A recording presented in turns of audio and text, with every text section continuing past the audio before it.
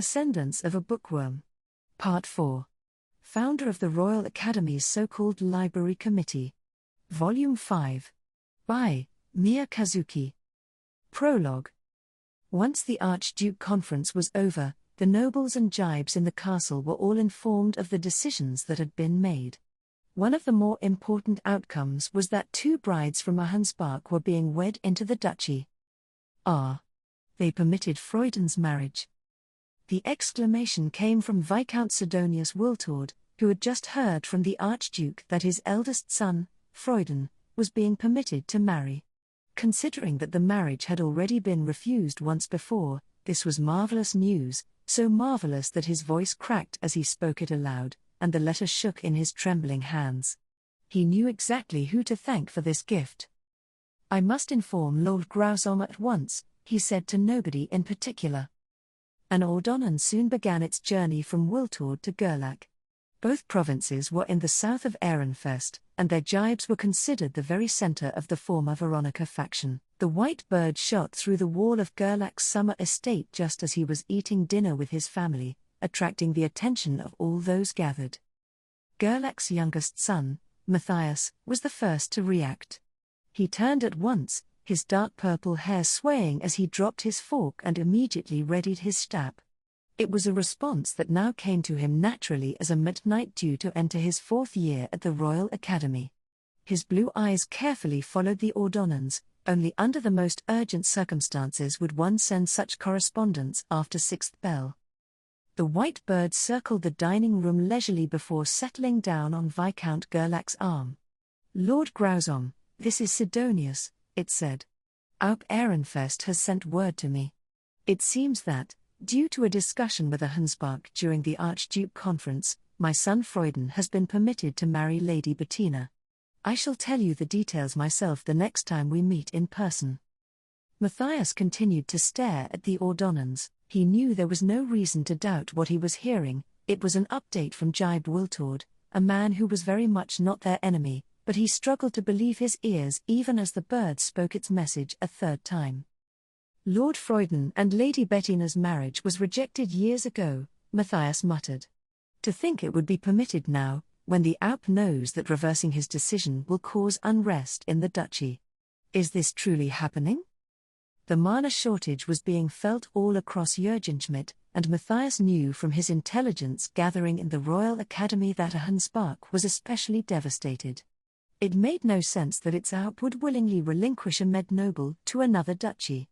Sending an arch-noble or a member of the archducal family had the potential of securing a stronger relationship with a duchy that could support them in turn, but med-noble marriages offered nowhere near as much influence. Grausom scoffed at his son's confusion. "Did you not hear the message?" he said. "This was decided during the Archduke conference. I am wondering why Ahensbach would take such an interest in a med-noble marriage. I cannot imagine they would push for something so minor without some ulterior motive. Aup Ahensbach must truly care for these two young people. A betrothal dissolved by the decision of an Aup brings no happiness to anyone. You should understand that better than most," Grausom replied, his grey eyes boring into his son. It was an evasive answer, and Matthias quickly concluded that no amount of prodding would get him the information that he wanted. "Greater duchies certainly are magnanimous," Matthias said, withdrawing from the topic of conversation. Grausom returned a satisfied nod, while Matthias's mother gave a pleased smile of agreement. "This marriage would have been doomed if not for Ahensbach's support," she said. "Today is a blessed day. Father, shall we go to Wiltord to celebrate?" Matthias's older brother Janrik asked. "I would like to hear more about this whole situation, indeed. If we are fortunate enough, they might assist with your marriage as well," Grausom replied. Matthias's mother nodded her agreement. "Let us go as a family. Now, what gift should we bring for Freuden?" There was nothing unusual about such a spontaneous trip. The approval of a once-rejected marriage was cause for celebration, and Gerlach was on good terms with Wiltord, but Matthias felt a profound sense of unease nonetheless. He found it strange to see everyone celebrating Ahensbach, seemingly unconcerned that it had supported an attack on the Ehrenfest archducal family. Perhaps this blind support stemmed from a Hunspark's status as a greater duchy and the misplaced assumption that all greater duchies were deserving of such worship. Either way, it was much too different from how things were in the Royal Academy, where the Ehrenfest students all worked together to spread trends and boost the duchy's rank. Gerlach borders a Hunspark, so supporting them has thus far proven beneficial to us, but I cannot see this continuing to be the case. Wilfrid and Rosemine's engagement had just been announced at the feast to celebrate spring. Ehrenfest would surely begin to centralize around them and continue to grow and develop while spreading Rosemine's trends and inventions to other duchies. The future was clear to Matthias, and yet, for some reason, his family was proactively attempting to maintain diplomacy with a Hunspark. Why? No matter how I look at this, supporting a Hunspark is a losing bet. Matthias's mind raced with all that he had learned at the Royal Academy. One needed only look at Bindewald, and a Hunspark province bordering the duchy barrier, to see that a Hunspark was still devastated from the mana shortage. There also seemed to be a dispute of sorts over who would become the next Alp, the Archduke's youngest daughter Ditlinde or his granddaughter Letizia, whom he had adopted. Matthias had heard that Ditlinde was at an advantage, both due to her age and because Ehrenfest, where her mother Georgine was from, was rising through the ranks. He was largely unsure about the details, though. Father must assume Lady Ditlinde is going to be their next Alp. That was the only way Matthias could understand continuing to support a Hunspark as Ehrenfest rose through the ranks. He crossed his arms and fell into deep thought, shaking his head as he mulled things over. Does Father plan to become a bridge between Ehrenfest and a Hunspark? No, I can't imagine him doing anything like that. Despite how much Matthias dwelled on the situation, he had not reached a satisfying conclusion even by the time they were due to leave for their impromptu visit. Wiltord and Gerlach would at times perform night training exercises together, and this trip was being used as an excuse to do just that. As an apprentice knight, Matthias was required to participate. "Hey, Matthias. Been a while." Upon his arrival at the Wiltord summer mansion, Matthias was first approached by Lorenz, the Jibe's second son. He was also an apprentice knight, so Matthias had spent more time with him than he had with other noble children. "Lorenz. Congratulations on your brother's marriage." "Yep. The whole family's excited about it." Matthias and Lorenz celebrated their reunion while the Jibes exchanged greetings. They were genuinely happy to see one another since meeting with friends was a rare occurrence while spending time in one's home duchy. "How about you two hurry on to training? It really is shameful how far you are trailing behind Lord Cornelius and Lady Angelica," Grauzon said, making his displeasure more than apparent. He had attended the interduchy tournament with his wife for Janrik's graduation, so he had watched the Ditter Games and seen this skill gap firsthand. All this because he's proud we Gerlachs have archnoble-level mana. Long ago, when Gabrielle of a Hunspark first married into Ehrenfest, the Jibe Gerlach of the time married one of her retainers. It was for this reason that Matthias's house had a great enough mana capacity to rival some archnobles, despite them only being med-nobles. They would rank up to archnoble status if the eldest son of the house displayed such an impressive mana capacity for 3 consecutive generations, which was why Grauzon was especially sensitive about any perceivable gaps between them and the archnobles. That would be due to the excellence of Lady Rosemine's mana compression method, Matthias replied. It is not just Lord Cornelius and Lady Angelica either. The other guard knights of the archducal family are increasing their mana capacities equally as fast. That method was devised by a lowly commoner, and while she was serving as an apprentice Blue Shrine Maiden, of all things. We need only discover it for ourselves. So he said, but if the method truly was that easy to figure out, the Archduke would not have started charging money for lessons or controlling who could attend them. Matthias had no way of learning the Rosemine compression method solely because he belonged to a different faction. Just how many children in the Royal Academy were bemoaning being in a similar situation? He could remember the agonized cries of the other students of the former Veronica faction all too well. "You belittle her as a former commoner, Father, but do you know a compression method more effective than hers?" "Of course not, No matter how hard I work, the chasm between our mana capacities will guarantee my defeat every time. Defiance toward his father blossomed within Matthias as the frustrations he had swallowed down in the Royal Academy were suddenly unleashed. If you are so dismissive of a lowly commoner's method, you must have a better one of your own, no? He said. You wouldn't insult it while lacking one yourself, surely? Grauzom fell into thought for a moment. I will need permission, since this is not something that I devised myself. But I will ask Our Lady whether I may teach you, he replied. It was an answer that caught Matthias entirely off guard, and who was this lady he was referring to? As Matthias blinked in confusion, Viscount Wiltord voiced his agreement. That would be wise. You have been working quite hard for her sake, Lord Grauzom, have you not? I see more muscle on you now, even. I need a fit body so that I might respond to any of Our Lady's needs or demands without hesitation, Grauzom replied. Father certainly does put his all into whatever he sets his mind on. Matthias thought as he glanced down at his father's abs and saw that he was indeed more muscular than he had used to be. In any case, Matthias, you need to participate in this training. There is no point in knowing the compression method if you aren't training to match it, Grauzom said. Wiltord nodded. Lorenz. Join him, he said. We don't want you shaming yourself at the Interduchy tournament. And so, both Matthias and Lorenz were shooed out of the parlor.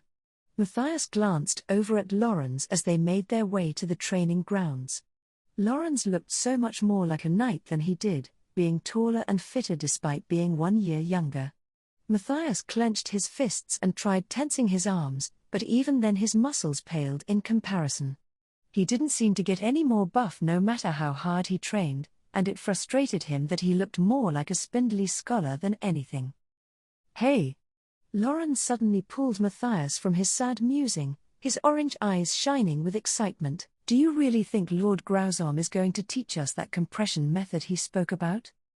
Matthias wasn't the only one agonizing over the mana disparity that was resulting from Rosemine's mana compression method. Lorenz and all the other students of the former Veronica faction felt the same way. I understand your excitement, Lorenz, but who do you think their lady is? Probably Lady Georgine. Not that I have any proof. Matthias likewise wanted to avoid jumping to conclusions. After all, their fathers had never actually referred to this person by name, and they always sent their letters to nobles in old Workstock of Ahundspark, who may not have even been connected to Georgine. She was Matthias and Lorenz's first guess because their families had rejoiced over Our Lady arriving back when she had visited with her retinue 3 years ago, but they lacked the evidence to prove anything. It must be Lady Georgine, right? Matthias thought back to the woman he had seen so many years ago, but the memory was fuzzy at best. He had been younger then, and she had visited only to attend a tea party that his father had not allowed him to attend. He recalled the deep red of her lips visible behind a thin veil, her elegant attitude fit for a queen as she received greetings, and the off-putting servile ingratiation with which his parents had treated her. He had reconciled to his parents' behavior only after hearing that they had served Georgine before she was married into Ahundspark. Georgine had to be quite skilled to have become first wife of a greater duchy after being married off as a mere third wife. It was possible that she had taught Matthias's parents the compression method before then, much like Rosemine had taught her retainers. That said, would she teach Ehrenfest nobles her method now that she's the first wife of Ahundspark? The mana shortage in Ahundspark truly was critical. Surely it was a much wiser decision for her to teach her method to her own duchy's nobles, rather than Ehrenfest nobles like Matthias and Lorenz. Not a single reasonable explanation came to mind, and that was the main reason why Matthias was not entirely convinced they were referring to Georgine. I suppose there's no point dwelling on it forever, Matthias said. I'm more curious about why they're giving more training to knights when we're already so busy with the sudden starbinding. Lorenz clapped his hands together in apparent realization. Oh yeah. Father was talking about doing more joint training with Gerlach too. Upon hearing those words, Matthias felt a sudden wave of uneasiness. Why were the Jibes having their knights attend more joint training sessions now, of all times? This feels just like when father was summoned after the attack on the archducal family. Matthias doubted that his father would ever attack the archducal family. There were eyewitnesses who claimed to have seen him in the Grand Hall, but his suspicions somehow still remained. The queasy feeling from back then resurfaced. Lawrence, do you know the details of the ceremony? Nope, just the basics. It's going to be held at the border gate instead of the castle. Sounds like the archducal families of both duchies will be showing up. You mean Hohenbach's archducal family is going too? Yeah, since Hohenbach's niece is marrying Lord Lamprecht at the same time. This was the first Matthias was hearing of that. He had wondered why a greater duchy would involve themselves in the marriage of a med noble, but now it all made perfect sense. It had been to strengthen their push for one of their own to marry Lamprecht, who served Ehrenfest's archducal family and was the son of its knight commander. Hohenbach was sinking its claws as deep into Ehrenfest as it could. This isn't good, Matthias muttered. Should we warn the Alp? You can try, but we're kids. I doubt he'll take us seriously. Plus, think about what might happen to us after. I can't imagine our fathers would ever forgive us. Lawrence replied. He sounded deflated, but Matthias struggled to tell whether his warning was truly out of concern for their safety. I know how you feel. But if we follow after our parents without understanding their intentions, we'll end up walking down the same road as Roderick, Matthias cautioned, remembering the boy who had suffered the consequences of mindlessly obeying his father. He may not have been able to change his own faction by will, but he could at least express his intent through actions. He wanted to choose whose sake to work for, to decide for himself who he saw as his lord or lady. Just as Janrik said, Lady Rosemine isn't being established as the next up despite being best suited for the position, Matthias continued. This engagement has locked her into being the first wife. Still, I think she'll remain at the absolute center of Ehrenfest, that the duchy will continue to revolve around her. And with that in mind, I can't overlook our fathers working against the archducal family. You know. Maybe Lady Rosemine will believe us. If you can get a meeting with her, that is. Sounds like even Leisure-gang nobles are having a hard time there, Lawrence replied. Matthias had never considered that her guard would be so tight that not even nobles of the same faction could meet with her. If this were the Royal Academy, we could at least contact her indirectly through her retainers, but... Matthias trailed off. There were few enough opportunities for apprentice knights to speak with guard knights during training sessions, and now that they had returned to Ehrenfest, there were practically none at all. You sure are a worrywart, Matthias. We can't say for sure if something's going to happen. Besides, what are the chances they'd try to attack a place with 2 orbs? Lawrence said, ever the optimist. Not like stressing about it now will change anything. Matthias glared at Lawrence, his arms crossed. If our fathers really are planning something, then we need to act. Otherwise, it'll be too late. Matthias was certain that his father had at least some involvement in the Ivory Tower incident. The man had exchanged countless letters with Hohenbach around that time and seemed aware of what had happened even before winter socializing. That was why Matthias could not discard the possibility that his father had likewise been involved with the attack that had put Rosemine to sleep for 2 years. It's important to expect and prepare for the absolute worst, Matthias said. Do you disagree? Matthias, you really are like Lord Grausom, Lawrence chuckled. You think ahead and form all sorts of plots just like he does. Like father, like son, huh? Matthias responded only with a frown. At least on that particular day, it was a comparison he did not welcome. Apprentices and the temple. Thank goodness that's over. You complained way too much, Sylvester. The objection-filled private discussion about the Archduke Conference and the upcoming Starbines ceremony had finally come to a close. I returned to my room and immediately began reading the letter that Hannelore had sent me. She mentioned that the Ehrenfest book had been light, easy to hold, and, since it was written in modern vernacular, an exceedingly smooth read. Her heart had apparently throbbed when she read the night love stories and saw the illustrations. She even asked me to lend her any other romance stories I might have. You can count on me. I'll ask Mother to pump out even more. Ferdinand had rejected my romance novel, so my intention was to encourage Elvira and the fiction-loving women in her faction to continue their passionate endeavors. Next, Hannelore can borrow Royal Academy stories. It has a lot of romance in it. After reading the letter, I looked at the book Hannelore was letting me borrow. It was covered with rich decorations and so extremely thick that I struggled enough just lifting the cover. There was no way I was going to be able to hold it, so I found myself wishing I had a slanted book stand like the ones in the temple's bookroom. Inside the book were ancient tales from Dunkelfelger written in archaic, hard-to-decipher text. The first few were written in a more narrative fashion like stories based on the Bible, but as I continued turning the pages, it began feeling more like a history textbook. If this was factually accurate, then the duchy had existed since what was pretty much the birth of the country. They might have rewritten events to prop themselves up, though.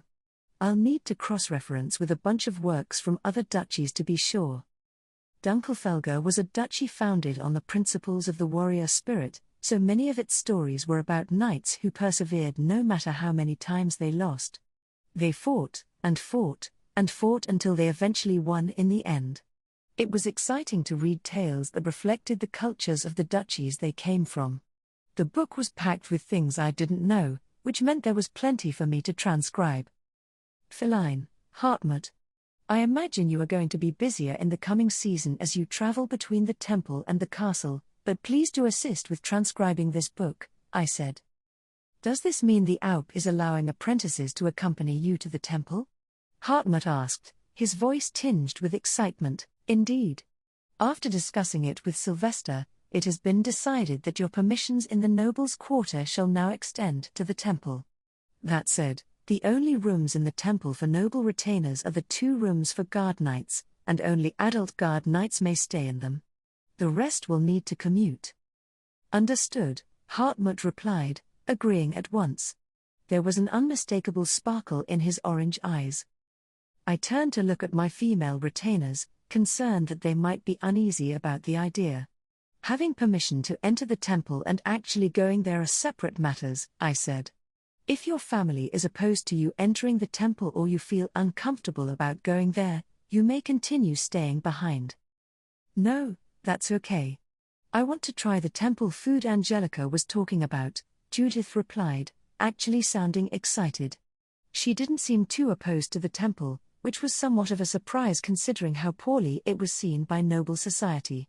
Perhaps it was because, like Brigitte, she hadn't been raised in the nobles' quarter. Feline asked whether she would be able to see her little brother Conrad in the orphanage.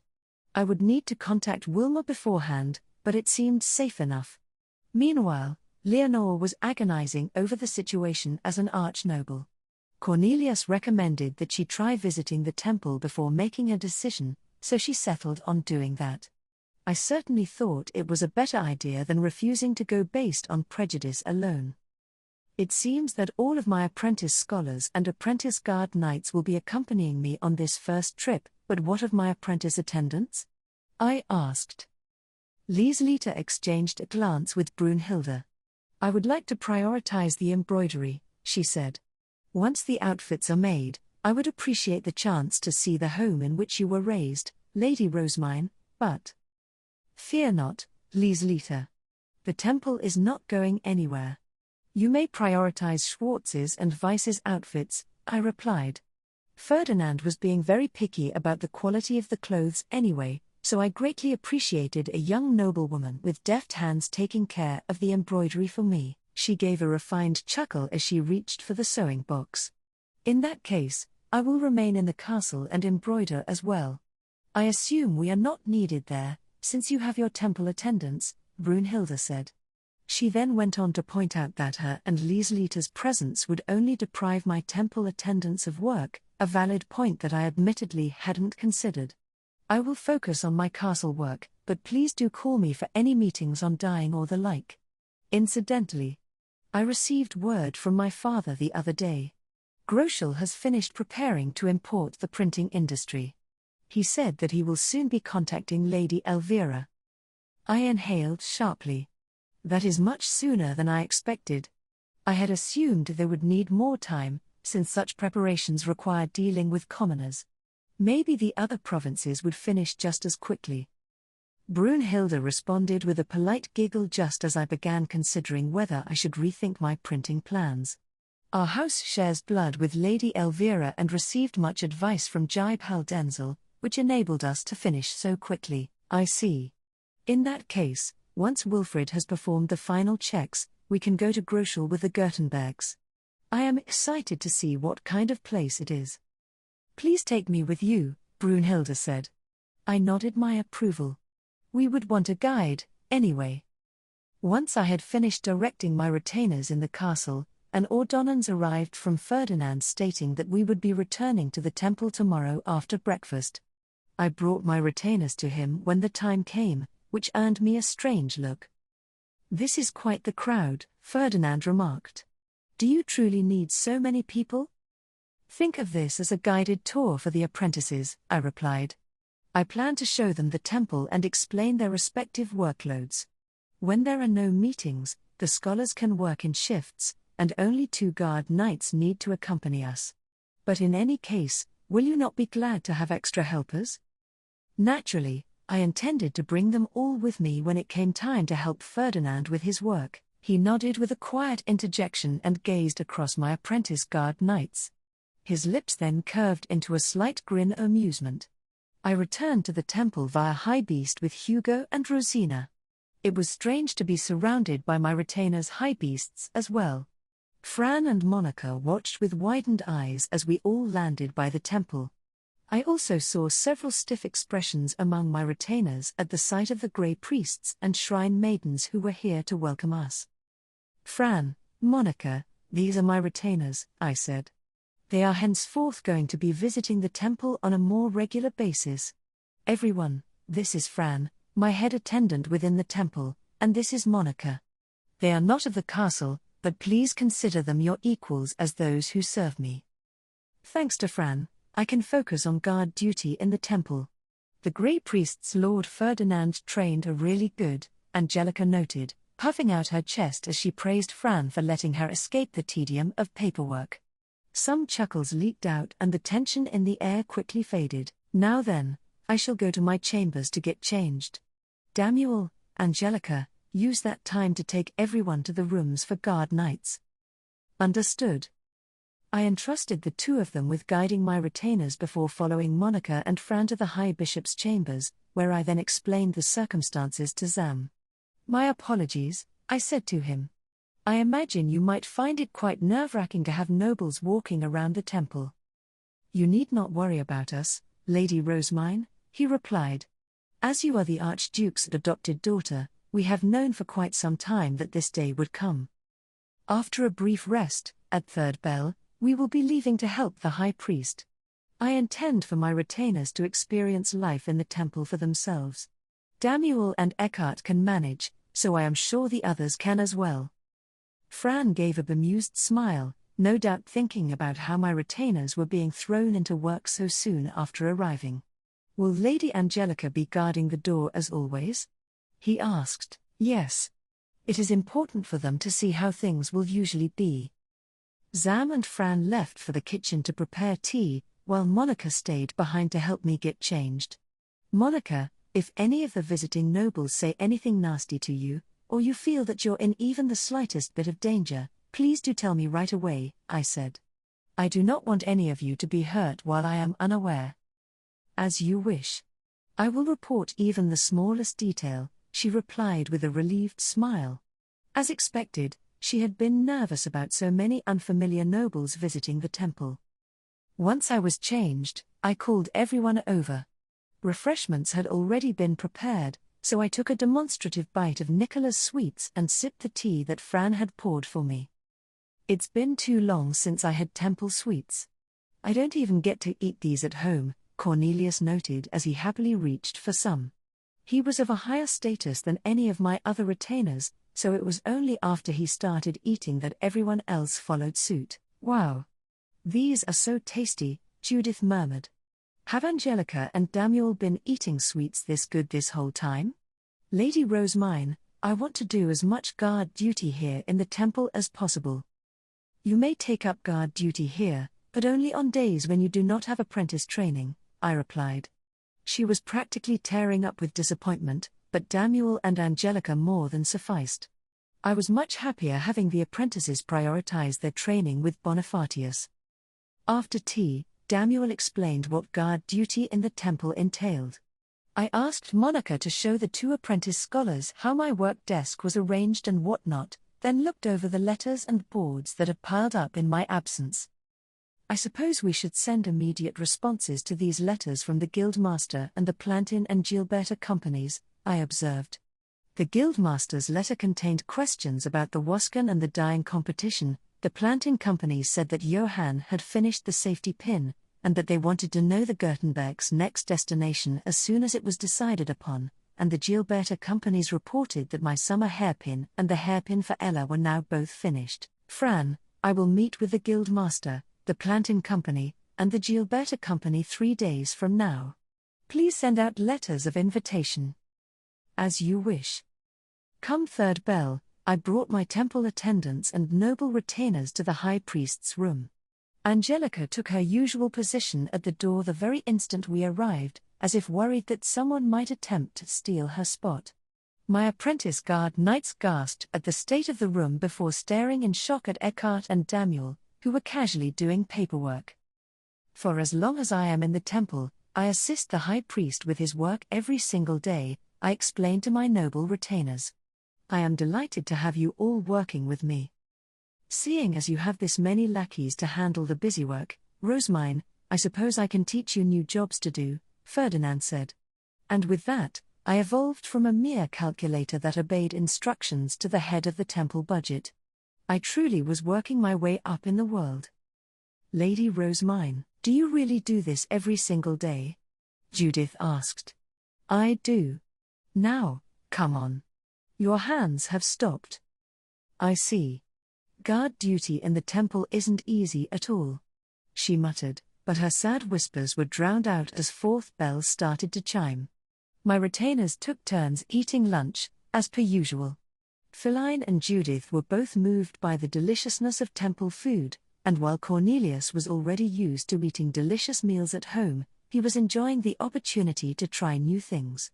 Leonore, however, was looking somewhat down. Leonore, did the food not suit your tastes? I asked. You seem to be frowning. Oh, it was quite delicious. I was simply thinking that we might have a hard time welcoming you or Lady Elvira to our homes when you have grown accustomed to eating such amazing meals every day. After lunch, I gave Sam several work-related instructions and then started leading my retainers to the orphanage. Feline was walking with an extremely anxious look on her face. Don't worry. Conrad's fine. Daniel tried to reassure Feline, since he always accompanied me to the orphanage, but she responded only with a weak smile. I needed to make sure she saw her little brother as soon as possible. Fran and Monica opened the door to the orphanage to reveal the Grey Shrine maidens and pre-baptism children kneeling in wait. You may all return to work, I said. Conrad, do come here. The Grey Shrine maidens stood up and returned to their work, clearly conscious of all my noble retainers. Conrad cried sister, and started running toward Feline, having been urged forward by Dirk, but quickly slowed down to a walk after noticing all the eyes fixed on him. Conrad, I'm so glad to see you safe. How's life in the temple? Feline asked with an overjoyed smile as she pulled her younger brother into a hug. I'm fine. Everyone's nice, the food's good, and Dirk's here too. Lady Rosemine told me you were living in the castle now. Do you feel lonely? He asked. I'm fine too, since I have friends who work with me. I do miss you though, Conrad. I wish we could see each other more often. I gave a relieved sigh, pleased to see that Feline and Conrad were on good terms. I assumed they would want some time alone, so I decided to show everyone else the game corner of the dining hall. There were copies of all the books the Plantin Company had printed thus far, the Cayuta and playing cards, and several toys for babies. The orphanage has this many books and toys. Cornelius exclaimed with wide eyes. Indeed. Alp Ehrenfest was similarly stunned when he visited, I said. Of course, Sylvester had been disguised as a blue priest at the time. We use the orphanage to test toys and then start selling whichever ones are best received. The fact that all of the children here can read and do math is something that I am very proud of. They are learning all the skills expected of an attendant before they even turn 10. I had heard about this, but seeing it with my own eyes is something else, Hartmut said, no less surprised than Cornelius was. Leonore looked around the dining hall and nodded to herself, noting that it was cleaner than she had expected after hearing all the rumors. I gave a proud chortle. The entire temple is clean because everyone works to keep it that way, and the children are all respectful thanks to their polite upbringing. All that we have now is thanks to Lady Rosemine's blessings, Wilma said with an angelic smile.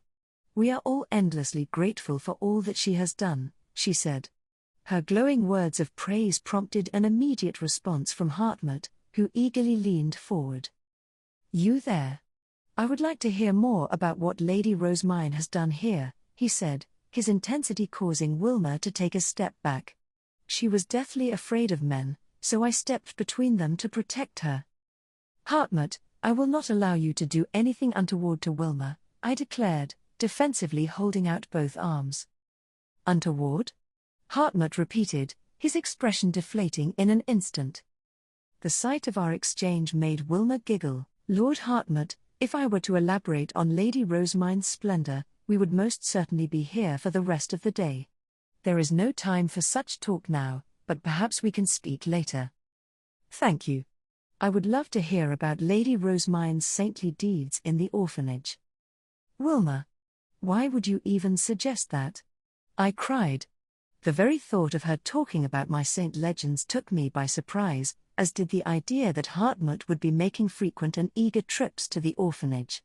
It was as though she shared his fervor on some deep level. How could this happen? I thought I was protecting her. What changed? There were a few lingering concerns, but it seemed that my retainers all came away with good impressions of the temple. That was good. A discussion with the lower city. My meeting with the guild master and the Plantin and Gilberta companies was scheduled for the afternoon 3 days after my retainers first arrived at the temple. I was a bit tense about having scholars attend a meeting with people from the lower city, but Hartmut seemed excited as we made our way to the orphanage director's chambers. Lady Rosemine, what will you be discussing with the lower city merchants? He asked. My main interest is how the lower city has been faring since the Entwicklung, I replied. Aside from that, I intend to discuss accommodation for the merchants coming from other duchies with the guildmaster, explain where the Gertenbergs will be going next to the Plantin Company, and receive my ordered products from the Gilberta Company. Hartmut noted all this down, while Feline watched and copied him. It wasn't long before we arrived at my chambers, which were already prepared for our guests thanks to Monica and Nicola. Angelica was standing outside the door, while Damuel and Cornelius were guarding the inside. Leonore and Judith were absent, since they had training today. Hartmut, Feline, and Cornelius looked around curiously when we reached the second floor.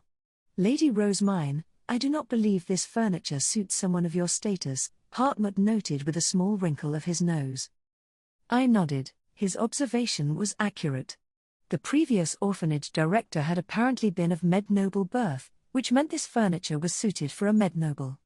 At no point had it ever been appropriate for my status. Back when I was a commoner, it was much too expensive, and now that I was the Archduke's adopted daughter, it was much too cheap. This room and its furniture comes from a time when I did not know my father's status, and yes, it certainly does not suit my status now that I have been adopted by the Archduke, I explained. However, it only sees use when I meet with commoners, so there is surely no need to expend resources on replacing it.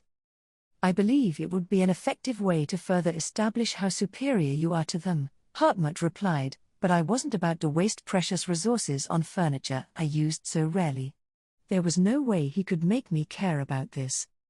Hartmut, the commoners we are due to meet are all aware of my status, and just as nobles view the richest merchants as no different from the poorest farmers, commoners see the richest arch-nobles and the poorest lay nobles as nobles all the same. Changing the furniture will not change their perception in the least, assuming they notice it at all.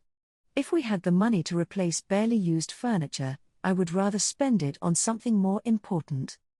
Something more important? Such as? Hartmut asked, seemingly so fixated on providing me with chambers befitting my status that no examples came to mind.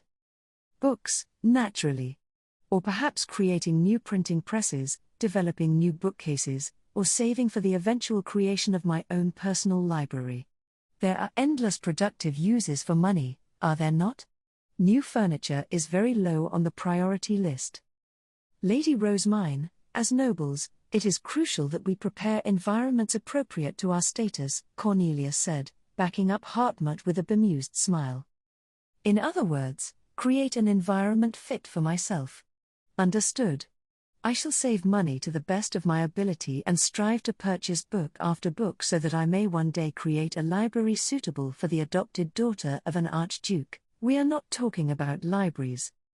Oh, but we were talking about productive uses of money, were we not? No matter how desperately Cornelius tried to explain his viewpoint to me, I could not imagine a bigger waste of money than replacing the furniture. Still, considering that my noble retainers had already found something to take issue with, I was starting to get a little nervous about whether this meeting would go well. Just as I quashed all the remaining complaints about my furniture situation, Fran came upstairs with some tea. "Your guests should be arriving soon," he informed me, and hardly a moment later, Angelica announced that they had indeed arrived. She opened the door and Gil brought them all upstairs, having waited for them at the front gate. I could see Gustav, Frida, and their attendants, as well as Benno, Mark, Lutz, Otto, Thule, and Theo. Blessed be the waves of Flutrain, the goddess of water, who guided us toward this serendipitous meeting. Gustav gave the appropriate greeting as the representative of the group, speaking even more politely than usual due to the number of nobles they were meeting with for the very first time. My retainers responded in turn, and then I gestured to the provided seats. Of the commoners, only Gustav, Benno, and Otto sat down as the representatives of their respective stores. Klassenberg and the Sovereignty were selected as our business partners during the Archduke Conference, as planned, I said. We have verification paper for the Merchants Guild to use in identifying the merchants arriving from these specific areas. I signaled to Hartmut, who handed over the other halves of the verification sheets we had given to Klassenberg and the Sovereignty. The paper for Klassenberg was red and the paper for the Sovereignty was black, making it clear which was which. This was all thanks to the colored ink that Heidi had developed. This paper has a quality wherein smaller pieces are attracted to larger pieces, as seen here, I explained, showing the merchants how to cut the edges of the verification paper and use it for its intended purpose. Please remember to check that the pieces of paper the visiting merchants bring are drawn to your own pieces. We instructed that they give each merchant a sheet larger than this board so that the sheet can be broken into no more than 8 pieces, which should hopefully control the number of visitors we receive. If you are approached by anyone whose paper is too small, then you may refuse to do business with them. We will handle the matter if necessary. So the paper is a magical device that even commoners can use? This will be most helpful, Gustav said, carefully accepting the sheets before passing them to one of his attendants. How is the lower city? Does it remain clean enough that we may hold our heads high when merchants of other cities arrive? I asked. We had beautified the city with the Entwickel and the wide-range Wasken, but if the commoners who lived there weren't careful, it would all end up filthy again in no time. Gustav nodded with a smile. I was watching from the top window of the Merchants' Guild on that fateful day, and the sight was truly shocking enough to deprive me of speech. Lights suddenly shone in the sky, and an instant later, torrents of water crashed against my doors and windows. I reflexively stepped back, but the next thing I knew, the water had already vanished, and the lower city's roads and buildings were as white as those in the nobles' quarter. I had already been given some idea of what was going to happen, but goodness, the Archduke's power was truly something to behold. Isn't he talking about the wasken that Ferdinand used, not the entwickeln that Sylvester poured his all into? It seemed that the entwickeln had gone largely unnoticed, since it mostly changed underground stuff, while the waves of the wasken had been what left a big impression on the commoners. Oh well. It's not like the details of how the city ended up so clean really matter here. The soldiers and we of the Merchants' Guild spread the news all throughout the city, so none remained outside at the time of. I have not been informed of any injuries or disappearances following the magic, phew. So nobody was caught up in the entwickeln, drowned in the wasken, or ended up having a heart attack. There were some buildings in the southern part of the lower city that had water slip through the cracks of their doors and windows, which resulted in their interiors becoming as clean as the streets outside, Benno said. He then shot Lutz a meaningful glance, so I inquired as to what had happened. I'm told that my family home was one such building. My mother bemoaned that if she had known what would happen, she would have kept the windows open from the start, Lutz explained while awkwardly averting his gaze. The mental image of Carla boldly waiting for the water with the windows thrown open made me laugh. She probably would have been able to stay standing even after getting blasted. Unfortunately, that wide-range magic is quite costly and cannot be performed so frequently, I said. In any case, is the city being kept clean? Thule, who was standing behind Otto, gave a proud smile. But of course. My father and all the soldiers are patrolling the streets with sharp eyes, warning all those who would dirty them. The city is a sight to behold from the very north to the southmost point, she said. It seemed that speaking to Dad and the soldiers in Hassa had been the right choice after all. I couldn't help but smile as I imagined him and his soldiers working hard for my sake. That is relieving to hear, but I have one more concern, I said. There will soon be a surge of merchants coming to Ehrenfest from other duchies. Will there be enough inns and eateries to support them? There will not be enough high-quality inns given the lack of need for them up until this point and the fact they cannot be built so suddenly, Gustav replied. This year, we plan to have the major store owners house them, and to that end, we have sent word instructing them to prepare their homes. Thanks to the Archduke limiting the number of visitors, we should have enough space if we merchants and the inns work together. He went on to explain that they planned to use the Italian restaurant to host a celebratory dinner welcoming the merchants. That seemed like a good move to me, since we had just spread awareness of our unique cuisine at the Archduke conference. As I was nodding along in agreement, Frida raised her hand. She was involved with the operation of the Italian restaurant. Lady Rosemine, if time permits, please do visit the Italian restaurant, she said briskly. It would certainly ease our worries if you would check the operation as one of our investors to ensure everything is suitable for outsider merchants. She wanted me to check the new menu and say a few words to the big store owners who were going to be involved, since that would apparently have an impact on how much support they offered. You there, Hartmut suddenly interjected, his tone harsh. You speak above your place. Do you think you have the right to give such direct demands to Lady Rosemine, the Archduke's adopted daughter? Not even a noble would dare speak as you have. Tensions immediately rose as everyone feared they had just earned the ire of a powerful noble. I shot Hartmut a fierce glare. Nobles were going to be attending meetings about the printing industry from now on, but those meetings would prove useless unless they learned to stop being so stuck up. It would also be harder for me to protect those in the lower city. I hold these meetings precisely to hear the direct requests of our lower city citizens. A scholar who fails to understand this and interferes will not be permitted to attend, regardless of whether they are an arch-noble or my retainer. My apologies, Hartmut replied. I failed to understand your intent, Lady Rosemine. I returned my attention to Frida. This summer, I will need the support of the merchants not just for housing merchants of other duchies, but for interduchy marriages and the dyeing competition. I do not mind speaking to them. I will acquire permission from the High Priest when possible and personally stop by the Italian restaurant. You have our thanks. Please look forward to the new menu, Frida said with a smile. Fran, when will my schedule permit such a meeting? From now until the spring coming of age ceremony or between the summer baptism and the starbind ceremony. Assuming it needs to be held before the merchants come, I would suggest acquiring permission from the high priest right away.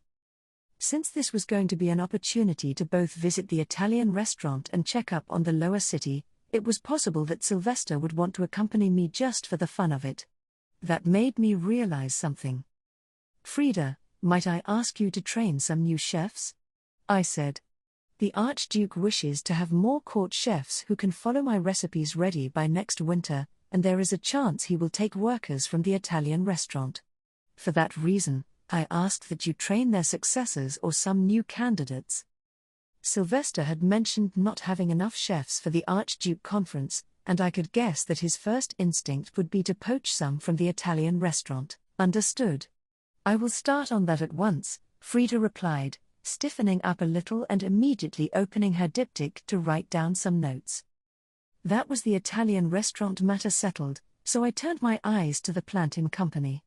Hartmut and Feline must have done the same from where they were standing behind me, as Benno, Lutz, and Mark all straightened their backs at once.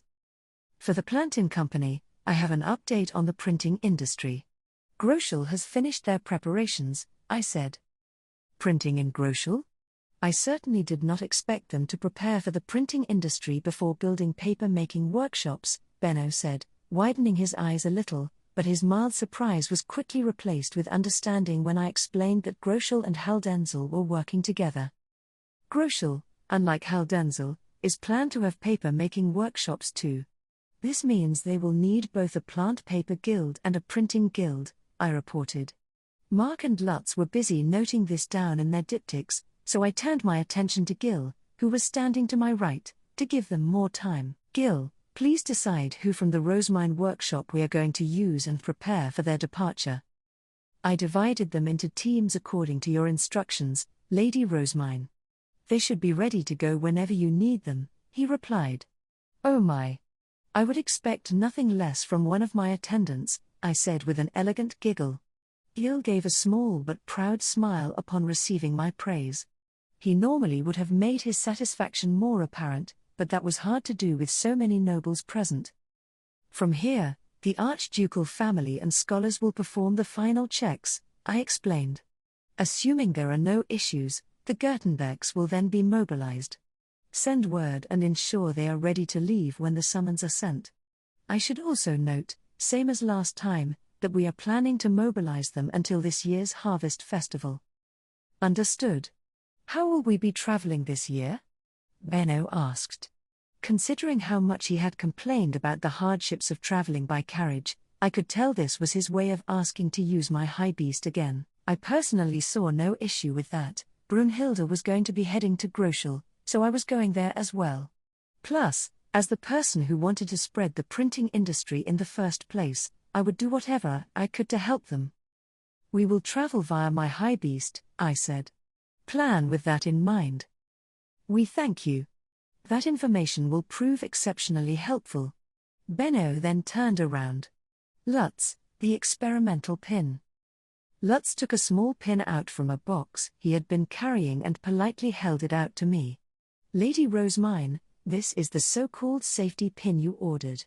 Johann's disciple Danilo made it. If you are satisfied with the product, they said they can produce many more." I examined the safety pin from top to bottom, looking at it from every angle, before experimentally putting it on and taking it off again. It was made exactly to my specifications. It seemed that Danilo was Johann's disciple for a reason. "It is exceptionally well made. Have Danilo make a good many more," I said. I then lowered my voice to a low murmur. "Perhaps I should grant him the title of Gutenberg as well?" Lutz shook his head. "Johann said that he still has a long way to go.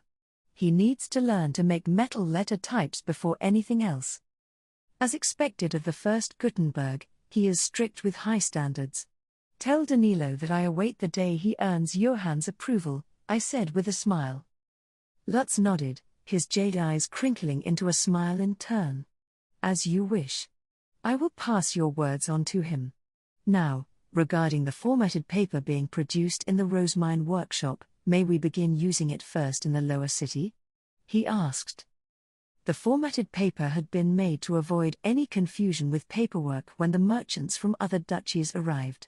Gil had informed me that the planting company had already been trying it out, since its workers and those from the Merchants Guild needed to be familiar with the forms before they were put to use. Certainly. I will purchase a sample and ask the Archduke whether they may be used in the castle as well. Mark, how did the paper feel when the planting company experimented with it? Does it make work easier? It does. Having standardized forms made everything much easier, Mark said, deepening his smile as Lutz nodded along beside him. If it made work easier for the planting company, then I could surmise that the Merchants Guild would adopt it readily. On this occasion, we made forms for the merchants of other duchies, but if you find them so useful, we could perhaps think of making forms for other purposes as well. If using standardized forms is your intention, I believe we would need to lower the price of paper so that smaller merchants can purchase them as well. More paper-making workshops would be productive to this end, Benno said, his eyes gleaming. Most merchants relied heavily on wooden boards, and he wanted us to lower the price of paper as much as possible so that he could steal their business. Benno often said that I was too hasty in my actions, but when it came to earning money, he seemed just as bad. It has been decided that more paper-making workshops will be established to aid the spread of the printing industry, but the exact number will depend on how many craftsmen can be assigned to work on them, I explained. Securing more people is not an easy process, I assume? Lady Rosemine is correct, Master Benno. Properly learning the paper-making process takes quite some time, Lutz said, having personally taught those in Ilgner and Haldenzel. Benno muttered a few words of reluctant understanding in response and sighed. I giggled and then turned my eyes to Otto, Thule, and Theo, the trio representing the Gilberta company. Thule smiled in response and raised the box in her hand ever so slightly, a silent appeal that the hairpins were inside. I gave a slight nod to indicate my understanding. I received word that the summer hairpins have been completed, I said. Thule, would you show them to me? Here is yours. May it please you, Thule said as she delicately removed the lid of the box. I could feel Feline lean forward slightly behind me, curious to see inside. Inside the box was a hairpin decorated with two large, beautiful flowers. The center of the petals were blue, the divine color of summer, but gradually turned white as one approached the edges. It was an impressive feat, especially considering how hard it was to make flowers that matched the dark blue of my hair. Surrounding the petals were various leaves, including some yellow-green ones that would dangle about while I was wearing the hairpin. It was clear to see how much thought and effort Thule had put into making it. How do you like it, if I may ask, Lady Rosemine? Thule asked. Given the proud look on her face, however, she might as well have said, I worked pretty hard, huh? I turned my head to the side so that my cheek was facing her. Could you help me put it on? As you wish.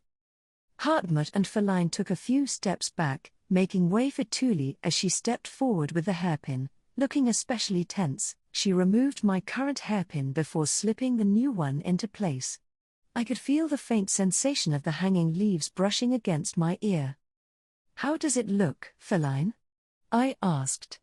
I would normally purchase my hairpins based on my personal thoughts alone, but this time I wanted a second opinion. And since I didn't have any other female attendants with me, I was relying entirely on her evaluation. Feline started examining the hairpin, viewing it from every angle while Thule anxiously clasped her hands together. After a long moment, she peered up again. It is very beautiful, Lady Rosemine.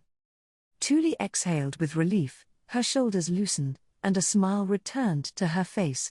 I put the hairpin I had previously been wearing back on and affectionately stroked the new one while looking between her and Otto. In that case, I shall buy this summer hairpin, I said. You have our thanks, Otto replied. We also have here an outfit designed to match that hairpin. Thule designed it, and Corina provided a few minor adjustments. What do you think? It was probably easiest to describe the outfit as a fancier version of the one I had worn during my lower city baptism. We had gotten a positive response from the alterations we had made over the winter, pinching up the sleeves and adding volume to the skirt, so she had gone all the way and designed an off-the-shoulder dress. The chest tuck was decorated with lace and incorporated a flower similar to the one on my hair ornament, albeit of a smaller size. Seeing the familiar outfit instantly filled me with nostalgia. I will soon be inviting the Gilberta company to the castle, and I will ask that cloth suited for this design be brought for inspection, I said. I am extremely fond of what you have produced, but before I can order it formally, I must hear the thoughts of my mothers and attendants. The simple fact that Thule had designed the dress made me want to order one on the spot, but having more power didn't always mean having more freedom. It was extremely likely that whatever I wore would have some kind of an impact on fashion trends, so I needed permission from Florencia and Elvira first. It was also important that I consult Rayada and Brunhilde, since they were already putting so much thought into my clothes. Thank you again. We shall await your summons, Otto said with a smile. Thule was still looking especially proud, and it made me happy to know that she was working hard not just on hairpins, but on learning to make outfits as well. Good luck, Thule. I believe in you. We also have with us 2 hairpins that we designed for Ella. I believe that either would suit her, but I have not seen what she plans to wear. Have you, Lady Rosemine? Thule asked. She had 2 hairpins in her hand, one white and one yellow. Both were decorated with plenty of small petals and differently colored leaves. I hadn't ever seen Ella wearing fancy clothes, but she was born in the spring, so I knew that whatever she wore would need to contain the divine color of green. It was clear that Thule had taken this into account when making the hairpins, since she had chosen a variety of colors that would match any kind of green outfit. I decided to go with a yellow one, since I thought it would best suit Ella's hair. I shall take this one, I announced, taking out my card and tapping it against Otto's to pay. I would be purchasing my own hairpin and outfit later, since I still needed Ferdinand to give me the money for them. How was the dyeing? Did the craftspeople work hard? Oh, to say they worked hard is an understatement. Every single workshop finished its normal workload far earlier than usual in the hope of securing more time to do research. Things have been quite lively indeed, Otto said, having visited each workshop himself. Thule nodded repeatedly in agreement. Those connected to the dyeing industry were getting quite spirited, and it seemed that the young people in particular were striving to master these new techniques. Lady Rosemine, may I have a moment to ask something? Gustav interjected before glancing over at Otto. The Gilberta company sent a request to the Dyeing Guild. It seems that, at your suggestion, they intend to hold a large-scale dyeing competition. That is correct. Did you yourself not say that it would be wise for me to acquire more exclusive relationships? I would like to see dyed cloth from all the workshops so that I might decide who to give my exclusive business to. I didn't have very many exclusivity relationships with workshops, plus I had been advised to search outside of my usual group of Gertenbergs. It seemed reasonable enough to me, especially if competition would motivate the craftspeople. I had admittedly decided on this dyeing competition on something of a whim, but since Elvira, Florencia, Brunhilde, and a number of others were already excited for it, there was no way of me stopping it now. Gustav narrowed his eyes ever so slightly after I repeated his old words back to him. I was also told that you are reviving old technologies, Lady Rosemine. Do you have any particular thoughts on this matter? Yes, I would like for some forgotten technologies to be revived, if possible. The existence of dyeing methods that allow for more than just single-color cloth would do the world much good. Variety is the spice of life, after all. Variety, the guildmaster repeated to himself while stroking his chin. Meanwhile, Frida was looking at me with equal parts amusement and perplexity. I understand your desires, Lady Rosemine, but reviving old technologies is no simple matter, she said. There is simply not enough time before the end of summer. Of course, I do not expect any of these techniques to be revived in less than half a year, and I am not demanding that anyone revive them either. I simply want a winter outfit made from wax-resist dyed cloth. The dyeing workshops and craftspeople can decide how to use the technologies that the Gilberta company informed them of through the Dyeing Guild, I said. We had given them a hint, and what they did with that information was up to them. I would appreciate it if the Dying Guild were to write down any dying methods used this time to preserve them for future generations. Preserving technologies? That is quite an interesting idea, Frida said, blinking in surprise. Gustav exhaled slowly. In that case, am I right to assume this competition is being held at the end of summer no matter what? He asked. I could guess that he viewed the whole situation as a massive pain in the neck, especially considering that Ehrenfest was going to be in a state of unprecedented chaos when the merchants of other duchies flooded in, but there was no helping it now. My initial aim was for this to be a private event, but upon reporting the idea to my guardians, my adoptive mother the Archduchess and several archnobles all expressed their interest. It is no longer something that I can stop with my own power, I said. Everyone stared at me in shock, their eyes so wide that I worried they might pop out of their skulls. Benno in particular was wearing an expression that seemed to say, "You never told me about this." The Archduchess and several archnobles? Gustav asked. It seems this event is going to be on a larger scale than I anticipated. I appreciate that, but considering that I began this competition for the sake of creating my winter outfit, it cannot be delayed until next year. Making clothes takes time. At most, we can delay things until the start of autumn. Any longer and the seamstresses will struggle. Gustav exhaled again, his expression making it clear that he wanted to hold his head in agony, while Benno had a distant look in his eyes, as though he were recalling his struggles from back when Elvira had made so many unreasonable demands.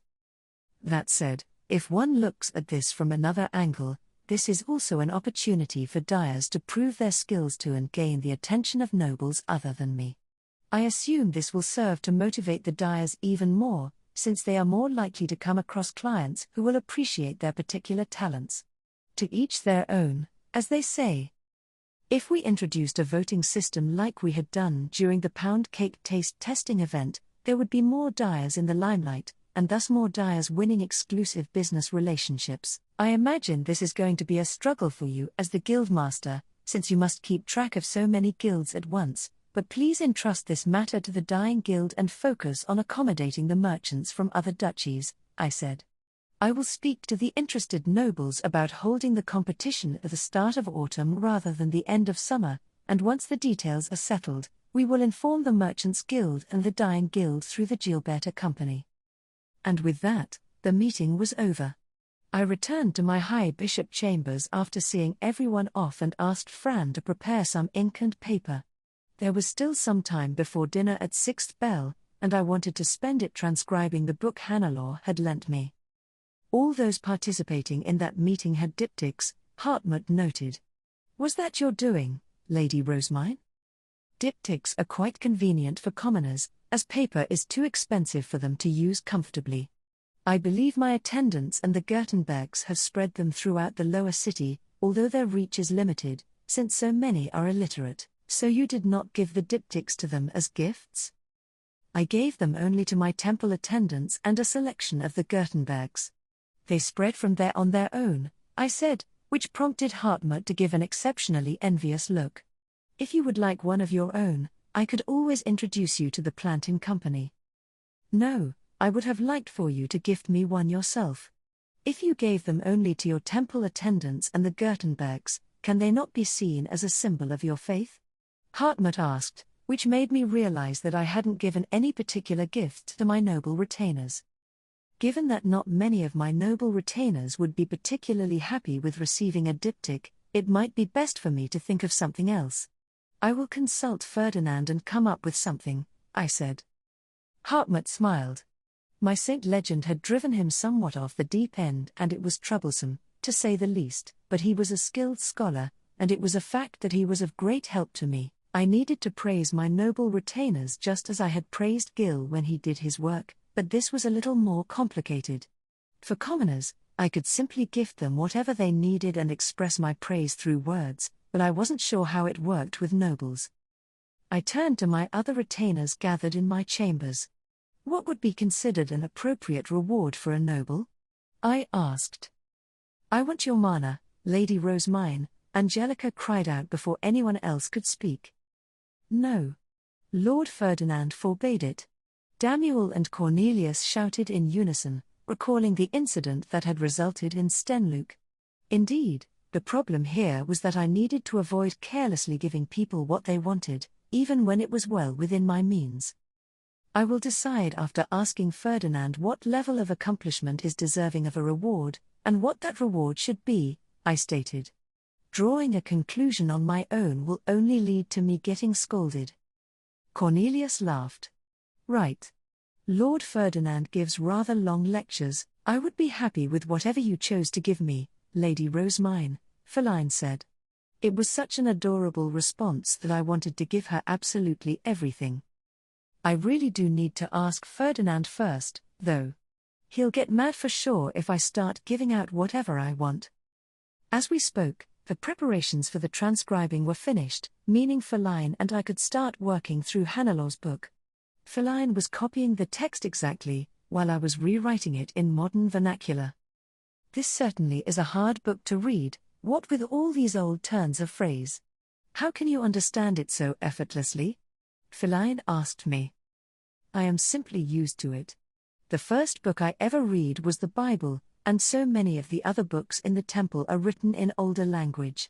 Transcribing this will serve as a valuable experience for you. I'll do my best. As Feline and I transcribed together, I noticed that Hartmut was also writing something down. What are you writing there, Hartmut? I asked him. I am working on my own research. I have discovered many new things today. Wait. Is he referring to his research on me? Please, no. Stop. Hartmut noticed that I was trying to stop him and set down his pen. He was wearing such a surprisingly serious expression that I unconsciously froze in place with my hand outstretched toward him. Still, I never thought you were speaking with commoners on such equal terms, he said. Most conversations between nobles and commoners consisted of no more than the nobles giving orders, so to Hartmut, who had worked with other scholars in the castle as an apprentice, commoners were little more than beings who arrived in audience chambers and silently listened to the commands they were given.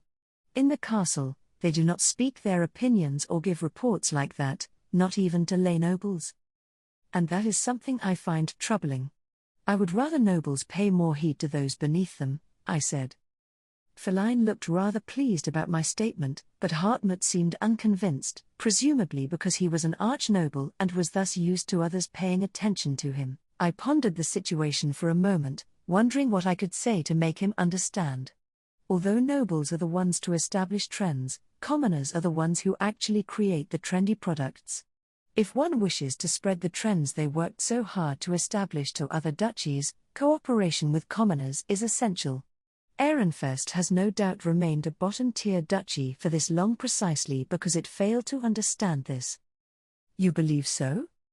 If we view this as nobles thinking up trendy goods and commoners making them, then nobles are the thinking mind while commoners are their hands and feet, no? Overloading commoners with unreasonable demands is no better than crippling one's own arms or legs. Hartmut did not respond. Instead, he pondered my words in quiet consideration. The Gertenbergs and all those who attended today's meeting are like my arms and legs. Without them, I would not have been able to make plant paper, nor would pound cake, cailloux, or playing cards have ever come into existence. Commoners are also responsible for making our food and sweets. I merely come up with ideas, they are the ones who make them a reality. Thus, other nobles crushing the Gertenbergs is like them crushing my arms and legs. And that's precisely why I won't allow anyone to meddle with them. I smiled, making my thoughts clear on my face. Understood, Hartmut said, seeming to have understood my intentions well. I will take care such that your arms and legs are not crushed by other scholars. I hope that scholars one day understand how much they rely on commoners to make any significant progress, but parting from the way of thinking one has always known is never simple, I said with a sigh. Hartmut nodded in agreement, his brow drawn into a deep frown. Going to the Italian restaurant. The next day, I asked Fran to report to Ferdinand while I spent my time leisurely in the temple. It was my usual routine, but my day was far from ordinary. I called Ella over after breakfast to give her the specially made hairpin, saying it was a gift to celebrate her marriage, and she was so moved that she actually cried. Then, when I was practicing the Haarspiel with Rosina, Feline was watching me with such overwhelming awe that it was almost distracting. I started working on my dedication whirling shortly after, during which Hartmut asked why no blessings were being granted. After third bell, I made my way to the high priest's room with my guard knights and apprentice scholars. Ferdinand delegated work to all of my retainers, except Angelica, who was guarding the door with her life, as per usual, and then called me over. Rosemine. I received a report from Fran. Is it true that you plan to return to the castle to finish your clothing? It is a summer outfit, after all. If we do not hurry, the season will have come and gone. Not to mention, I must discuss the dyeing competition with my mothers. I suppose. Very well, then. I was also told that you are going to be visiting the Italian restaurant to speak with the lower city merchants.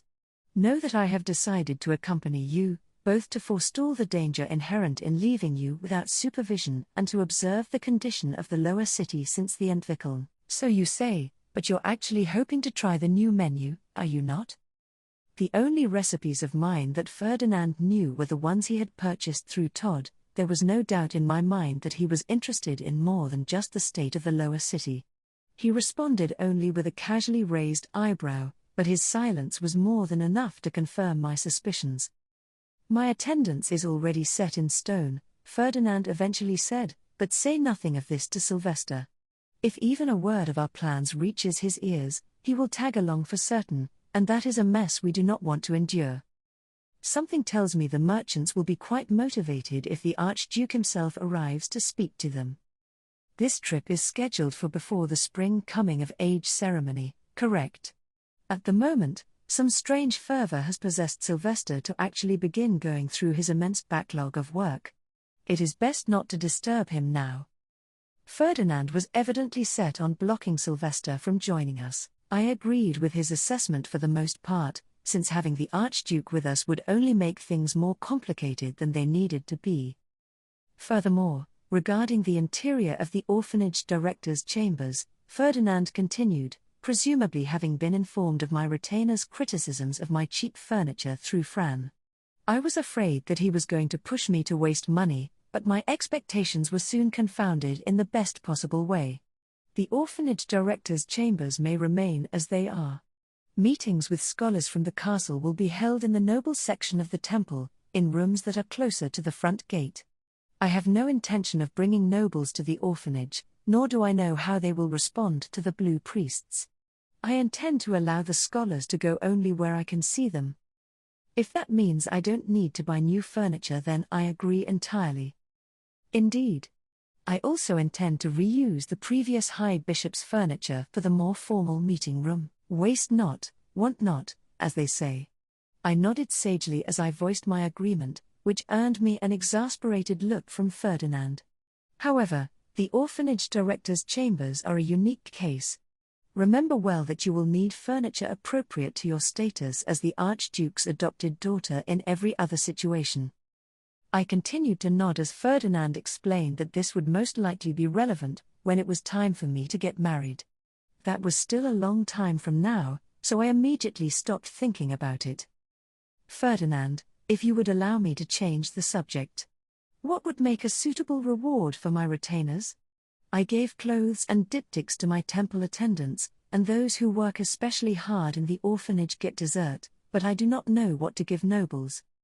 For the girls, I could presumably get by with custom-made hairpins and new rinsum, not to mention the new dyed cloth. But for the guys? Absolutely nothing came to mind. If they are working according to their pay grade, then nothing at all, Ferdinand said. Rewards are not necessary unless they have accomplished something quite remarkable indeed.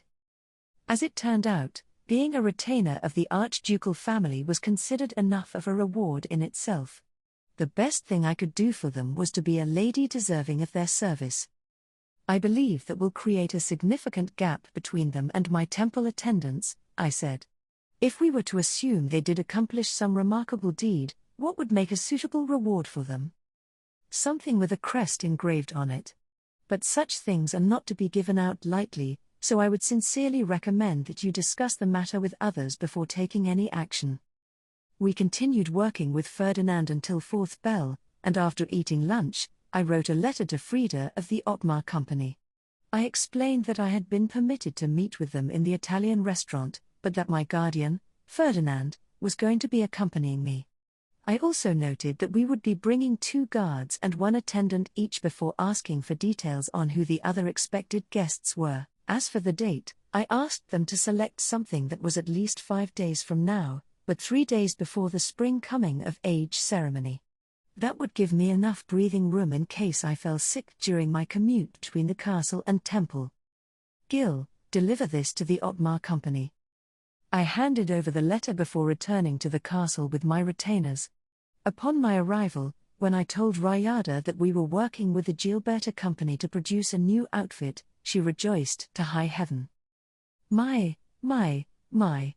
This must be the first time you've ever shown interest in one of your new outfits, milady, she exclaimed, clearly excited that I was paying some mind to fashion. She was pretty much used to my leaving everything to my attendants and responding to her clothing-related questions with blatant disinterest. Let us involve ladies Florencia and Elvira as well. I had turned 10 during my long sleep, which meant I needed to adjust the length of my skirts, even though I hadn't grown at all. As it stood, I didn't have any appropriate clothes. We ended up summoning Florencia's and Elvira's personal seamstresses as well as the Gilberta Company in order to complete the preparations for all of my summer clothes at once. 2 days after summoning the seamstresses, the ordering began. It seemed that I would be picking my outfits with Florencia, Elvira, and Charlotte. Sticking my grubby little hands into the dyeing industry when nobody was looking had apparently taught them to keep a close eye on me to prevent any other trends from spawning out of thin air. I needed to, quote, unquote, be more thorough with my reports to those they concerned. Sorry. I just sprang into action right after thinking it up. I didn't mean anything bad by it. On the day of, Corina arrived with her seamstresses in tow. Tuli wasn't with them. It seemed that while she was doing her best to learn etiquette, she wasn't quite ready to visit the castle yet. It was a shame, but I pointed to the design she had made for me, which Corina had spread out on the table, and sought permission from Florencia and the others to use it. I rationalized my choice by saying how well received my bubble skirt had proven during the winter, which prompted Florencia, Elvira, and Charlotte to peer over the design document together and start listing out minor adjustments. I believe this part could use a bit more decoration, Florencia suggested. It feels somewhat empty as is. Furthermore, the flower ornament on the chest here will do, but perhaps the flower ornaments on the skirt should be made larger? What color is best? Elvira asked. These are summer clothes, so some shade of blue is the obvious choice. I would recommend a light blue to better suit her hair color, Charlotte replied. Furthermore, let us use even more white lace. Doing this will make the outfit appear cooler and refreshing. The dress was altered to incorporate more lace and cloth, as was appropriate for nobles, but its core design had passed inspection. It came as a massive relief, especially when I had worried that it might be rejected wholesale. Once we had finished ordering the light blue outfit, our attendants began selecting the other designs. Brunhilde was working especially hard, teaming up with Rayada to carefully analyze each design before accepting or rejecting it. Lieslita, however, was just walking around serving tea. I see you do not have much to say about the designs, Lieslita. Are you uninterested in fashion? I asked. I am going to be taking care of your winter dresses. My intention is to have them visually harmonize with Schwartz's and Weiss's outfits. It is a job I will not give to any other, Lieslita said with a smile full of anticipation. Wearing the same clothes as the Schimmels wasn't an option, but she was burning with ambition to at least make them feel similar. Well, she seems to be having fun, so. Okay. Speaking of which, we have scheduled the dyeing competition for the start of autumn, but where are we going to hold it? I asked, looking at Florencia and Elvira as I sipped my tea. Had I been the only one evaluating the submitted cloth, We could have just summoned the craftspeople to the temple, but Florencia and Elvira had elected to participate as well. Hosting the competition in the castle was the safest option, but actually getting craftspeople inside would prove difficult. Given how many nobles are invited, it must be the castle, Florencia said. We intend to bring craftspeople into the castle? I asked, blinking in surprise. Elvira looked at me with wide eyes, as though she had never expected to hear such a thing. Of course not. What are you saying?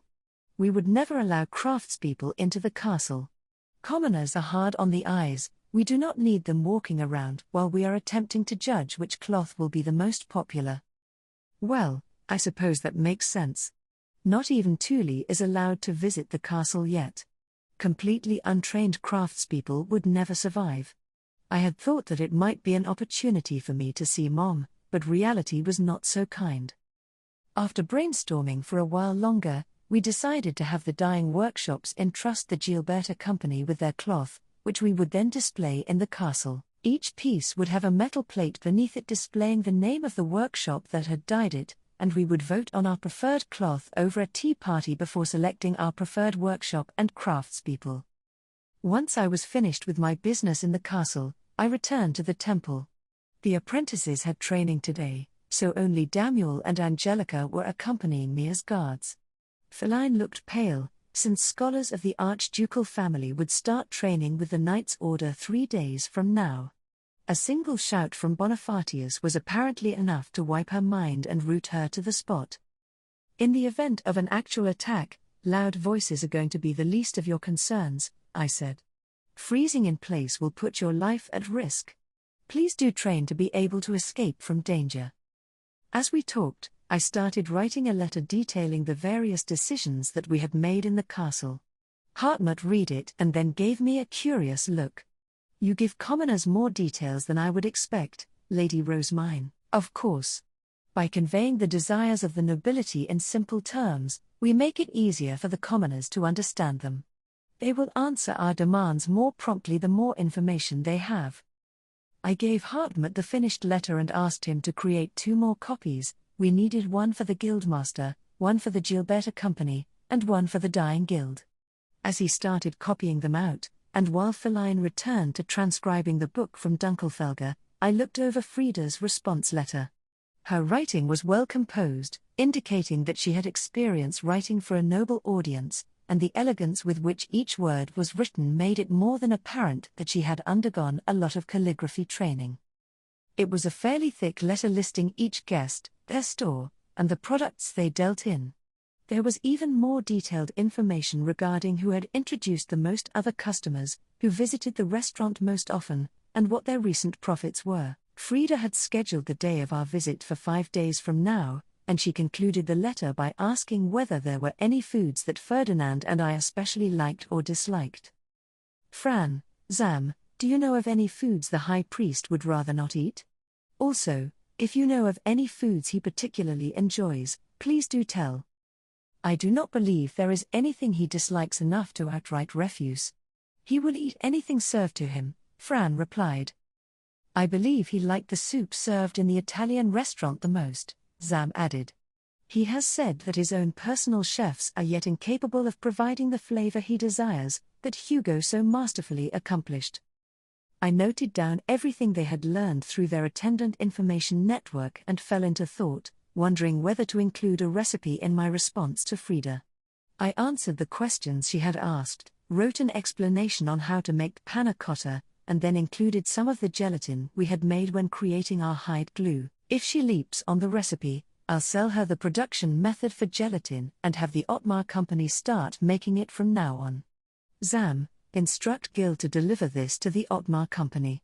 Once that is done, inform the High Priest of the date of our visit. Understood. After sending Zam off, I needed to discuss preparations for the excursion with Fran. Since I am going to the Italian restaurant, is it settled that Damuel and Angelica will serve as my guard knights? I asked. What about my attendants?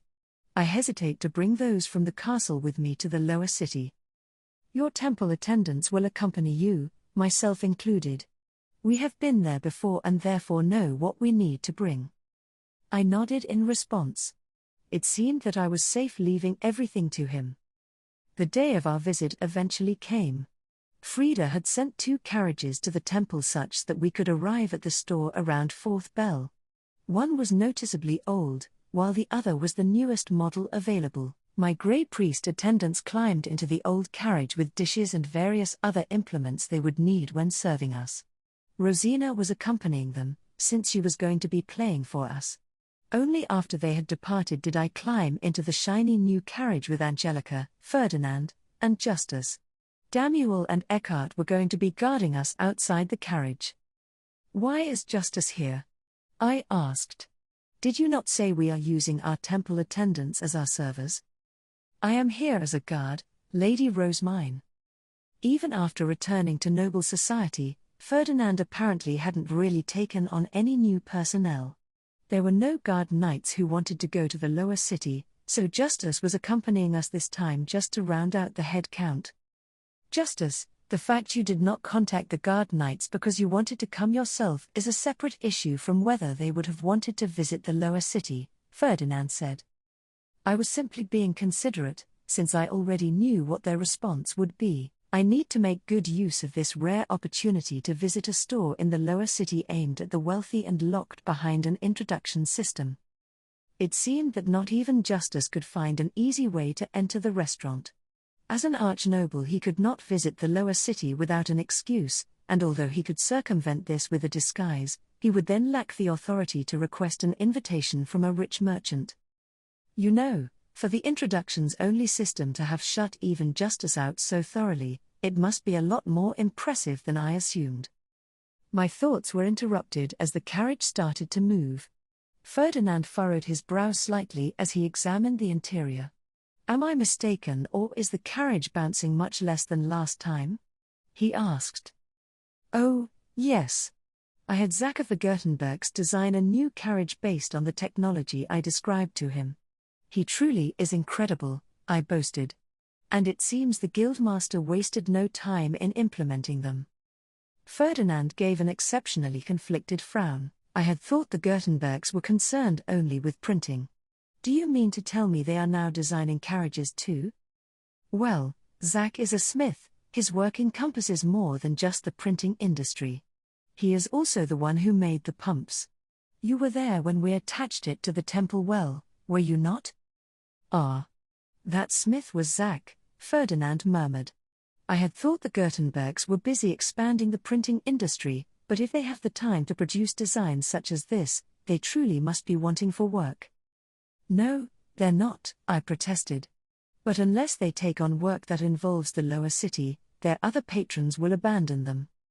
I see commoner craftsmen have troubles of their own." Upon passing through the temple gate, we would usually be hit with the vile stench of the lower city. But the Entwickeln and Wasken had changed everything. The roads and the lower floors of the city's buildings were as white and sparkly as those in the nobles' quarter. The wooden upper levels were still there, but the Wasken had pretty much transformed the city. "Amazing, isn't it?" I said. "We certainly need not fear the reproach of outsider merchants now," Ferdinand remarked, looking around the lower city with a satisfied expression. I had worried that the commoners would undo all of our efforts in no time at all, but it seemed they were doing a fine job at keeping things clean. This must be because of how hard Dad and the others have been working. That said, the lower city felt so different from what I remembered that I struggled to relax. I found myself glancing all around, taking in all the new sights, until we eventually arrived at the Italian restaurant. A store employee opened the door for us to reveal 20+ large store owners kneeling side by side in the entrance hall. Gustav spoke the lengthy greetings used for nobles, then we were taken to the dining hall. Several square tables were lined up in preparation for a large group to eat together. Ferdinand and I were due to be seated in the chairs farthest from the door. Fran and the others were standing nearby, having arrived earlier than us, and Rosina was already playing the Haarspiel. "This way, Lady Rosemine." Frida guided Ferdinand and me to our seats as the soft music continued to play. Damuel and Justus guarded the door, while Eckhart and Angelica followed behind Ferdinand and me, respectively. I was able to identify my seat at a glance, since it had one of the cushions I often used in the temple on it. Fran graciously helped me up. Empty plates were already laid out on the table. Ferdinand and I were next to each other at the narrow end of the long rectangle, and sitting nearby were Gustav, Benno, Otto, and several other familiar faces. Also at the table were the store owners who often gave the Italian restaurant their patronage, and the store owners who regularly worked with Benno and the others. The less familiar I was with them, the farther away they were seated, thank goodness. I'd much rather be seated near people I know than people I don't. I glanced over at Benno and Otto with a smile before looking across all those gathered. I thank you ever so much for coming here today. Frida, the manager, has told me how frequently you all patronize this restaurant. I started naming and thanking the store owners who visited often to indicate that I was similarly invested in the restaurant. They widened their eyes in surprise, having never expected to be thanked so personally, and then gave proud smiles. Being recognized by the Archduke's adopted daughter meant they could tell others they were a step closer to earning my favor. I have asked you all to gather today because I have a request for the major store owners who collectively represent Ehrenfest, I continued. It was hard to see those seated farthest away from me, but I could tell that their attention was directed at me. Our duchy is facing a time of great change. I went on to explain that Ehrenfest trends were spreading in the Royal Academy, and that while the number of merchants visiting from other duchies was limited now, there would soon be a great deal more coming to the lower city. Alp Ehrenfest hopes to use this opportunity to strengthen our influence with other duchies, I said. To that end, we need your assistance without fail. I explained that the city-wide magic had been used in preparation of welcoming the outsider merchants, and that it was up to the commoners to maintain the cleanliness of the lower city. I glanced over at Ferdinand and he gave a small nod, signaling for me to continue. However, preserving this beauty is not enough. The city of Ehrenfest has never welcomed so many merchants into its walls at once, so there will surely be chaos when they arrive. Gustav has already identified that there will not be enough accommodations of a high enough standard. Everyone nodded in response. There may be 1 or 2 more inns established by next year, but they will not be ready in time for the merchant's arrival, one store owner said. That is why we are asking for your help. We need you to learn as much as you can about the cities of other duchies so that you may better accommodate our guests. If you require the assistance of nobles, I will do what I can to help. I will also use any information the Merchants Guild receives to make more informed decisions. There were quite a few store owners blinking at me in surprise, since nobles generally made no attempt to cooperate with commoners. I needed to ensure they were motivated, else our business with other duchies would suffer. And if our business suffered, everyone would suffer, the Archduke, the nobles, and the commoners. Furthermore, it has been decided that 2 brides from Hanspark will be joining us at the end of summer. I imagine much work will need to be done to accommodate them as well. They would require new furniture, we would need more food to hold a welcoming feast, and there would be more people purchasing new clothes and ornaments. The marriages of nobles had always affected the economy, but the impact was going to be especially large this time around, what with everyone being so busy. There are plans for a competitive event to be held at the start of autumn, I continued. It is being overseen by the Gilberta Company and the Dyeing Guild, but many nobles are also involved, including the Archduchess and various archnobles. I intend to give one participant my exclusive business and award them a new title related to fashion, in a similar vein to the Gertenbergs. I seek the assistance of any store owners who do business in fashion. The atmosphere of the room changed in an instant. A new title? Some asked in slightly raised voices. Otto, in contrast, remained perfectly calm. Having sensed that my speech was over, Frida approached me and asked whether I would like to begin the meal. Ferdinand nodded in response, so a number of employees came in and started serving drinks. Fran poured me a cup of somewhat sweet-smelling juice. My plate was decorated with appetizers, a faux caprese salad made with pom, cheese, and herbs, and a cooked vegetable dish made with what looked to be broccoli and cauliflower. According to Frida, The vegetables had been cooked in consommé before being thoroughly grilled, so they were pleasantly infused with the thick flavor of the soup. Once everyone had their food and drinks, Ferdinand stood up. O mighty King and Queen of the endless skies, who doth grace us with thousands upon thousands of lives to consume, O mighty eternal five who rule the mortal realm, I offer thanks and prayers to thee, and do take part in the meal so graciously provided. Evolved cooking. I decided to start with the caprese. I was pretty certain I had taught Hugo to cut the pom and cheese into slices for this dish, but here, the pomes had instead been cut into halves, hollowed out, and then stuffed with creamy cheese seasoned with herbs. This is kind of hard to eat. It all falls apart the moment I cut into it with my knife. I sliced into the caprese, taking extra care not to make a complete mess, and then tried a large mouthful. The slightly salty cheese brought out the sweetness of the pom, complemented by the gentle taste of the herbs. Wow! It's so good. My eyes widened. The mouthfeel was considerably better than that of a caprese made with slices. I could practically feel the chef's cooking spirit, driving them to make improvement after improvement in hopes of creating the tastiest meal possible. Ferdinand narrowed his eyes in slight curiosity as he tried his own caprese. This seems to taste better than what is served in the temple, he commented. An improvement born from how dedicated the chefs are to bettering their dishes, no doubt. The same ingredients can taste quite different when the mouthfeel and such are given such careful consideration. It seems that cooking progressed steadily while I was asleep. We certainly won't need to fear judgment from the merchants of other duchies. I tried the broccoli and cauliflower next. It was scorched and crunchy on the outside, but the inside was soft and well cooked. The sensation of biting into something cooked and having the taste of soup spread through my mouth was to die for. I wonder whether Ferdinand likes it too. He is quite fond of consommé. I glanced at Ferdinand. He was largely expressionless, but I could see that his eyes were lowered, and a very subtle smile was playing on his lips. He was enjoying the taste to its fullest. This cooking style could be used on other vegetables as well, I said. It feels entirely like eating soup the shape of a vegetable.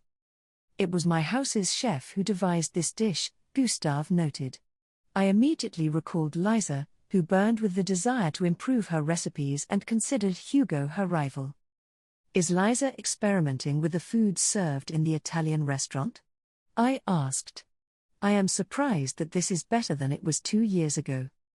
She has been doubling her efforts ever since losing to your personal chef, Lady Rosemine. I had her work the kitchen for this special occasion. She was extremely eager for you to try her new dishes. Gustave glanced toward the kitchen. Liza was apparently working hard for my sake. Even when I wasn't handing out recipes, she, Hugo, Ella, and Nicola were coming up with one new dish after another through trial and error. Nothing could make me happier, since I wanted to spread as many tasty foods as possible. Liza always makes new recipes her own. I am quite fond of her experimental spirit, I said. I have been told that you gifted us a new ingredient and a recipe several days ago. Liza was unfortunately unable to master them in time for today's dessert. The texture is quite unique, and although it tasted excellent, she was not completely satisfied with her work, Gustave said.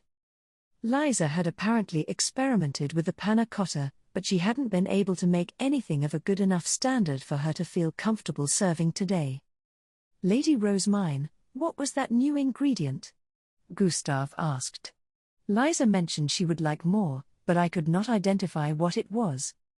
It was gelatin made by cutting away the clearest parts during the glue-making process, simmering them like consommé, removing any scum and scraps, and then straining the resulting mixture. It was sure to expand the range of sweets and meals one could make.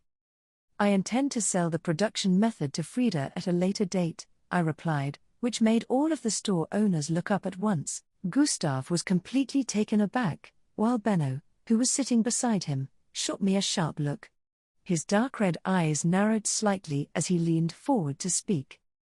You intend to sell the production method to Frida? He repeated, as if making sure he had heard me correctly. Frida protected the Italian restaurant during the 2 years I was asleep, and she has facilitated the advancement of cooking in the meantime, as we can see.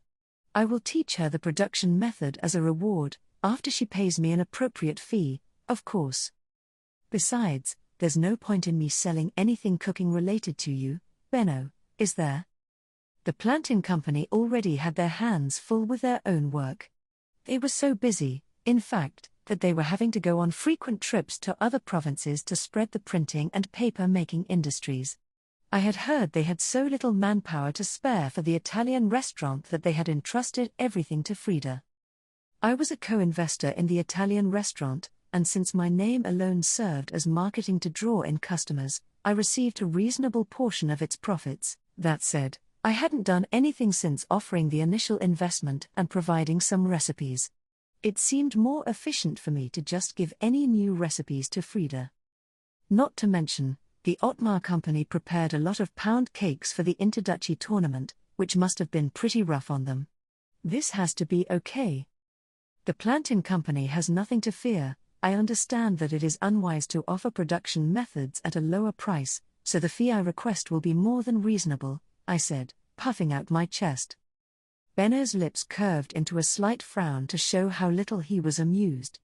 I could only assume there was something else bothering him, aside from his worries that I might charge too low an amount. But as I tilted my head in confusion, Ferdinand softly called my name. Rosemine.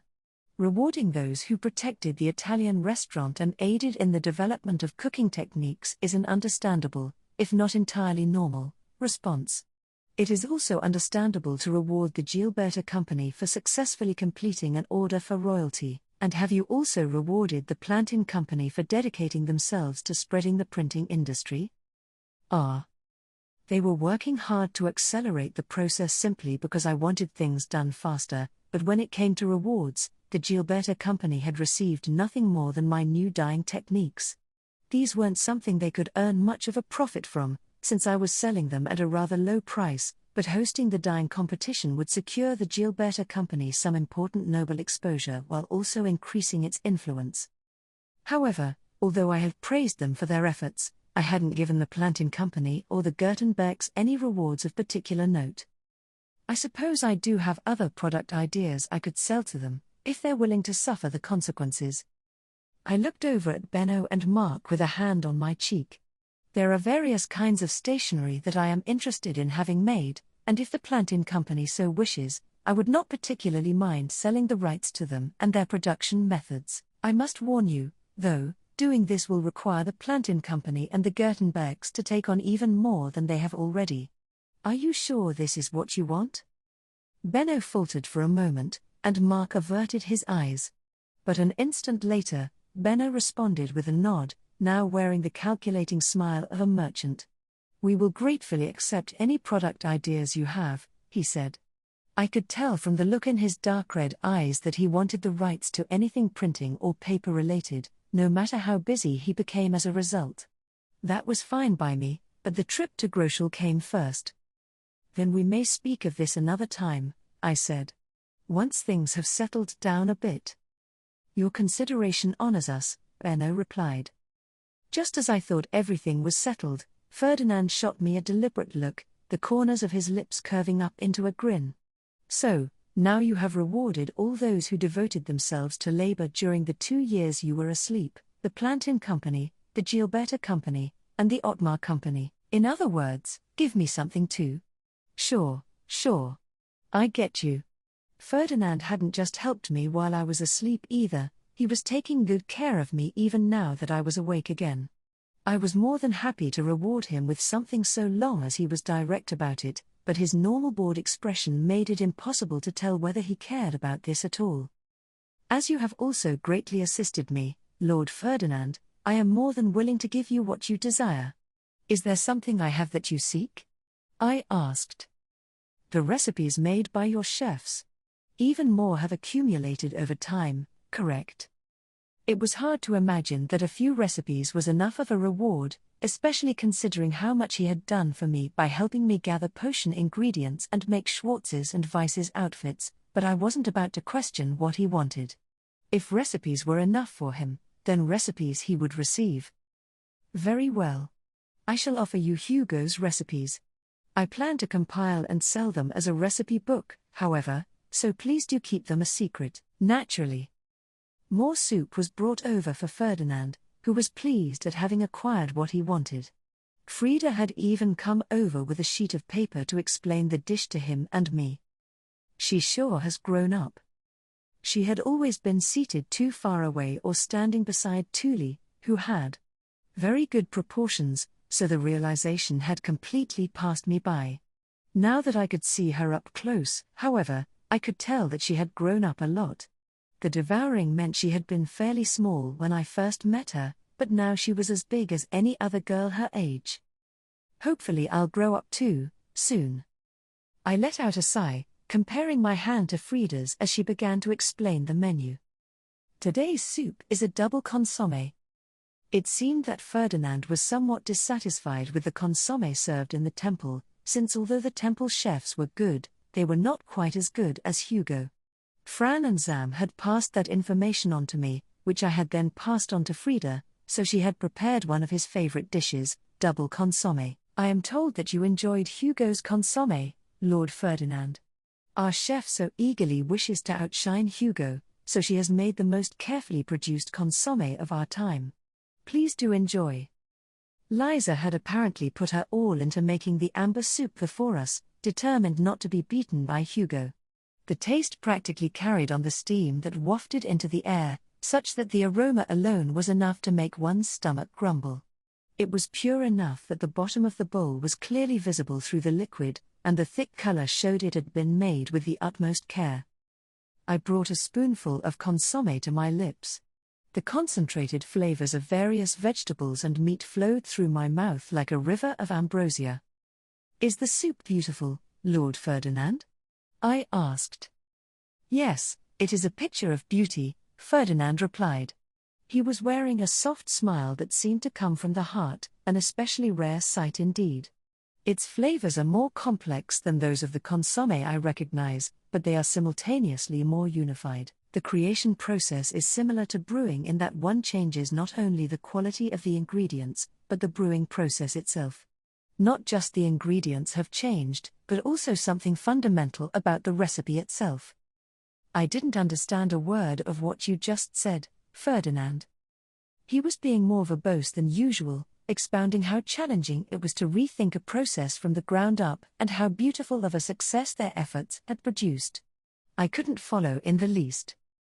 Oh well. He seems to like it, so whatever. Ferdinand enjoying the beauty of the consommé was good enough for me, but Frida was looking at him in surprise, as though she hadn't at all expected such a response. I am surprised. You are entirely correct, Lord Ferdinand. Egg whites diminish the flavor somewhat, so our chef poured much time and energy into developing an alternative way to strain the scum. I personally did not notice how this changed the taste, but I suppose those who understand. The chef will surely be delighted to hear this. It's impressive that Ferdinand can notice such a minor difference, but it's even more impressive that Liza achieved something like this in the first place. A sigh of admiration escaped me, but then I realized, if Ferdinand had such a sensitive tongue, how in the world did he manage to make potions that taste so ungodly awful? Surely a single drop of that stuff would kill him. This is the carbonara. The consommé was followed up with carbonara. The rich sauce had been made with egg yolks and thick cream and was decorated with crispy bacon. I twirled some of the spaghetti around my fork and watched excess sauce begin to flow down. Upon taking my first bite, taking care not to drip any sauce, the first thing I noticed was the strong taste and sticky texture of the cheese. This is better than Hugo's too. Liza had probably used some consommé as well. It wasn't what would be considered carbonara back home, but it was a solid step better than the recipe I had taught them. Rosemine, this is quite unlike what you taught my chefs, is it not? Ferdinand asked, fixing me with a stern glare after trying some himself. He could glare all he wanted, but I wasn't getting to eat this stuff either. This is the result of the chef striving for greater heights in the 2 years I was asleep, I said. It is clear that great strides have been made since I shared the recipes. Not even I was expecting this much progress. Oh, I find myself wanting this, chef, Ferdinand muttered. The look in his light golden eyes was so serious that I recoiled despite myself. Frida and Gustav did the same before glancing at me fearfully, afraid that Liza might be taken from them. Their silent pleas for me to intervene came through loud and clear. Your cries have been heard, citizens. I shall save the day and stop Ferdinand, somehow. I responded with a reassuring nod. Meanwhile, I could feel Benno and Otto looking on in amusement, like they were watching an entertaining show of some kind. They had no intention of helping whatsoever. Ferdinand, I trust that you would not use your wealth and authority to steal away their chef, I said. Liza is essential for the continued success of the Italian restaurant. I am aware, but the thought that commoners are the ones who get to enjoy these dishes is deeply concerning. Ferdinand replied. These enhanced recipes were the fruit of Liza's labor, but he would naturally feel conflicted about commoners having such easy access to better food than nobles. This is osso buco, Frida said as a new dish was brought out. It is made by thoroughly cooking the thigh of a calf on the bone in pom sauce and dunkelfelger made vise. The glistening brown veal was covered in pom sauce, which also glistened thanks to the juices of the meat. This dish apparently used a type of wine made in dunkelfelger that only rarely made its way to Ehrenfest. I had taught Hugo recipes using locally produced wine, but it seemed that Liza had used Gustav's connections to search out the absolute best product for the job. The Ottmar company is also pretty impressive, spending this much money on Liza's experiments. It was because they knew the experimentation would pay for itself with increased sales, but even so, the costs must have been exorbitant. I concluded it was best for Liza to keep cooking as she liked under Gustav's patronage. Besides, if they were willing to let Liza go, I'd snatch her up before Ferdinand even had the chance. I paused my thoughts to cut into the osso buco. My knife sliced right through, and the veal practically fell off the bone. It was rare to see such tender, well-cooked meat here. Ooh! With hope swelling in my heart, I cut off a large chunk of veal, thoroughly soaked it in pom sauce, and then brought it to my mouth. This particular pom sauce seemed to have been made with a variety of chopped-up vegetables, as it tasted sweeter and more complex than what I was used to. I wiggled in place, reveling in the sensation of the tender meat melting on my tongue, only to notice that Ferdinand was now looking at the food with calculating rather than admiring eyes. It seemed that he was starting to quite seriously plot how to take Liza away. Ferdinand, my chefs may not be as dedicated to improving their art as Liza, but they have likewise spent the past 2 years devising new recipes of their own. Your own chefs have not produced any such new recipes, have they? Now that you mention it, I suppose no new dishes of note have been served. Ferdinand replied, raising an eyebrow as if to ask what I was getting at. I shrugged and took another bite of the osso buco. That would be your fault, Ferdinand. Explain. Chefs are motivated to improve when you give feedback on their changes, telling them which meal was better, which flavors you preferred, what ingredients you wish for them to use, and so on. Impressions and requests make all the difference. It is due to your apparent lack of interest, your tendency to order the same thing over and over again, that your own chefs have not been able to grow. Ferdinand ordered his favored consommé on a heavy rotation and carefully checked to make sure it tasted the same each time. As a result, his chefs had no time to focus on improving their skills. Instead, they atrophied from following the exact same recipe with practiced perfection. I see. It seems that I need to train not only blue priests, but chefs as well. Your own personal chefs should specialize in catering to your preferred tastes. Even if you were to take Liza to the temple, it is hard to say whether she would maintain the passion for experimentation she has now, I said to Ferdinand, taking another bite of osso buco while desperately apologizing to his chefs on the inside. I'm sorry. I'm so sorry. He's probably going to work you to the bone now. As Ferdinand made the decision to train his own chefs rather than stealing away one that someone else had spent so much time and money on, it came time for dessert. Today we were having bra shortcake. It seemed that Liza basically never overcooked or burned sponge cake anymore. It was soft and tender, covered with pure white cream, topped with thin slices of bra that had been soaked in wine and arranged in the shape of a flower. I may want to make various piping tips for the pastry bags. The fruit decoration was rather fancy, but the cakes were still somewhat plain compared to the ones I was used to back on Earth. For one, they could have done something more extravagant with the cream. That thought made me realize I had seen round tips being used to pipe ingredients and such, but not once had I seen any that were fancier shapes. Perhaps I should ask Hugo. And if they don't already exist, I could ask Johann. I muttered to myself as I took a bite of the cream-covered cake.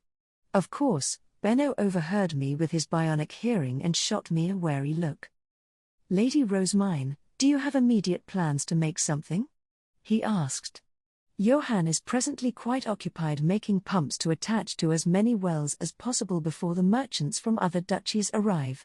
He was chastising me for even thinking about loading more work onto them during such a busy time, and understandably so. Pumps were more important than piping tips for pastry bags. It does not have to be Johann, Zach or Danilo could make it instead.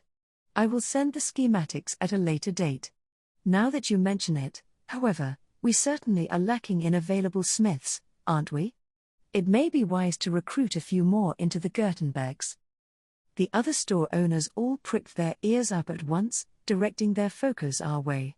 Upon seeing this, Benno slowly shook his head. "I believe it would be best to save such a matter until after the event with the Dying Guild," he said. "Are you not quite busy at the moment, Lady Rosemine?" Despite his polite words, his furiously blazing eyes made his true message clear: stop rampaging around. I considered my schedule and nodded. I certainly didn't have the time to spare on this kind of endeavor. I suppose we lack the time to leisurely select a new smith. I shall trust the Gertenbergs to produce a steady stream of apprentices, I said. And with that, the meeting at the Italian restaurant came to an end. "Here are the chefs who provided today's meals," Frida said as we were leaving. There was a row of chefs lined up at the entrance hall, and among them was Liza, wearing the smile of a job well done. Our eyes met and I returned the smile. "Thank you for the meal," I said. Lord Ferdinand and I were both quite satisfied. We have no qualms about trusting this establishment to serve the merchants who will be visiting the city. I commend the advances you have made during my 2-year absence. Liza shut her eyes tightly for a moment. She clenched a trembling fist, exhaled slowly, and then gave a proud smile. "Thank you. We await your future patronage." Visiting Groschel and the Starbine ceremony. The lunch meeting in the Italian restaurant ended with great success, and to reward Frida and the Plantin Company for working so hard over the past 2 years, I taught them the production methods for gelatin and ring binders, respectively. "So this helps organize large quantities of paper?" "It seems quite useful," Benno said, having already shifted to using plant paper for everything he could. He seemed especially interested in the binders and said that he would start producing them as soon as he could, although he would want to get one of his own first. "And we of the Otmar Company will need to prepare workshops to make gelatin, I suppose." "The smell is quite intense," I warned, "so I would advise that you build it near a farming town with many pigs." "I thank you ever so much. We shall consider it." Finishing the gelatin would really broaden the scope of what kinds of products they could make. I purchased Liza's improved recipes, and things ended without the exchange of much more money. "Rosemine, the final checks are done. We can head to Groschel."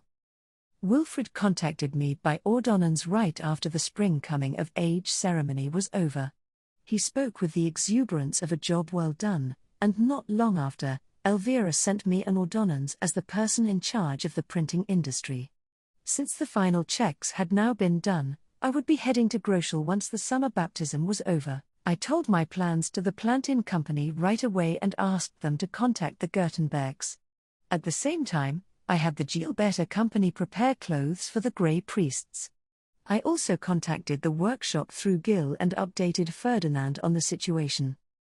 After contacting my castle attendants via ordonnances, I formally decided on bringing Brunhilde along with me, since we were going to her family home.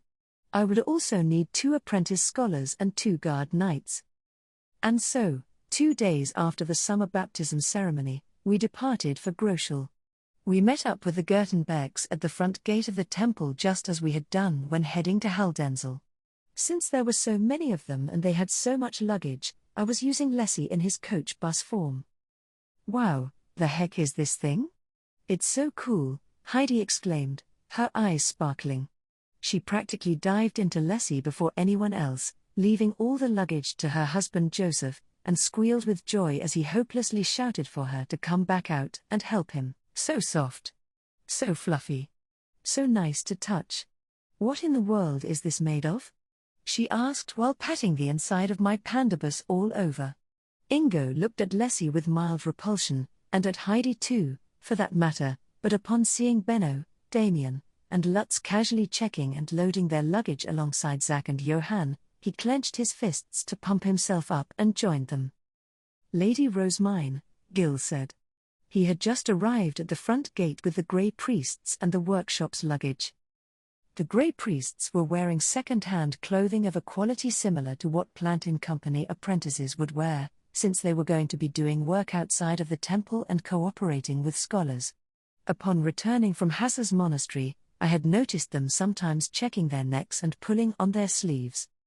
They find formal clothing a bit uncomfortable, since they've only ever worn work clothes and priest robes. They may need a little time to adjust, Gil explained with a half-smile. He had gone on enough trips with the Plantin Company that, unlike the other Grey Priests, he was completely used to wearing outdoor clothing. There is something nostalgic about this. It feels like such a long time since I last went on a lengthy trip with you, Lady Rosemine.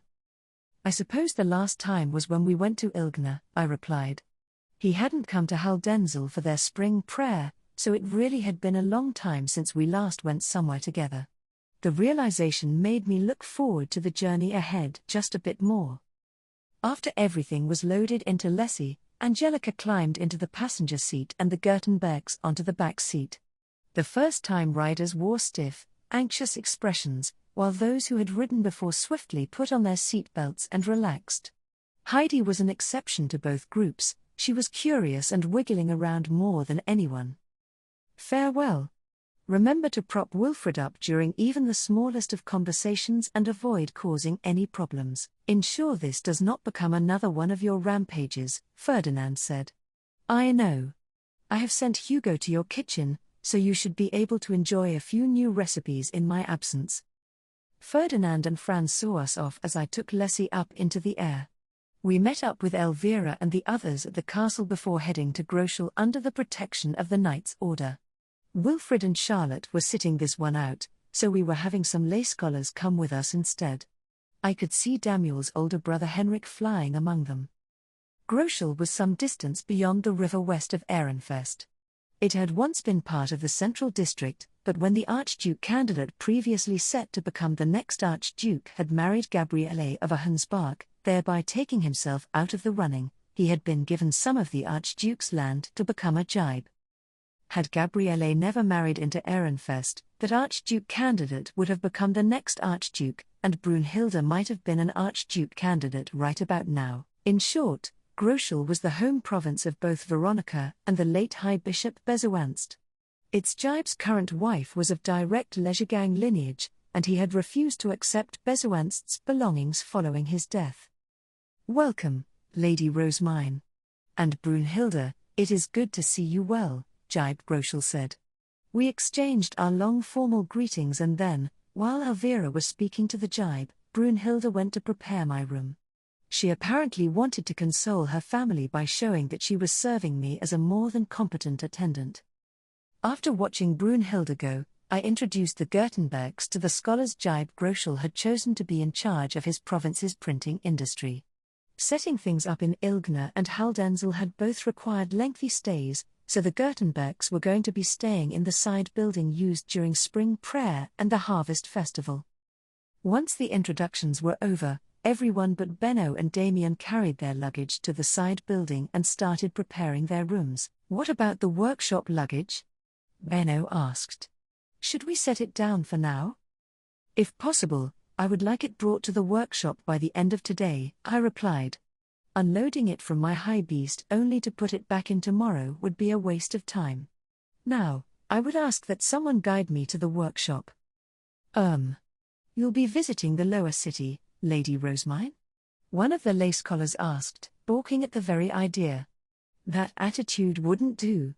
Benno, Damien, and the more experienced scholars were already discussing our next steps. "But of course," I replied. "I inspected the state of Ilgner's and Haldensel's printing workshops myself. Plus, Wilfred has already been here in Groschel and checked the workshop personally. Is there anything strange about me following in his footsteps?" "I suppose not, but we lay scholars so often serve as liaisons between commoners and the nobility that I never thought archnobles and archduke candidates would carry out such tasks themselves. It is important to make sure everything is in order, and you are all going to be accompanying us," I said, giving an order to the scholars. Feline and Hartmut obeyed at once, so the lay scholars naturally followed suit. "The Gertenbergs have work first thing tomorrow, correct? How long will signing contracts with the planting company take?" "I do not think that is a matter you need to worry about, Lady Rosemine. I cannot return to Ehrenfest until the job is done. I will not leave my precious Gertenbergs alone without any security." As land that had once been part of the central district, Groschel was quite different from Ilgner and Haldensel, provinces where the nobles practically lived among the commoners.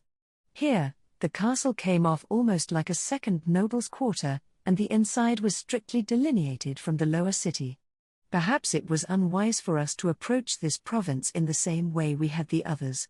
Sensing that, I put on my most pressuring smile, indirectly telling the scholars to consider the Gertenbergs my archducal property. "Lady Rosemine, I do not believe you will need to attend this meeting," Brunhilde said, expressing resistance to the thought of me sitting at the same table as commoners. "However, if the nobles here in Groschel wanted to join the printing industry, they would first need to understand how everything worked. As the scholars here are unused to this work, I will need to observe this as a figure of authority. You accompanied us here to see Groschel's new industry begin with your own eyes and under the influence of your own guidance, did you not?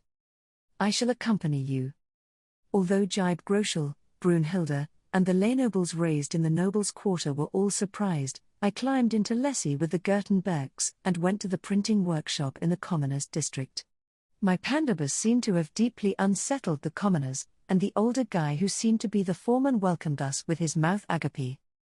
"These are the Gertenbergs, who shall henceforth be directing you," I said. "They will only be staying here in Groschel until the harvest festival. Use this time to master their techniques so that you may run the printing workshop yourself once they are gone." After the introductions were finished, the parts for the printing press were carried in and set down. Then, once that was done, it was time to visit the paper-making workshop. It had been constructed right beside a small river, and after we brought in some tools, I introduced Gil and the other Grey priests. The next day, discussions over the planting company's contract began under my supervision. It took several days to iron out all of the details, and I used that time to bring my retainers and the lay scholars, Henrik included, to the workshops, where I demonstrated my willingness to interact with commoners. Brunhilde was initially taken aback by the prospect of entering the lower city, but when I said that the printing industry was going to be our next trend, she bit her lip and forced herself to come along. "I see your passion for trends is well and true, Brunhilde. I am moved." "My, were you testing me, Lady Rosemine?" Brunhilde asked, narrowing her amber eyes. I looked at her head-on and gave a firm nod. "Indeed. I wanted to see just how much I can rely on you, and it seems I can trust you with practically all matters related to trends. That is relieving to know." Brunhilde gave me a conflicted smile, half glad to have been recognized and half uncertain about being praised for essentially conceding to accompany me to a workshop. Meanwhile, Damuel was smiling sympathetically at Henrik and the others, who were blinking in shock at how differently I handled things than all the archnobles they had worked with. Lady Rosemine is something of an iconoclast, Damuel said. Even when you think you have grown used to her revolutionary ways, you will soon find yourself surprised yet again, brother. I know that now. It seems that adjusting will prove quite difficult, Henrik said with a bemused smile, but he had been selected specifically because he was a young scholar who was fairly used to dealing with commoners. We went to the workshop several times over the next few days, where I would arbitrate between the Gertenbergs and the craftspeople. Hartmut would consult the Gertenbergs, and Verlein would ask the craftspeople questions. It wasn't long before Henrik was talking and asking questions in the same way. Looks like he's just as adaptable as Damuel. They really are brothers. I had the scholars for this job selected based on their ability to heed the advice of commoners, I said. You shall be treasured for your role here, Henrik, as you are capable of speaking to commoners without lording your status over them. I am glad to have you working in the printing and paper-making industries. After hearing me praise Henrik, the other scholars got used to things fairly quickly. If they continued growing as they were, we would soon have an entire group of scholars who could actually speak with commoners. On my last day in Groschel, Jibe Groschel, with whom I had only spoken during meals, looked me in the eyes and said, I see, now I understand why Brunhilde and Elvira said you think in fundamentally different ways from us. That was probably his way of saying that I was completely unlike a proper noble, but I didn't care, since I was getting the results I wanted. The time soon came for Benno and me to return to Ehrenfest. We departed in my pandabus, leaving the other Gertenbergs in Groschel to continue their work. Word came in that paper-making workshops had been successfully established in many parts of the duchy. The days passed steadily as I continued sending planting company workers and grey priests to various provinces and coordinated with the paper-making instructors in Ilgner via ordonnances. Hugo and Ella have their starbinding tomorrow, don't they? I asked. There is a ceremony in the nobles' quarter as well, so we must plan accordingly, Fran said with a light sigh. Since two of my personal chefs were getting married, Nicola would be alone in the kitchen tomorrow. Monica would go to help her, but then we would need a female attendant to take care of me. Don't worry about it, Hugo said, having been called over by Fran. He was grinning from ear to ear, not even trying to hide how thrilled he was. We already did all the prep work needed for Nicola to handle things on her own tomorrow. Still, that didn't change the fact that Nicola was going to have her hands full tomorrow, especially since she would need to judge when the ceremony was close to finishing and prepare lunch for me. Tomorrow is no doubt going to be a struggle for her, but she was smiling happily in celebration of the wedding. She said she will do her best for you too. Hugo, show some spirit as well and protect Ella from the Taus. It was a customary part of the lower city's Star Festival to throw Taus at newlyweds once the ceremony in the temple was over. The grooms would need to protect their brides from the fruit and run to their new homes, but that was easier said than done when there were so many jealous bachelors and bachelorettes among the crowds. Hugo knew this all too well, considering that he had been among them during the previous year's ceremonies, throwing Taus as hard as he could. You can count on me. I'll laugh off all those sad, single men who can't even secure themselves a bride. I'm the star of the show now, Hugo said with a grin. It was good to see him so motivated. Ella had much to do in preparation for her big day, so she had today off work, but I was hopeful that I would get to see her in her bridal get-up tomorrow at the temple. I noticed that Damuel was glaring daggers at Hugo, having not taken too kindly to his words as one of the aforementioned sad, single men, but I boldly elected not to draw attention to it. I had already hired Elvira's expert services for him, there was nothing more I could do. The day of the Starbind ceremony arrived, and I started my preparations early in the morning. Lady Rosemine, I am leaving for the orphanage. Take care of the children, Fritz. Gil was still in Groschel, so Fritz graciously offered to take the orphans to the forest to gather Taus. He was used to it now, since he had previously taken them during my trips to Ilgner and Haldenzel. Now then, Lady Rosemine. Let us head to the chapel, Fran said. I took extra care not to step on the hem of my skirt as I went with him, and along the way, Daniel leaned over and whispered to me. Lady Rosemine, will Lady Elvira be introducing me to someone tonight? I suppose only Mother knows the answer to that. You could have asked her ahead of time. Elvira was extremely busy running her estate, expanding her faction, working on the printing industry, and preparing to welcome Lamprecht's bride. I could only pray that she hadn't forgotten about Daniel. The High Bishop shall now enter, Ferdinand said from inside the chapel, signaling the grey priests standing outside to open the doors for me. That was the end of my chat with Daniel, and I entered the chapel with Fran carrying the Bible for me. I walked straight forward as the bells chimed, passing by the new couples and the blue priests before climbing up onto the stage. Ferdinand then started reading from the Bible, his voice resonating throughout the chapel. It was a passage describing the god of darkness marrying his queen, the goddess of light, and while various problems occurred after their marriage, they overcame them by uniting their strength. It was the perfect story for the Starbind ceremony. As I listened to Ferdinand from the podium, I gazed down across the lined-up couples. The Starbind ceremony was always fun since everyone wore the divine colors of their birth season, which turned the crowd into a veritable rainbow of colors. I could see Ella and Hugo in the frontmost line. Ella was looking up at the podium and wearing an emerald green dress, since she was born in spring. Her brown, almost red hair was adorned with the hairpin that I had commissioned for her from Thule. It wasn't so fancy that it made her stand out among the other brides, but it was just fancy enough to draw attention.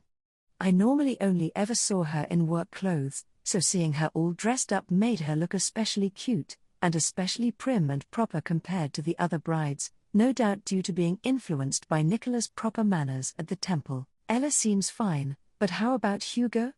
Unlike Ella, who gave a calm smile when our eyes met, Hugo was standing in his dark green clothes with a rigid expression that exuded anxiousness. His proud grin from yesterday was nowhere to be seen. A sharp pang of concern suddenly struck my chest, but then I saw him look down at his soon-to-be wife and receive a teasing smile. It was so heartwarming that I immediately stopped worrying. No need for me to worry about him when he has a cute wife doing all the worrying already. Hope you two keep flirting forever. Those were the thoughts that ran through my mind as I started reciting a prayer to bless the gathered couples. O mighty King and Queen of the endless skies, O God of darkness and Goddess of light, hear my prayers. May you grant your blessings to the birth of new unions. May they who offer their prayers and gratitude to thee be blessed with thine divine protection. When I finished speaking the prayer of the married supreme gods, black and golden lights flew out from my ring and rained down on the married couples. I could see Hugo's and Ella's eyes open wide. This was their first time seeing one of my blessings. Your future will no doubt be bright now that you have obtained the blessings of the king and queen gods, Ferdinand declared, at which point grey priests pushed open the creaking doors leading outside. The bright summer rays reflected off the pure white stone of the chapel, brightening the room up in an instant. The silencing magic tools lost their power at the same time, and the newlyweds began chattering excitedly. All right, a real blessing. We got a blessing from the High Bishop. Now we just gotta escape the Taos. We're gonna win no matter what. I can feel it. The grooms pumped themselves up before leaving the temple, ready for the upcoming festivities. Hugo excitedly turned around to look at me, while Ella looked up at him. High Bishop. Thank you for the wonderful blessing, Hugo shouted, his voice echoing throughout the chapel. His abrupt yell made the other married couples stop and call out their own words of appreciation. This was far from my first blessing here in the temple, and people always shouted with surprise, but never before had they faced me head-on and actually thanked me directly. I couldn't help but smile. May you all have happy lives, I said. Hugo and the other couples cheered at my response, making the atmosphere even livelier than before. All right. Let's go, Hugo said to his new wife. Today, I'm gonna protect you no matter what. Not just today though, right? You'll protect me forever, won't you? Of course. Hugo picked Ella up and ran out of the chapel. With any luck, He would make it all the way to their new home just like that. My brother Lamprecht's wedding. The Starbind's ceremony in the nobles' quarter ended without any particular incident. Eckhart no longer had to go to the spot where unmarried people gathered, since he was now engaged to Angelica, and the two of them seemed to be in notably good moods as they dedicated themselves to their guard duty. There was the fact that Damuel had once again failed to find a cute girlfriend, but that didn't really matter too much. The day after the Starbind's ceremony, I received a request for a meeting from Lamprecht. He wanted to discuss his bride. Rayada let out a sigh after bringing me the letter. I know you are busy, but if you have the time to meet with him, I would recommend that you do so, she said. At the moment, we are all on edge simply because she is from Ahansbach.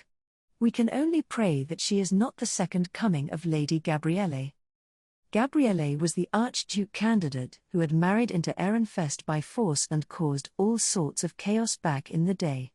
Rayada had initially been serving archnoble family members as an apprentice attendant, but the archducal couple at the time had requested that she start serving Gabrielle instead. Lady Gabrielle was an unfortunate woman. She was treated well as a first wife due to her status and the fact that she was from a greater duchy, but her husband truly loved his original wife, who was forcibly demoted to second wife, so their relationship ended up highly businesslike. Gabrielle had convinced her father that Ehrenfest would welcome her with open arms, since she was an archduke candidate from a greater duchy, but her new husband did not welcome her at all. She moved to form her own faction by spreading new trends and garnering attention, and prompted the retainers she had brought from Ahansbach to marry Ehrenfest nobles, but finding partners for them was not so easy. Ehrenfest archnobles were all related by blood and, by extension, connected to the leisure gangs. Rayada was no exception, though her blood connection was far from strong. It was by approaching med nobles with high quantities of mana who were more rebellious toward the leisure gangs that Gabrielle built up her forces. Her daughter Veronica had then inherited this faction to become the Archduke's first wife. They eventually boasted enough strength to suppress the archnobles, including the leisure gangs, Rayada continued. Those of the former Veronica faction will no doubt approach Lord Lamprecht's bride in hope of regaining the power they once had. She may feel a certain connection with them upon learning they have Ahansbach blood. One certainly cannot help but feel nostalgic for a home they have left far behind. I mused. Customs, climates, and culture varied a great deal even within Ehrenfest, so it was easy to imagine why someone from another duchy would feel so homesick. For these reasons, milady, please make sure to discuss the situation with Lord Lamprecht and the rest of your family. The very future of Ehrenfest will be shaped by whether or not this new bride joins hands with the Florencia faction. I was engaged to Wilfrid, who had my brother Lamprecht as his retainer, so how this new bride acted was very much significant to me. First of all, I will ask Lamprecht what manner of person his bride is, I said. I sent an ordonnance to Lamprecht stating that mother no doubt had her own thoughts about all this as well, and from there it was decided that our discussion about his bride would take place as a family meeting. We were subsequently told to gather at Carstet's estate. It was going to be my first time returning home since being adopted, and given the personal nature of our coming together, I would not be accompanied by any attendants or scholars. Eckhart and of course Lamprecht were going to be there with me, so I was confident that I needed only Cornelius as my guard knight, but Angelica was already gathering her things to join us. I'm engaged to Lord Eckhart, so I can attend these family meetings too, she said. He told me to guard you, Lady Rosemine. Eckhart nodded. It's best for you to have a female knight with you, Rosemine, and Angelica's perfect for the job. Upon hearing this, Angelica placed a hand softly on her cheek and gave a reserved, peaceful smile. The last thing I want is to interfere with your family's discussion, she said. Just tell me what you think is best, Lady Rosemine. I'll do whatever you order me to. Hard to believe your grandfather's disciple, Angelica, Lamprecht said. I'm surprised you're able to survive his insane training regimen with such a docile personality. He was being completely deceived, which was actually rather understandable, since he barely knew Angelica. In truth, She just wanted to avoid having to think about factions and politics and all that. She was pretty much asking me to just tell her the results of the meeting outright.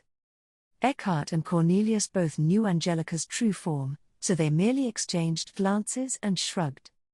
"Let's go, then," Lamprecht said. I climbed into my high beast and followed after him.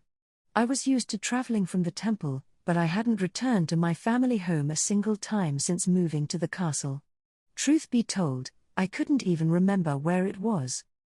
I only ever traveled by carriage back when I first visited the estate, and from above, the nobles' quarter just looks like rows of identical ivory buildings. It's impossible for me to tell which house is which. It wasn't long before we landed at Carstet's estate. I didn't feel anything special about being back, since I had initially only been here until my baptism, but when Elvira and all the attendants who had taken care of me at the time welcomed me home with smiles, I strangely felt a little moved. "Welcome home, Lady Rosemine. And so I have returned." We were going to be holding our family meeting right after dinner, so I made sure to take my bath beforehand. That way, I could participate in the discussion until I got tired and then go to sleep as soon as I returned to my room. Once I arrived in the dining hall, dinner began. I had been looking forward to it ever since the attendants mentioned that the head chef was pulling out all the stops. It seemed that they had been making improvements to Hugo's recipes as well, as we were served rare mixes of ingredients and a type of dressing that I had never tried before. "This is quite good," I commented. "I can tell the chef worked hard." "I will pass your words on to the head chef," Elvira said. "They have been putting their all into creating new recipes." "Rosemine, do you have any new recipes?" Carstet asked, looking at me with hopeful eyes. I smiled in response and said that he would just need to look forward to my upcoming recipe book. Nicola had worked hard to put it together, so I would appreciate him chipping in to help make it successful. Carstet cackled and promised to buy a copy when it became available. "I see you're as good at making sales as ever, Rosemine," he said. We peacefully enjoyed the rest of our meal before clearing the room to begin our family meeting. It was then that I realized that neither Carstet's second wife nor my half-brother Nicholas were in attendance. I understood that they lived in the side building, and I had never seen them at any dinners or family meetings before, but this was important. Surely they needed to be here. "Will Trudelaide and Nicholas not be attending?" I asked, looking around and tilting my head. "Trudelaide is a member of the former Veronica faction. She cannot be trusted here," Elvira replied. Trudelaide had mostly been forced onto Carstet by Veronica, which explained why I had never spoken to her, and why Cornelius had warned me to be on guard after Nicholas's baptism ceremony. Faction politics intrude even on households, huh? Nobles sure like making things difficult. "Now then, Lamprecht. Let us hear your case," Elvira said with a calm smile. "What manner of woman are you bringing into our house? Naturally, I have acquired some information myself, but I wish to hear it from you." After sitting up straight, Lamprecht began. His bride was called Aurelia. She was the daughter of Aupahan Spark's little brother, but her mother was a third wife. As a result, despite Aurelia being the Aup's niece, she had spent little time with him and was treated poorly among her father's other children. Even her younger sister fared better, for she was smart, friendly, and loved by all. Finally, Lamprecht informed us that Aurelia's mother was an archnoble from Frenbeltag, which meant her position had suffered following the civil war. "Where did you meet, and what was it that sparked your connection?" Elvira asked, holding a pen over the several sheets of plant paper she had set down on the table. She looked deadly serious, but I was pretty sure she was just hungry for material for her next romance story.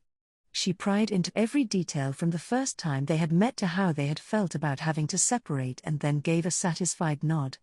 As expected, there is much one can only know by asking those involved. "Some of what you said differed from what I understood."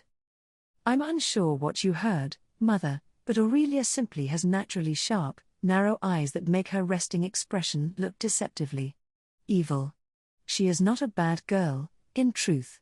"I swear it," Lamprecht said, hurriedly explaining that people often misunderstood Aurelia due to her features. Please do everything in your power to get her into the Florencia faction. She will soon be a part of our family regardless. No matter the situation, I will welcome her and invite her to our tea parties. What happens next, however, depends on Lady Aurelia. The former Veronica faction would approach Aurelia without fail. How would she judge them, and what place would she take in Ehrenfest? Lamprecht needed to be deliberate in what he said to her in order to guide her into the Florencia faction. Setting Lady Aurelia up to have a comfortable life here is not my job, Lamprecht, but yours as her husband, Elvira said. Mother? The strength of our factions may have changed, but she is a bride you selected and petitioned to marry, no? Should you not be demonstrating that you are determined to protect your wife under any circumstances? How can you work as a knight if you cannot even do that? Lamprecht swallowed hard. I could see Carsted averting his gaze out of the corner of my eye, no doubt having realized since taking me as his daughter how much of a burden he had put on Elvira during the conflict between his second and third wives. It is necessary to teach Lady Aurelia the politics of Ehrenfest as soon as possible, Elvira continued. She needs to know what Lady Gabrielle and Lady Veronica did, the vengeance of the leisure gangs, what happened to Rosemine, that her marriage may split apart the factions that were finally starting to unify, and so on. These are all matters of the past that Lady Aurelia had no involvement in, but knowledge of them will determine her future. Even if Aurelia wasn't personally to blame for such events, local feeling toward Ahenspark was simply too conflicted. What will you reveal, and what will you keep hidden? Who will you introduce to her, and who will you keep from her? How will you protect your wife from another duchy? I shall be watching to see how you handle all these things, Lamprecht, Elvira said, her dark eyes gleaming as she eyed him carefully. Cornelius and Angelica gulped at the intensity of her words, and she wasn't even speaking to them. If Lady Aurelia were to display the skills necessary to organize the former Veronica faction and guide them into joining our faction, I would throw up my hands and welcome her with open arms. Lady Aurelia, you have one heck of a job ahead of you. I was sure that Aurelia wasn't expecting to be faced with such a Herculean task. Lamprecht wasn't really much like Elvira, after all. Moving on, Elvira said. I will prepare your living space in a side building. It is best that you remain within the estate so that we may observe the movement of nobles. You may find this a little stifling, but you will survive. Mother, what of our furniture? We have some to spare that you may use. Lady Aurelia likely has her own tastes, so it would be best to wait until she arrives to purchase some of your own, Elvira replied. In truth, it seemed like somewhat of a negligent suggestion. Perhaps it was because this matter only involved family, but it was rare for Elvira to be slack like this when she was usually so on top of things. I wonder if she's tired. Lamprecht, you are preparing for your wedding as well, no? I asked. Rather than leaving it all to Mother, I would suggest finding out what you will need to purchase for yourself, I suppose, but is this not a task best suited for a woman? Not in the least. You know Lady Aurelia's tastes better than any of us, do you not? Mother has never met her before, so there is no way she can know what is needed. Unless, dear brother, you mean to tell me you do not know your own bride's preferences. I went on to ask Lamprecht a few questions about Aurelia's tastes, and the answers he gave were actually pretty good. It seemed that he really was keeping a close eye on her. The situation was somewhat unfortunate, but he was lucky enough to be marrying someone he actually loved, so I hoped their marriage was going to be a happy one. Lamprecht, what manner of jewelry does Lady Aurelia like? Elvira asked. What feastone did you prepare for her?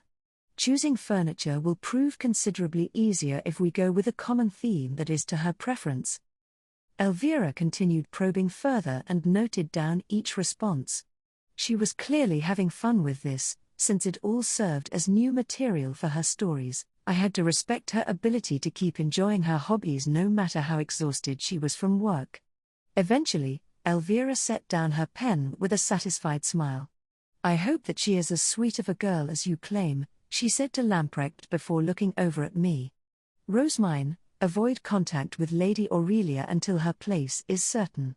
You have more secrets that must be kept hidden than anyone in Ehrenfest, and yet you speak with the least restraint. I nodded solemnly, unable to argue against her sound reasoning, and promised not to meet with Aurelia before I received permission from my guardians. Cornelius. Angelica. Keep a close eye on Rosamine as her guard knights, Elvira said. You may trust us, Lady Elvira. I won't let her see Lady Aurelia until you say so, Angelica replied, a heroic glint in her eyes as she accepted the job. Elvira gave a pleased nod and then looked between Angelica and Eckhart with a quizzical expression. Speaking of which, when will you and Eckhart marry? She asked. The matter is not particularly pressing and can wait until next year, unlike Lamprecht's marriage, but it would be best to start soon. Would you not feel uneasy if things were not settled soon? Apparently, Eckhart was still living in the separate estate he had shared with his late first wife. For Angelica to move in, he would need to clean up the place and exchange old goods for new ones. Eckhart grimaced slightly at Elvira's words, but Angelica shook her head with a smile. I'm letting Lord Eckhart decide when that happens. And since I still have a long way to go when it comes to my combat skills, I want to prioritize earning Master's approval. I'm not in a rush. I can even wait until Lady Rosamine comes of age, she declared, puffing out her chest proudly. Eckhart gave a half-hearted smile, knowing that was much too long of a wait, while Elvira cradled her head. Until Rosamine comes of age? She asked. I could never put your parents through that. I cannot believe there is a woman even less interested in marriage than Eckhart. Mother, you won't find a shred of romance anywhere in Angelica's heart. The sooner you accept her for what she is, the better. We settled on Angelica marrying before she turned 20 so that she wouldn't be considered socially out of date, and that marked the end of the day's family meeting. Now then, Rosamine. Off you go to bed, Elvira said, having called the meeting to a close. I only caught a few glimpses of her expression on my way out, but she looked quite tired. Mother. You must be quite busy unifying factions and preparing for the brides, on top of all your scholar work, no? I may not be very useful, but I could at least offer a blessing of healing. Would you like one? Of healing? I am not hurt or anything of the sort. It might do something to ease your spirit. Mother, may you have Hailskemertz, the goddess of healing's blessing. I prayed to my ring and a green light slowly floated out. My hope was that it would heal Elvira's heart, even if only a little. She gave a kind smile, as if my feelings had been conveyed. I thank you ever so much, Rosamine. I feel as if my exhaustion has faded. Let us have a family tea party tomorrow, it has been far too long. Our head chef can make various sweets of their own now. Certainly. I am looking forward to it. On the way back to my room, Cornelius slumped his shoulders. I'm exhausted, he said. I knew interduchy marriages caused a lot of problems, but I didn't think they were this much of a pain in the neck. Agreed, I replied. I already knew that love isn't enough to justify a noble marriage, but this surprised me as well. Are you this apprehensive because you have your heart set on someone from another duchy? No, she's from. Cornelia started responding as per the natural flow of conversation before suddenly clapping a hand over his mouth. He stared down at me, looking absolutely horrified. He forced a neutral expression a split second later, but it was already too late. I cackled. My. So you wish to escort a girl within Ehrenfest, then? Have you asked her already?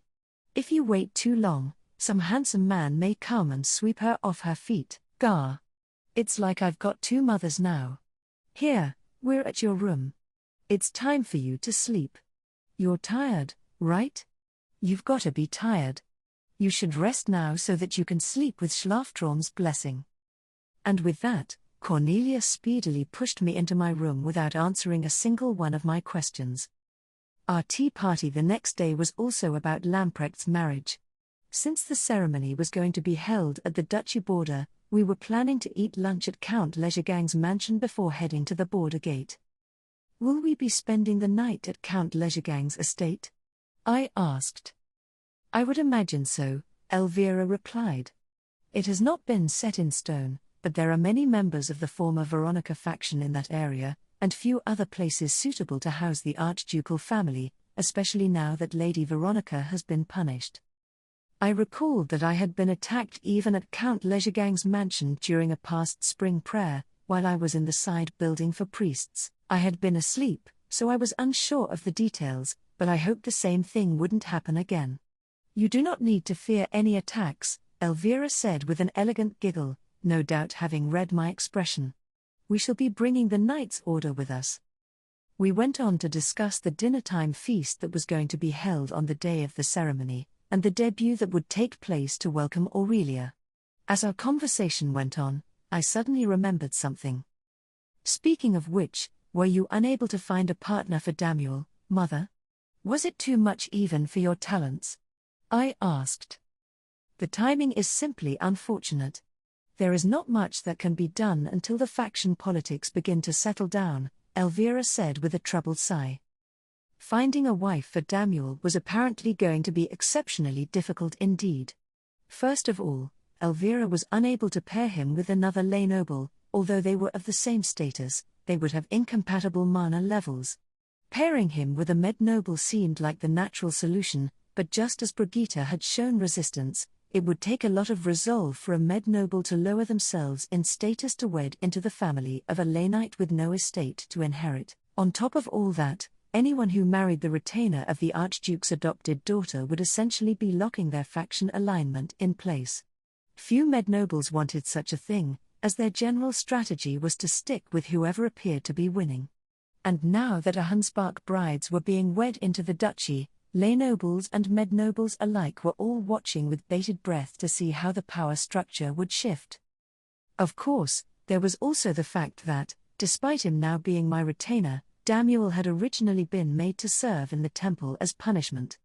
I valued him a great deal, but outsiders had no way of knowing that, to them, it looked as though I might cut him off at any moment. The majority thought it was only a matter of time before I swapped him out, much like Bonifacius had recommended, which complicated matters further. Upon returning to the temple, I informed Damuel of what Elvira had told me. In short, it seems that it will prove difficult to find you a wife in the near future, I said, or in other words, I'll never get married here. Damuel asked, hanging his head. I was feeling too sorry for him to outright agree, so I tried to come up with a better way to phrase my response. It will simply take some time.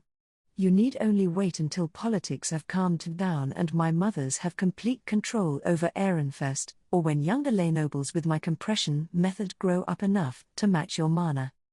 You might as well have said it's never going to happen, Damuel murmured sadly, but there was no helping the situation. I didn't have any appropriate connections among the nobility, plus it wasn't even my place to help him. As Damuel slouched over, dejected, I started preparing to hold a starbind ceremony at the border gate, which lacked a chapel, and selected which grey priests were going to accompany me. I spent the following days under Ferdinand's tutelage, learning to make armor from feastones and protect the grey priests. I was taught a spell that used bands of light to ensnare an opponent, a spell that produced a net to capture many foes at once, a spell to make a simple goddess shield, and several others, all to ward against ambushes. Better safe than sorry. According to my retainers who traveled between the castle and the temple, a discussion had taken place in the castle regarding our guards from the Knight's Order, the lodging arrangements, and the preparations for the feast. Everyone had now been given their duties. A letter from Gil soon arrived, informing me that the merchants from other duchies had started to appear, and when I visited the orphanage and the workshop, I could just feel how much busier the lower city was. The summer proved much livelier than any summer the lower city had ever seen before, and when it eventually came to an end, we prepared to depart for the duchy border. The wedding on the border. For today, I had made my pandabus especially large. I was transporting Fran, Monica, and Nicola as my temple attendants, 2 of Ferdinand's temple attendants, Hugo as my personal chef, and 4 castle chefs, as well as the offerings and divine instruments needed for the starbind ceremony. As for my noble retainers, there were Ottilie and Brunhilde as my attendants, Hartmut as my scholar, and Angelica and Leonor as my guard knights. I had prioritized bringing Leisure-gang-related nobles since we were going to be staying in the Leisure-gang summer mansion, and Angelica was coming because she was engaged to Eckhart. Everyone else was staying behind. Cornelius was coming along not as my guard knight but as the groom's younger brother. Likewise, Carstedt was coming as the groom's father, rather than the commander of the Knights' Order, so Sylvester's guards were being organized around the vice-commander. Since the ceremony called for the participation of both archducal families, Wilfrid and Charlotte were coming with the archducal couple. Bonifacius might have been expected to come with us in that sense, but he was already retired, so it was perfectly acceptable for him to stay behind. He was going to be guarding the castle, which was now less protected than usual, considering that we were bringing so many retainers with us. We had with us temple workers for the ceremony, our attendants, the archducal family and their retainers, the Knights' Order to serve as guards, and to top it all off, Freuden and his family. I couldn't hide my surprise after being told just how many people were going to be participating.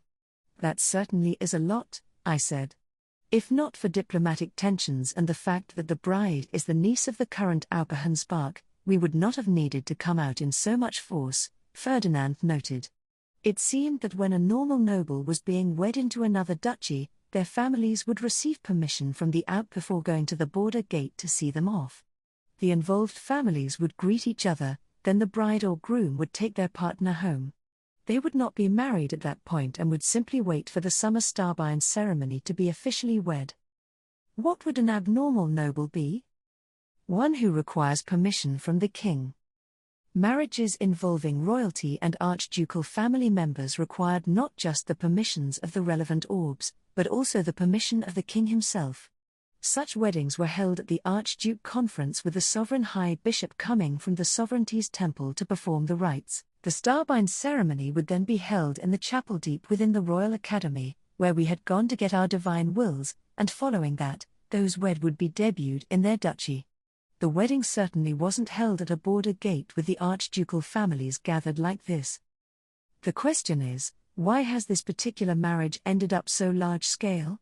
Perhaps Aupe-Hansbach is worried about his niece marrying into a family with rich Leisure-gang blood and is putting pressure on us to ensure she is not neglected as Lady Gabrielle once was, I said, stating my theory with a proud expression. Ferdinand shook his head. Your thinking is shallow. If Lamprecht is to be believed, his bride is the daughter of a third wife from Frenbeltag.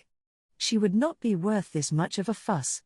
I would imagine Aupe-Hansbach's primary objective is to intimidate us into obedience, given our attempts to move away from a Hansbach by settling on trade with Klassenburg and the sovereignty.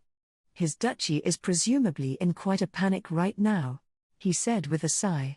For decades, Ehrenfest was under the control of the Veronica faction, which had deep connections to a Hansbach due to her being the daughter of Gabriele. It was expected that these connections would be maintained once Sylvester, as Veronica's son, became the Aupe. But instead, Sylvester chose to save your life and punish his mother and uncle, even at the cost of cutting off his own power base entirely. Only then did I finally understand the situation that Sylvester had been in. Back then, when my understanding of noble politics had been practically non-existent, I had wondered why a blatant criminal like Bezoanst had been allowed to act as he pleased. Now, I realized that punishing him would have cost Sylvester the support of all the nobles backing him. Sylvester had essentially turned his back on the very faction that had given him the power to become the Archduke in the first place. It must have been terrifying.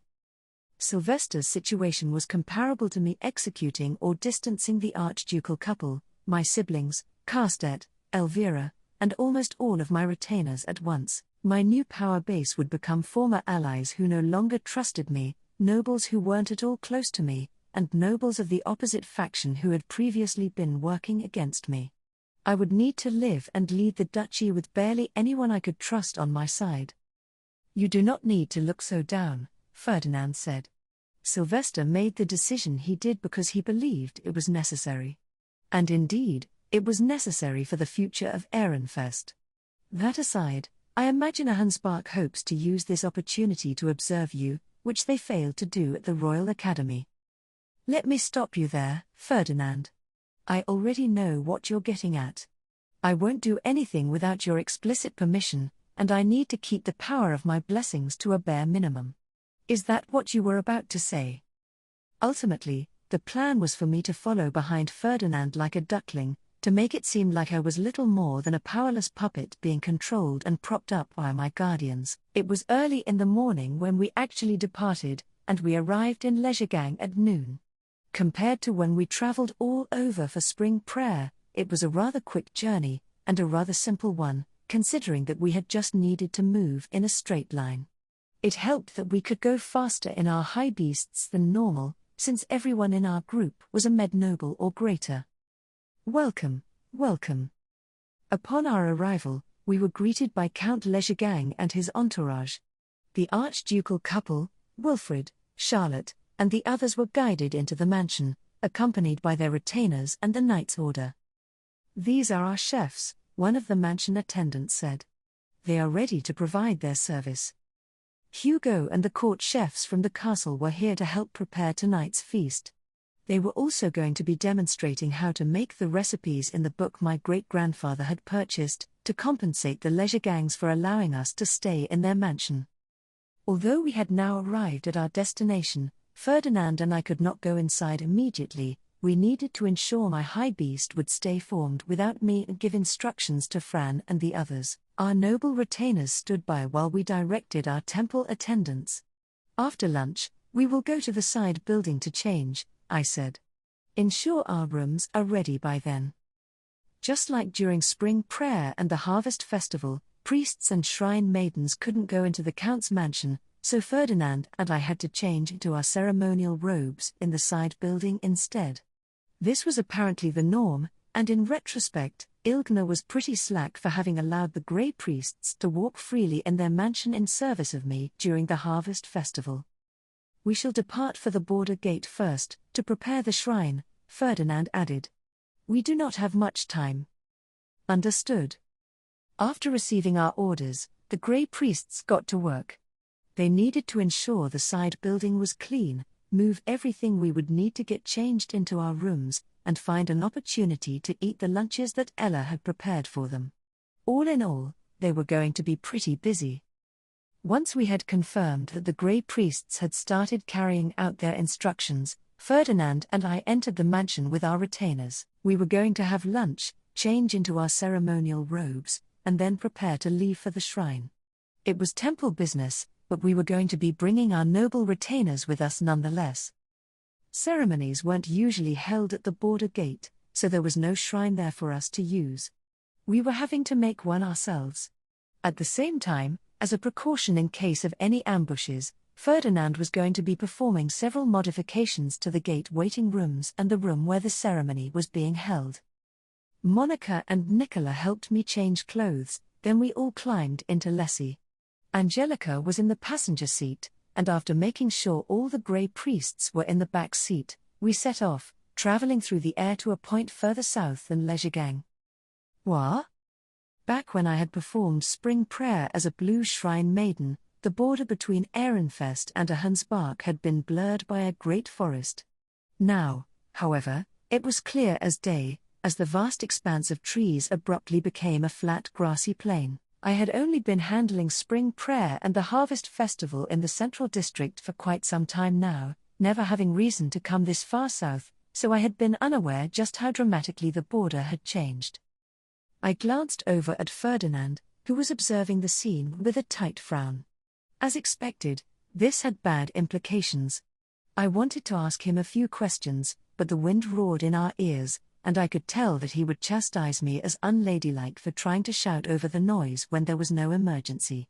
For that reason, I decided to wait until we landed at the gate. It seemed that this protective barrier along the border allowed the Archduke to know when nobles crossed the border, which meant he would be able to tell the instant nobles from other duchies attempted to launch an invasion, although the barrier did not detect those who had too little mana to be considered a noble. The border gate had therefore been established to allow nobles to visit other duchies without being suspected of plotting an attack. So that's the border gate? A towering white gate sat in the middle of the sprawling forest. It was significantly larger and wider than the castle gate, since it had been made explicitly for nobles to travel through, but there were no walls stretching out on either end. As the barrier was invisible, from where we were, it looked to be a randomly placed gate. And because everything except the city roads for carriages was green, it stuck out like a sore thumb. "I really like that it stands out," Angelica said. "It makes it hard to mistake it for anything else." She was exactly right. Not particularly insightful, but exactly right. We were greeted by the knights guarding the gate when we landed. Lady Rosemine. Lord Ferdinand. "We were informed of your arrival," one said. I could see there were Ahenspark knights here as well. "I imagine it will be a challenge with the archducal families of both duchies arriving for the ceremony, but I trust that you will serve well," I said. Ferdinand instructed me to greet the representatives of both duchies and gave me pouches to hand to them, so I did just that. Inside the pouches was money for the knights stuck at the backwater gate to buy celebratory wine with later. We couldn't give them the alcohol outright, as doing so might lead to suspicions that we were attempting to poison them or tempt them to drink while still on the job. Formally handing the representatives money in front of the others was also a good move because it prevented them from being able to hide it away for their own purposes. "Our gratitude is yours." The knights smiled just a little, since the amount we had given them was very much appropriate to the size of the event. First impressions were important, after all. And with that, the knights took us to the room where the ceremony was going to be held. "Priests, construct the shrine," Ferdinand instructed. "Rosemine, go to the waiting room." Fran and the others unloaded all of the luggage from my high beast, after which I put away Lessie and moved to the waiting room. Ottilie and Brunhilde were the only ones with me while the others were busy with preparations. They swiftly prepared tea for me and set down the cookies Ella had made before my departure. As I munched my way through my snacks, Ferdinand came into the waiting room with his retainers, having likely finished putting the divine instruments and such into place. Justus poured him some tea right away. I didn't recognize several of the other retainers, and it was somewhat odd not seeing Eckhart among them. Ferdinand and I discussed the day's ceremony and who would be handling which portions. Once that was done, I was finally granted the opportunity to pose the question that had been playing on my mind. The environment here certainly has changed. Unless my memory deceives me, is this not the place where we were ambushed in the past? I asked. It seemed my deliberately vague use of "in the past" had gotten my message across loud and clear. Ferdinand nodded and said with furrowed brows that this was at least close to the same place. I had already known that it wasn't exactly the same area, since I hadn't seen the extremely memorable gate back then, but it was nearby in the sense of being close to Ahenspark's border. Ferdinand took out the sound-blocking magic tools from a leather pouch hanging from his belt and held one out to me. "There are Ahenspark knights here," he explained with a defeated sigh, informing me that I had blundered once again. "Sorry." "No matter. I expect that the Ahenspark province on the other side of this border was under the jurisdiction of Count Bindewald, whose fate you know well. It is clear to see that they are suffering quite a severe mana shortage. The question is whether this is because his replacement lacks enough mana, no replacements were sent as punishment, or Ahenspark as a whole is lacking in mana compared to the past." I pursed my lips. What are they thinking, sending over 2 brides when they're suffering this much already? The Archduke's niece is surely an archnoble, and she has more mana than Lamprecht did before he learned my compression method, does she not? I would have assumed she was quite valuable to them.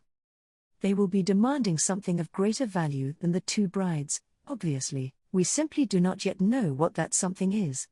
We know too little and lack far too much information, Ferdinand said before sipping his tea. By the time the shrine was in order, the Ehrenfest party had arrived. The Ahenspark party showed up a short while later, and the 2 archdukes exchanged quite lengthy greetings. I listened in a daze while observing those from our neighboring duchy.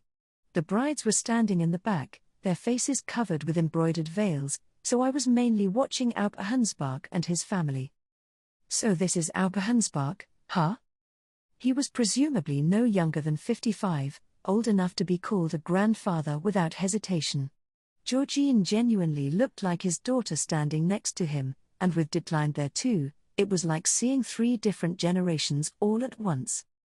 There was a girl even younger than Detleinde, perhaps my age, hiding behind Aupe Hansbach. She had blonde hair, blue eyes, and gosh, was she cute. Is she the other Archduke candidate? Her being an Archduke candidate meant she was the Archduke's child for sure, but she couldn't have been Georgine's child.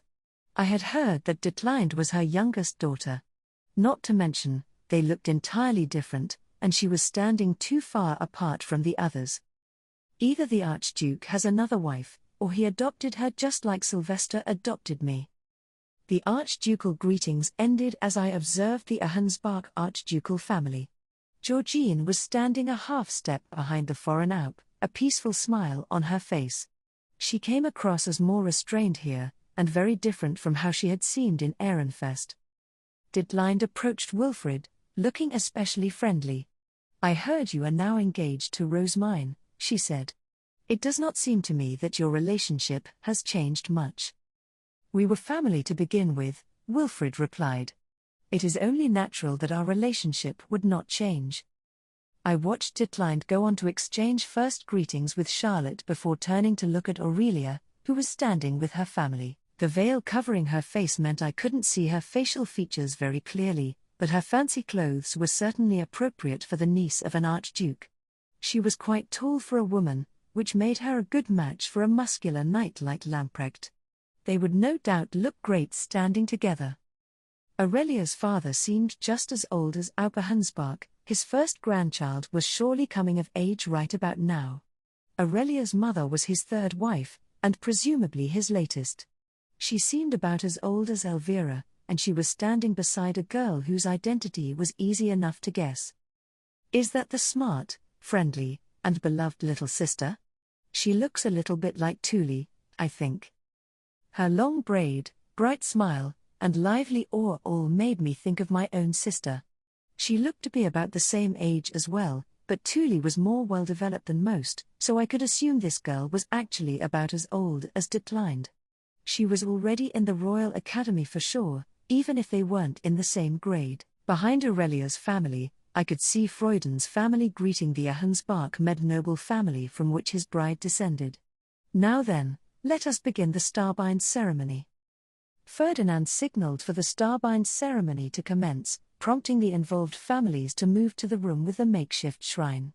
His and my retainers stayed in the waiting room, along with the brides and grooms.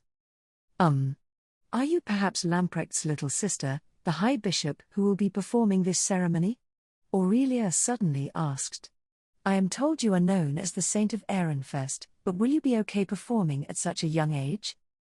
I had been told not to speak to anyone, but I couldn't ignore someone who had already approached me.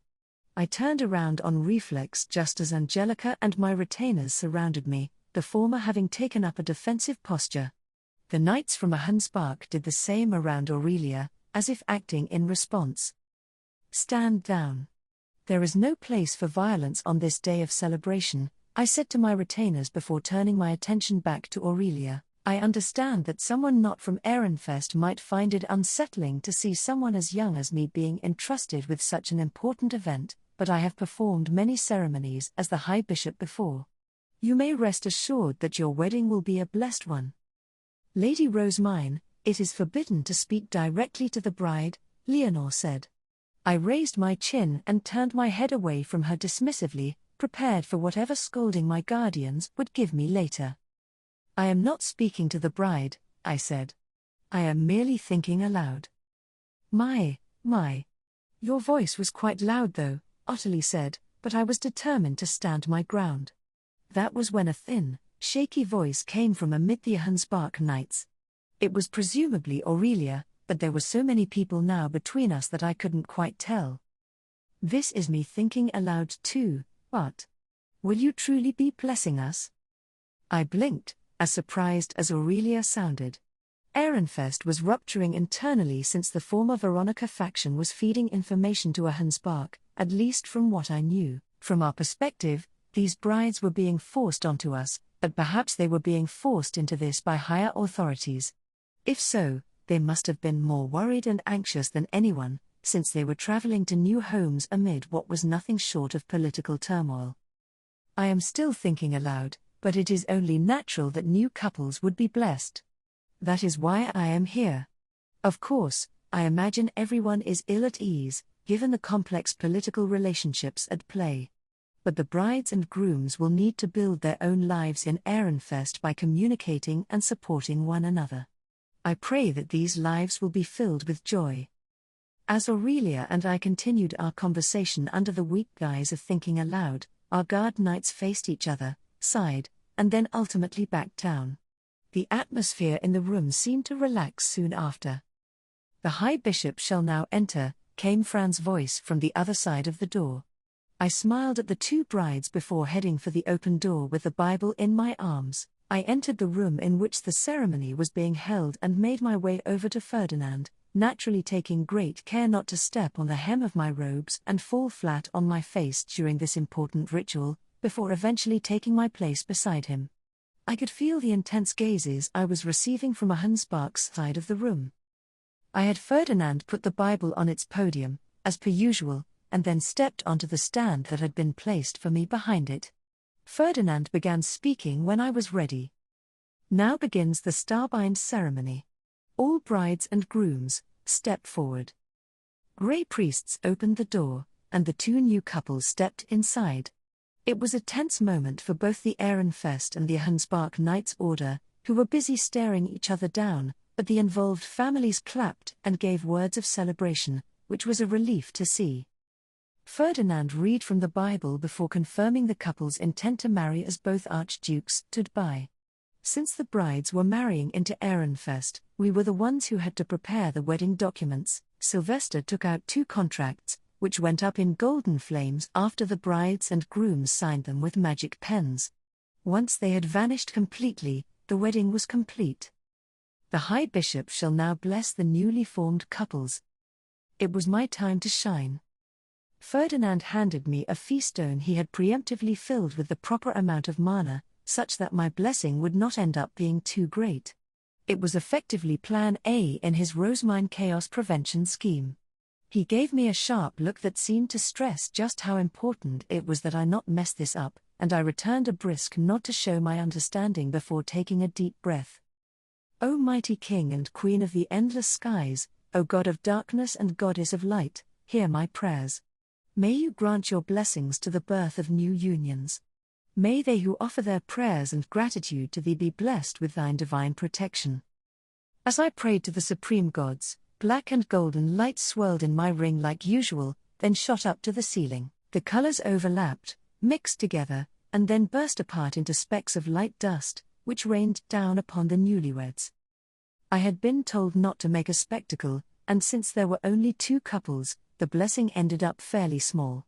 Its distribution was usually affected to at least some degree by my feelings, but this time, it went out equally to Lamprecht, Freuden, and their new wives.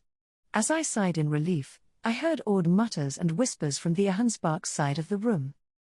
"O Saint of Ehrenfest, that was a magnificent blessing. I am honored."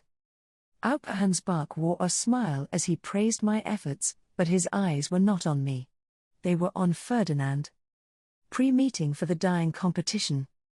The starbind ceremony ended without incident, and as expected, I ended up bedridden immediately after. When I eventually woke up, the first thing Ferdinand told me was that a planned ambush had been foiled thanks to the efforts of some children from the former Veronica faction. "The would-be ambushers must have thought that we of the temple would be traveling by carriage," he said. The Knights Order reported that they detected a great number of people lurking among the trees close to the roads. "Traveling by carriage? For what purpose?"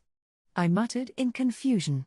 "Having high beasts means we can fly straight to our destination without having to worry about roads and the like. What were the ambushers even thinking?" Ferdinand narrowed his eyes in a glare. "No doubt they did not expect you to travel with all of the Grey Priests in your high beast. Only select nobles are aware that you can freely change its size, and a normal noble would never expect the adopted daughter of an archduke to allow such people to ride with her. In other words, my free-thinking spirit saved the day. It would be more accurate to say that your incomprehensible abnormality was responsible. The ambushers had apparently lost sight of us due to how unpredictable my actions had been from a noble's perspective. It was amusing to imagine them waiting in the forest for a carriage to pass by, completely unaware that we had already flown over them. They must have felt dumb, to say the least. Unfortunately, the ambushers possessed so little mana that the Knight's Order had struggled when searching for them. They had also scattered as soon as they realized their plan had been compromised, such that any traces of the mana being used to track them vanished in an instant. The Knights ultimately lost sight of them in the forest and decided to strengthen the security around the border gate instead. The ambush may have been doomed from the start, but we must acknowledge that children of the former Veronica faction did all they could to warn us about it, Ferdinand continued. It is because of a letter we received from Roderick and those who informed him that we were able to learn of those hiding in the forest. According to Rayada, their hearts were moved by your efforts to bring everyone together in the Royal Academy, no matter their faction. That was unexpected. I had pushed for everyone to work together purely because I didn't like how hostile things seemed in the dorm. My assumption had been that this cooperation would end as soon as we returned to Ehrenfest and parents got involved, but apparently not. Although my plan had been to absorb the other children into my faction once they came of age and could choose their allegiances for themselves, it seemed that those of the former Veronica faction were already a lot more proactive. So Roderick and the others worked up the courage to warn us, thereby displaying their loyalty to the Archduke? I asked. Ferdinand, please join me in asking Sylvester to allow them into our faction. He must know all too well what an ordeal it can be to oppose one's parents. In noble society, resolving to oppose one's parents before coming of age was the same as throwing away one's entire support base. And given that even apprentice work was normally done under the observation of one's parents, these children's futures would be indescribably bleak if new guardians did not come to assist them. You are the one they were trying to contact, Ferdinand noted. Should you not be the one to absorb them? Is that an option? There are some I would even like to take as my retainers, but it would not be very commendable for me to lay claim to them first, would it? It seemed to me that it was best for Sylvester or Wilfred to take them, since their foundations were still weak. That said, if me taking them with the leisure gangs at my back was better for quashing the former Veronica faction, I would do so without hesitation. Hold on. You intend to take them on as retainers, not simply reward or praise them for their efforts? You are as hasty as ever. It would be dangerous to make such an abrupt move over this one incident. This isn't an abrupt move. I have seen their work in the Royal Academy. Hartmut and Brunhilde were far more abrupt, considering that they were selected without me having ever met them before. I knew that it didn't seem abrupt from my guardians' perspectives, since they had chosen my retainer candidates after much time spent combing through all of the options, but I had been prompted to choose retainers I had never met and knew pretty much nothing about. In contrast, I had observed these children's behavior for a full season at the Royal Academy. At first, the students of the former Veronica faction had been hesitant about working with those of other factions, but once I divided everyone into teams and we started on our studies, they worked flawlessly as a group. In no time at all, we were sharing resources and teaching each other. Even when it came to earning money through the gathering of intelligence, they had proved to be valuable allies by offering up information on a Hunspark that only they could get access to, and aided us in preparing for the Interduchy tournament in their own way. No matter how much nobles tried to put on masks, I found it easy to learn more about them after spending so much time living with them. Putting aside the fact that I may not have a good eye for people, of course. I see. I suppose this would not be abrupt from your perspective, but that does not change the fact that it would be to everyone else, Ferdinand said. Any children from the former Veronica faction will need more time and more accomplishments to their names before you can take them on as retainers. I would still advise that you reward them and encourage this behavior, though. In that regard, what would you like to do? It was a hard question. I had already said that I wanted to take them on as my retainers. Was there some other reward that would actually make it easier for the children to enter our faction while changing the minds of adults as much as possible? If taking them on as retainers is not an option. I suggested it before, but how about adjusting the conditions of the magic contract and teaching them my mana compression method? Your mana compression method, Ferdinand mused. At the moment, we were only teaching nobles who were already locked into the Florencia faction, but if we demonstrated that we were also willing to teach those from other factions who worked for our sake, it would potentially encourage even more cooperation going forward. The children of the former Veronica faction bemoaned that they could not choose their faction for themselves, and they stressed that a large gap would form between them and the others if they had to wait until they came of age to learn my compression method. As they should, the compression method will dramatically impact one's mana growth. One need only compare Lamprecht and Daniel or Angelica and Cornelius to the others in their respective generations to see that the difference is obvious. Was your original intention not to spread the compression method to resolve Ehrenfest's mana shortage? I asked. Signing contracts for the mana compression with children who will one day be our allies will allow them to develop more mana over their growth period. Ferdinand listened carefully, his brows knitted in a tight frown. The fact that he hadn't refused the idea outright meant there was still some hope. I cannot say whether the others will agree to this, but absorbing the children into our faction is an immediate priority, Ferdinand eventually replied. The time will come when we must make a decision, absorb the children and then absorb their parents through them, or save only the children to avoid their talents being wasted and cut off the parents entirely. And I believe that time will be coming soon, whether we like it or not. I agree. At this rate, the conflict between parents who wish to lean on a Hunspark and the children who desire to pick their own faction will only intensify, and any underage children we absorb alone will need guardians, I said. It was beyond me to look after all the children of the former Veronica faction myself, that was the job of Sylvester, the top dog of Ehrenfest. I wanted him, the Archduke, to reward their efforts and resolve. I understand your position and shall convey it to the others. After making a full recovery, I returned to my normal daily life. A letter requesting meetings came from the lower city once Feline and Hartmut were back to visiting the temple regularly for work. It had been sent by the Gilberta Company, who were going to be managing the dyeing competition, and after settling on a date, I sent an ordonnance to Brunhilde. Brunhilde, we will soon be meeting with the Gilberta Company in the temple to discuss the upcoming dyeing competition. What will you be doing? I believe you will find it much more agreeable than Groschel's lower city. Her reply came swiftly, Feline and Hartmut are already visiting the temple, after all. Worry not for my sake, I will be coming along too. It seemed that Brunhilde took no issue with visiting the temple.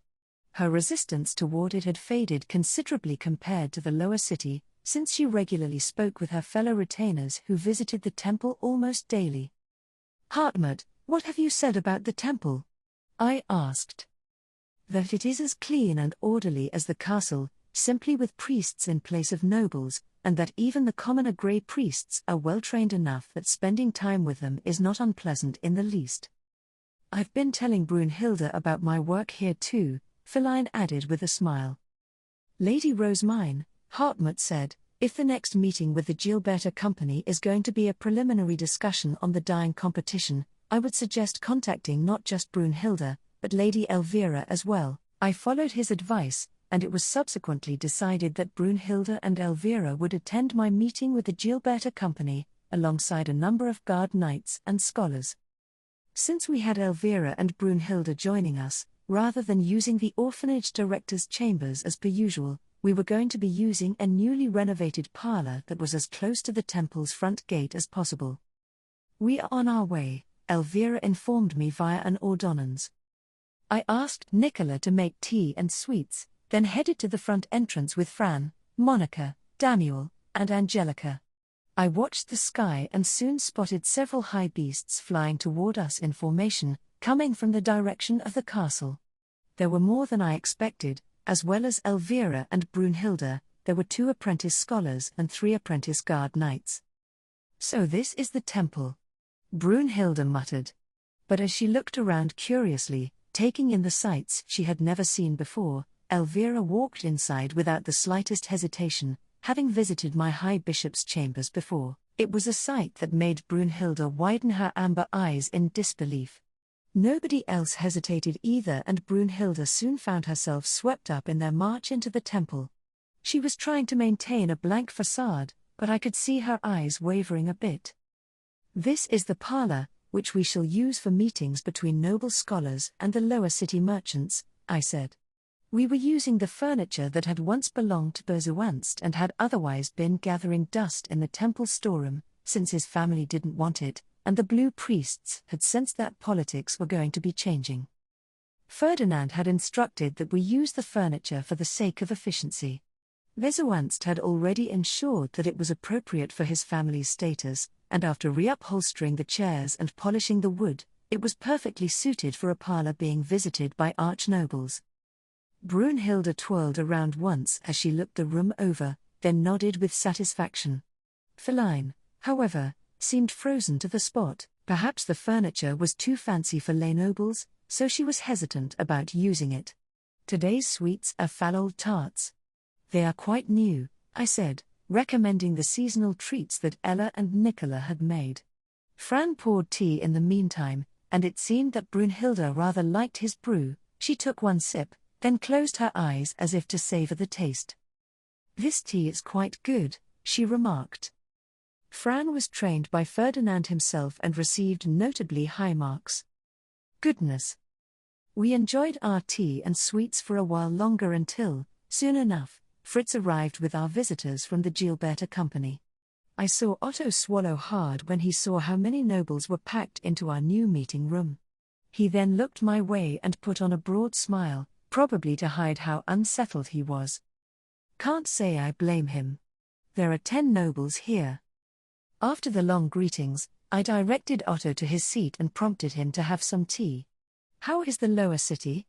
I asked him while sipping tea and eating tarts. "The merchants from other duchies are flooding in now, correct? A trip to the workshops and orphanage shows a bustle much busier than previous years." I needed to show the nobles that information from the lower city was still useful. "The amount of activity there is unprecedented," he replied.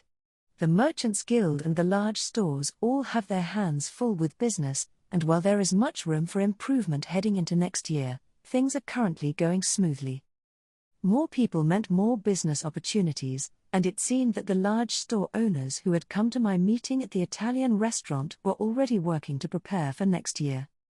Rinsum and hairpins are selling well in the Gilberta Company, and the Italian restaurant is developing a certain high-class prestige due to the introductions-only system limiting visitors, Otto continued.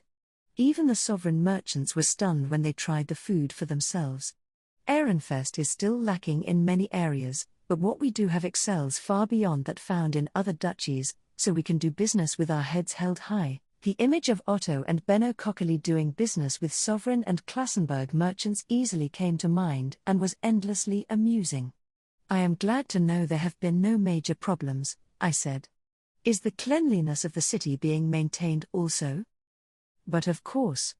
The soldiers are continuing their patrols, but they have to warn people much less regularly now.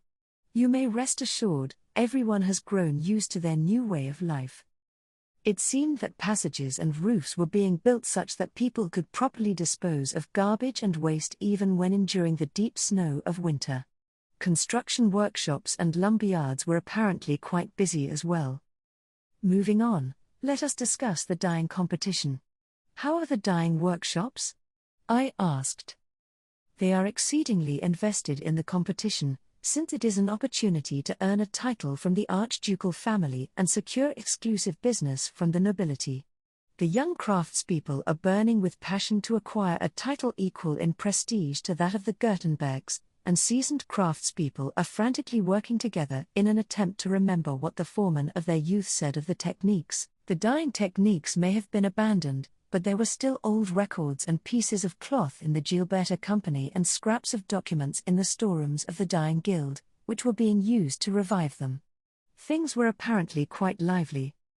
"This is a list of the dyeing workshops and craftspeople due to participate," Otto said, holding out a sheet of paper. I scanned the names, and one in particular immediately caught my eye, Effa. The very moment I confirmed that her workshop's name was there too, my enthusiasm shot through the roof. Mom's participating. I'm gonna choose her to be my personal craftsperson for sure. I struck a victory pose on the inside while otherwise maintaining a cool exterior, and Otto took this opportunity to turn to Elvira. Lady Elvira, might I ask when the competition is planned to take place? He asked. The craftspeople must be given a set date. He and Elvira proceeded to iron out details such as when the goods would need to be delivered on the day, when the tea party would start, how large the party would be, how many people could be brought to the castle, and so on, with the occasional interjection from Brunhilde. I pretty much just nodded along as other people made the decisions, wondering what title I should give those working in the field of dyes and fashion. Otto had said that it was important to them, but a perfect name just wasn't coming to mind. The whole Gutenberg thing was pretty much a slip of the tongue, since I was so moved by Johann's metal letter types. Plus, I don't even care that much about dyeing. Printing is one thing, but fashion? I knew a lot of names that cropped up in connection to libraries and the printing industry, but my only experience with dyeing in my Arano days had been when my mom invited me to try it out. I certainly couldn't remember any relevant important people. The number of books I had read was of little consequence when I struggled to remember what they said. To be clear, I only even thought about spreading dyeing techniques in response to Justice's intelligence gathering. At no point had I expected that it would spawn an entire competition or that a new title would be involved. I can't come up with the names of any people, but maybe I could use the name of a dye? Yuzen was the first thing that came to mind back then, but I'm pretty sure the people here struggle to pronounce Japanese words. Not to mention, the names given by nobles tended to be longer in this world. The craftspeople would almost certainly give me strange looks if they were rewarded for their hard work with a short title. Oh boy. Maybe I should just, use a word that means the revival of technology or something. There was a word like that, right? I've forgotten so much by this point, but I'm pretty sure one existed. The revival of an entire era of technologies. The revival of a culture so rich it would be difficult to categorize. Oh, right. Renaissance. I shot my head up, beaming with satisfaction, only to realize that everyone was looking at me in utter bemusement. Oh. My apologies, I stammered. That would be, I was just thinking of the title to give to the skilled participants of the competition, oh. I attempted to cover up my sudden outburst with a chuckle, but the strange looks I was receiving remained unchanged. Only after a lengthy moment of silence did Otto force a smile and glance around the room. Renaissance. Is that what you intend to call the dying craftspeople, Lady Rosemine? You were making such a difficult expression that I feared I had made some blunder, but I see now that you were dedicating your formidable mental prowess to devising the perfect title. Holy cow. Otto is working so hard to fix the awkward silence. I can't just tell him I was talking to myself like an idiot. What should I do? Brunhilde nodded. I am glad you have found a title that you like, Lady Rosemine, she said. Renaissance. I muttered, trying to figure out how to fix the situation. But the next thing I knew, everyone had settled on Renaissance being the dying-related title. Hartmut and Feline were already noting it down, and I could see Otto's assistant Theo adding it to his diptych as well. Oh no. It doesn't even have anything to do with dyeing. At this point, Mom is going to be called a Renaissance. That doesn't even make sense. And it sounds terrible. Gah. The meeting came to a close shortly after, and our visitors from the Gilberta company filtered out. Elvira then ordered the lace collars to exit. You all may leave now, she said. Create records of today's meeting and deliver them to Lady Florencia and Lady Charlotte. I have more to discuss with Lady Rosemine and Lord Ferdinand. Elvira and Ferdinand had apparently agreed to talk after our meeting with the merchants. The lace collars departed, and as Monica went to summon Ferdinand, Fran poured me a freshly prepared cup of tea. What is there to talk about? I asked. I don't recall being told about anything like this. It is about what Aurelia has told us of Hansbach's internal affairs, Elvira replied. Lord Ferdinand may not think it is necessary for you to hear this, but I believe you are better off knowing than not. I looked at my retainers. Brunhilde and Hartmut both seemed to agree. Their relief at our previous meeting finishing had already vanished from their faces. Mother, what kind of person is Lady Aurelia? I asked. You will generally be meeting her as the Archduke's adopted daughter, so address her only as Aurelia. In any case, she has spoken with Lamprecht, and since she has only met with a careful selection of people, it seems that the former Veronica faction has yet to make contact with her. Since Lamprecht and Aurelia were living in a side building on Carstet's estate, Elvira and the others were able to monitor who went to see them. It seems that the other bride, Bettina, is already closely associating with the former Veronica faction, Elvira continued. That much was to be expected, of course. Freuden was apparently a med noble in the former Veronica faction. Socializing with his family meant directly socializing with the former Veronica faction, so there was no avoiding this. One thing of particular note is that Aurelia appears to wear her veil at all times, Elvira said. I have yet to clearly see her face. Ah, yes. I seem to recall Lamprecht saying that she wishes to avoid being misunderstood because of her sharp features. I am sure that her continuing to wear an Hansbach veil will invite more misunderstandings than anything, Elvira said with a sigh. However, if she had lived her life up to this point being subject to constant misunderstandings, it only made sense that she would want to avoid any further misunderstandings in this tense situation. Mother. Shall we invite Aurelia to the dyeing competition? I am not allowed to contact her at the moment, but we cannot just leave her out, can we? I asked. Not inviting Aurelia to a competition being hosted by Florencia, Elvira, and me, the mother of her husband's lord, her mother-in-law, and her sister-in-law, respectively, would give off the impression that she was being deliberately ostracized. Indeed. We must invite her. I will strive to remain with you at all times but have Brunhilde with you as well. You must also take care with all that you say. As I was heeding Elvira's various warnings, Ferdinand arrived. Elvira. Speak what you know, he said. Elvira prefaced her response with now, this is second-hand knowledge from Lamprecht. Before going on to explain the reason why Hansbach had lost almost all of its Archduke candidates. It seems that Hansbach's first wife was from Druanchel, and his second wife from Workstock. His third wife is Lady Georgine, as we know. Workstock. That explains that, Ferdinand said. He had evidently inferred something crucial from Elvira's answer, but I was still absolutely clueless. The most I knew was that Workstock was a greater duchy that had been lost following the Civil War. His first wife had 3 daughters and no boys, while his second wife had 2 boys, Elvira continued. Since both the Archduke's first and second wives were from greater duchies, it had been expected that one of his second wife's sons would succeed him. Some of his first wife's daughters had married into other duchies as a result, while one married an archnoble inside the duchy. However, the Civil War had then occurred, and the first and second wives became politically divided. Hansbach had supported the faction of his first wife's family in Druanchel, which had ultimately put him on the winning side. As you know, there was a large-scale purge following the Civil War, Elvira went on. She was referring to the purge of nobles that had been carried out by the new king and Klassenberg, through which the defeated Greater Duchy was severely punished.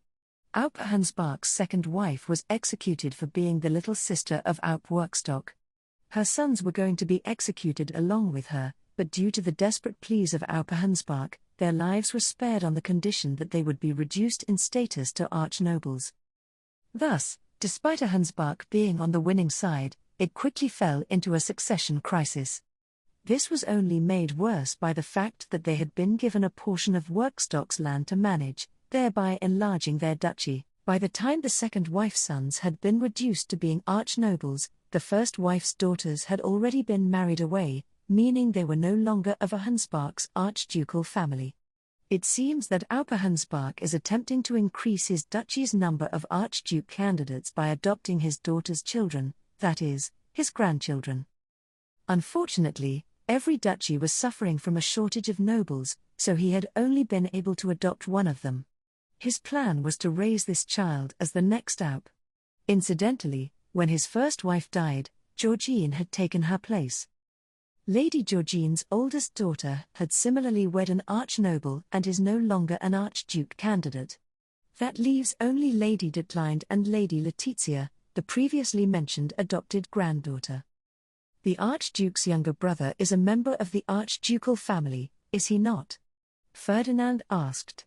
If he has an abundance of children, could the Aupe not relinquish his seat early and prioritize regrowing the archducal family? Elvira slowly shook her head. It seems to be tradition in a Hunspark for all other members of the archducal family to lose their status. Aurelia's father was given land and became an archnoble, she said, making it clear that a Hunspark truly was out of options. And that is all I have heard from Lamprecht.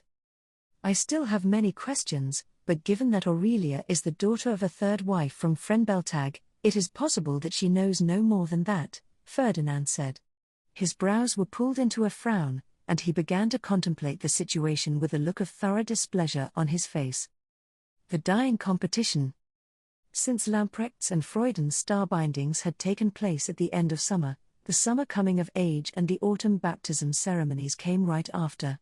I carried out my roles for them before moving to the castle for the dying competition. I would be staying there for a brief period until the harvest festival.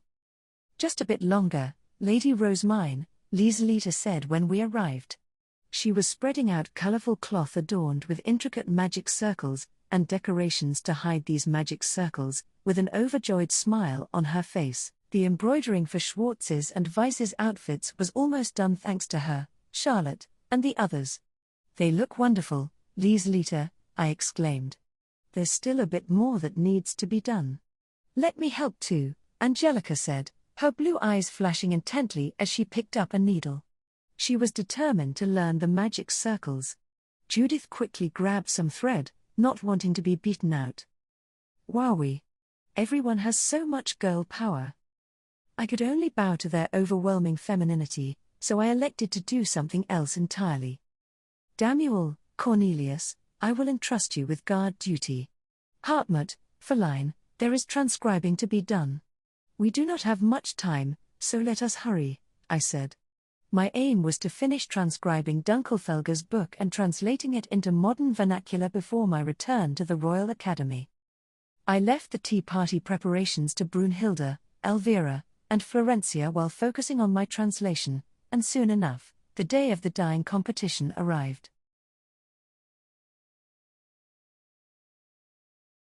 The tea party was being held in the afternoon, but the Gilberta Company was due to start bringing in the cloth at third bell. A messenger soon announced their arrival, so I moved to the location of the event to meet them.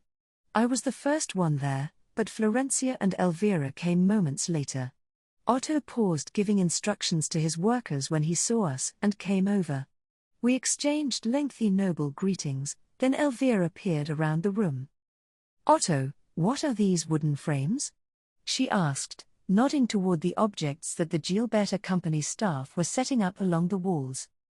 I immediately recognized the frames as hangers used to hold cloth.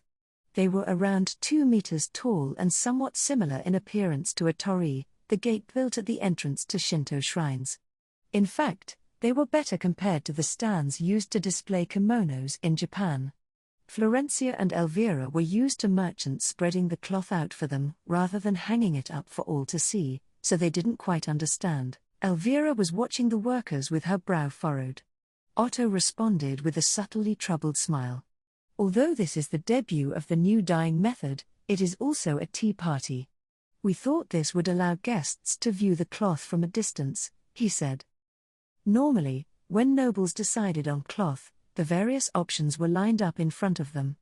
They would feel each piece and select their favorites, which the merchants would then spread out for them. But given the nature of this event, there wasn't enough manpower, cloth, or time for each noble in attendance to be tended to individually. Otto had apparently agonized quite a bit over how to solve this predicament. The craftswoman who makes Lady Rosemine's hairpins suggested this design, he said. She believed the colorful cloth would stand out well against the pure white walls of the castle. By using these hangers, it should be easier to decide on one's preferences. This event is not just being held to view new cloth, I added, doing my best to support Otto and prevent any disagreements. We also intend to display a new dyeing method and decide whom to reward with our exclusive business. For that reason, all cloth must be shown equally, regardless of individual preferences. It would no doubt be too much of a struggle for the Gilberta Company to host all of our guests at once on their own, but by displaying everything at once, everyone can easily identify their favorites. There should not be any issues so long as the proper steps are taken when we decide on our workshops and select our cloth. Elvira's expression softened a little. It is true that we lack the time for each piece of cloth to be directly presented to each person. The displayed cloth was intended to be used for winter clothing, so each piece was the divine color of winter. Rather than there being only red, however, the wall ended up decorated with a variety of colors from pink to orange. Some pieces even incorporated gradients, seamlessly blending several colors from this spectrum into one another. Most of the cloth was decorated with floral patterns, perhaps because it had been made at my suggestion. Of course, Brunhilde wasted no time in voicing her thoughts to the Gilberta Company. "You there? Place those frames further apart," she said. "The design on the cloth is hardly visible." As you wish. This cloth should be positioned such that this flower is easier to see." "Of course, my lady." She continued to give precise instructions on how each piece needed to be displayed. I sympathized with the staff members who were having to meet her meticulous demands, but there was no denying it, Brunhilde had impressively sharp eyes. The minor alterations she asked for truly did make the cloth look better on display. "Lady Rosemine," Otto whispered quietly. He was hoping that I would intervene, since his ravaged employees were shooting him desperate looks, but I wasn't going to stop Brunhilde. I hadn't seen her this lively in quite a while. "I believe the tea party will run a lot smoother if we trust Brunhilde's sense for these things," I said. "You may use this opportunity to learn the aesthetics of an arch-noble." Soon enough, the castle's attendants were hurrying about, busily getting things ready for the tea party. The tables were set, and Florencia went to oversee preparations for the sweets and such. Meanwhile, Elvira was watching the Gilberta Company's staff as they put the cloth on display. All of a sudden, she looked up and summoned Otto, as though she had noticed something. "It occurs to me that although the cloth is all visible, we cannot tell which piece was made by whom. Will there be name tags?" she asked. Otto shook his head. "In order to maintain fairness, we have attached numbers to the cloth that only we at the Gilberta Company can decode. If a particular piece earns your favor enough for you to want to give that workshop your exclusive business, please state its number. We will inform you of the workshop's name and the craftspeople who made it. So we need only rely on our eyes, then." "That sounds suitable for a new method such as this," Elvira said with a nod, but I didn't approve in the least. It was possible that this anonymity would prevent me from selecting Mom to have my exclusive business. Otto had said this was to maintain fairness, but it was clearly to prevent my nepotism in particular. I pursed my lips. "Come on, what's the problem with a little nepotism? Don't be mean, Otto." Having no other choice, I resolved to find Mom's cloth on my own. "And I'll do it too. The power of my love will see me through."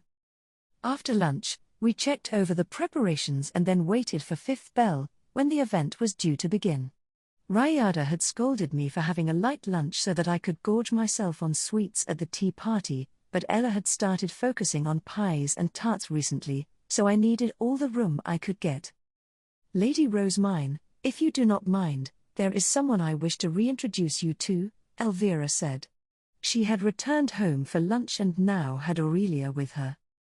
Just as Elvira had feared, Aurelia was hiding her face behind a thick veil decorated with elaborate embroidery, and indeed, at first glance, Aurelia seemed to be rejecting Ehrenfest culture and expressing her allegiance to Ahensbach traditions. "This is Aurelia, Lamprecht's wife," Elvira said. "I understand that it is a little early for guests, but as she would not be comfortable entering the castle alone, I decided to bring her with me.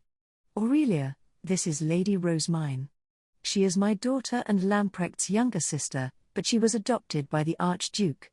I imagine you know her from the Starbind ceremony, where she acted as the High Bishop." "Yes," Aurelia replied. "I was truly happy when she blessed us." I went on to exchange greetings with Aurelia, but as her face was still covered, it didn't really feel as though I was meeting her properly. "There are going to be many other nobles gathering today, so would it not be wise to remove your veil?" I asked her. "See, Aurelia. Lady Rosemine thinks so too," Elvira said. "I'm sorry, Mother. I've told you, I simply cannot," Aurelia replied, tightly gripping her veil as if obstinately securing it in place. I could tell that Elvira had urged her to remove it countless times already, aware that not being able to see someone's face inevitably made them seem more hostile and foreign. But Aurelia's trembling hands made it equally clear that she was terrified even while hidden beneath it. "Aurelia, I am concerned for you," I said. "The act of stubbornly wearing an Ahensbach veil makes it seem as though you are refusing to embrace Ehrenfest." "That is not my intention whatsoever," Aurelia murmured, but her grip didn't appear to loosen in the slightest. I had no idea how many people had misjudged her based on her facial features before, but it had evidently been enough to traumatize her. "If you insist on wearing a veil, perhaps you could wear one made with Ehrenfest cloth," I proposed. "That would at least somewhat demonstrate that you consider our duchy to be your new home." Aurelia twitched at the suggestion. Elvira shook her head warily, but she did concede that it would help her make at least a marginally better impression. "Today, we are going to be looking at cloth dyed with both old and new dyeing techniques, some of which I personally suggested," I said. "Aurelia, perhaps you could select your favorite and use it to make a new veil. That alone would make a much more favorable impression." "I thank you ever so much for the wondrous idea, Lady Rosemine. I would indeed like to make a new veil with Ehrenfest cloth," Aurelia replied, her relief palpable in her voice. Once that was decided, Elvira began walking briskly around the room, carrying out final checks with Florencia, who had similarly returned from lunch. Brunhilde was closely checking each piece of cloth with narrowed eyes, making sure they were displayed in the most effective manner. Meanwhile, I was trying to work out which one was Mom's. There were some pieces of cloth that varied in color from orange to purple, some that varied from dark to light red, some with an uneven tie-dye, and some with repeated patterns. Now, which one is Mom's? Among the various pieces on display, some had opted to use bright colors for the flower petals, while others had used green for the leaves. They stuck out the most, since not too many people had experimented much beyond the divine color of winter. Wait. Is Aurelia following me? Has she imprinted on me or something? For some reason, Aurelia was walking around with me, like a duckling following her mother. Both Florencia and Elvira were busy, so maybe it was my role as a host to entertain her. What to talk about? Aurelia, can you see in front of you while wearing that? I used a face-concealing veil in the past, but I could only see my feet, and not the faces of those I was meeting with. I had worn a veil during the spring prayer I attended as a Blue Shrine maiden, and while it had proven effective at stopping people from seeing my face, I hadn't been able to see their faces either. Surely it was making it more difficult for Aurelia to socialize. "This veil is inscribed with a magic circle, so..."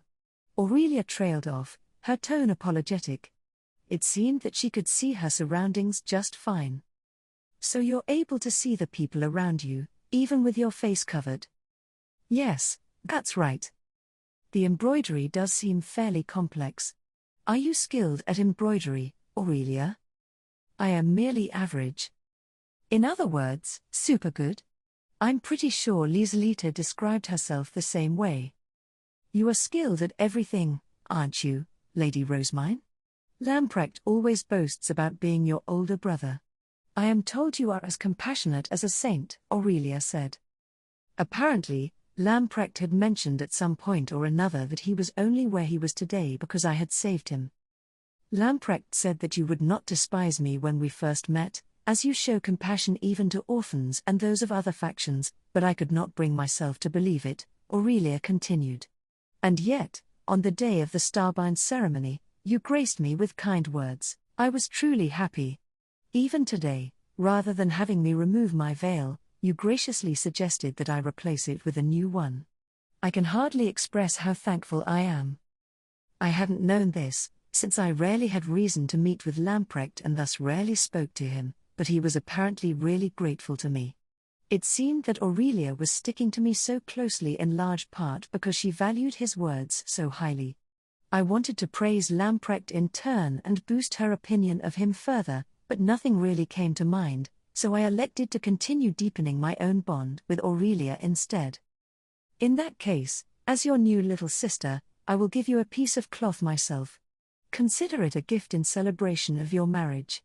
Would you rather have something cute or pretty? Given my height, I do not believe cutesy cloth would complement me very well. Aurelia replied.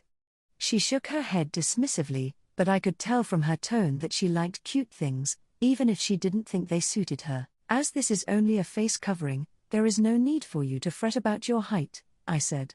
The most you should pay attention to is the color, so that you may ensure it goes with the clothes you normally wear. Aurelia's face twitched nervously beneath her veil.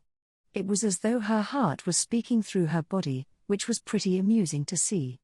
I turned to Brunhilde, who was following behind me. She could provide better advice than anyone else here. Brunhilde, which design would best suit a veil similar to the one Aurelia is currently wearing?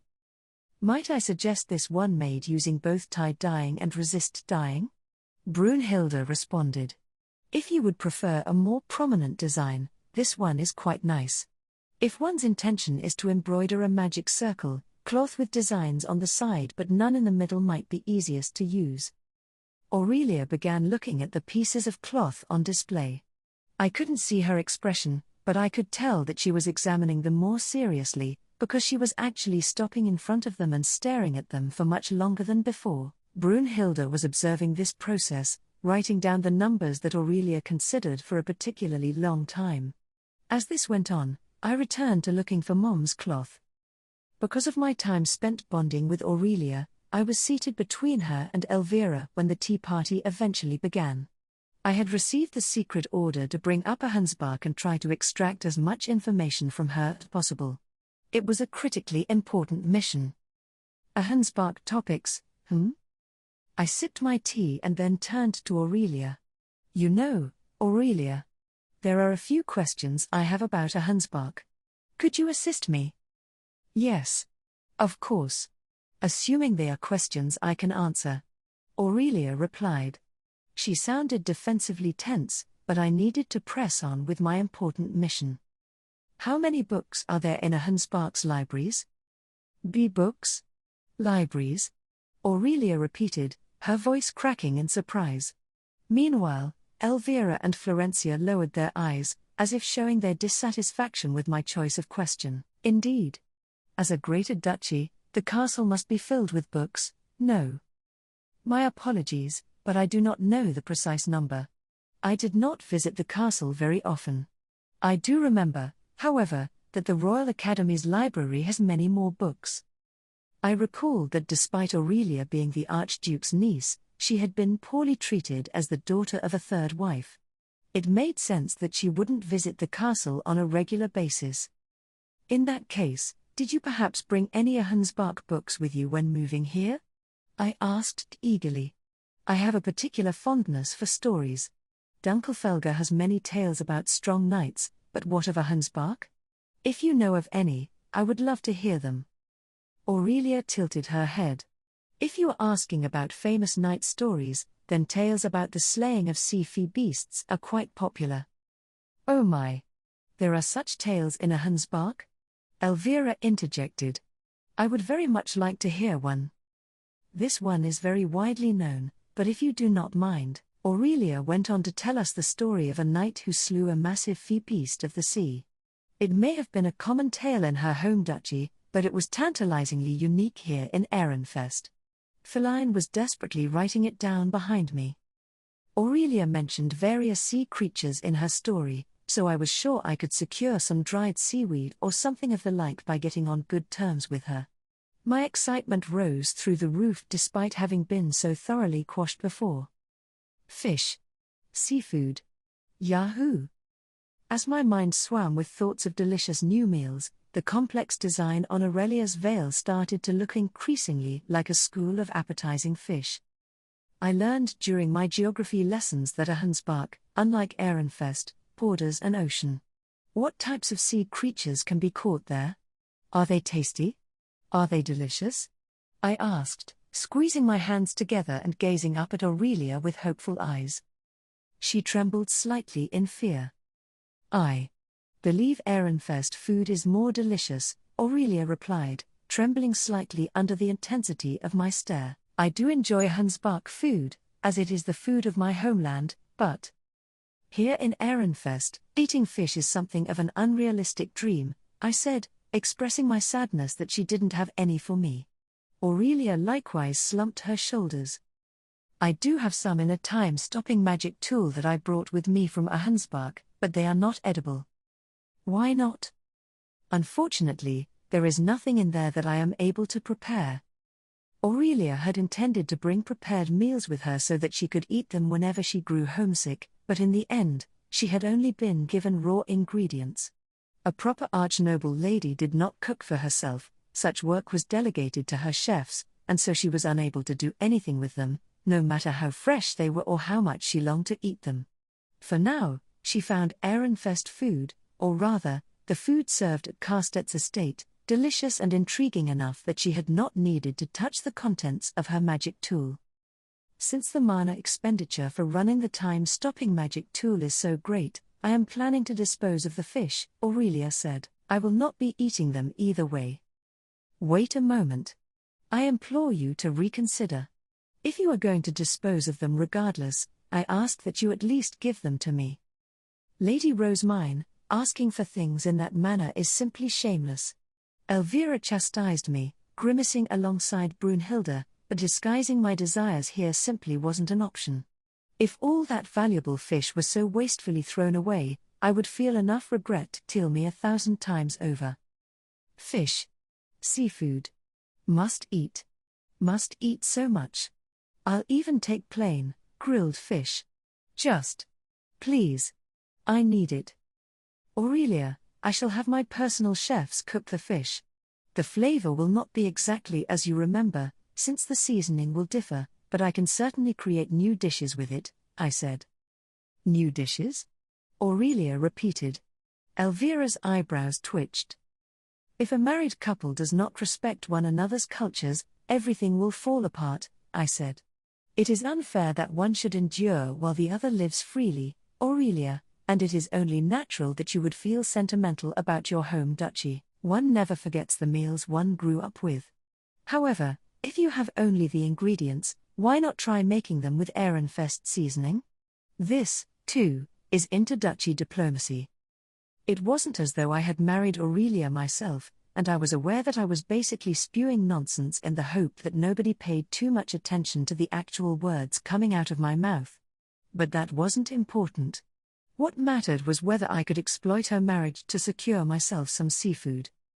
If the food you are accustomed to grows popular in Ehrenfest, will your life not become more comfortable? I asked. It certainly will. If you would allow me, I believe it is necessary for Ehrenfest chefs to work with the Hansbach ingredients and create something new entirely. By doing this, we will not just break the ice, but melt it completely, and the resulting flood of our new trend will wash all across the country. Aurelia, let us join hands and work together, for a brighter future. If you insist. Through sheer force alone, I was able to squeeze a promise out of Aurelia, thereby ensuring that she wouldn't throw away her fish under any circumstances. I had secured some new ingredients, but at a price. In the end, I was unable to identify which piece of cloth on the wall was Mom's. I only managed to narrow it down to 3 candidates before running out of time. In other words, I was unable to pick my personal Renaissance. In the end, I allowed Brunhilde to pick the cloth for my winter outfit, under the condition that we would use the design Thule had come up with. She selected a piece with a slight gradient going from dark red to bright crimson, covered with flowers of various thickness that could have been made by repeatedly dyeing the cloth over and over. I failed. The strength of my love simply wasn't enough. Post-competition and the Harvest Festival. The next day, I was due to be measured and order my new outfit. Otto soon arrived, this time accompanied by Corina and her seamstresses so that they could prepare the cloth we had chosen. It was sad that I hadn't been able to secure Mom as my personal dyer, but at the very least, I wanted to use the style of dress that Thule had designed for me. Lady Rosemine, we thank you from the bottom of our hearts, Corina said. The dyeing competition yesterday had apparently been a huge success. Noblewomen had started placing orders with workshops and craftspeople through their exclusive merchants, earning them high praise from not only the large stores who had feared the Gilberta company monopolizing everything, but also from the dyeing guild, the dyeing workshops, and the craftspeople themselves. The cloth that the craftspeople had worked so hard to dye now had the approval of arch-nobles, meaning the new dyeing methods were cemented into Ehrenfest culture. The craftsmen who had earned the title of Renaissance from Florencia and Charlotte were looked upon with envy, and many burned with a passion to secure the title for themselves next time. As you did not decide upon a Renaissance, Lady Rosemine, the craftspeople have shifted their focus to next season, Corina continued. I am told that there are young craftspeople who have begun to study art on the basis of the cloth you selected. Prior to my new techniques, dyers had focused on learning to dye cloth a perfectly even color, tolerating no blemishes whatsoever. Now that resist dyeing was becoming more widespread, however, people were needing to work on their artistic skills as well. There are some craftspeople who used their own art, but there are others who hired art workshops to draw the flowers and such for them. Those who had seamstresses apparently relied on embroidery and such to create their designs. Indeed, the field of dyeing is changing dramatically as we speak, Corina concluded. It seemed the craftspeople were all collectively challenging the new dyeing techniques. That was nice to hear, and I certainly appreciated their efforts, but do warn the dyeing guild that single-color cloth is still going to be necessary in Ehrenfest, I said. Remind them to be wary of repeating the mistakes of those who came before us by allowing currently existing techniques to be forgotten.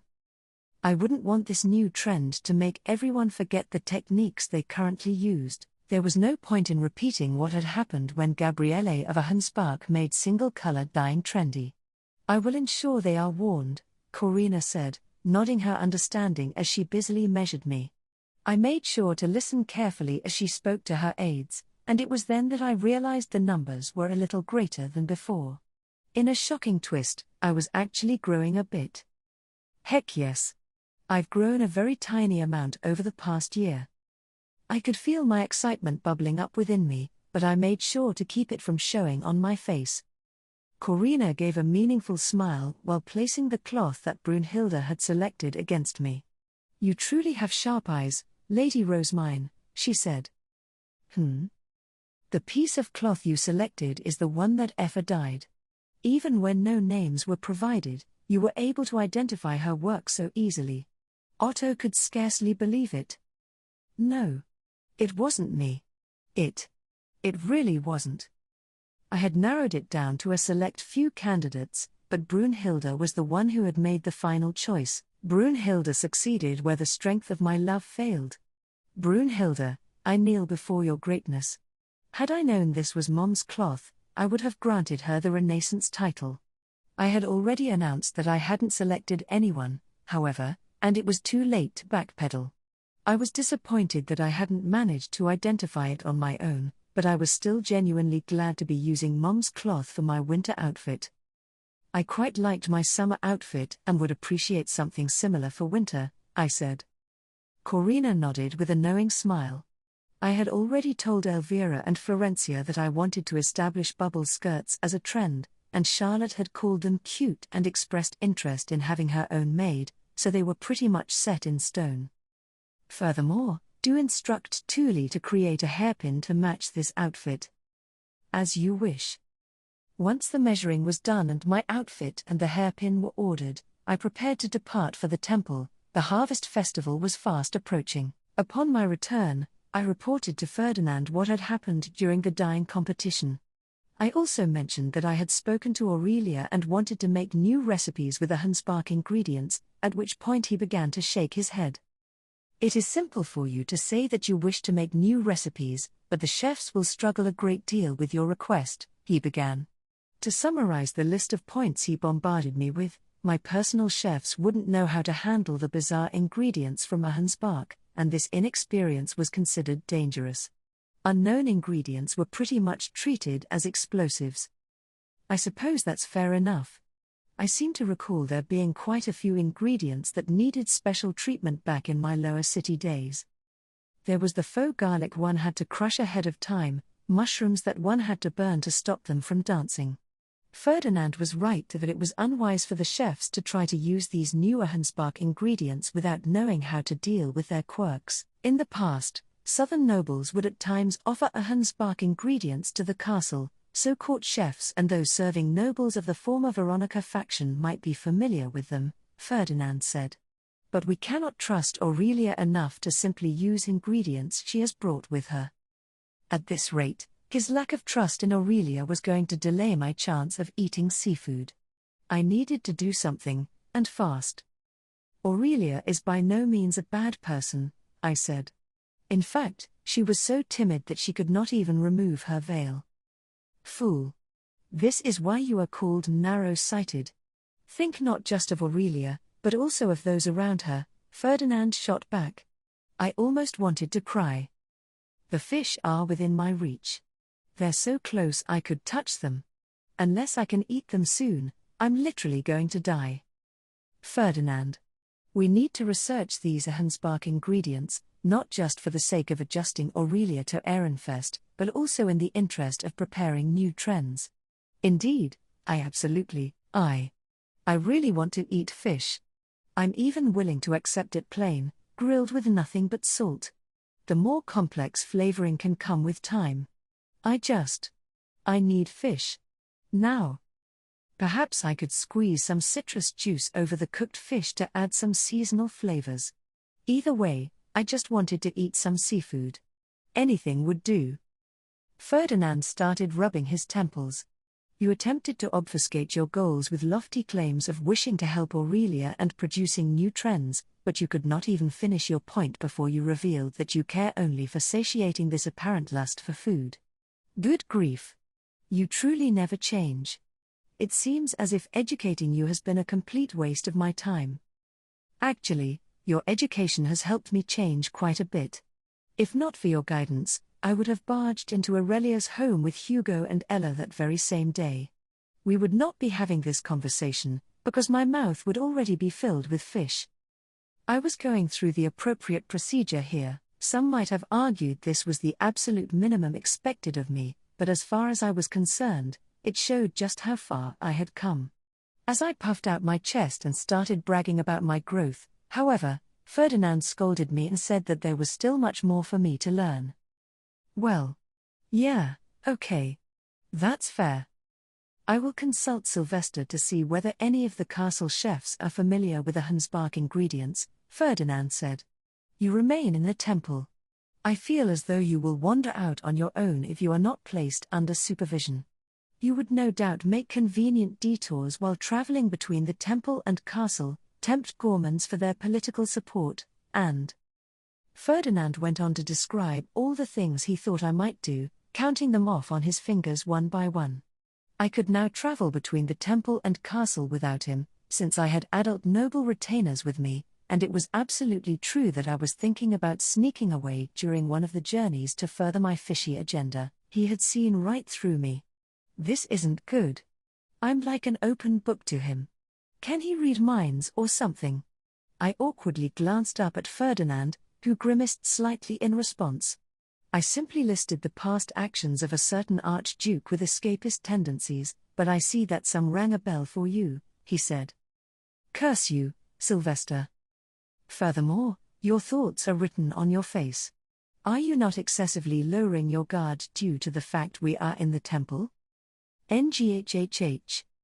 He was right again. I always relaxed when I was in the temple. I rubbed my cheeks and tried putting on a more noble-like expression, only for Ferdinand to let out an exasperated sigh. You seem to have forgotten this because it inconveniences you, but you are forbidden from contacting Aurelia. You were allowed to meet during the dyeing competition under Elvira's supervision, but that was an exception, if you would recall. I had completely forgotten due to our friendly conversation at the tea party, but I had indeed been told not to contact her. I couldn't see why, though. She didn't seem dangerous at all.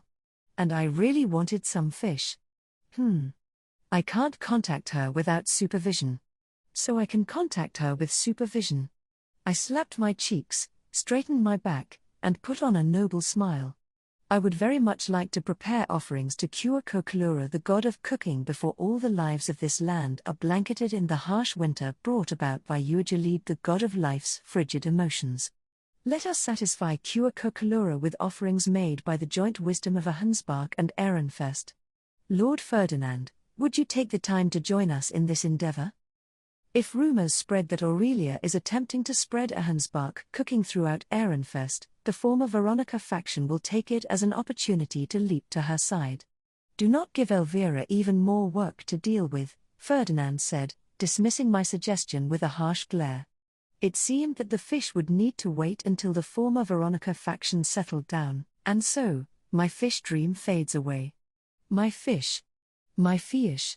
I spent the next few days trying again and again to convince Ferdinand, engaging in hopeless trial and error, approaching the situation from every possible angle, until an ordonnance from Elvira finally interrupted my efforts. She informed me that a paper-making workshop had been established in Reumwald, and that Wilfrid had completed his final checks. Since we were only having the paper-making workshops produce the most basic form of paper, teaching them the process only took about a month.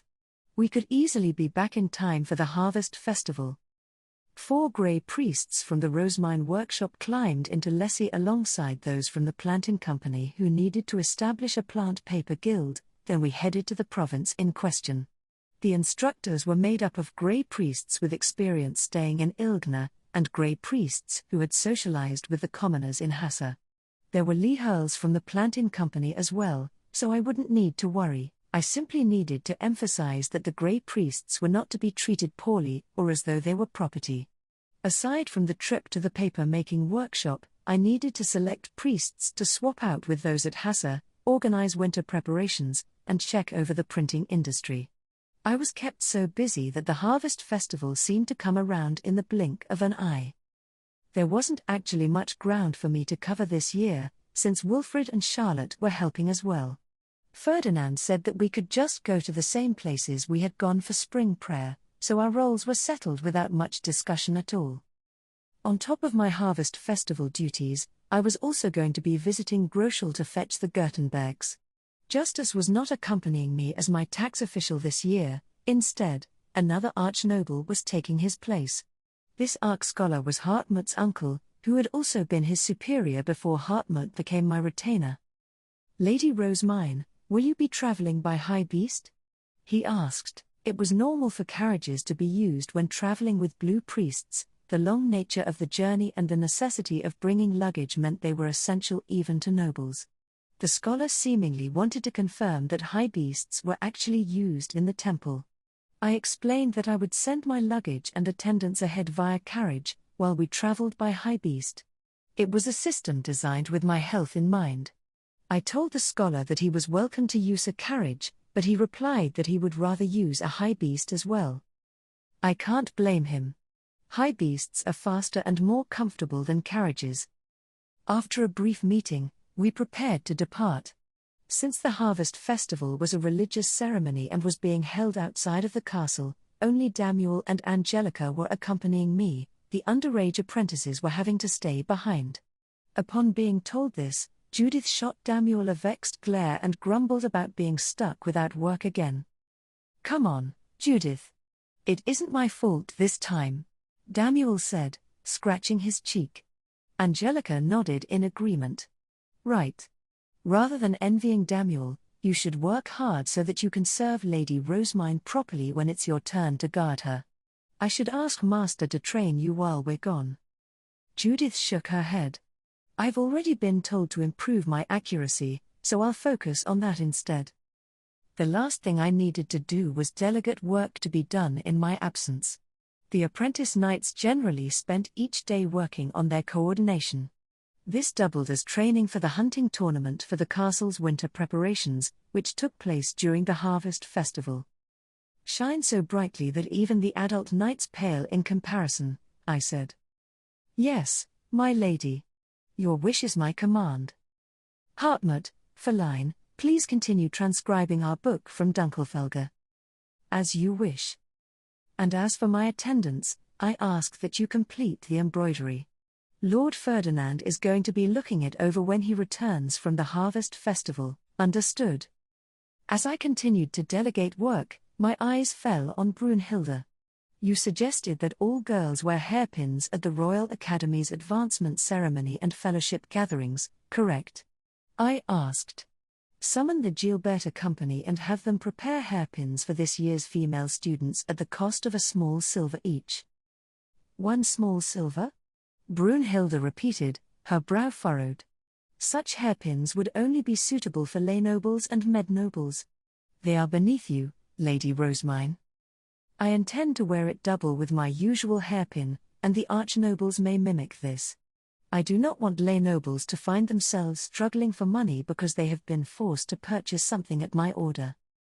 Brunhilde seemed to find my answer satisfactory. She began categorizing everyone's hair colors and choosing which hairpins would suit them best. So, now my castle retainers won't be lacking work while I'm at the harvest festival, right?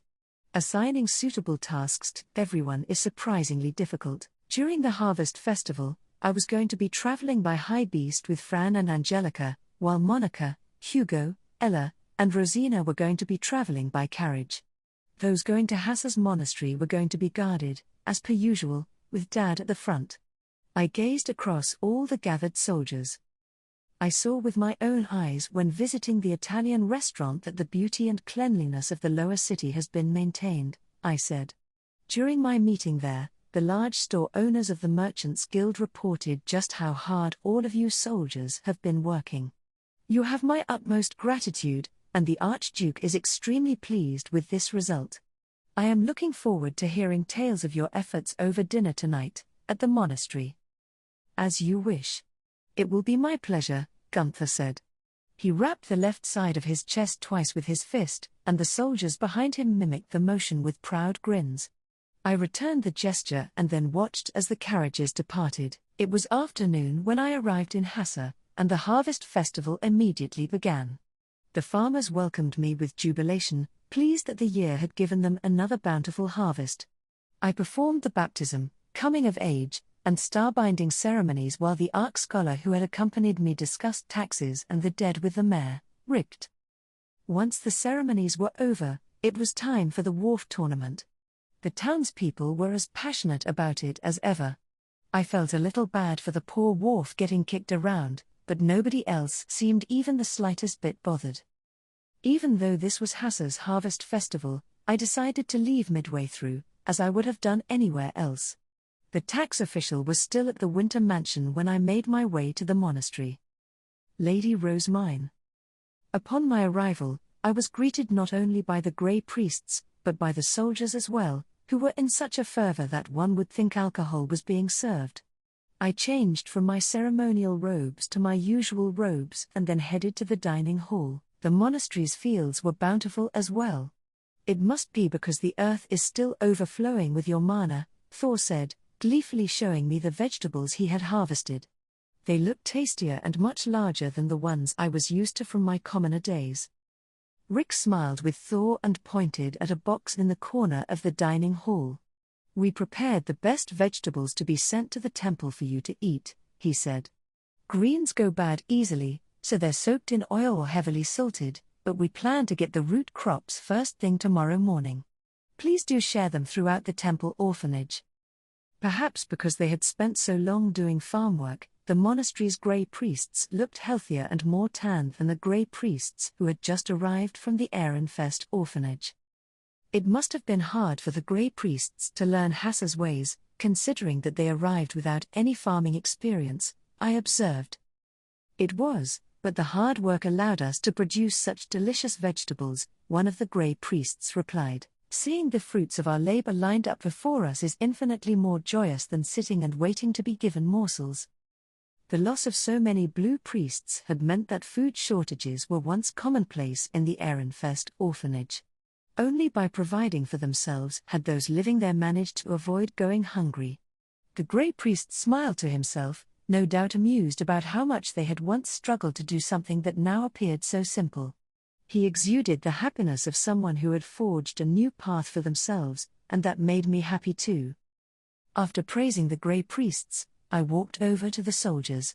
It was a rare opportunity for me to properly speak with commoners.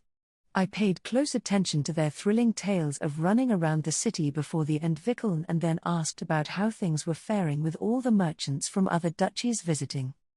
I have heard the thoughts of the planting company and the guildmaster, but I would like to know your perspectives as well, I said. Has the peace of the city been at all affected, or have any non-merchants attempted to exploit the situation for personal gain? How does the situation seem to you soldiers? From a merchant's perspective, there had been a whirlwind of activity following the arrival of the outsider merchants, but the huge spike in profits more than made up for it. There was much room for improvement, but with the lower city still clean and the Italian restaurant's introduction system proving very effective, the consensus was that things had gone successfully overall. The soldiers went right to telling me their thoughts. Prices have gone up, since there are so many people buying so many things, one said. But in return, we have more work and we're getting paid more. It was a bit rough before that raise got approved. It was summer, so we were able to avoid starving by gathering in the forest, but we're bound to struggle a lot more if this happens every year.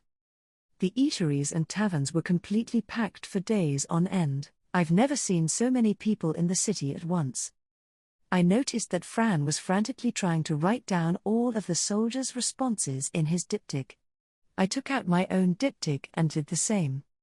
Considering that the merchants also brought servants with them, quite a flood of people had entered the city. There were even merchants who trawled the craftsman's alley in the southern part of the city to see what people were making.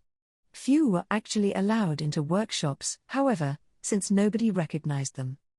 The craftspeople said these wandering merchants were acting suspiciously. Furthermore, everyone was so busy trying to complete their orders that they weren't particularly welcoming of outsiders wanting to chat. The main street from the east gate to the west gate was constantly packed with people and more lively than it's ever been. Unfortunately, fights at eateries and taverns became a lot more common, and we were frequently called to deal with them, so the east gate in particular was very busy. Even so, overall impressions were positive. I was relieved to know that their reports weren't much different from those of the merchants. It is thanks to all of your efforts that the lower city remains so clean and its residents have adjusted to their new lifestyles so well, I said. You even ensured that minor fights were the only problems of note, despite so many outsider merchants flooding the city.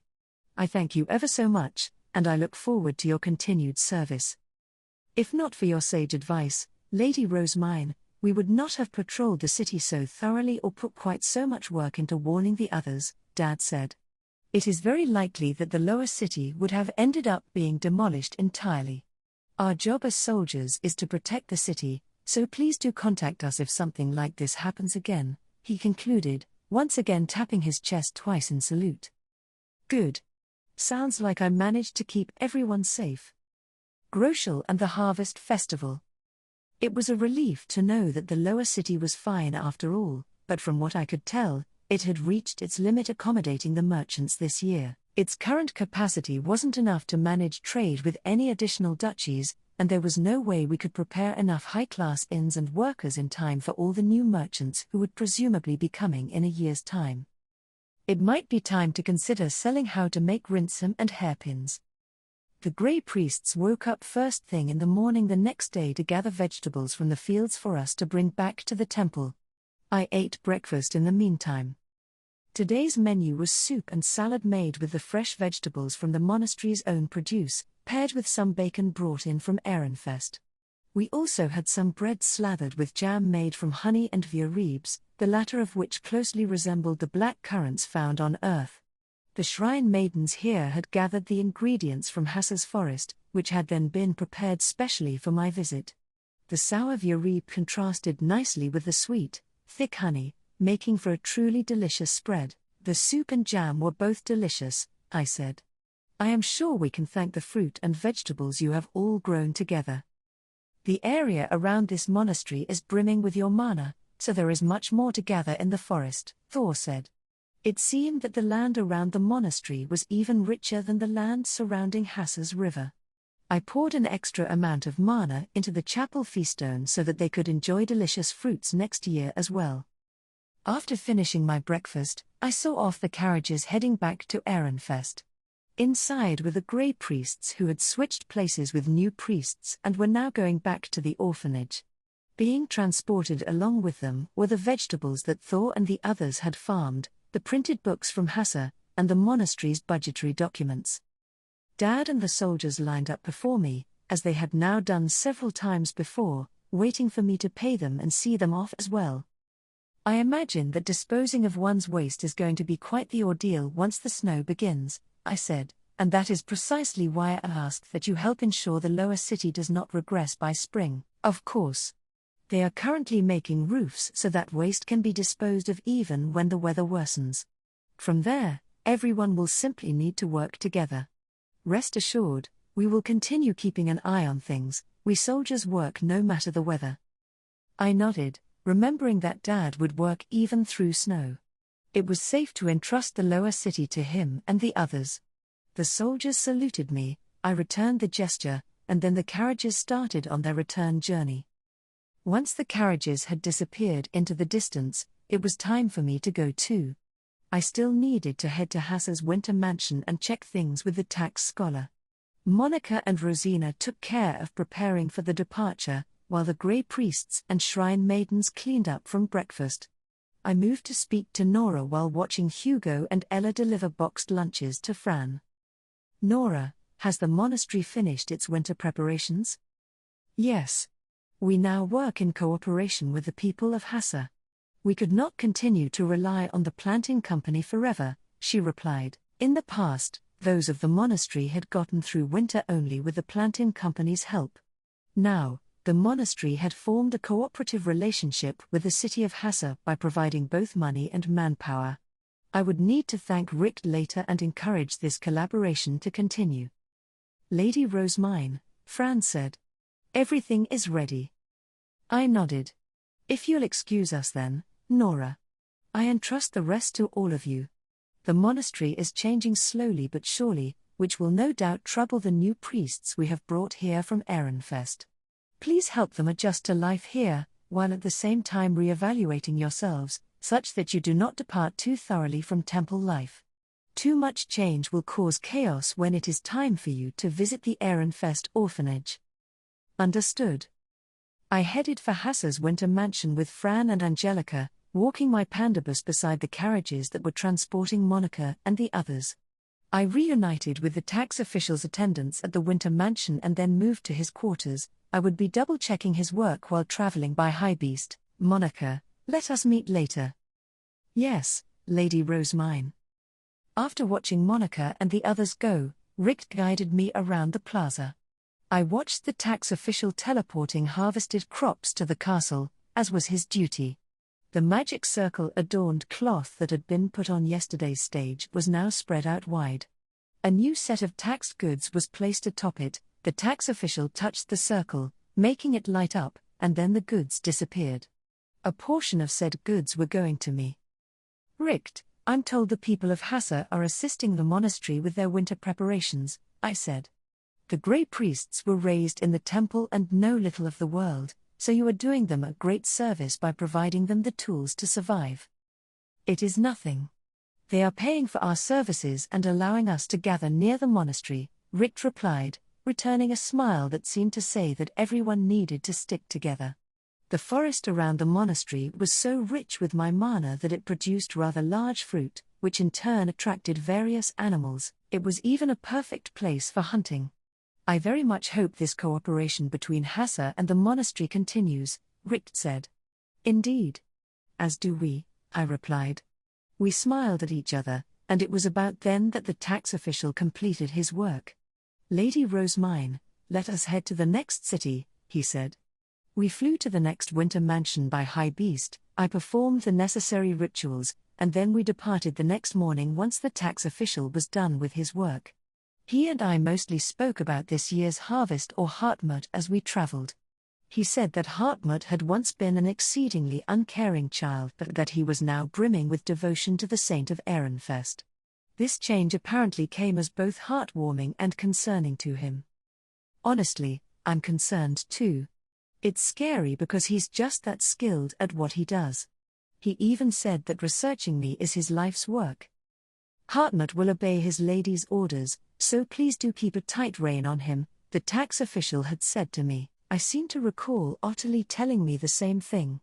He is quite skilled, the tax official said, so I believe he will prove quite a useful retainer to keep at your side. His mind is quite open as well. He adjusted to temple work in the blink of an eye, I replied. This news made the tax official stare at me in surprise. Hartmut, the infamously stubborn boy who changes his mind for no one, appears open-minded to you? He asked. His desire to serve you well must be compelling him to hide his true feelings. It seemed that Hartmut was far more devoted than I expected. The term religious fanatic popped into my mind for a second, but it carried such negative connotations that I quickly swallowed it back down. Maybe it's about time I reward him somehow. Hartmut had been jealous of everyone's diptychs, so maybe giving a matching set to my retainers was a wise idea. I continued pondering the issue and eventually finished my part in the Central District's Harvest Festival, having collapsed and ended up bedridden only a single time. Of course, I ended up bedridden again soon after my return to the temple.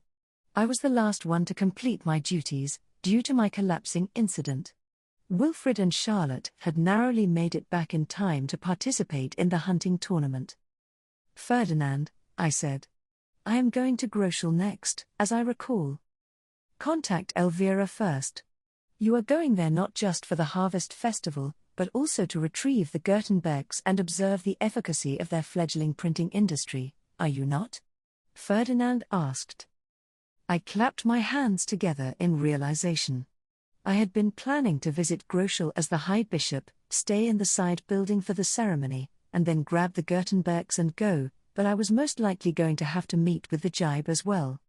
Brunhilde's father was a purebred noble, and it would be a genuine problem if nobody was there to speak with him. Elvira and Brunhilde were essential for filling that role. This is Rosemine. I am thinking of going to Groschel now that the Central District's Harvest Festival is complete, I said, contacting Elvira by ordonnance. Her reply came an instant later. She needed to make various preparations and wanted to bring along some scholars, so we would be leaving 3 days from now. With the date decided, I asked Brunhilde whether she would like to come with us. She was underage, but that wasn't a problem, since Groschel was her home province. Ferdinand, may I bring Hartmut and Feline with me too, even though I am attending the Harvest Festival as the High Bishop? I asked. I brought them with me before so that they could see the printing industry. My castle retainers didn't need to be present for religious ceremonies, but I was going to be operating as a noble and a member of the archducal family, so it was absolutely preferable to have them there. My unusual double life sure was a pain in the neck. Yes, it would be wise to bring them with you just in case, Ferdinand replied. They may not be needed in the Central District, but we do not know what might be expected of you in Groschel. And so, I decided to bring my castle retainers with me. Fran, Monica, and Hugo were also going to be accompanying me. The noble mansion already had chefs, but I would need my own one too, assuming I was staying in the side building as the High Bishop. As promised, preparations for the ceremony were completed 3 days later, and we promptly departed for Groschel. The province was like a second Ehrenfest, out of consideration for Gabriele of Ahensbach, It had been given the portion of the central district with the highest population and a perfect location alongside the primary trade route in and out of Ehrenfest. And since the city was built to her specifications, the tiny noble's quarter was strictly separated from the commoner's lower city. There was no winter mansion in sight, and unlike in Ilgner, the harvest festival was held near the Archduke's estate where commoners did not gather. From the sky, it was hard to tell where the ceremony was even due to take place. I came here for spring prayer when I was an apprentice blue shrine maiden, but back then, I only handed over the chalices, not to mention, since Ferdinand had swiftly finished the customary greetings at the mansion, I had barely even been involved. Do you know where the ceremony is being held? I asked the tax official. I do not. The taxes are taken at the Jibes mansion, so I know nothing of the ceremony. In the provinces ruled by Jibes, priests would simply take the registered medals and teleport the selected goods, since the local Jibe would do their taxes themselves. Tax officials were therefore able to complete their job without even leaving the Jibes mansion. Having no other choice, I decided to ask upon landing once the necessary introductions had taken place. Jibe Groschel, where is the ceremony going to take place? I would ask that you take me there. This is my first time visiting this province for the harvest festival, I said. Unfortunately, Count Groschel didn't know either. He rubbed his chin for a moment before gesturing over an attendant and whispering something into their ear. Not long after, someone who seemed to be a lace collar rushed in and announced that he would guide us there. I must attend the ceremony as the High Bishop, but you all may focus on the printing industry, I said to Elvira and the others. My attendants and scholars may likewise enter the mansion, as you need not involve yourselves with the ceremony. The scholars here for the printing industry nodded and went inside, but Hartmut alone asked to accompany me to the ceremony, an unmistakable sparkle in his orange eyes. I am forbidden from entering the temple chapel, Lady Rose mine, so I seldom have the opportunity to see your blessings with my own eyes. Here in Groschel, however, there is no temple for me to be denied entry to. He was so invested in the idea that I couldn't even muster the energy to turn him down. I simply gave up and allowed him to accompany Fran, Angelica, and me to the ceremony. Most nobles would do everything in their power to avoid the lower city, but he seemed excited enough that I stopped giving it any thought. My chef Hugo must be allowed to begin work, I said to the lay noble before heading to the side building. The Gertenbergs were supposed to be living here, but the interior was completely empty. The blood drained from my face as I looked around and realized that nobody had lived here for a very long time. Where are my Gertenbergs? I asked, shooting the lay noble a sharp glare. They are living in the lower city. They asked to move there, he answered nervously. He stammered so incessantly that I struggled to understand him, but the Gertenbergs had apparently asked for quarters closer to the workshop, since having to walk there every day was a waste of precious time and energy. We did not force them to move, nor have we harmed them. Very well. Take me to where the ceremony is being held. Hugo, begin preparing food. Monica, prepare the chambers to be used. The Gertenbergs may have moved to the lower city, but Fran and Monica needed to sleep here as a priest and a shrine maiden, respectively. They also needed time to cook and clean. I climbed into Lessie with Angelica, Fran, and Hartmut and followed after our guide's high beast as he took us to the ceremony. Damuel took up the position of rear guard. After a short journey, we arrived at Groschel's equivalent of a central plaza. There certainly aren't many people here, are there? The harvest festival was normally attended by all those who wanted to participate in the baptism ceremony, the coming-of-age ceremony, and the Starbein ceremony. Groschel had a larger population than the other areas we had visited, and yet only a few people were gathered. I could guess that only the participants and their families were here, which was a stark contrast to what I was used to from other places, where it seemed as though the entire city was in a festive mood. Still, thanks to there being so few people, I easily found the Gertenbergs among the crowd. They seemed to be doing okay, so all of the anxiety inside of me vanished. If you would excuse me, the lay noble said. He left almost immediately after we arrived, as if he couldn't bear to remain in the lower city for a moment longer. The foul stench and general filth no doubt appalled him. Even I scrunched up my face without thinking. It had been quite a while since I smelled the horrid stench of the lower city. There was no avoiding the odor, no matter how much one tried to get used to it. "Hartmut, stand with Angelica," I said. "And do not interfere with the ceremony." "May I assist Fran?" Hartmut asked. He gestured to Fran, who had his hands full registering the medals of the baptized children and checking those here for the coming-of-age ceremony and the Starbind ceremony. I would not dare trouble you with this, Lord Hartmut," Fran replied. "I am an apprentice scholar. I know how to use the medals, and as is natural for a retainer of Lady Rosemine, I spoke with Wilma and learned the processes for every ceremony," Hartmut said, now standing beside Fran. He began registering medals without the slightest hesitation, so I signaled with my eyes for Fran to let him have his fun. 2 people were faster than 1, after all. The registering and checking were progressing smoothly now that Fran was accepting Hartmut's assistance, so I started reading a picture book Bible to the children. Once I finished telling the story of the gods, I offered a prayer. "O Shutsarea, goddess of wind, please hear my prayer. We offer thee our thoughts, prayers, and gratitude, so that thou might bless these newly born children and grant them thy divine protection." A light the divine color of Shutsarea shot out of my ring before raining down on the children. Blessings had become a normal sight to those of the Central District and me, but the same was not true for the people of Groschel. "Whoa, the heck? What is this? Ooh. Something's shining." Their reactions made me realize that this was in fact the first time I was giving a blessing in Groschel. The nearby families watched with their mouths agape as the yellow light slowly came down. Gil, meanwhile, stepped forward from the group of Gertenbergs and puffed out his chest. "Told ya, didn't I? I'm no liar.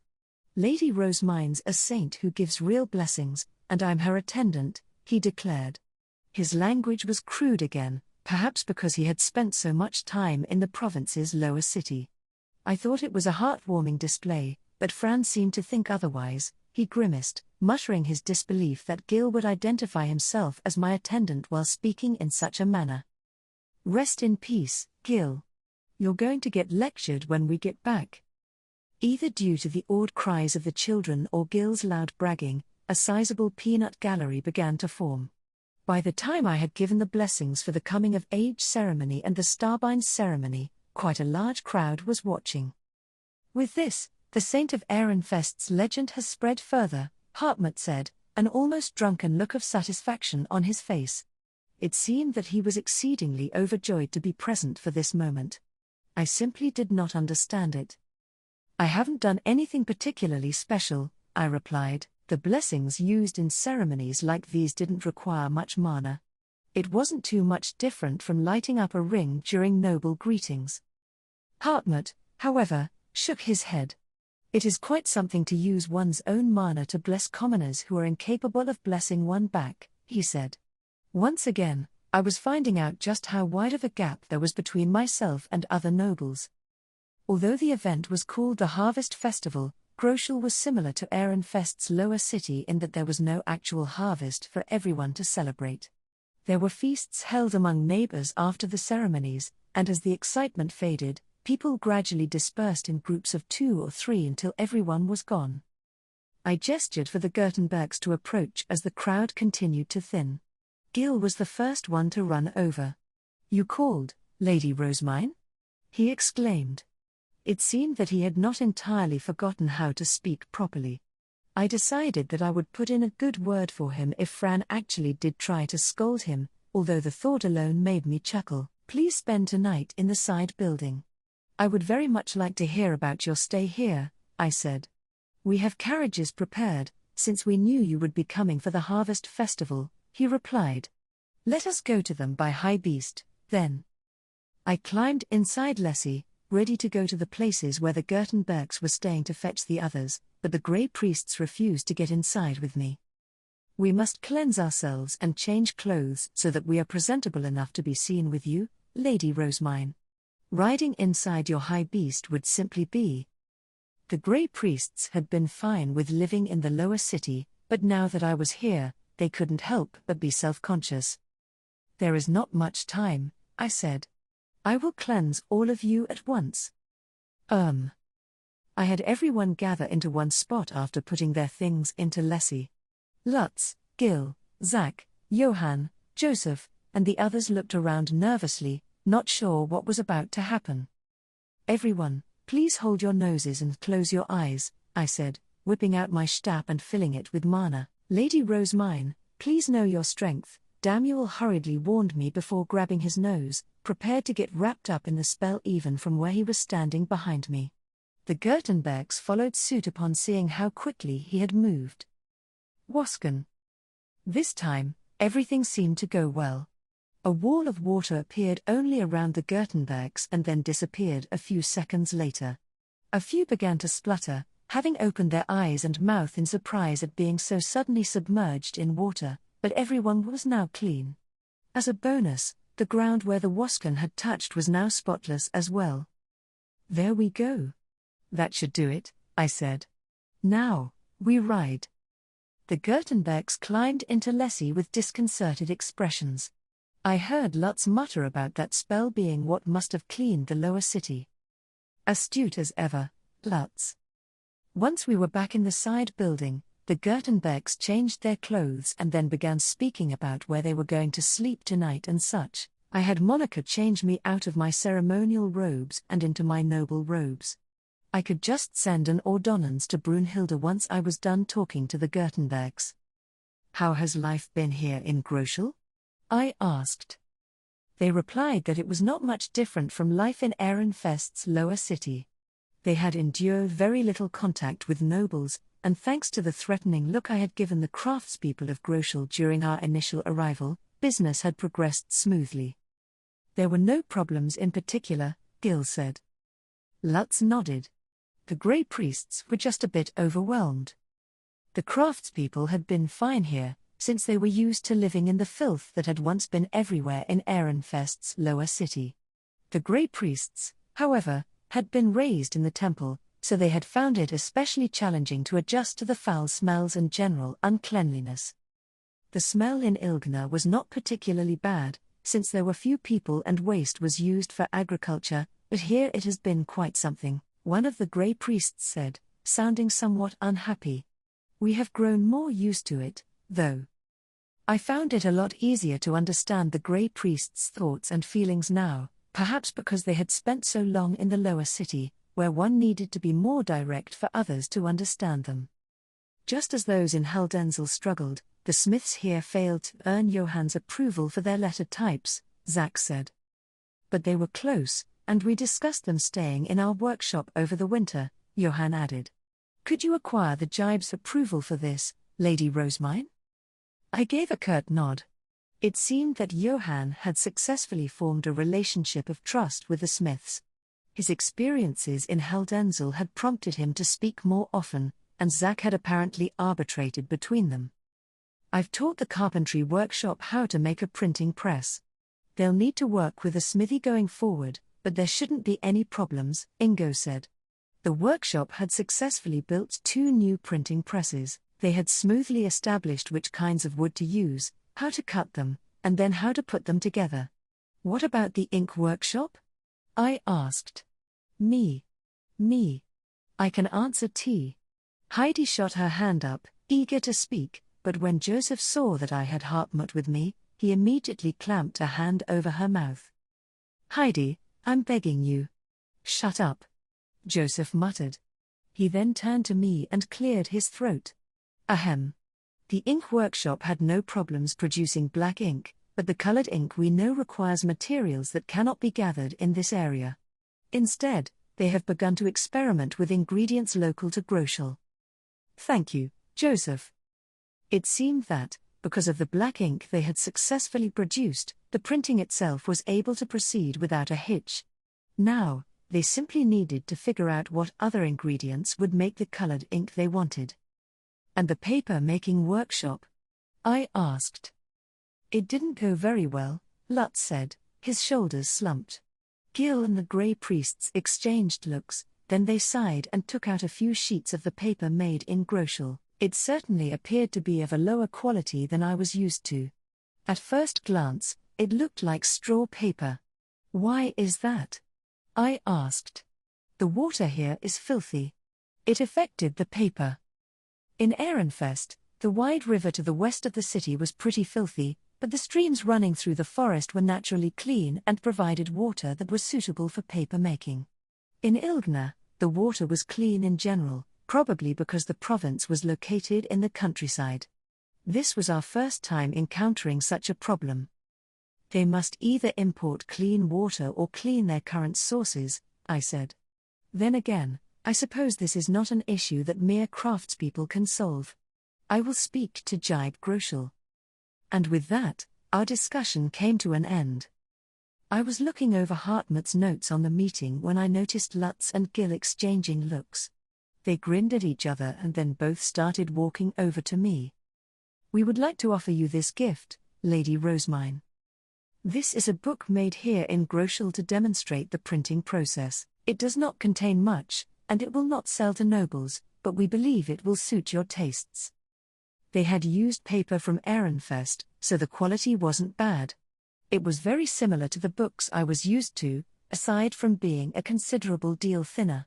I started thumbing through it, wondering why they had said it wouldn't sell, and the contents immediately took me by surprise. I gazed up at Lutz and Gil, speechless, and saw that they were both watching me with proud smiles.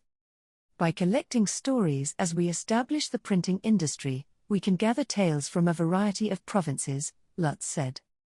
Indeed, the book was filled with stories Gil and Lutz had gathered from the craftspeople of Groschel. They certainly weren't the kind of tales that would inspire a noble to loosen their purse strings, but to me, the mastermind who had attempted to execute Operation Grimm, this book was a precious gift and a pleasant surprise. You dream of a future where even commoners are able to read books freely, no? Lutz asked with a grin. Hartmut was present, so he couldn't say it outright, but I could tell that he was referring to our old conversations. Gil was standing beside him proudly, having known that I would appreciate their work. Lutz. Gil. This truly is a wonderful gift, I exclaimed, unable to hide my excitement. They knew exactly how to raise my spirits, as they had proved time and time again. We will need to charge you a small fee for the stories, but we will only ask for half of what it cost us to gather them, since the planting company will one day be printing the books, Lutz said. I nodded in response. Sure.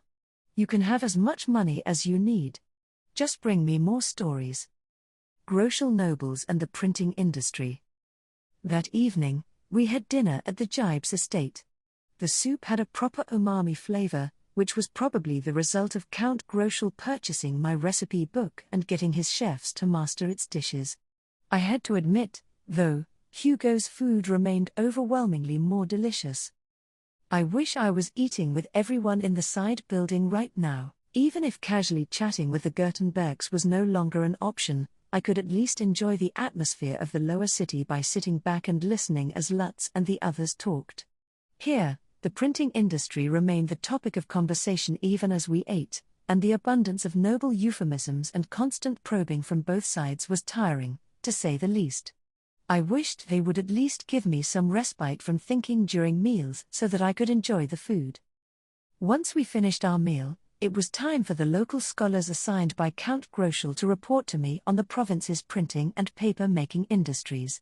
I sipped my tea as they began. The printing industry has been established without any problems of note, one scholar said.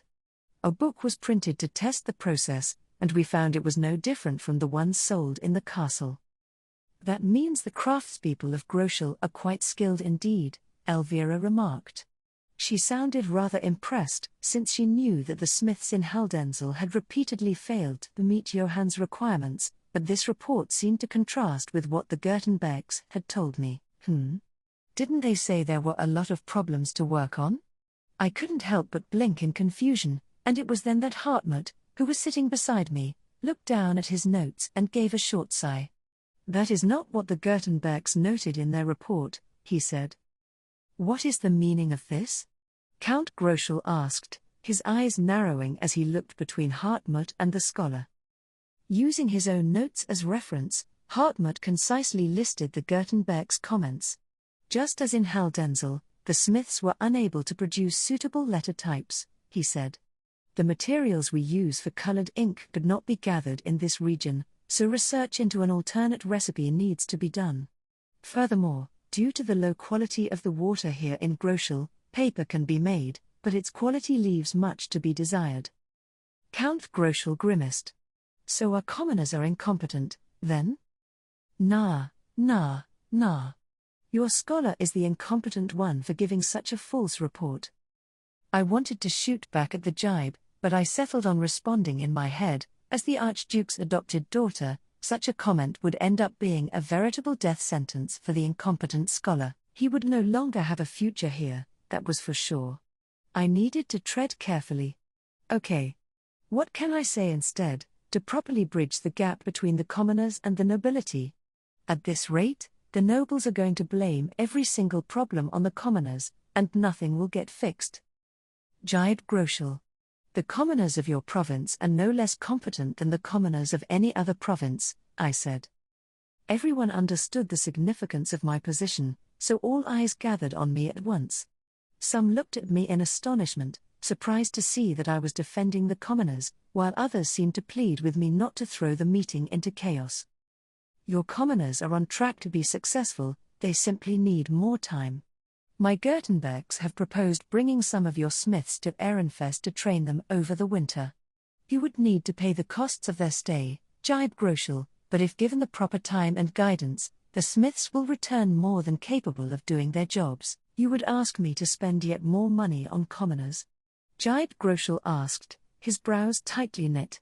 I knew better than anyone just how expensive it was to get the printing industry started in a new location, and while I understood his desire to avoid spending any more money, walking away now would mean wasting everything he had already invested.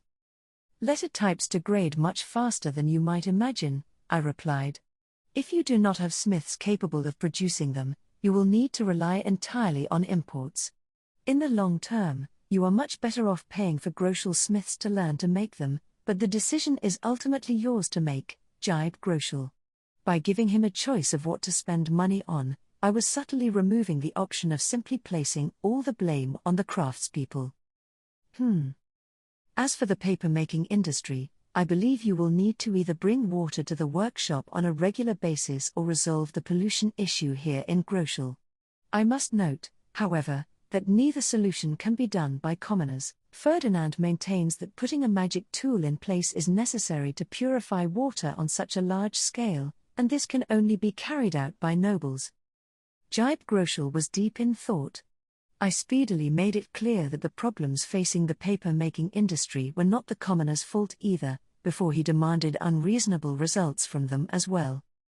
How your province approaches the future will depend on your thoughts, jibed Groschel, so I will say no more on the matter, I concluded, taking care not to be too pushy while nonetheless providing the commoners with my support.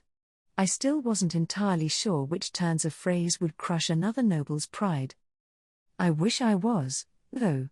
I'd say something like, Groschel is your land, so stop sitting around in your mansion, blaming everything on the commoners. Get out there and actually fix things. Or maybe, how about you take lessons from Ilgner and Haldensel and actually learn to communicate with your people? As I made my way back to my guest room, I instructed Hartmut to organize the reports we had received from the Gutenbergs. We needed Elvira to understand the situation so that she could properly manage things here without offending the local nobility. I wasn't known for my restraint, so it seemed much wiser to have her handle it. Understood, Hartmut said. Upon arriving at my room, I started on my usual preparations for bed. Brunhilde helped me bathe, then she dried and gingerly combed my hair while I sat in front of a mirror. She looked a little tense, as though she was psyching herself up for something, and then she finally seemed to steel her resolve. Lady Rosemine, she said, I understand that your temple upbringing has afforded you rather unique perspectives, but I must ask you, why do you protect commoners so? Is it not clear that the report of a noble scholar should be valued more than that of the Gutenbergs, a collection of commoners? I could see her amber eyes through the mirror, and the genuine confusion in her expression that made it clear she genuinely believed she was correct. There was much I had refrained from saying during dinner, and the few things I had said were doused in sunshine and glitter to avoid wounding the jibe's pride. Even so, to a normal noble, my behavior had been bizarre and incomprehensible from the moment I started prioritizing the Gutenberg's report over that of the scholar. I dispatched the Gutenbergs here to make the printing industry a success, and the decisions I made during dinner were intended to aid that goal, I explained. The Gutenbergs worked in Groschel's lower city firsthand, while the scholar who spoke refused to go there at all. Is it not obvious which report would be more trustworthy? But the Gutenbergs are commoners, are they not? They are, but they are my arms and legs. They are the ones who spread the printing and paper-making industries in Ilgner and in Haldensel. Ilgner was a peaceful country province where the commoners and nobles lived hand in hand, and this cooperation had aided them in inventing one new kind of paper after another. Jibe Haldensel had similarly made his industries a success despite being an arch-noble. My assumption had been that we would always see progress in Jibe-ruled provinces, even if the nobles of the nobles' quarters didn't understand these things, but it seemed that wasn't the case. Screw it. My industries just don't suit the provincial culture here. If your attitude is standard in Groschel, Brunhilde, then it may be wise to forego attempting to establish printing and paper-making industries here entirely, I said. My mindset as one raised in the temple simply does not suit this place.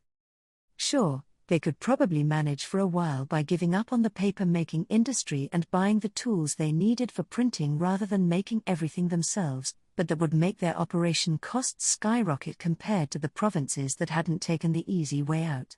Groschel would no doubt abandon printing entirely once more provinces adopted the industry and started contributing to the market, and the commoners would be lambasted as useless, or in the worst-case scenario, executed on false accusations of incompetence.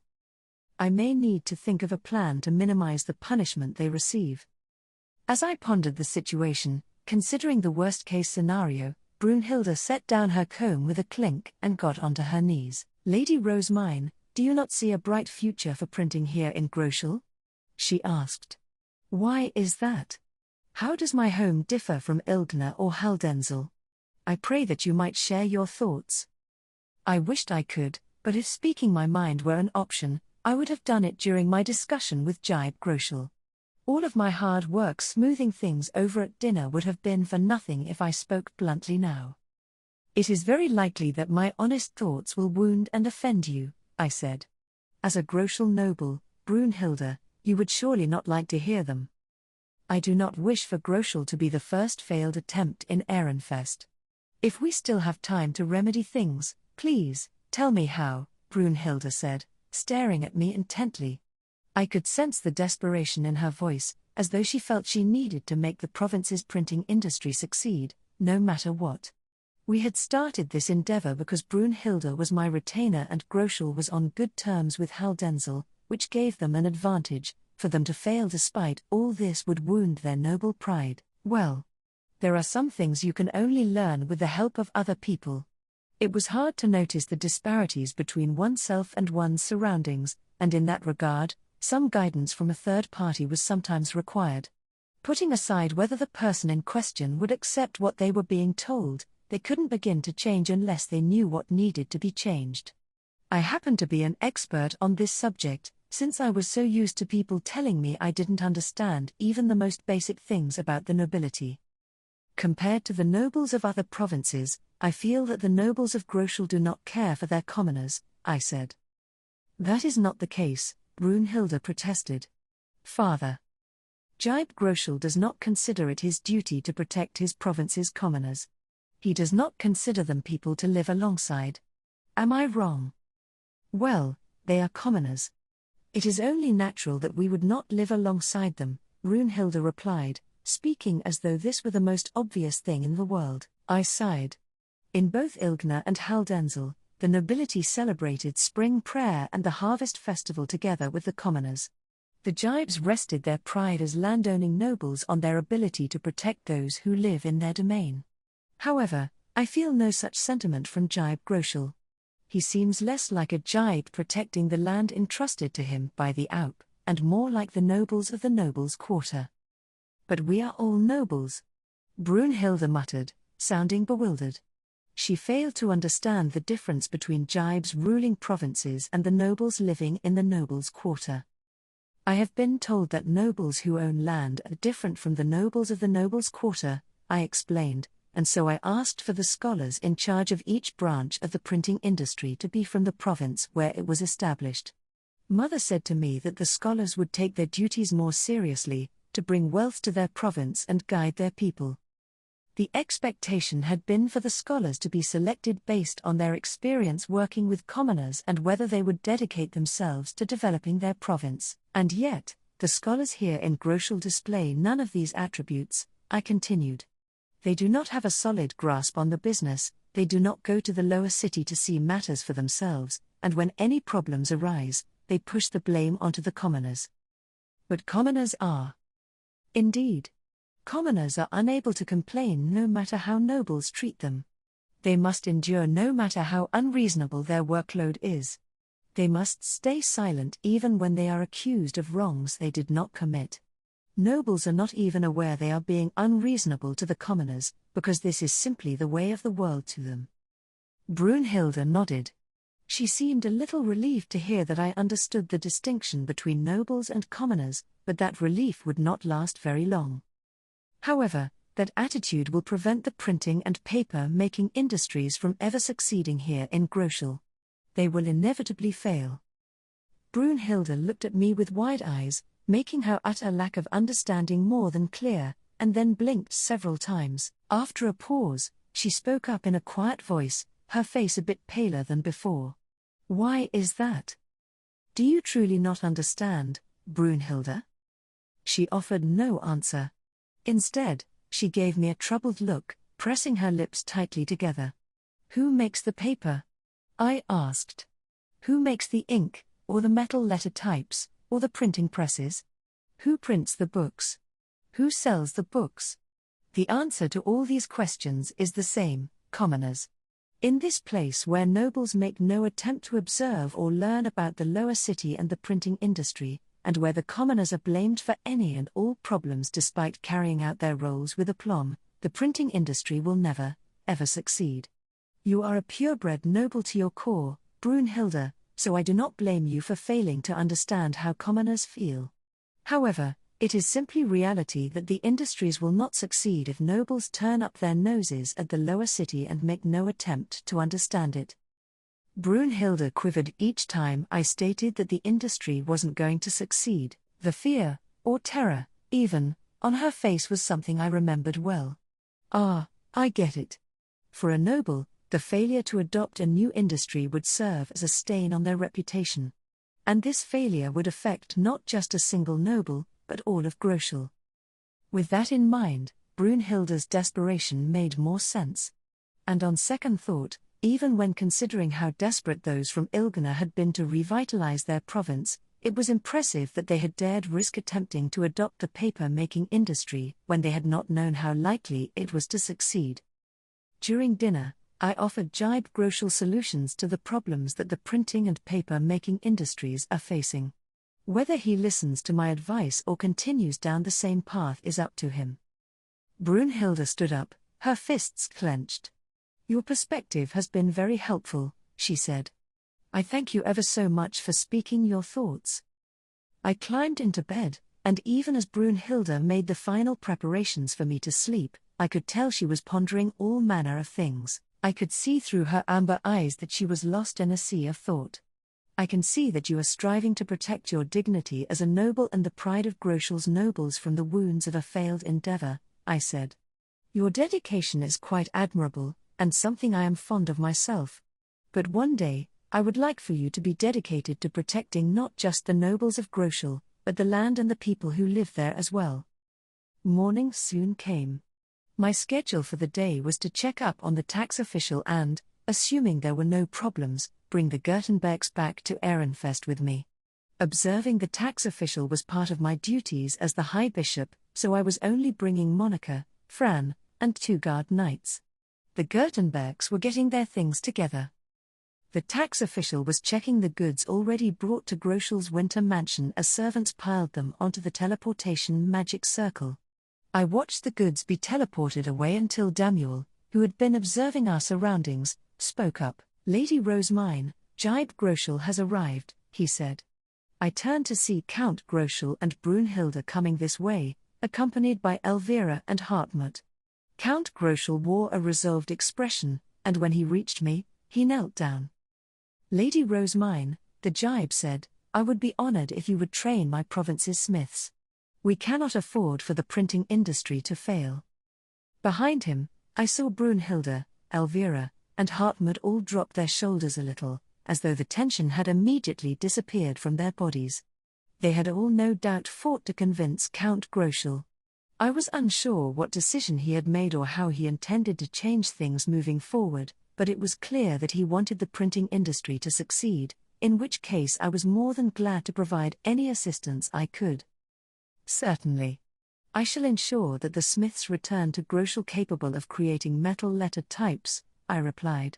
I left telling Johann about the Jibe's decision to Fran. Preparations would need to be made soon if we were going to bring the smiths back to Ehrenfest with the Gertenbergs. As I watched the tax official work, I began listing to Count Groschel what he would need to do to make the printing and paper-making industries a success.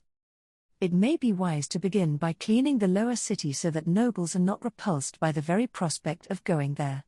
You might even be able to develop Groschel into a commercial town, as more merchants from other duchies are now visiting and traveling along the principal trade route which passes through the province. It is possible that you could make Groschel richer than any other province, but it all depends on your skill as a Jibe. I had decided to add my last piece of advice free of charge, and Count Groschel blinked at me, evidently having not expected it.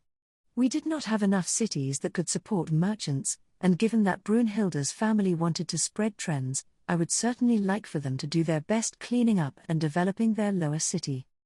Now then, begin loading the luggage. After lunch, I brought out Lessie in front of the side building and told the Gertenbergs to start putting their things inside. They moved smoothly and without hesitation, showing how experienced they now were with the process. "We've brought them, Lady Rosemine," Johann called out. He had gone to the lower city smithies and returned with 2 smiths, who were now walking behind him. "Fine work, Johann," I replied. "Everyone, climb inside my high beast. We may now return to Ehrenfest." Johann was used to riding in my pandabus now, so he grinned as he watched the 2 young smiths nervously climb inside. As we headed up into the air, I heard Zach chuckle at the role reversal in the back seat. The library plan and completed outfits. Upon returning to the temple, my normal daily life resumed at once. I practiced music and dedication whirling, helped Ferdinand, gave instructions for the temple and orphanage's winter preparations, and maintained communications with the Plantin and Gilberta companies. We hadn't entirely finished transcribing our book from Dunkelfelger either. "You certainly are busier in the temple than in the castle, Lady Rosemine," Feline noted, sounding impressed. She was now coming to the temple pretty much every day to serve as an apprentice scholar and assist me. "It is all for the sake of spreading the printing industry," I replied. "Everything I have exists for the sake of creating more books." I thought back on all the progress we had made so far. My humble paper-making efforts with Lutz had turned into the Rosemine workshop, spread to Hassa's monastery, blossomed into the multitude of paper-making workshops owned and run by Benno, earned the Archduke's support, and made its way to Ilgner where new kinds of paper were being made. By this point, it was on its way to spreading all throughout Ehrenfest. Similarly, the printing industry had gone from being localized entirely within the temple's workshop to being run wholly by the Archduke. If the printing industry caught on in Groschel like it had in Heldenzel, it would only be a matter of time before it spread even further, since several other Jibes were expressing interest as well. The production rate of books in this world would no doubt grow exponentially in the coming years. Although I was still involved in the printing industry, there wasn't much more I could actually do myself. We had reached the point where I was not just leaving work to craftspeople but leaving even the operation of workshops to others. Once the printing industry finds its footing in Groschel, it may be time to move on to the next phase of my plan. I muttered. Hartmut must have overheard me, because he immediately shot me a dubious look. Lady Rosemine, what do you mean by that? He asked. What next phase? There was no going back now that he had heard me, and as my retainer, Hartmut was going to be involved with the printing industry for the rest of his life either way. I saw no issue with sharing my dark plots with him. I plan to construct a library next, I declared, puffing out my chest. In a world soon to be filled with books, there was nothing one needed more. Lady Rosemine. If you'll forgive my rudeness, I cannot connect the grocery printing industry to the need to construct a library, Hartmut said. He looked confused, but also like he was eager to learn. The problem was, I wasn't sure what it was he didn't understand. Is it not simple, Hartmut? The spread of the printing industry will result in more books, and we will require a place to store them. No. The need for a library is more than clear. The bookroom in Ehrenfest's castle wasn't particularly large, it was able to house several hundred books, but it certainly didn't have enough room for a copy of every book about to be printed.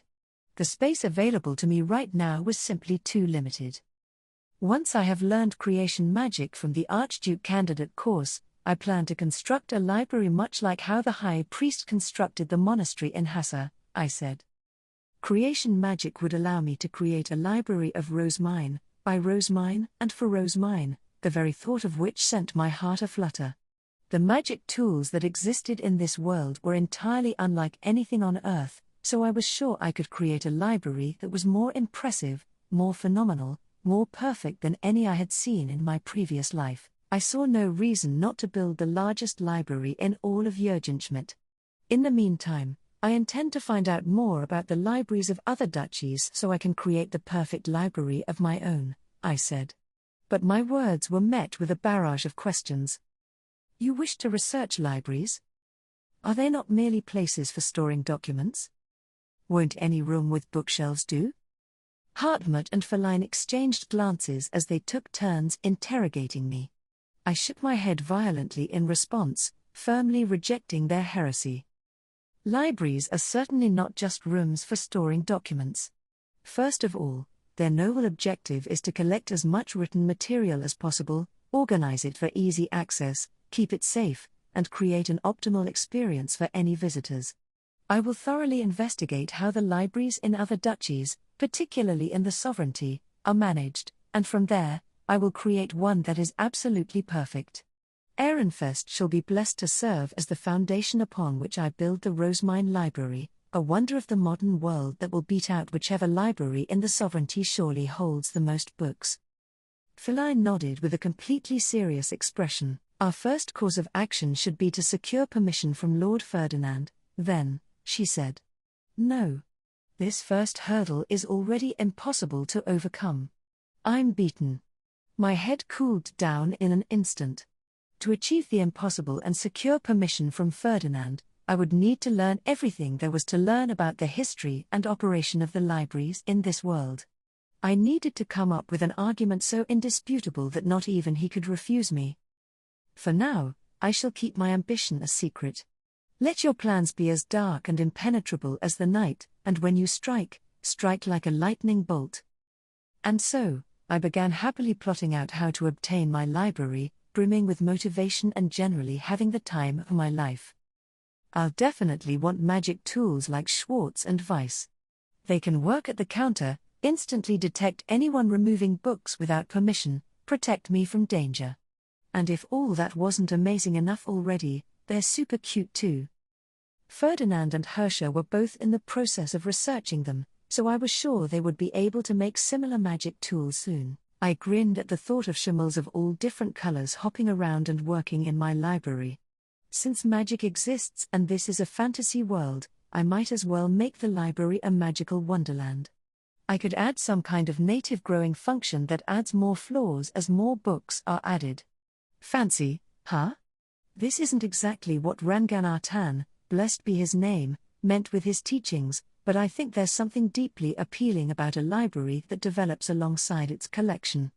You'll never run out of space, and you can welcome all texts without having to be selective. Not to mention, I think magic tools can be used to add functions to books as well. Like, making them automatically return to their shelf according to their serial number or activating a magic circle on their due date that makes them teleport back to the library. Ooh, maybe a light that activates when someone is searching for it. Gosh. This is so much fun that I can't stop thinking about it. But it was just as I was wiggling with glee and coming up with my perfect library schematics that I experienced a shocking betrayal. Feline, Hartmut, and Fran all informed Ferdinand of my plot the moment we went to help him with his work. Rosemine. Eep. You seem to be quite enthralled with forming this interesting plot of yours, he said, staring down at me with sharply narrowed eyes, but I have received no reports on it. Just what are you planning? Nothing at all. Really. I simply thought it would be nice to research libraries across the country so that I may one day build the most incredible library in Jürgenschmidt, that's all. I intended to give you a report once I had a proper plan in mind. Fran sighed and shook his head. Lady Rosemine, you need to discuss these matters with the High Priest before forming any plans. I could never do that, Fran. I need to do my research and construct the perfect pitch first. Ferdinand would eat me alive were I to try convincing him without having made the proper preparations. Discussing matters can come after that. In other words, you intentionally kept this from me? Ferdinand asked. I could feel the temperature drop to match his frigid tone, as though a sudden blizzard had swept through the room. Not at all, I exclaimed, hurriedly shaking my head. Did you not teach me that preparations and forward thinking are necessary for success? I am simply doing my best to behave like a noble. I mean, without any preparations, what would there even be to report? I didn't want my dreams to be crushed here, of all places, so I worked my brain to full capacity, trying to figure out how to calm Ferdinand and protect my future library. And to my surprise, either due to my clear desperation or his awareness that nothing he could say would make me budge on the matter, he did indeed calm down. Ferdinand tapped his finger on the desk. I would rather you behave like a noble as a matter of course, rather than only when doing so furthers your book-related endeavors, but give me a simple explanation of what you wish to do. If you are talking about improving the bookroom's collection, it would not be unthinkable for me to provide my assistance, depending on your goals and the circumstances. I can't believe it, Ferdinand is actively and willingly helping me. If he became my ally rather than my greatest obstacle, I would be unstoppable.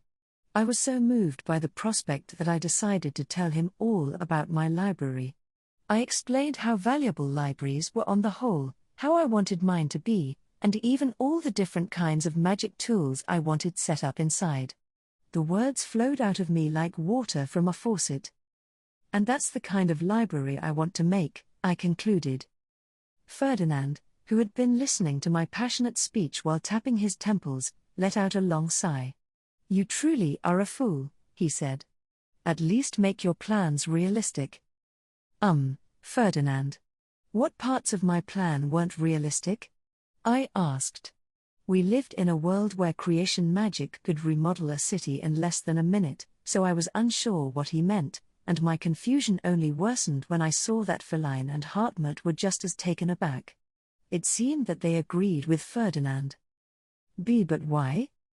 As I sat there, perturbed by everyone's reactions, Ferdinand started rubbing his temples. First of all, the size, he muttered in a weary voice. You do not need a library of that scale. I absolutely do. The future will bring with it an infinite number of books, so an infinitely growing library is going to be crucial. Creation magic can achieve this, no. You misunderstand creation magic.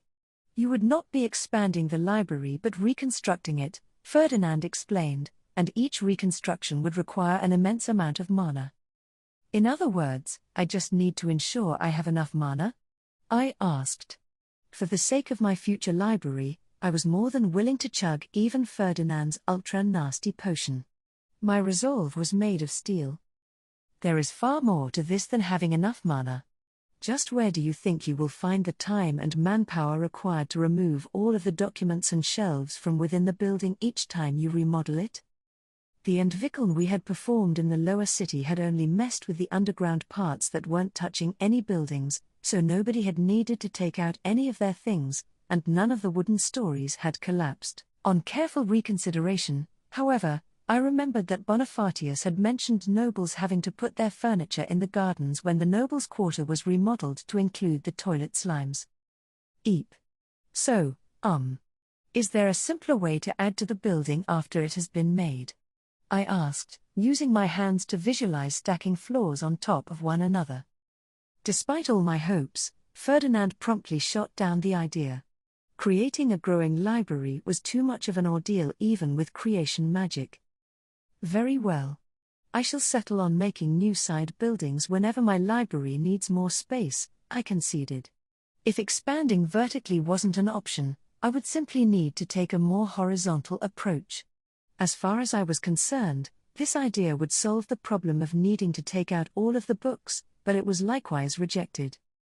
It would require an exorbitant amount of mana to produce a library on that scale, Ferdinand said. It cannot be done.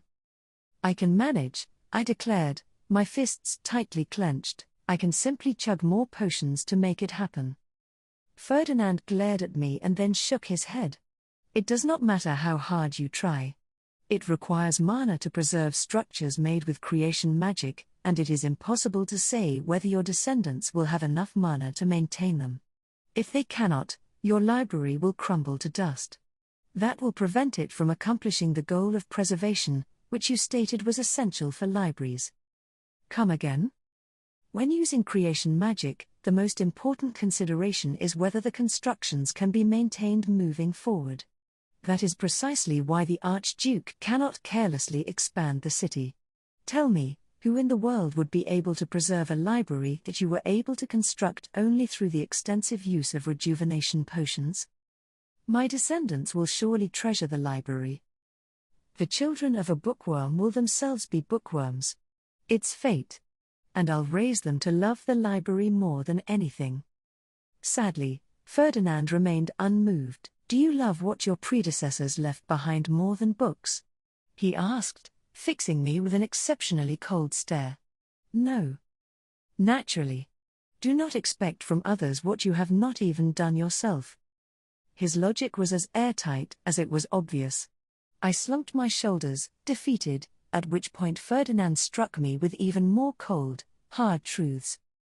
You also mentioned that you desire Schimmel-shaped librarians like the ones in the Royal Academy, but you know how much mana they require to function. Ehrenfest does not have enough to spare that many nobles on preserving a library. That is what I mean when I describe your plan as unrealistic. NGH. If there's not enough mana, I'll just have to make more. I was teaching people my compression method specifically so that Ehrenfest would have more mana. We could use the new excess to preserve the library. Are we not in the middle of providing Ehrenfest with more available mana? I asked. That was our exact reasoning for teaching others my mana compression method. At the very least, such mana is not to be wasted on operating an utterly unrealistic library. That's just awful, Ferdinand. I was so shocked at his merciless rejection that my fragile heart could hardly take it, but he made no move to console me. Instead, he kept up his attack. The only awful thing here is your foolish plan. Rethink it from the ground up, and make it possible to create this time. Or. I couldn't believe it, the library of my dreams had been utterly rejected. I was so disappointed that I didn't feel like doing anything ever again. Ah, my library. My precious library. Rosemine, now is not the time to mope. Our current book rooms will suffice. There are far more important matters to consider first. You're right, I said, finally snapping back to reality. The castle's book room would do for now, so I was better off focusing my efforts elsewhere. Before I can construct a library, I need to overwhelm the castle's book room, which means making more and more books. To this end, I must not only secure and transcribe more books from other duchies, but also increase the number of authors and people capable of producing scripts. That said, given the limited size of the noble population, relying on nobles alone will not be enough. I suppose it is about time to focus on raising the literacy rate of commoners. But as I started thinking about starting lessons in the temple alongside Operation Grimm, Ferdinand rubbed his temples. "Hold on. That is not what I meant," he said. Your focus should be not on this unworkable library of yours but on the Royal Academy." "The Royal Academy? But I've already started transcribing the books available there." "No. Forget about libraries entirely. You are going to be a second year come this winter, correct? You must prepare for that first." That wasn't something I had expected to hear. Was there anything in particular I needed to prepare for before my return to the Royal Academy? Nothing came to mind. "How are the clothes for the magic tools?" Ferdinand inquired. "I have not yet been asked to inspect the magic circles. They are going to be seen by sovereign nobles and those of greater duchies alike, so our checks must be thorough." He then went on to list off everything else I would need to do before my return to student life. I was going to have to prepare potions to drink and discuss what trends we would be spreading this year, among various other things. Bleg. I'd much rather be planning out my library. I sighed, which spurred Ferdinand to pinch my cheek. "Rosemine, are you taking this seriously?"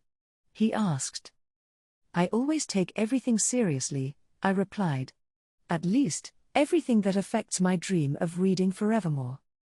After lunch, I prepared to send an ordonnance to Lieselita.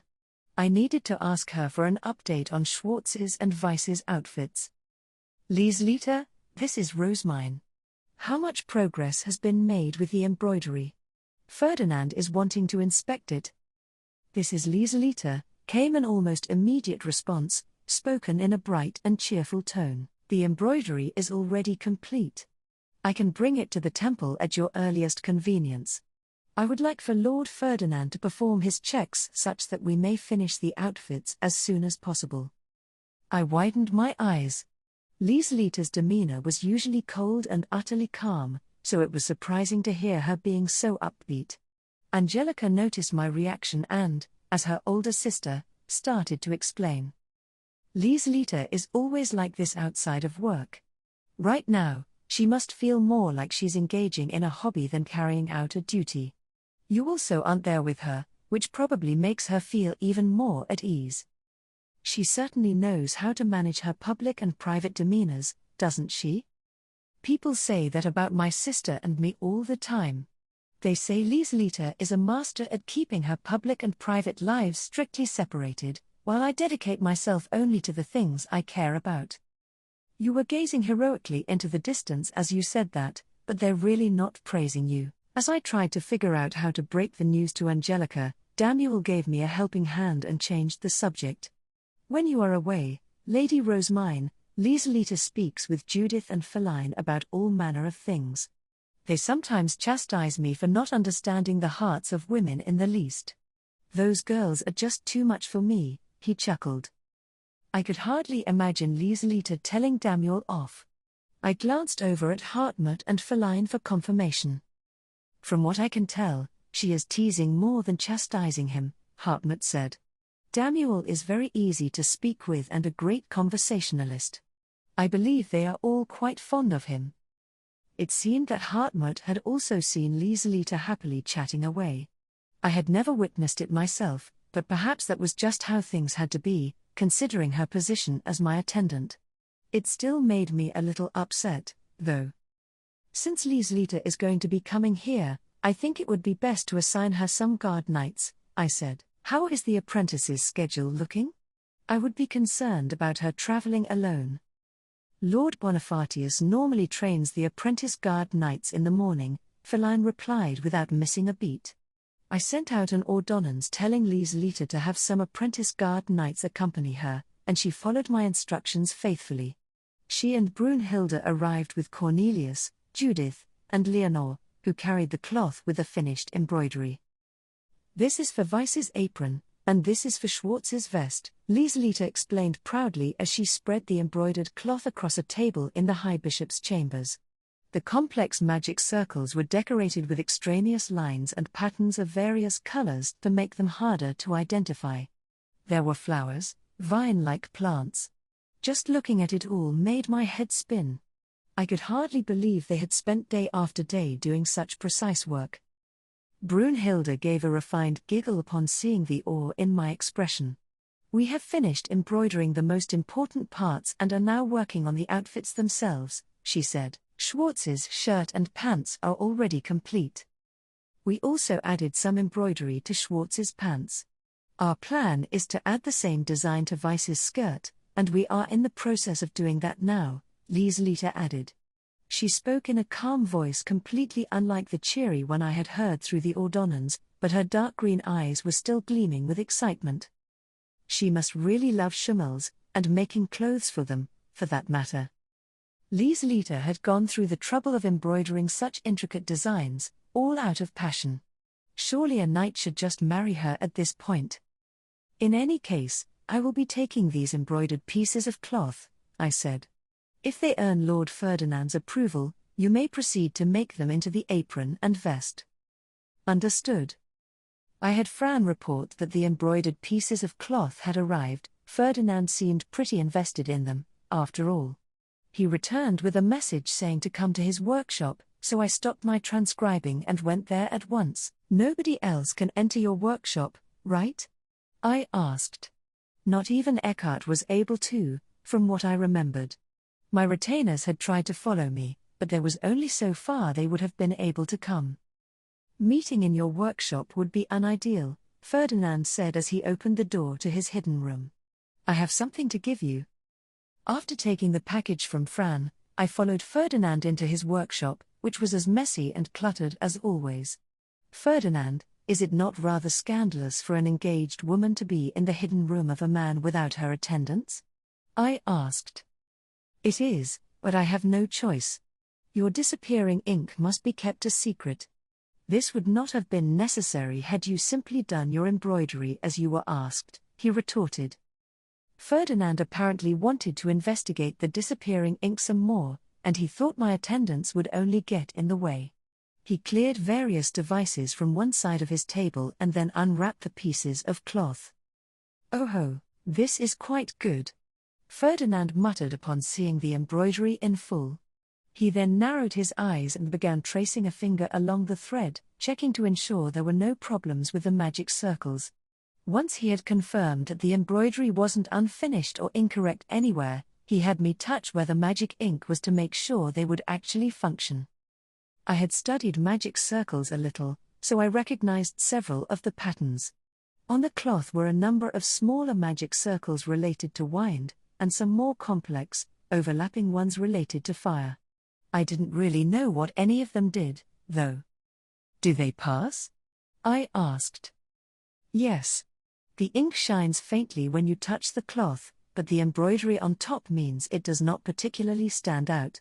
Having 2 layers of magic circles may strengthen the output, but stronger magic is nothing to be concerned about here.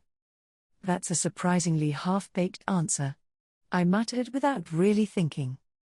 These are dangerous magics to research, you understand. The magic circles that had initially been woven into Schwartz's and Weiss's outfits automatically reflected attacks back at the attacker. Ferdinand had tested it and the improved version by having Eckhart actually attack them while he measured the results. Ferdinand raised an eyebrow. Even lighter attacks are consistently reflected, he said. Trying to determine just how much stronger the circle has become would be backbreaking. Does he mean that literally, perhaps? We needed only to confirm that the circles did indeed return attacks with consistency, Ferdinand continued. As long as they are not weaker than before, they will suffice. Any fool who would attack these magic tools would be marked as a traitor to the king regardless. Agreed. They should be ready to die the moment they attack the library. I had no sympathy or mercy in my heart for any heretic who would dare attack the library or my Schimmels. Their deaths would mean nothing to me. You certainly become monstrous whenever the library or books are involved, Ferdinand noted. I am always prepared to hold a bloody carnival for the sake of protecting my library and my books, I replied. That said, I don't want to be called monstrous by the person who made these monstrous magic circles. I am rather used to the term, Ferdinand said, unfazed. He had apparently been called cruel, monstrous, and even the Lord of Evil during his Ditter days. That last one had come from him being as strong as one of the seasonal Fee-Beast Lords, which was a truly frightening reveal. Furthermore, here. This is a protection charm with one such monstrous magic circle. As it turned out, Ferdinand had improved his own charms while thoroughly investigating Schwartz's and Weiss's outfits. I thank you ever so much. Perhaps someone will activate it and make all of my effort worthwhile. Ferdinand muttered. It was a scary statement on its own, but what made it even scarier was the way he said it with a completely flat, emotionless expression. I inhaled sharply. No thank you. Why would you wish for something so dangerous to happen? I do not wish for it to happen. I simply would not see its occurrence as an issue. I know there's nobody else here, but still. You're letting your true colors show too much, I exclaimed, but Ferdinand merely dismissed me with a scoff. It seemed that he had no intention of changing anytime soon. I mean, I know the hidden room is the one place nobles are supposed to be able to show their true selves, but come on. I don't want to hear terrifying internal monologues like that. Incidentally, where are the magic circles you embroidered? Ferdinand asked. Here. The pocket parts. I started setting them down on the table and named who had made which ones. Charlotte here, Feline there. And the others? Ferdinand pressed, his brow furrowed. There aren't any others. You told me to embroider one, so I did exactly that. One of my attendants is responsible for most of what you see there. Lieselita truly is amazing. As I boasted about Lieselita's hard work, however, Ferdinand jabbed a finger against my forehead. You cannot rest on the laurels of your attendants, he scolded. Forget not that you are already engaged, it is your duty as a bride to learn embroidery. What? But things are already shaping up. I don't need to do anything else. As they say, time spent on embroidery is time wasted. Transcribing books is much more important to me. It's not like embroidery is going to bring more books into the world. Of course, if you were to tell me to embroider sound-blocking magic circles into carpets for my library, I would start on that in a heartbeat. Good grief. And you said I was over-revealing my true colors. 3 short days after Ferdinand approved the embroidery, Lieselita completed Schwartz's and Weiss's outfits to perfection. The start of winter socializing, 2nd year. Days after Schwartz's and Weiss's outfits were completed, a letter arrived from the Gilberta company. They wanted to know whether they should deliver my winter hairpin and my armbands to the temple or the castle. I asked for them to be delivered to the temple alongside Johann's safety pins. I'll get to see Thule again. I informed Fran that I had a meeting with the Gilberta company, and upon hearing the news, Feline gave me a curious look. Would it not be better for them to bring these items to the castle? She asked. It certainly was the less troublesome option, but it would prevent me from being able to see Thule. My hairpin craftsperson is not yet able to enter the castle. For that reason, I will accept my goods here, as per usual, and order my spring hairpin at the same time. I much prefer to order my hairpins myself. Feline nodded, accepting my answer. The truth was, because my retainers were now coming to the temple, I needed to keep my relationship with Thule even more of a secret than before. Ferdinand had instructed Gil and Wilma to make up a cover story to explain my relationship with Lutz and Thule, which all the adult priests and shrine maidens needed to read. Wilma had included this cover story among the information she had compiled about me for Hartmut. She had shown it to me first, in part because she wanted to get my approval, but also because she wanted to give me a warning of what to expect. Just reading through some of the notes she had put together made me feel dizzy with disbelief. My new cover story was as follows: my attendants had been assigned to me by my guardians, but I wanted to select my own. During this process, I learned of the orphanage and stealthily went to see what it was like. There, I realized what a terrible state it had fallen into following the exodus of the Blue Priests and Shrine Maidens and started fighting to save the suffering orphans. It was then that I had ordered the merchants I gave my exclusive business to, that is, those of the Gilberta company, to establish the Rosemine workshop.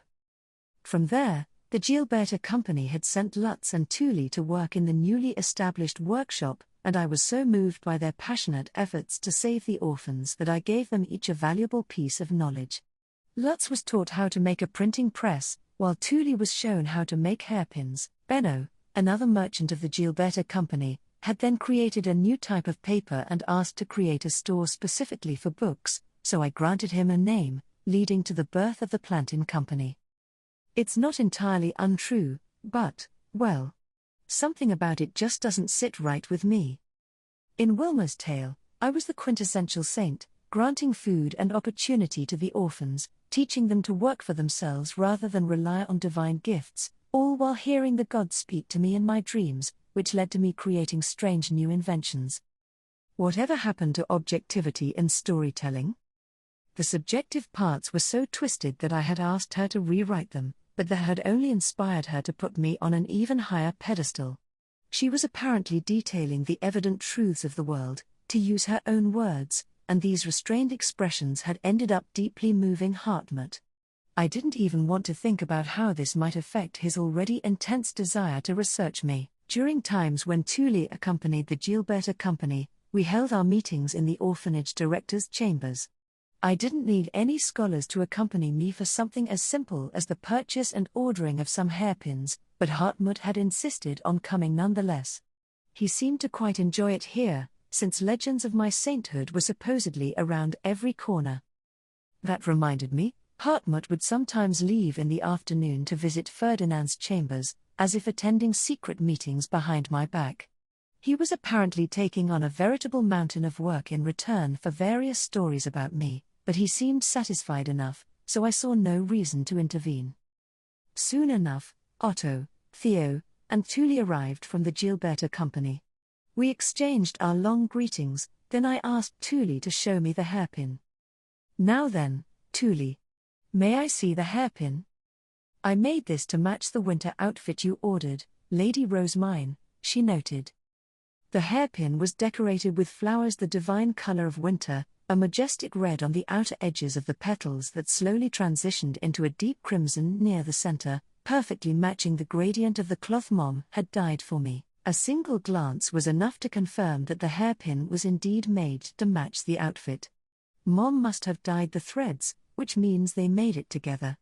I could feel their love just from looking at the hairpin, and my smile immediately softened. Splendid. You have gotten even better, Thule. I am honored to receive your praise, Thule replied with a pleased grin. I asked her to help me put it on, as always, before showing it to Feline. How does it look, Feline? I asked. It suits you perfectly, Lady Rosemine. There is no mistaking that it was made specially for you, she assured me. Having secured her praise, I could safely accept this as my winter hairpin and order a new one for spring. Thule, please make a hairpin that gives thoughts of sprouting leaves, I said. Remember that green is the divine color of spring. Have you decided upon the cloth for it yet, my lady? Thule asked.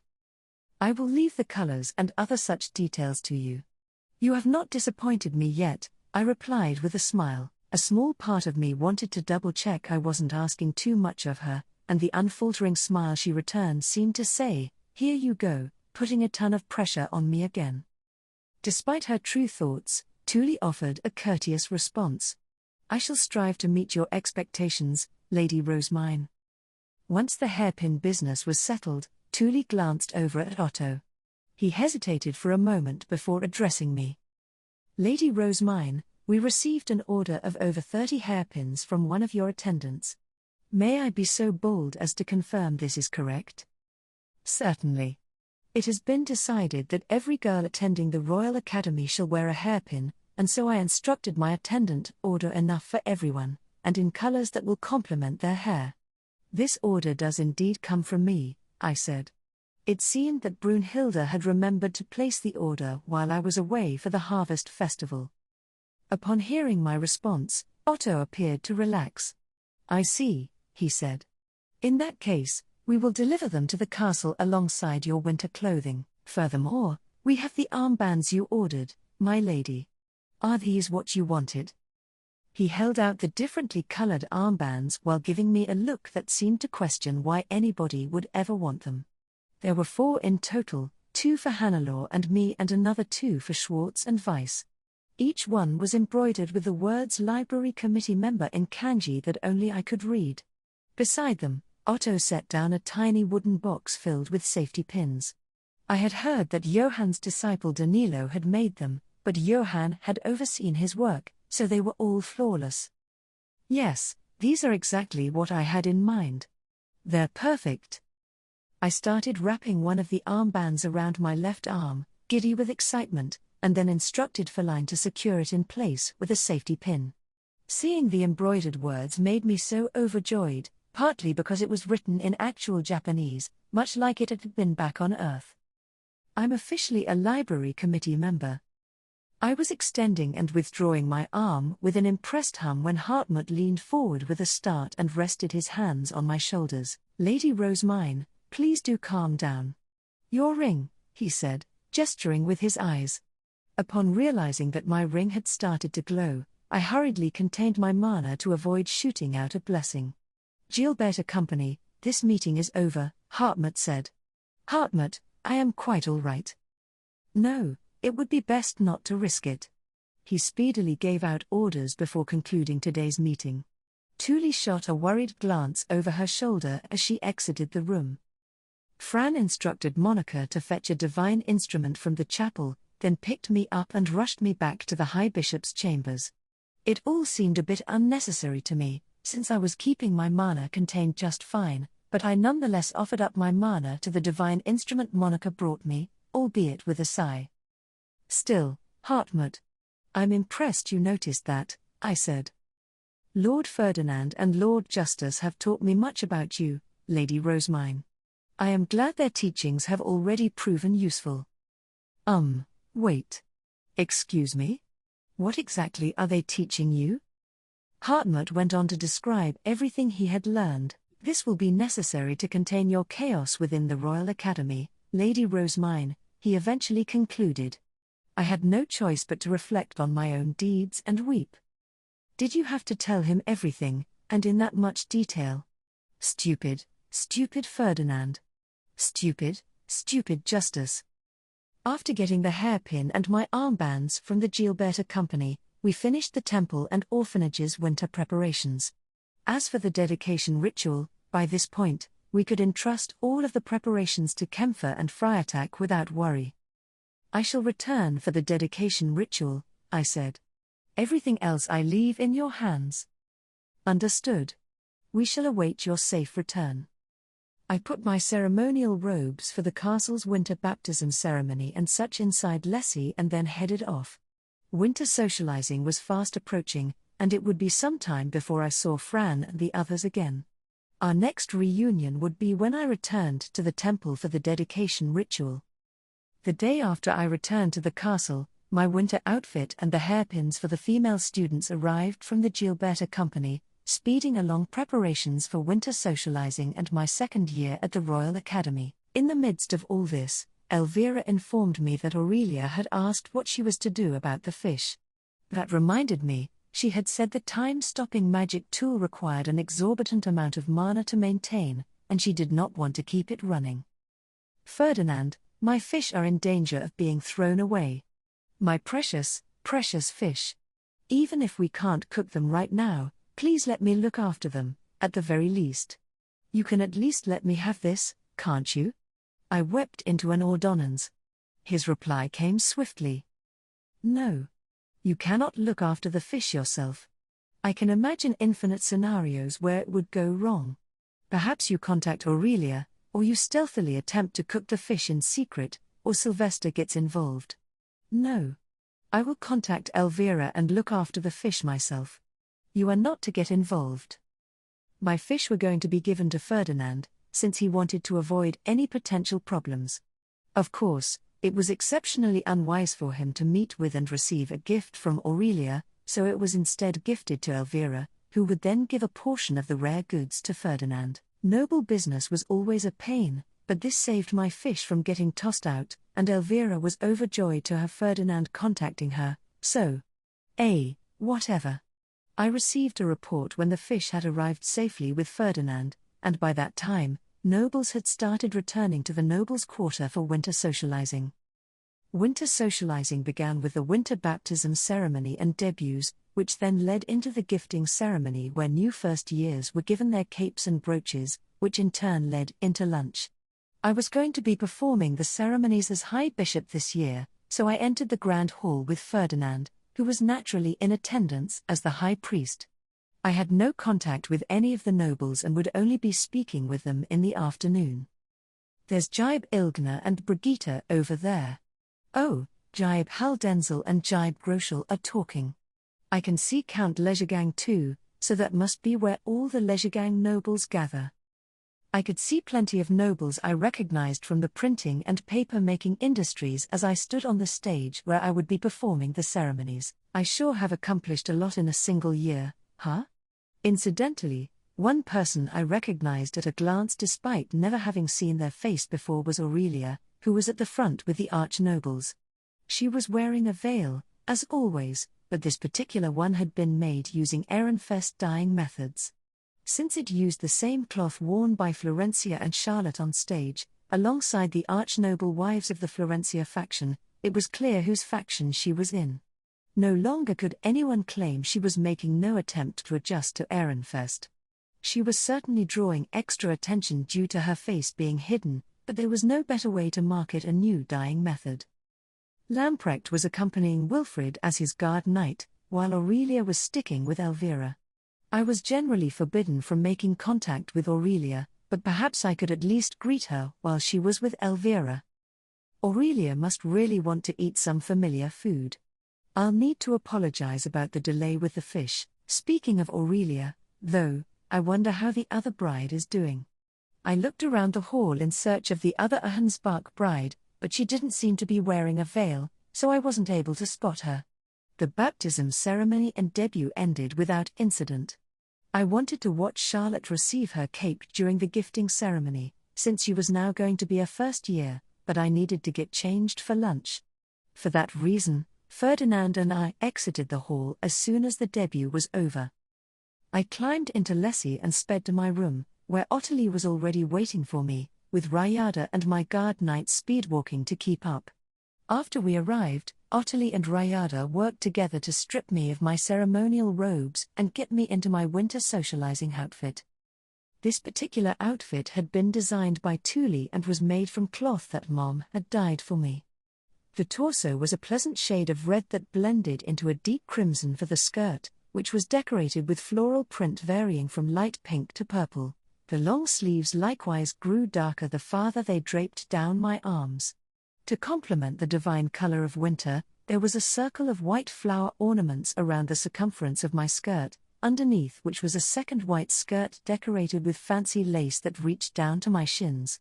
And then, of course, there was my new hairpin that Thule had made specifically to match my outfit. Everything was perfect. "How does it look?" I asked. "Absolutely wonderful," Rayada replied with a satisfied smile. I was just as pleased with it as she was. After lunch, it was time for all the important socializing. Once again, Wilfrid, Charlotte, and I went to the Grand Hall together. On the way, we talked about the same thing we had been discussing over lunch, the Royal Academy. "At last, I am going to be joining the two of you in the Royal Academy," Charlotte said. "I simply cannot wait. I was ever so lonely in the castle last year." Charlotte had similarly used cloth from the dyeing competition for her outfit, and she was wearing a bubble skirt that looked much like my own. Despite these similarities, however, our clothes were still refreshingly unique. Perhaps it was because Charlotte had opted for a rose color that suited her better, or because we had different tastes. "Sister, in the days before we leave for the Royal Academy, the new first years are going to be studying the textbooks you made last year, correct?" Charlotte asked. I nodded in response, which earned me a teasing look from Wilfrid. He looked like he was on the verge of bursting into laughter. "Rosemine, you're planning to do the whole Better Grades Committee thing this year too, right?" he asked. "People are saying that giving the first years your textbooks is like helping the enemy." "Oh my. But all those in their second year and above have had time to study for the coming year, what with them having finished their classes early. Is it not reasonable that the first years should have time to prepare also? There is no fun in a game that is not fair. First year written lessons didn't cover that much material, and the first years had already learned everything aside from geography and history in the playroom. Giving them a few days to get a head start on these subjects they hadn't yet covered would simply make them more worthy opponents.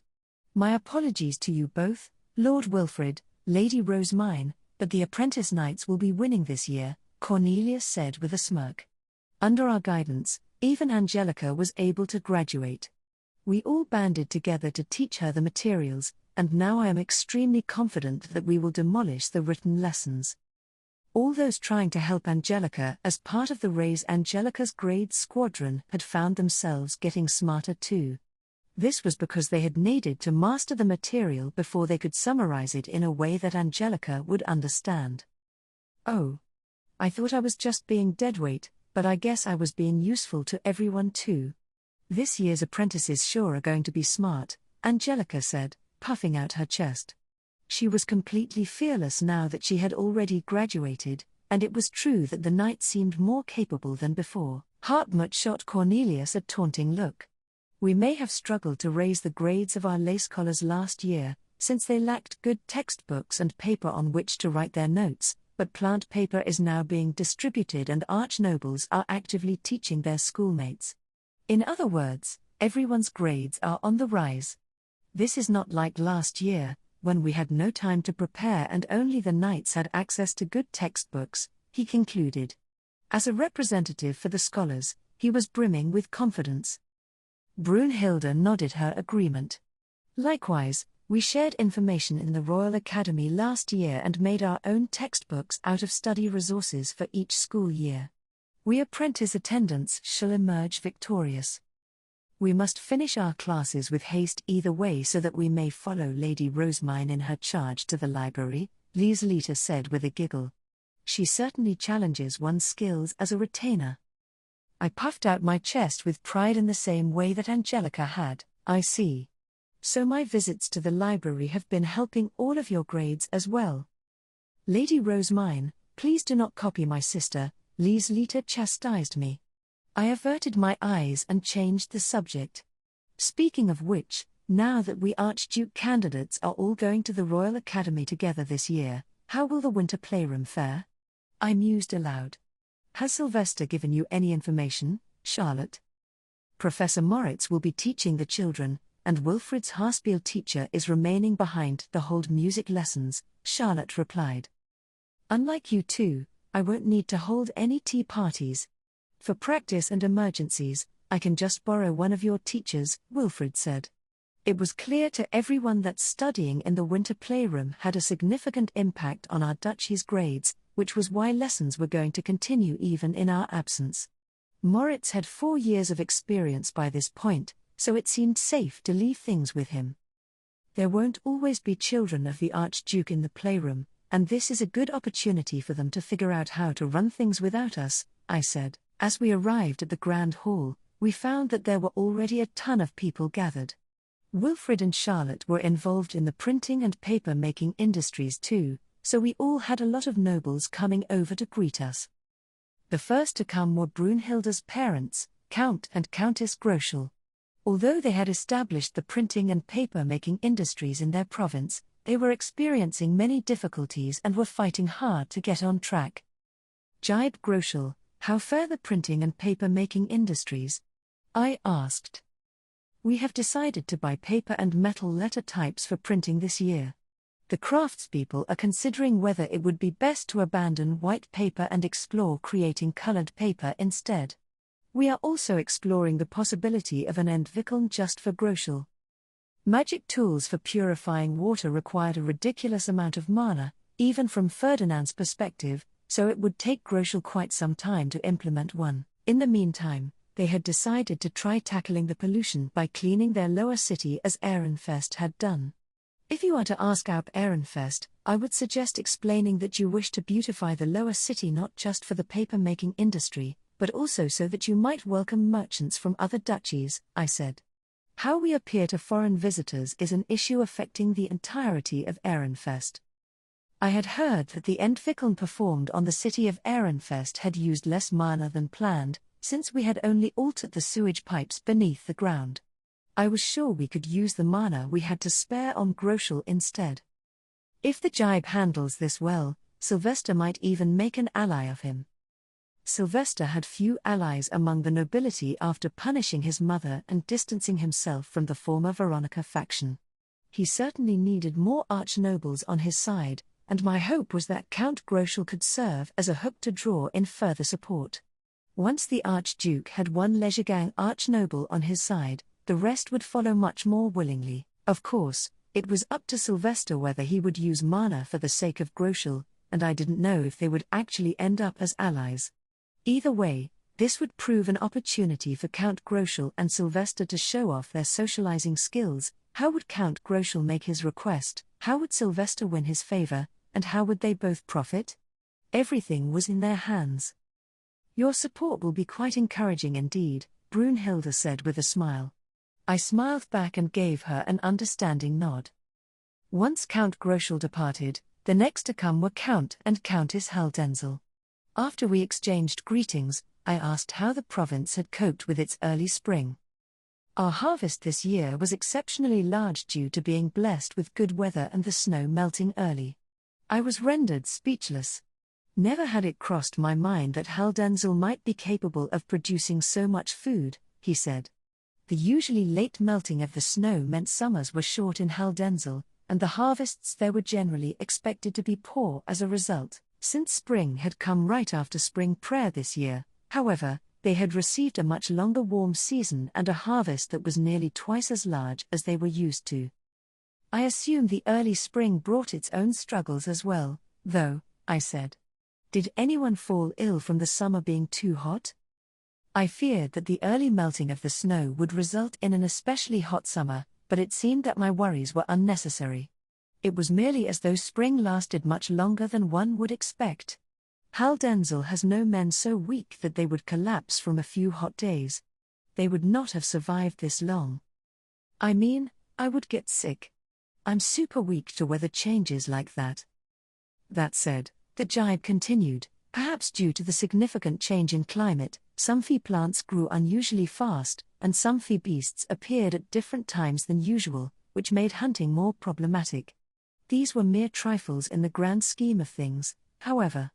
It is thanks to your becoming the High Bishop and teaching us of the Bible's ancient ways that we of Haldenzel can spend this winter in peace. Count Haldenzel knelt before me and took my hand, which caught the attention of almost every noble in eyeshot.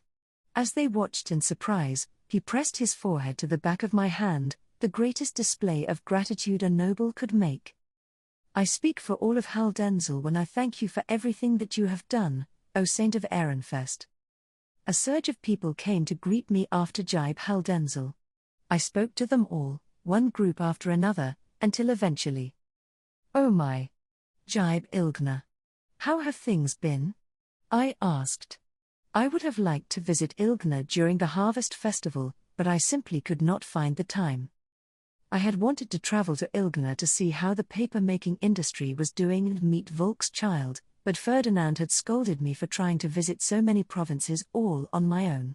Nobody complained about how much work I did for spring prayer, since it was just giving mana and distributing chalices, but the harvest festival was responsible for a large portion of the Blue Priest's income, so they were very much against me going to too many places. In the end, I had given up on going to Ilgner, since visiting Groschel and the Gertenbergs had been my highest priorities this year.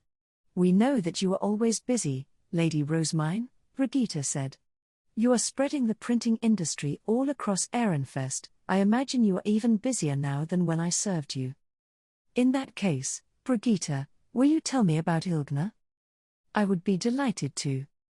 Brigitte and Victor, alongside Viscount and Viscountess Ilgner, told me how they were striving to produce paper made from new resources and how they had sent craftspeople to the jibes of nearby provinces to teach them how to make paper.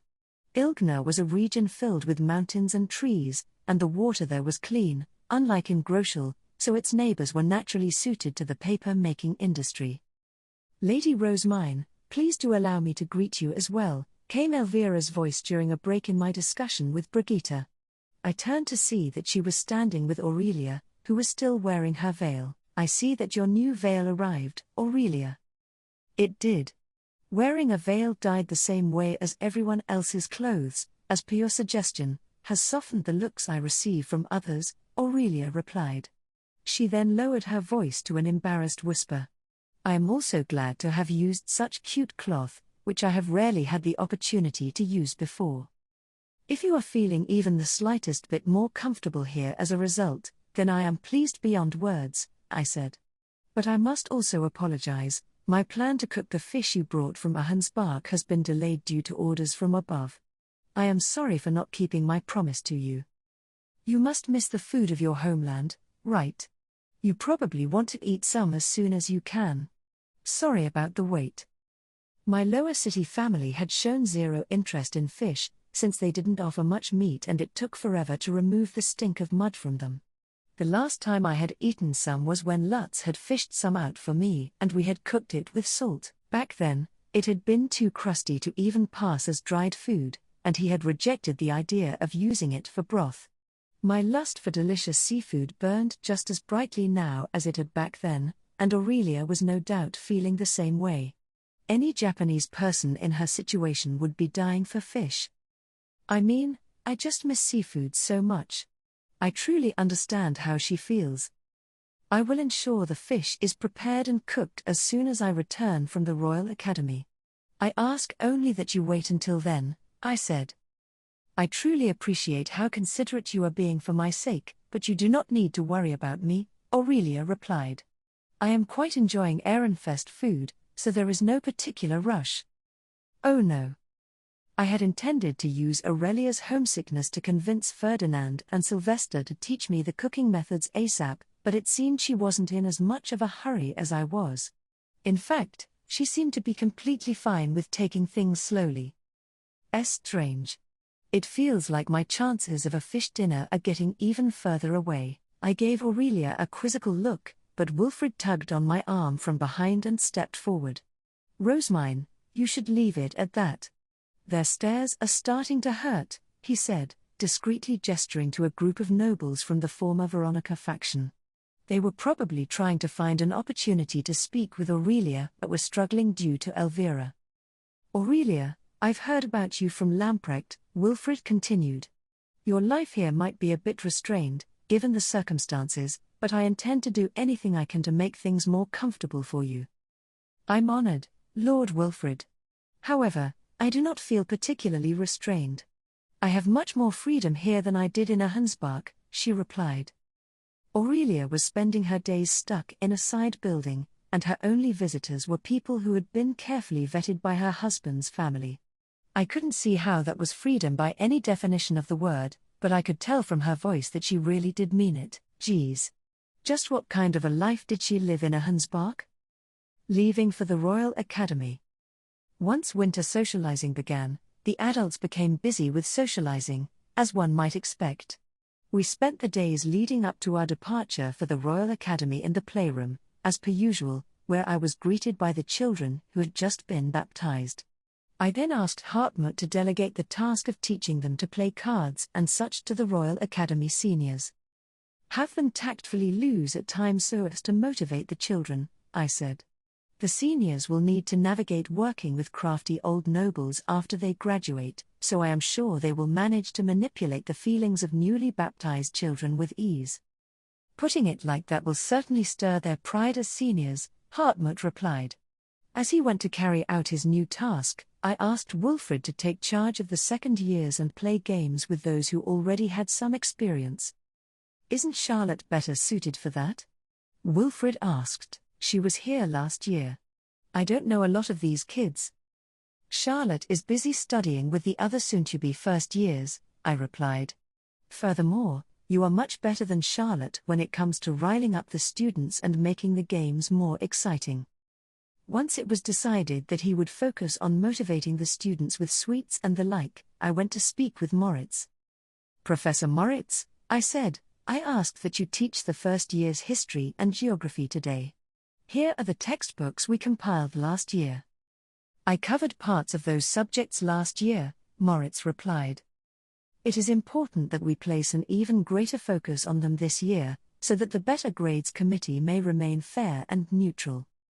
I had Charlotte gather the new first years, whereupon I explained to them what the Better Grades Committee was doing in the Royal Academy and encouraged them to try their hardest, since the older students were already making their moves.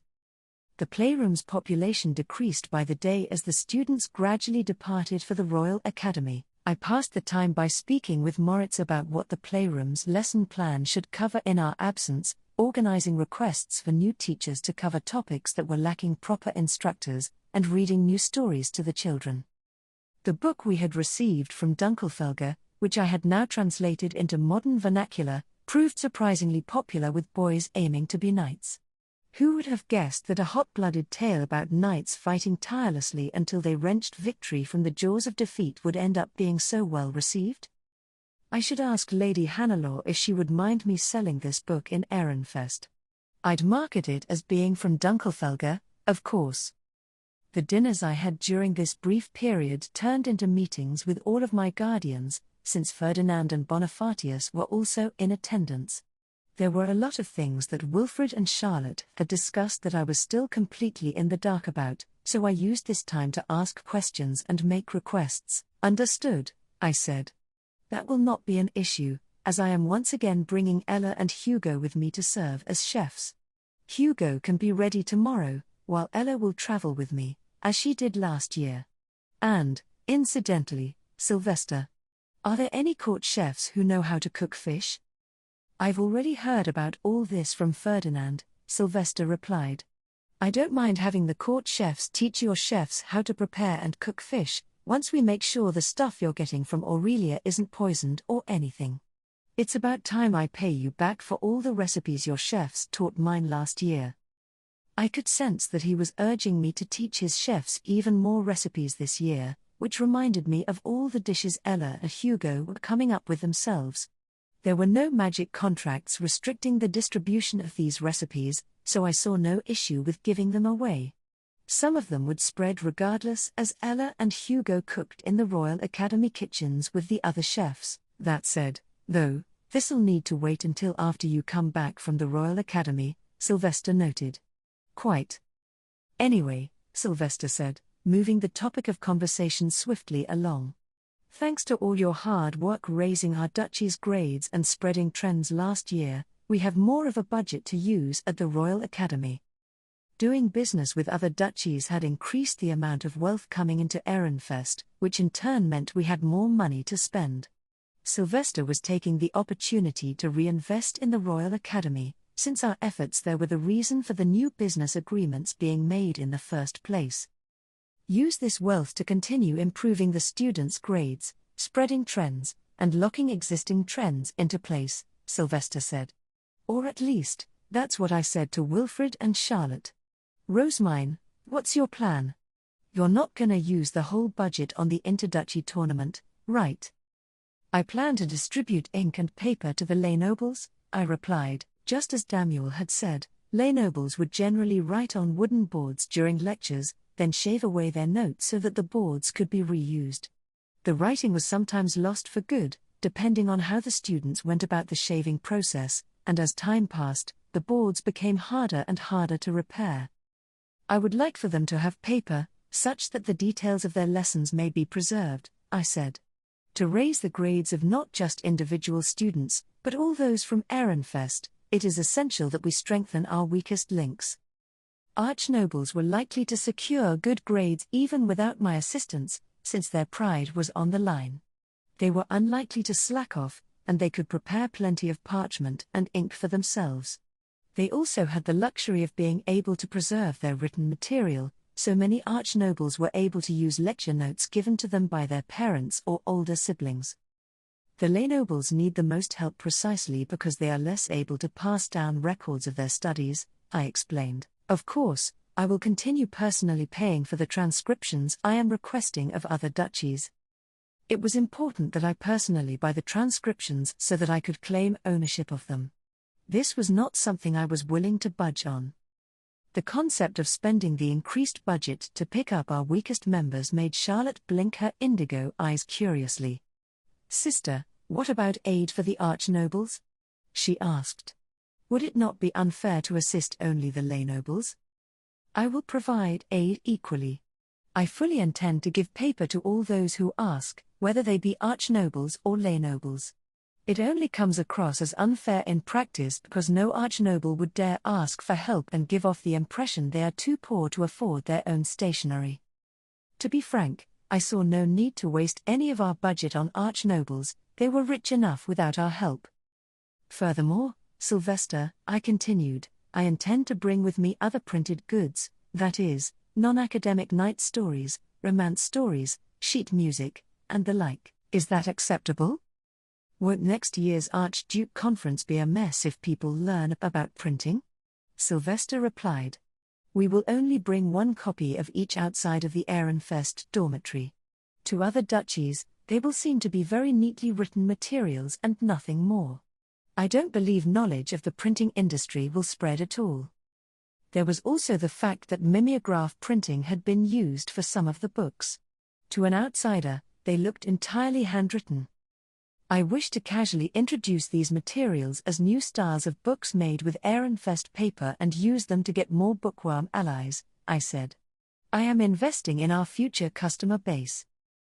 Now that we had more printing workshops at our disposal, there would be increasingly more printed goods within Ehrenfest. That was why I needed to start lending out books and making note of who took the bait. By doing this, I could secure more potential consumers while encouraging prospective authors. If one wanted books for nobles, it was best to have nobles write them. I had learned that at the cost of sacrificing my own romance novel. "Casually introduce?" Ferdinand repeated. "I find it hard to imagine you doing anything but raving about them until you turn blue in the face and drop unconscious. Perhaps someone else should introduce the books in your stead." "I'm with Uncle," Wilfred added with a nod, reinforcing the verbal attack on my suggestion. "Nobody is going to take an interest in books if the person distributing them passes out in the process. You wouldn't want to make Lady Hannelore cry again, would you?" The absolute last thing I wanted was for Hannelore to associate our book lending with something negative. I wanted her to be my friend forevermore.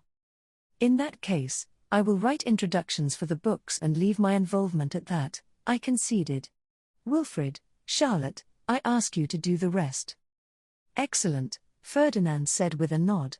Wilfred and Charlotte exchanged glances before nodding as well. I couldn't help but purse my lips, which elicited a chuckle from Sylvester. "Don't get so down, Rosemine," he said. "I managed to look into your requests and have approved a new bookcase for the dorm. Cheer up." "A new bookcase?" I asked. I suddenly feel so much better. I had said that it was unthinkable for a place of learning like the Royal Academy dormitory to be so utterly devoid of bookcases, and in that regard, I had asked for some to be made and a little reading corner to be established. As it turned out, my words had not fallen on deaf ears. "We need to have textbooks in places where everyone can read them, and we'll also need to make sure we have copies of the books we've printed here in Ehrenfest," I said. "In other words, we need to fill those shelves with as many books as we can.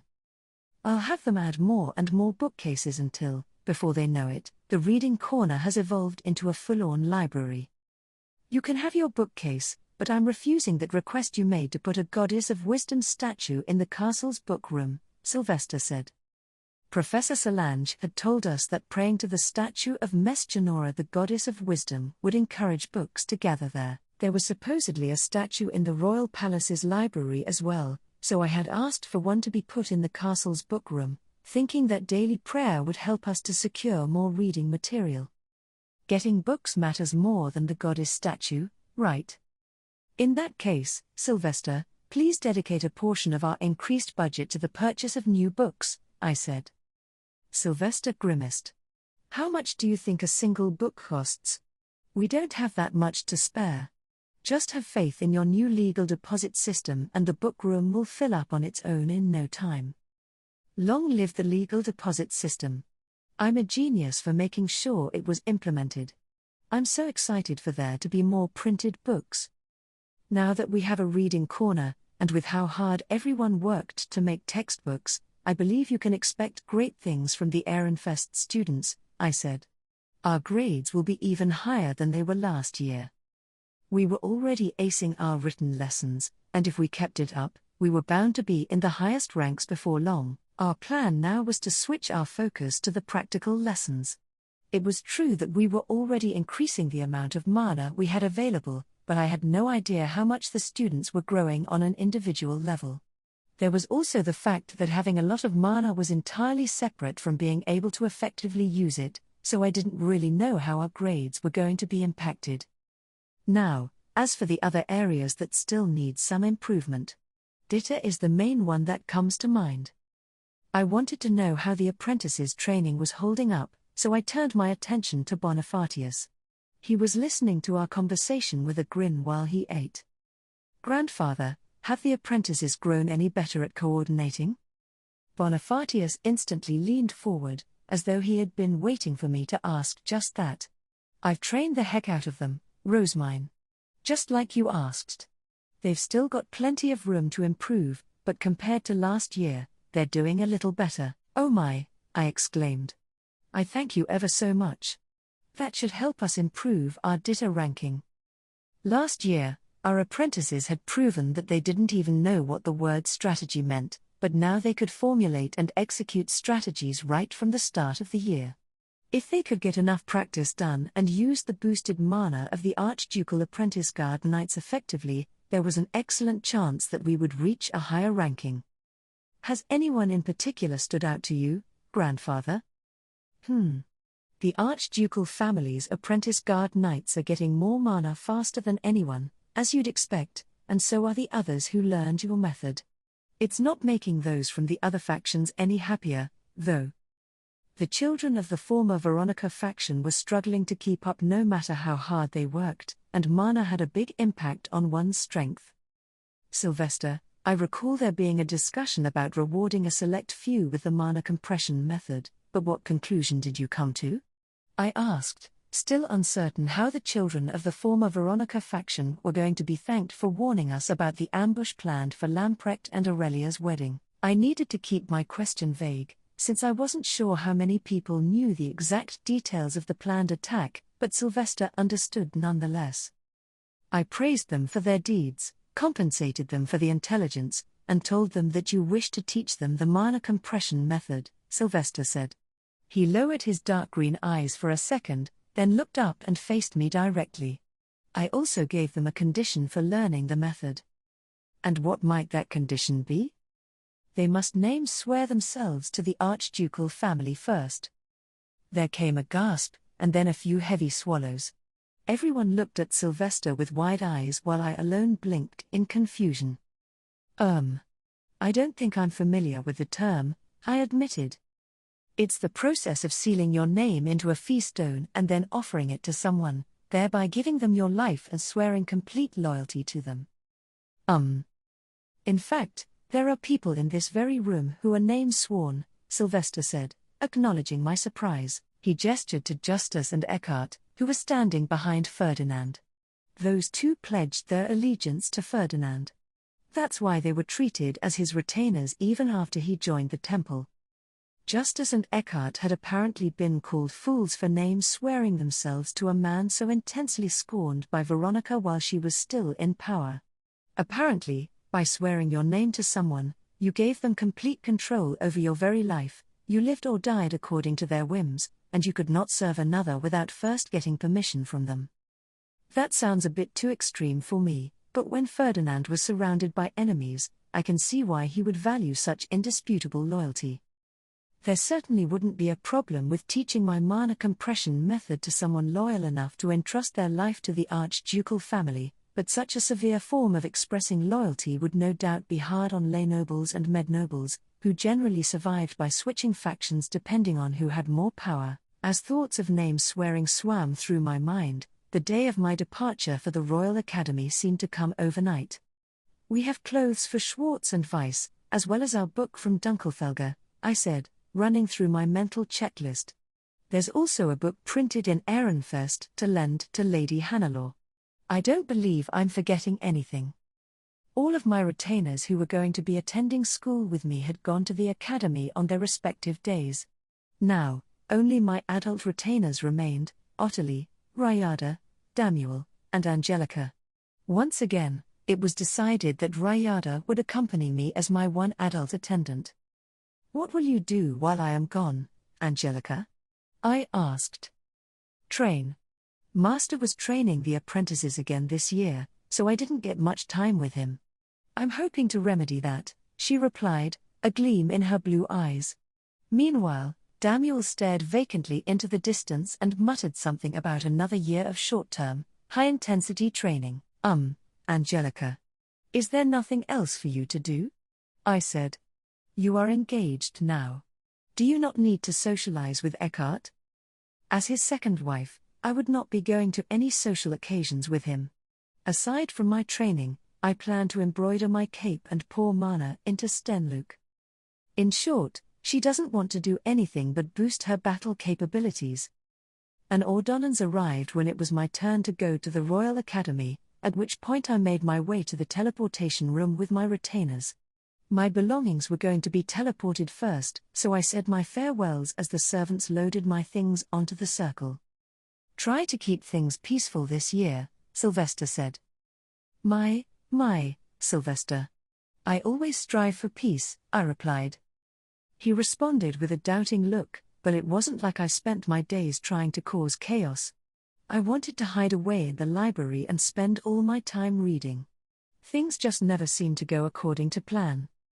"Rosemine," Ferdinand said, "I have given Hartmut several books to tide you over in the interim period between you finishing your lessons and your retainers finishing most of theirs. Spend that time in the dormitory." "Why Hartmut? Shouldn't you give them to me or Rayada?"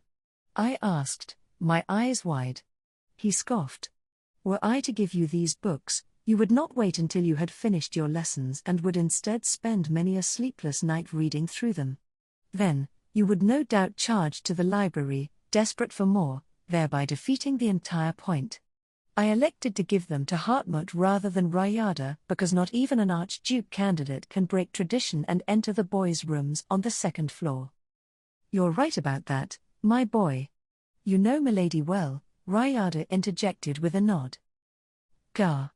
My new books. I have given some empty feastones to Rayada, but feastones are limited, and your enthusiasm is boundless," Ferdinand continued. "Take care not to trouble Dunkelfelger's Archduke candidate any further." "But, I mean, it's only natural to get excited when books are involved, right? What exactly should I be taking care not to do?"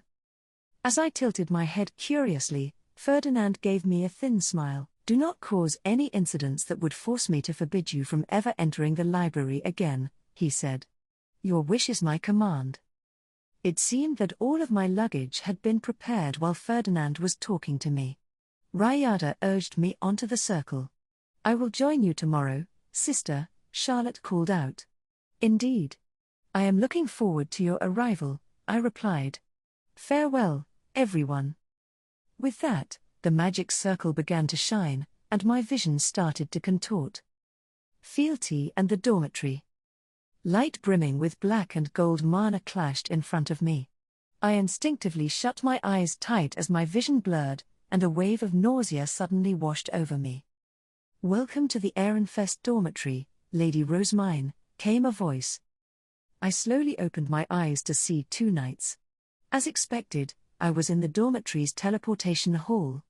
I needed to hurry off of the circle to make way for Wilfred, who was going to be arriving after me. Upon leaving the room with Rayada, I found my other retainers waiting in the hall outside. Only Feline was absent, since she was in my grade and was in the process of preparing her room. "Welcome, Lady Rosemine. Now then, milady. Spend some time relaxing. I will go and prepare your room," Rayada said, directing my retainers with her eyes while watching the male servants carrying my luggage.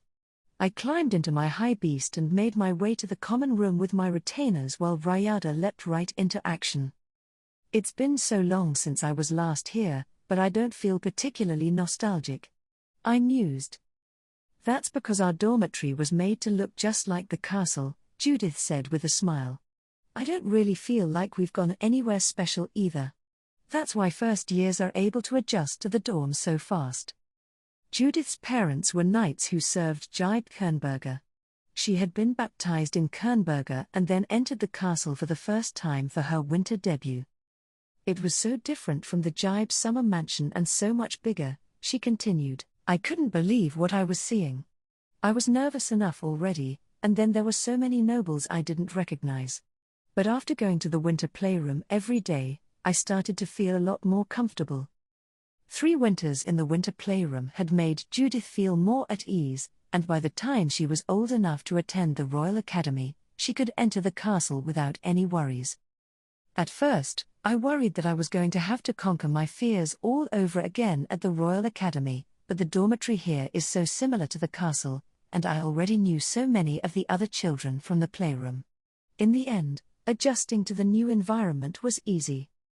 Judith had only seen the seniors during the few days they spent in the playroom, but this meant she had at least recognized them when she came to the Royal Academy herself, which had done wonders to make her feel at ease. I was listening to her with great interest, having never realized that the playroom fulfilled such a role. I see the winter playroom plays an even more crucial role than I thought, I said. This is especially true now, Lady Rosemine. Ever since Lord Wilfred and you first came, there've been games and sweets to look forward to, and instructors to help us with our studies, Judith said. I went into the common room, but unlike last year, there was basically nobody here. What caught my eye first was the new bookcase. There weren't any books in it yet, but it towered imposingly in the corner of the room, making its presence known. That is the new bookcase, I see. I ran over to it at once, my heart swelling with excitement. It was a stocky, ornately carved bookcase fit for decorating an Archduke-owned building such as the Ehrenfest dormitory. A closer look revealed that it had a glossy finish and was polished to a sheen. It was so glossy, in fact, that I could actually see my face in the wood. I gazed up at the sizable bookcase with an awed sigh as a delighted tingle shot through my body. It still didn't have any books in it, though. We should fill these shelves as soon as possible, I said. There is nothing quite as wonderful as a bookcase packed from top to bottom with books, you know. In that case, I shall help Rayada unpack and then bring our books here, Lieselita said, entrusting tea to Brunhilde and quietly stepping out of the common room. Brunhilde could probably tell that I was on the verge of rubbing my face against the polished wood, as she called out that the bookcase could be admired just as well from the tables. I looked around the common room as I sipped my tea, although my attention was primarily focused on the bookcase. I could remember how busy things had been last year, with all the seniors coming to welcome the first years, but now there was barely anyone here. An eerie quiet still blanketed the room. What are the students of the other years doing? I asked. Preparing for their lectures, Brunhilde answered. Unlike first years, the older students have much to prepare. Now that you and Lord Wilfred have arrived, they must go gathering. What? They must gather the ingredients needed for their brewing lessons, Leonore explained. That should not take particularly long, though. Students would need to gather the herbs and feastones and such they were going to need for their practical lessons ahead of time, and the Royal Academy grounds were brimming with ingredients that were easy to use in brewing recipes, that were abundant in mana, and that contained numerous elements. Of course, the students also had the ingredients they had gathered in the castle's forest back in Ehrenfest, but they would be using those for purposes other than classroom brewing. The ingredients used in lectures were standardized for the sake of convenience during lessons. Up until now, apprentice knights of the higher years would gather together, then sell their harvested goods. But this year, everyone is going together, so the knights can practice fighting while protecting others. I've been gathering for days as a 6th year, Cornelius said. It seemed that the 3rd years had gone yesterday, and today it was the 2nd year's turn. The 1st years didn't have brewing lessons and didn't need to gather, so the consecutive days of the knights going out to gather ended today. Lady Rosemine, it must be because of all my training with Lord Bonifacius, but my aim is much better than it used to be, Judith said, her violet eyes sparkling with excitement. "It's so much fun getting feastones now. I'm so much stronger." "It was wonderful to see you working so hard to peak Damuel," Leonore giggled. "I am hoping to find a way to incorporate all of the strategies I've studied into future Ditta games, but that seems easier said than done. The biggest challenge this year is going to be filling the power gap that Angelica has left in the wake of her graduation. She may have been deadweight for the written lessons, but she was the apprentice knight's powerhouse when it came to practical lessons." As we continued our conversation, Wilfrid arrived in the common room. As he was being served tea by his retainers, I pointed to the new bookcase. "Behold, dear brother, the new bookcase that Sylvester has prepared for us. What books shall we put on its shelves? If you have any requests, I would be more than glad to hear them." Wilfrid looked at me, then at our retainers, and then sighed. "Nobody cares about that bookcase as much as you do," he said. "Do whatever you want. I can't imagine anyone will try to stop you." The joy of getting free rein over the bookcase warmed my soul, which almost seemed to sparkle with heavenly light. In my eyes, even Wilfrid seemed to sparkle, as if divine rays were raining down upon him from the heavens. He had never seemed so heroic and cool in his life.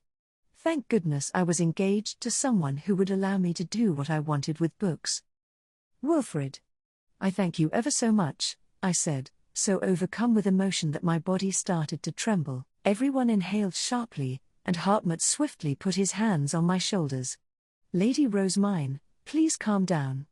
You are getting too excited." "My apologies. I am just so overjoyed." We moved on to discussing today's gatherings. As we talked, a second year wearing high beast riding gear and some warm-looking clothes came into the common hall. A short while later, another arrived as well.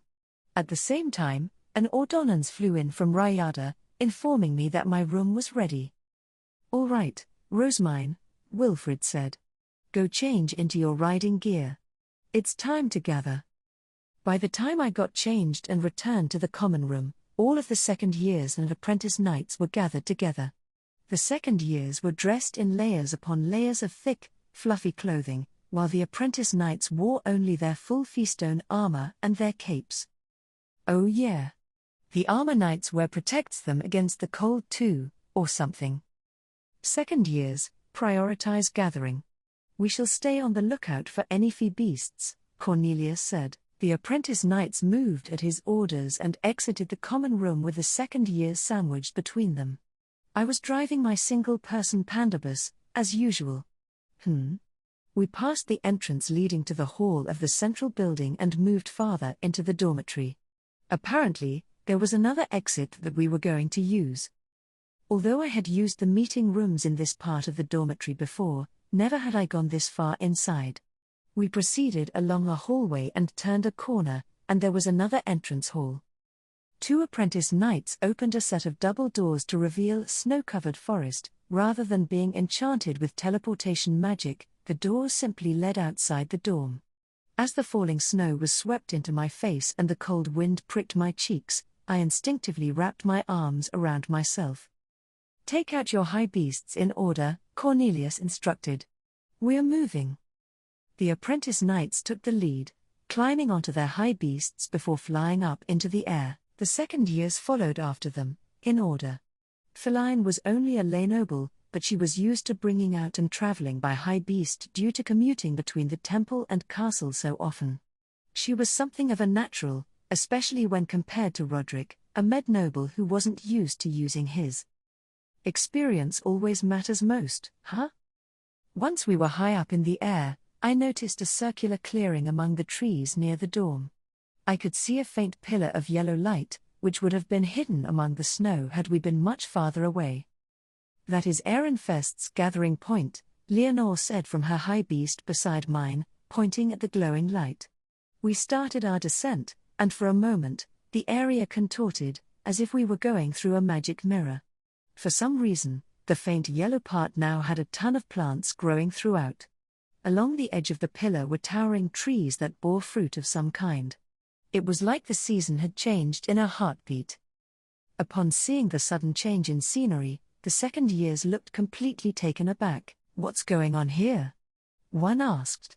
"My brother Eckhart told me this clearing was originally where one would put one's treasure during games of treasure-stealing dither," Cornelius explained with a slight smile. "Snow has been blocked from falling here to prevent the games from being affected." As it turned out, every dorm had a good gathering spot where snow never fell. Febeasts would come for the plants and fruit, which made them excellent places to hunt feastones too. "Take care not to enter the gathering spots of other duchies, no matter what," Cornelius said. "There are measures in place, presumably from the days when these areas were used for treasure-stealing dither, that will cut you down on sight. Like this." In an instant, he morphed his staff into a sword and sliced through a febeast that had charged toward us. The febeast started to melt until, soon enough, a gleaming feastone dropped to the ground.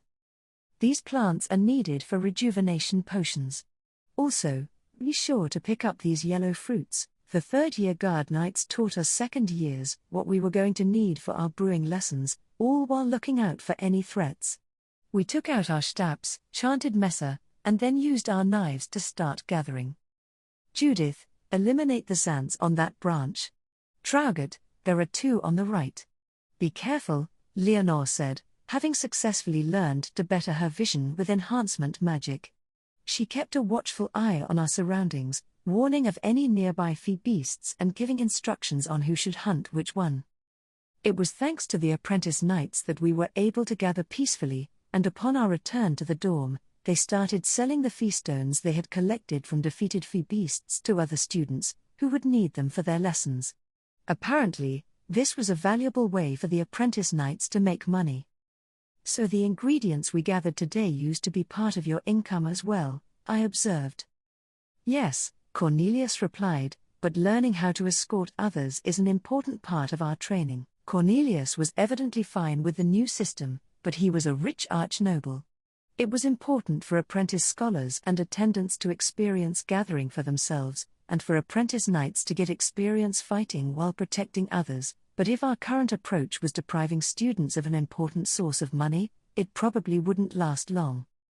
"Rosemine, how about we pay the apprentice knights as much as they would have earned from the gathering, to cover their guard duty?"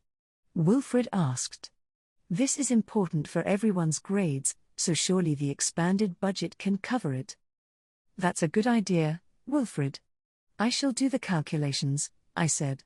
He had made the suggestion before I could, and the faces of all the lay nobles and med nobles lit up at once. As expected, it was important to them.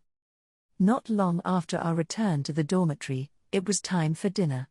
I needed to get changed out of my high beast riding clothes, so I returned to my room, where Rayada and the others helped me get ready. Over dinner, we discussed how we would welcome the new students coming to the Royal Academy tomorrow.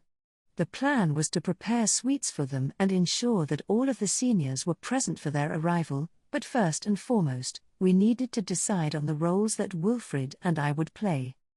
"I believe the Archduke candidates should remain seated," came a suggestion from Isidore, one of Wilfrid's apprentice attendants. "That does indeed seem wise," Brunhilde agreed. Being served tea and sweets by Archduke candidates would only scare the first-year stiff. "Lady Rosemine, Lord Wilfrid, perhaps you could explain the rules of the dorm and the ways we spent our time last year." "The rules of the dorm? Maybe I should explain how the bookcase is meant to be used. In this world, books were valuable enough to be chained to bookshelves. Their value had gone down a little in Ehrenfest due to the continued expansion of our printing industry, but they were still expensive. I didn't want anyone taking and selling them without permission. "So, Hartmut, do you think I should make a list of rules and instructions for using the bookcase and its books?" I asked. "I would even go as far as to call it necessary," he replied. "The majority of the books are going to be your belongings, Lady Rosemine, so it is important that you explain how they are to be used."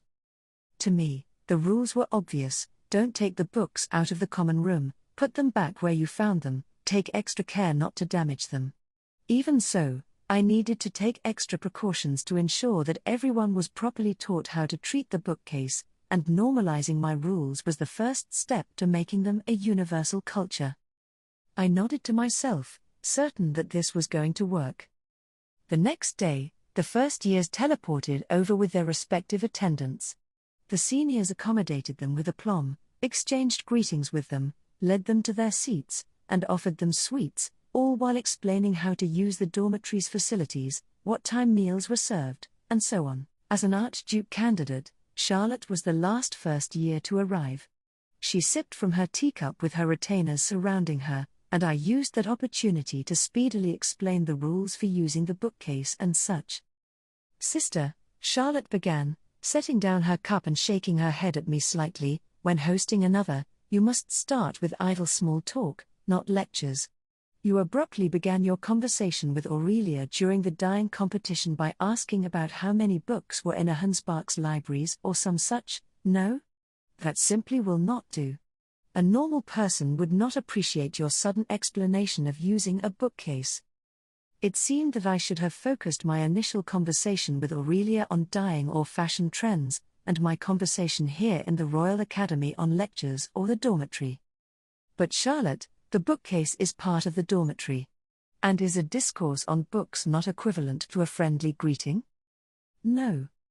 Charlotte shot me down in a heartbeat, but books really were the ideal conversation starter, for me. Asking what books the other person had read lately or talking about new finds in the local library had often immediately followed any greetings back on Earth. "I've never heard of any greetings like that," Wilfrid said. "Who'd you even say that to?" "I'll use them when I meet with my bookworm friends." "Talk about weird," Wilfrid remarked with a smirk. I pursed my lips. It seemed that my greetings were viewed as nonsensical in this world, since there were so few books here. "I'll normalize these as greetings one day. Just you wait and see." "Oh, that reminds me. Wilfrid, Charlotte, I have asked Rayada to prepare a meeting room so that I may extend my gratitude to the children of the former Veronica faction who warned us of the ambush," I said. In an instant, the smiles on Wilfrid's and Charlotte's faces turned into more serious expressions. I had intended to thank them on my own, as they attempted to inform me specifically. However, if we are to use this opportunity to work on absorbing the children into our faction, it would be best for the three of us to go collectively. What do you think? "Naturally, I will attend," Charlotte said. "Same here," Wilfrid agreed. I glanced at the corner where the children of the former Veronica faction were gathered. Their situation was a lot better than it had been at the start of last year, but it felt as though faction politics had once again erected walls within the dormitory. "Milady, everything is ready." "Thank you, Rayada." As I stood up, Hartmut called across the room. "Matthias, Roderick, come with us to the meeting room, so that we may discuss what we talked about before." Matthias and Roderick tensed up, their eyes scanning the crowd. The other kids nodded, no doubt having deduced the context from Hartmut's ambiguous hinting alone. We three Archduke candidates left with our retainers, with all of the children following behind us being of the former Veronica faction. Those who were unaware of the circumstances merely watched us go with stunned looks on their faces. Once we were inside the meeting room, I gestured to the provided seats, and everyone started sitting down with hard expressions. There were over 10 children of the former Veronica faction, which was quite a lot. In the midst of them, I saw Roderick clenching his fists. There was so much intensity in his scorched brown eyes that I could tell he was dying to say something. "Thanks to your courageous actions, an attempted ambush ended in failure, and the Starbind's ceremony between Hansbach and Ehrenfest ended peacefully," I said. "You all have my gratitude. I thought it best to thank you here in the Royal Academy, as doing so back in Ehrenfest would certainly have caused problems with your families." "Your gratitude honors us," Matthias replied. His dark purple hair swayed a little as he bowed his head. He was serving as a representative of the group, perhaps because he had inspired the others to act in the first place. Matthias was the youngest son of Viscount Gerlach, a central figure in the Veronica faction. He was an apprentice knight, and much like Traugott, he was frustrated about falling behind due to not knowing my mana compression method. He was also bothered by the fact that he was unable to choose his own faction until he came of age. Alp Ehrenfest informed us that you were even willing to teach us your mana compression method as a sign of your gratitude, Matthias said. He informed me that he requires a severe condition for that to happen, I replied. Giving one's name to a member of the archducal family, thereby becoming name sworn to them, was an extremely brutal demand. It was apparently rare for even the most loyal of retainers to name swear themselves to their charge. Ferdinand was the weird one for having both Eckhart and Justus. I apologize for not having the power to sway him. There is no need to apologize. Alp Ehrenfest has graciously said that, as time passes, the severity of the condition may soften. We are only required to give our names if we wish to learn the method now, during our growth period, Matthias said with a troubled smile. All of a sudden, Roderick stood, his fists now trembling even more than before. His cheeks were flushed, but his eyes carried unmistakable resolve. Everyone present instantly knew what he was about to say. I want to give my name to you, Lady Rosemine. Roderick, please consider this carefully, I said. Becoming name sworn is too grave of a decision to make on an impulse. Getting more mana was certainly important for nobles, but I didn't think it was worth literally giving someone else control over your life, especially when that someone else was me. Lady Rosemine is correct, Matthias said. This is not something to be decided so impulsively. Roderick, use your head a little. Lord Matthias, the moment we give our names to someone, we sever our ties with our parents for good. We've been in the Veronica faction our entire lives. Even if you give your name and end up as Lady Rosemine's retainer, everyone will treat you as a traitor, and who knows how the factions are going to look in a few years' time, Matthias said, furrowing his brows in a pained expression. There was a man once. He was starstruck by one set to become the next Alp, and his heart burned with the desire to serve them forever as a loyal jibe once they took the Alp seat. But the situation changed. The person whom his heart was set on lost their running for the seat overnight. Someone in the crowd swallowed hard. That wasn't an impossible scenario. Veronica had held power for decades, only to suddenly lose it all. Only a few years had passed since then, and it was entirely possible that the balance of power would flip once again. Lady Rosemine attended the Royal Academy last year, and in the span of a single winter, she formed connections with royalty and many Archduke candidates from the top-ranked duchies, Matthias continued. Considering that her influence will aid our duchy in ways that were once unthinkable, I can agree that becoming name sworn to her is an honorable and worthwhile move, but... He paused. We still do not know whether that influence will ensure power. I would not be saying this if you were giving your name to Lord Sylvester or Lady Florencia, the archducal couple, but Lady Rosemine, Lord Wilfrid, and Lady Charlotte are all underage, and we do not know what the future might hold. That is why we cannot afford to make such rash decisions, Roderick. We will lose our parents, and they're the only backing we have right now. Roderick paled. His eyes were uneasy and flitted from Matthias to me, but I said nothing. Think carefully, okay? Matthias concluded, his voice tinged with bitterness. He had no doubt repeated those words many times already, and they carried a weight that made it sound entirely as though he was actually speaking to himself. Hirsch's visit and the advancement ceremony. After warning the children of the former Veronica faction to think carefully before making any extreme decisions, I had them disperse. I did not know about name swearing until Alp Ehrenfest told me about it, so there is much I still wish to learn. Is it something one would generally want to do in return for securing more mana? I asked, looking over my retainers.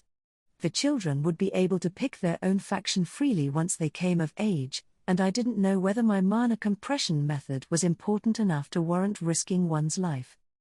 Brunhilde shook her head. I do not intend to give my name to anyone, she said with the dignified smile expected of a noble. I wish to make my own decisions, and decide my own path through life. One can surely count the number of names sworn nobles on one hand, and I believe that loyalty can be given even without making such a sacrifice. Leonore agreed with this assessment. I feel that name swearing is best done not to show one's loyalty, but to express love to another, to give one's name to one's dearest and receive theirs in turn, thereby forming an eternal vow of everlasting love. However, that is hardly realistic. I do not believe it will ever happen for me. Oh, neat. So name swearing can be used romantically too, huh? I can understand that in the context of mutual love, but I would hate for someone I didn't have feelings for to attempt to force it on me. I saw with my own eyes the joy our brother Eckhart felt when he earned Lord Ferdinand's trust through giving his name, and the despair he felt when he sheltered in the temple, Cornelia said. I don't think I could give my name to someone after seeing how low he was. Right. He saw the consequences of someone giving their name up close. Hartmut nodded in apparent agreement with Cornelius, but then he casually said, I would not mind giving my name to Lady Rosemine, if she desired it. Everyone seemed completely taken aback, at which point he smiled and added, but she does not, of course. Ferdinand may have needed such an extreme display of devotion, but that was because he had been surrounded by enemies and had lacked anyone he could trust. I had my adoptive parents, my arch-noble parents, and several guardians looking after me, on top of my retainers whom I got along well with. Lady Rosemine does not require such fanatic loyalty in the least, nor does she understand the value of receiving a name, Hartmut continued. She also values the free will of others to such an extent that she allows even grey priests and shrine maidens to make their own decisions. It is hard to imagine that she would appreciate a display that stands for the complete opposite. Hartmut was explaining my mindset to my other retainers in simple terms. He was eerily accurate, as though he had somehow managed to dissect my thoughts, but he was right, I wouldn't want anyone giving me their name. Wilfrid, Charlotte, would you have accepted the children's names? I asked, aware that they were in the same position as me this time. Wilfrid nodded as though the correct response were obvious. Of course, he said. It's my duty as their lord. I'd consider it an honor to have people loyal enough to be willing to give their names to me, he said flatly, noting that he would even accept children of the former Veronica faction. I would as well, Charlotte added, also nodding in agreement. In fact, I find it more peculiar that you wouldn't, sister. You accepted Feline, and you hold the lives of the orphans on your shoulders as the orphanage director. Would it not be easier to accept loyalty bound by name swearing than loyalty based on words alone? It was as she said, I was protecting the lower city commoners and supporting the lives of all those in the orphanage.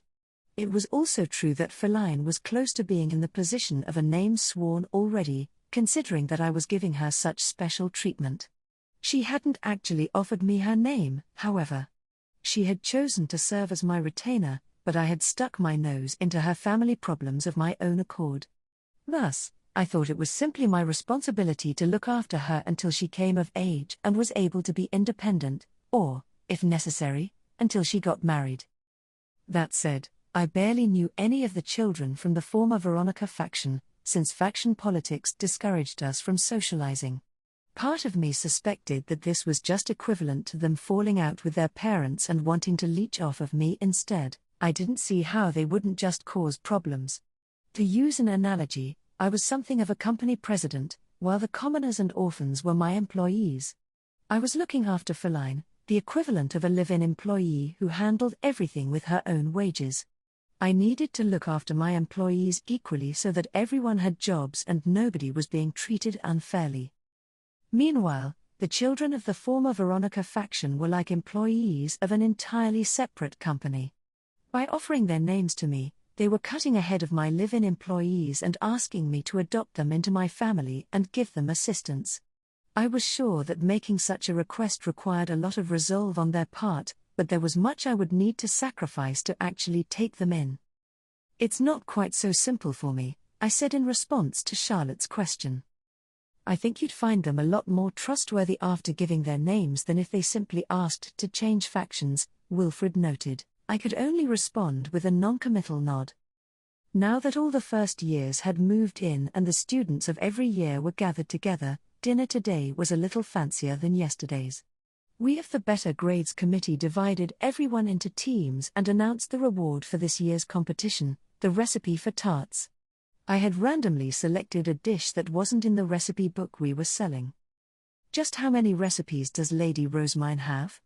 One of the students exclaimed. We'll win this time for sure, said another. I can guarantee it. Upon seeing everyone getting as heated up about studying in the common hall as they had done last year, I gave a relieved sigh. The heavy atmosphere from a moment ago had faded somewhat, and even the children of the former Veronica faction were getting into it. Although I couldn't say for sure whether this was just one way that nobles masked their emotions. The next day, as everyone promptly gathered into teams and started to study, Hersha burst into the dormitory. Lady Rosemine, Lord Wilfrid, the advancement ceremony and fellowship gathering are tomorrow, and yet I received no word that Ehrenfest's students have all arrived, she said sharply. Was anyone told to let her know? I asked with a tilt of my head. Cornelia sighed. It is not an explicit rule, but in past years, the most senior archnoble has always contacted Professor Hersha. The highest-ranking individual is expected to do this, so we agreed on Lord Wilfrid this year. Did we not, Ignatz? He asked, glancing at an apprentice scholar standing behind Wilfrid. Ignatz gave a troubled smile. I forgot to inform Lord Wilfrid, he said. My apologies. Ignatz, you. Wilfrid went to speak, but then he paused. Forgive us, Professor Hersha. It seems the fault lies with us today. Something about Wilfrid apologizing made me feel weird. It certainly was important for us to keep track of proper procedure and to be accountable when we failed, but it didn't feel right for Hersha to be so critical when she hadn't been in the dormitory to begin with. I shot her a look just as she said, be more careful next time. Is the biggest problem not that our dormitory supervisor was not at the dormitory? I asked. Am I not right in saying that other supervisors remain in the dormitory from the moment the first students begin to arrive? Oh, do you not know, Lady Rosemine? Flutrain and Hailscomerts heal in their own ways, Hersha replied with a smile. It was a euphemism that essentially meant everyone has their own way of doing things, so I could deduce that she had zero intention of changing her ways. Unable to do much else, I merely shrugged. She certainly does resemble Lady Florencia. Hersha suddenly muttered, her eyes fixed on Charlotte. She then moved to the center of the common room and started to explain tomorrow's schedule and the new nature of the dormitory to the fresh students. It was all the same as last year. Furthermore, the advancement ceremony will be held at third bell tomorrow, and lunch will be served at the fellowship gatherings, Hersha noted, now coming to the end of her brisk speech. Lessons begin the very next day. Ehrenfest is ranked 10th now, so take care to use the appropriately marked doors and rooms. You have all already made a great deal of progress in your studies, and I do not expect any of you to have issues in class, but do not forget to report your results. Are there any questions? A student opened their mouth, but before they could even speak, Hersha continued. Lady Rosemine, I do have several questions for you. Would you care to accompany me? She asked with a smile. Her purple eyes gleamed intensely like those of a carnivore focused on its prey. Well, I know she probably wants to ask about Schwartz's and Weiss's outfits, and the research documents that Ferdinand gave me, but still. It was easy to guess what Hersha was going to say, or rather, it was hard to think of anything else she would want to know. And since I had some things from Ferdinand that I was meant to give to her, I nodded. I do not mind, but please do keep it brief, I replied. Unlike Ferdinand, I cannot spend all night discussing these matters with you. My research would certainly suffer if I were as frail as you, Hersha said with a nod. I'm jealous, if anything. I wish I could spend all night absorbed in what interests me like you can. I gave Ryada and I signaled to fetch the documents that Ferdinand had told me to give to Hersha first, and she promptly moved to do just that. Incidentally, to have a large stock of resources with which to extract favors from Hersha, I had documents of lower urgency organized into 5 stacks, to be doled out one by one as we needed more favors from her. This was all thanks to Justus, who, upon learning of the dormitory's situation, had asked Ferdinand for assistance in getting Hersha's help when necessary. Now then, I would like to know what magic circles were used in the outfits, and how they were improved.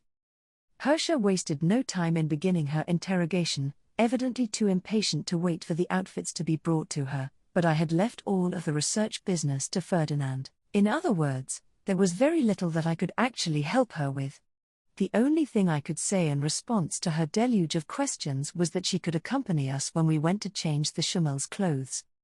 Are you not interested in the research of magic circles, Lady Rosemine? Hersha asked. Are you not supposed to be Ferdinand's most prized disciple? Ferdinand is my guardian, and although he does at times serve as an instructor, I would not say we have a master-student relationship when it comes to research, I replied, not wanting to be counted among the mad scientists of Ehrenfest. My interest was in reading rather than doing any actual research. Compilations of research documents and the like were certainly welcome, but I didn't feel any desire to produce such documents myself. I do intend to become a librarian, however, so I will pour my all into researching magic tools and circles that might play a crucial role in the operation of a library. Which reminds me, Professor Hersha, when should we bring the clothes to the library? Why not simply ask by ordonnance? Hersha suggested, and so, I sent an ordonnance to Solange, informing her that the new outfits were complete and that I wanted to supply the magic tools with mana. She replied that the library would open once classes began, noting that I could come at any time after that point. My apologies for the wait, milady. Ryada soon returned with Schwartz's and Weiss's outfits.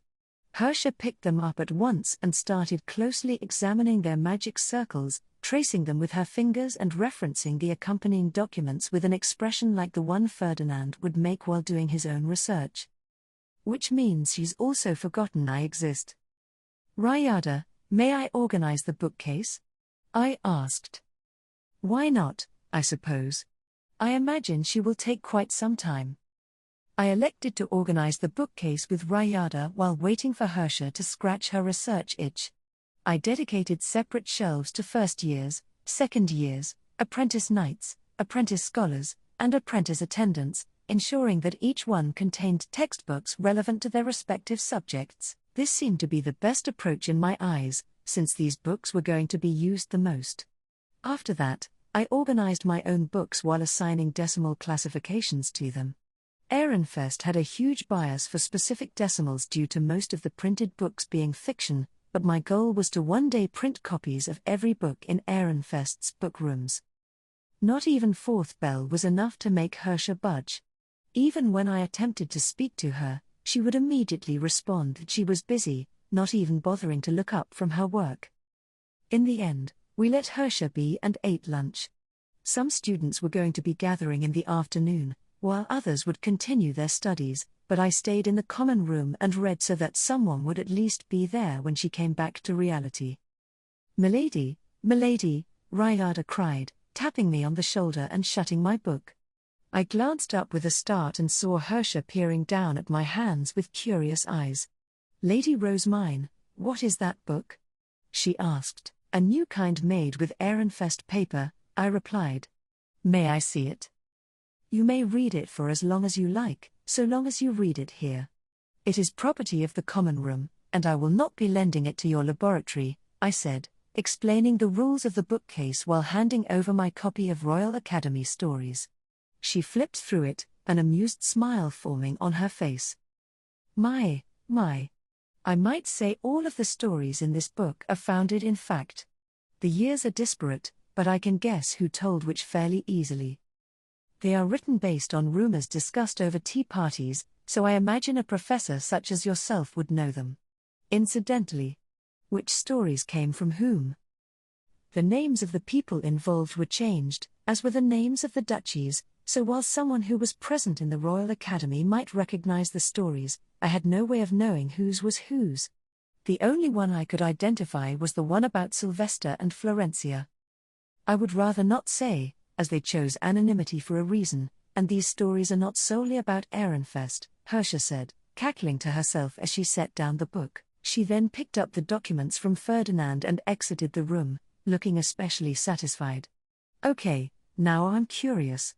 Is one of these stories about Ferdinand? I remember hearing that Eckhart told Mother much about him. Once Herscher was gone, it was time to prepare for the advancement ceremony and the fellowship gatherings. We gave hairpins to the girls, hoping to secure them as a trend and spread them further. They were the hairpins that Brunhilde had selected and ordered from the Gilberta company.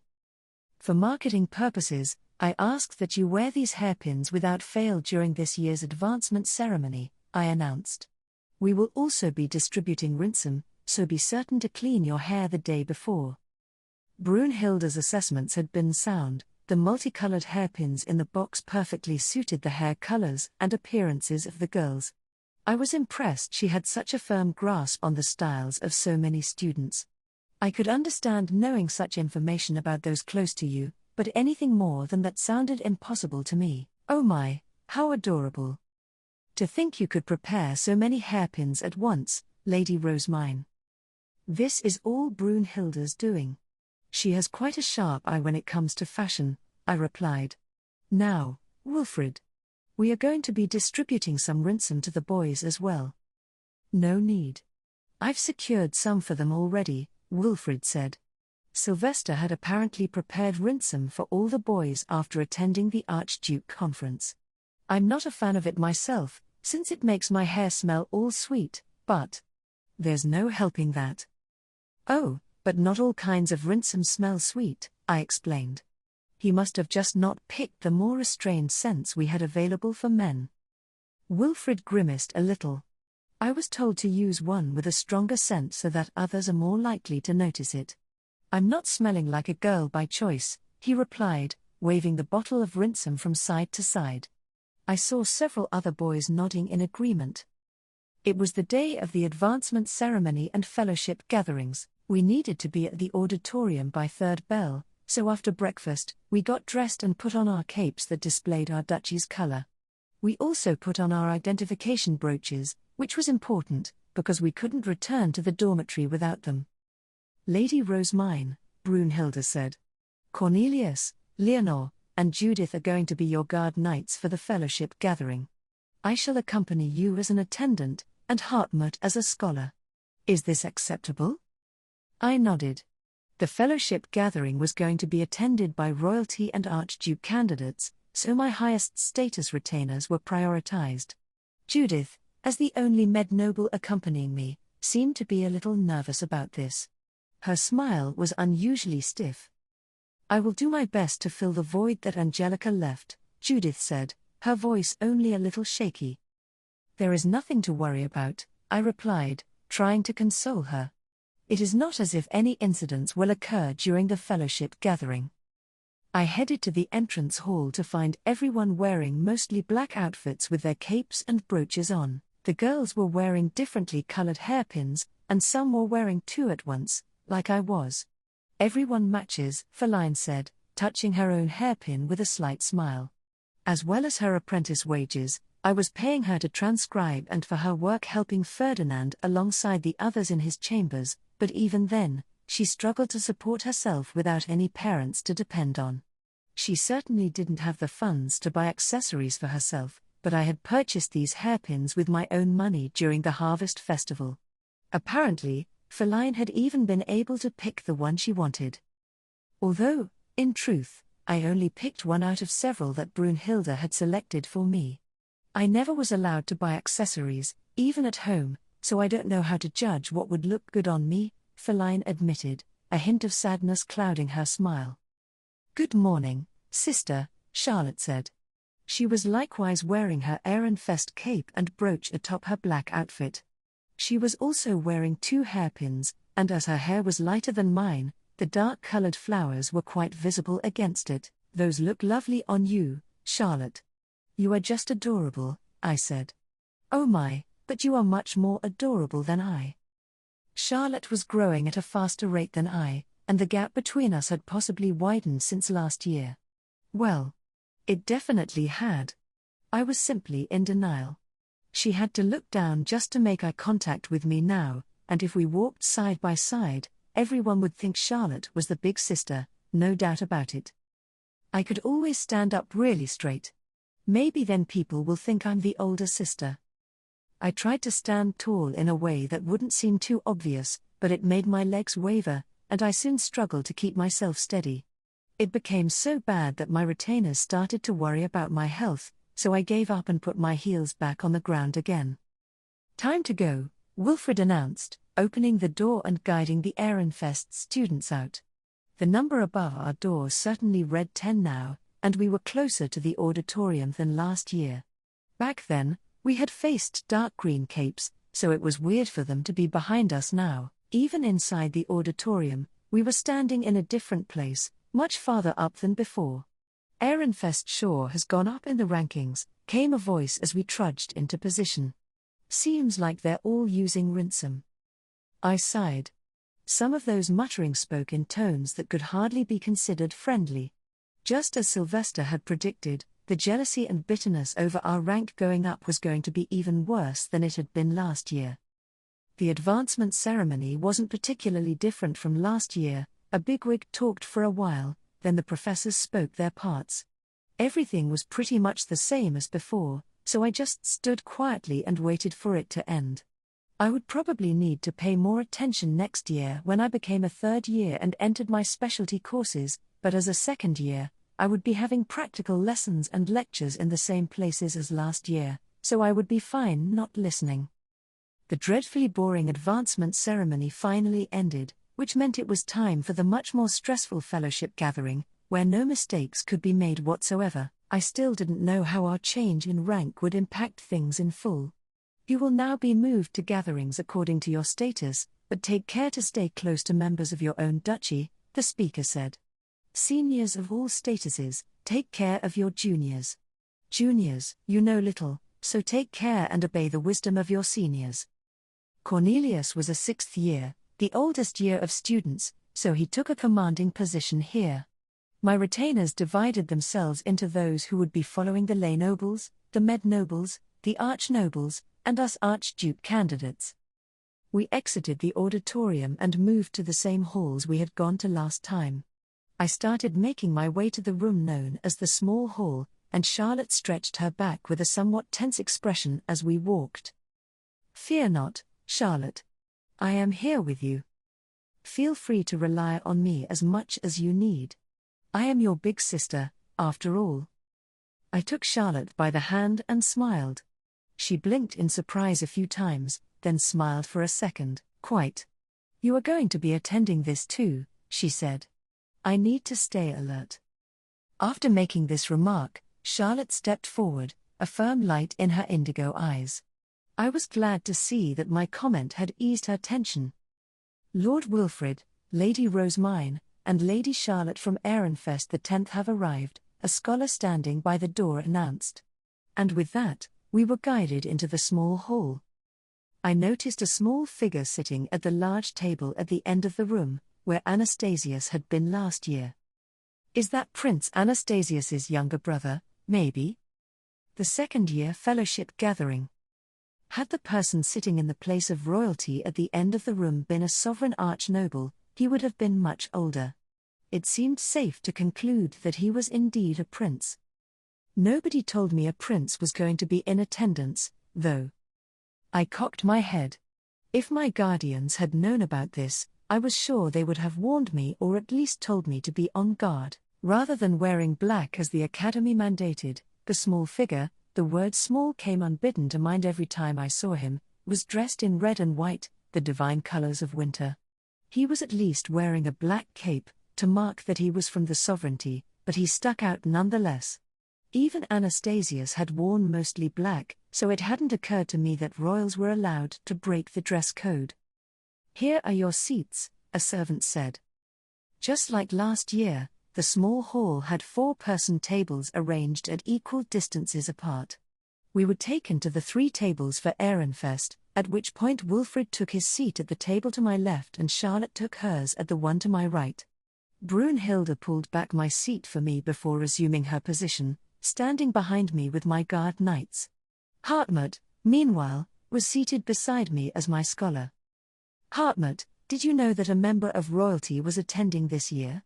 I asked in a hushed voice. He discreetly shook his head. "I did not, and it seems we are not the only ones." Many of the other duchies seemed just as surprised, so we can assume that nobody was informed. It was nice to know I wasn't alone in my ignorance.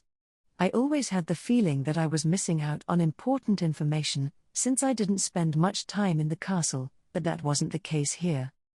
However, Hartmut continued, I recall there being rumors in the Royal Academy last year that a royal was going to be baptized. Word said it was the son of the king's third wife, the half-brother of Princes Sigiswald and Anastasius. If those rumors were true, he would only have been baptized this autumn. He was baptized this year? I asked. Someone must know about him, then. Nobles in Ehrenfest debut during Winter Society, but royals are officially debuted during the Spring Archduke Conference. I expect that he has not had a formal debut yet. That explained why he was so tiny. I had thought that maybe he just looked small because he was seated so far away, but this made a lot more sense. That said, why is there a newly baptized prince here in the first place? Hartmut had only confused me further. Thankfully, once the Archduke candidates from all the duchies were seated, a sovereign scholar introduced the small prince and explained the circumstances. This is third Prince Hildebrand, the scholar said. He was baptized this autumn and welcomed into the royal family. Under normal circumstances, he would be attending the academy much later, but the king instructed him to attend this year as part of his royal duties. To summarize, there was a rule that there must always be at least one member of the royal family attending the Royal Academy. If there was no one of proper age, a graduated adult would be sent instead. It would have been more proper for Anastasius to return, but it seemed that he was exceptionally busy with his duties as the second prince. He needed to fill with mana the land he had been given for his marriage and the royal magic tools that had fallen out of use. In other words, Prince Anastasius is so eager to marry Lady Eglantine that he's putting his all into getting his land ready and refusing to return to the Royal Academy. That has to be it, right? I mean, reviving those old magic tools has to be a harder job than being stationed at the academy. Now that he was an adult, Anastasius had chosen to work hard over the winter rather than stay at the Royal Academy.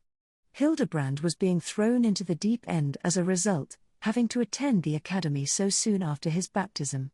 He was merely here for political reasons, however, it wasn't as though he would actually be going to classes yet. He would presumably be spending most of his time in his own chambers. I wonder why this rule was put into place. Is it for emergencies or something? Maybe to ensure someone's always there to settle disputes? Last year, when Dunkelfelger had made a fuss over my bringing Schwartz and Weiss out of the library, Anastasius had been contacted and arrived almost instantly to arbitrate the dispute. He had also spoken to Solange and me later on to learn more about the situation. There certainly are a lot of people here, who knows what kinds of problems might arise? Royals must have their hands full with this stuff. And for the royal family to be sending a literal 7-year-old to the Royal Academy, they must be in dire straits. Once the scholar's announcement was over, everyone prepared to give their greetings, as they had done the year before. Again, Klassenberg was first.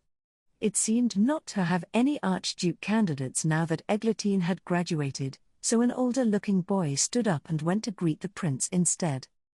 The event continued as expected. The representatives of each duchy would stand up to greet the royal and then go down the side to greet every duchy of a higher rank than theirs. Dunkelfelger was the next to go up, then Druanchel. Only after the 9th-placed duchy had greeted the prince was it our turn. Wilfrid and Charlotte stood up while I was helped down from my chair. Wilfrid then looked at Charlotte and me. Rosemine. Charlotte. Let's go. Wilfrid escorted us to the prince's table at the far end of the hall, moving slowly enough for me to keep up. When we reached Hildebrand, we knelt down, crossed our arms, and bowed our heads. Prince Hildebrand, may we pray for a blessing in appreciation of this serendipitous meeting, ordained by the harsh judgment of Uajalib, the god of life? You may, came a distinctly childlike voice. Up close, I could see that Hildebrand had bright purple eyes and a faint blue tinge to his silver hair. He also had a cute face. Perhaps a boy wouldn't much appreciate being called cute, but he looked especially young, as expected, considering that he had been sent to the Royal Academy so early. Not to mention, unlike the arrogant expression of royal dignity that Anastasius had so often worn, Hildebrand was wearing a bright smile that actually put me at ease. He was far from the archetype of the exceptionally manly man. With the prince's permission, we poured mana into our rings and granted a blessing. I made sure to add just a sliver of mana, all the while eyeing Wilfred and Charlotte to make sure I didn't go overboard. Ferdinand had insisted that I not give in to my emotions and offer an excessive blessing like I had during the graduation ceremony. Okay. Perfect. I nodded to myself, having successfully managed to give a blessing as small as my siblings' ones. Hildebrand then said for us to raise our heads, at which point Wilfred continued the greeting. It is an honor to meet you, Prince Hildebrand. We are Wilfred, Rosemine, and Charlotte of Ehrenfest, here to learn to become proper nobles fit to serve Jürgenschmidt. May the future be bright. Hildebrand looked at each of us in order, although he seemed to regard Charlotte with particular interest. I am told that Ehrenfest's Archduke candidates are exceptional, that one came first in class and another achieved the rank of honor student, all while aiding their classmates in raising the overall grades of their duchy, he said briskly in his higher-pitched voice. King Troquil has high hopes for all of you. Do continue your efforts. I could sense that he was completely focused on repeating the exact words the adults had instructed him to say, and as someone who had memorized all sorts of phrases for ceremonies, I knew just how hard he must have worked to reach this point. I wanted to tell him how well he was doing and to keep up the good work, but that seemed rude to say to a prince. I decided to settle on an expression of gratitude instead. We thank you. And so, our first meeting with Hildebrand ended without incident.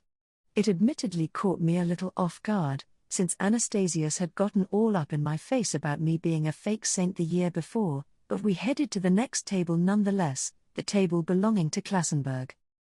Once again, Dregano, the goddess of time, has woven our threads together and blessed us with a meeting. This is Charlotte, my youngest sister.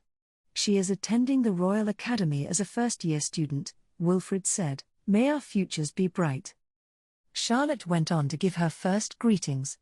Wilfred hadn't introduced himself, and I had been told not to introduce myself either, so I could only assume we had already introduced ourselves to this person the year before. Perhaps they were an Archduke candidate rather than an Archnoble. I can't exactly ask them which, so I'll just check with Hartmut later. According to Hartmut, they were not an Archnoble, but rather the son of Aup Klassenberg's second wife. He explained that I had greeted the boy last year, but I couldn't remember him at all, so I responded only with a simple smile. I mean, how am I supposed to remember someone I've only ever greeted once? Especially when I never really expected to see them again. For Lady Eglantine to have not reintroduced you to him despite your friendly relationship, it may be the case that she did not interact with him either. It is not unusual for the child of a second wife to rarely socialize. Oh, right. That reminds me, I've pretty much never spoken to Nicholas. Archnoble and archducal families generally took second wives to stabilize faction politics, compensate for a first wife unable to produce children, or simply increase their number of children. It wasn't uncommon for half-siblings to barely interact. The next duchy for us to greet was Dunkelfelger.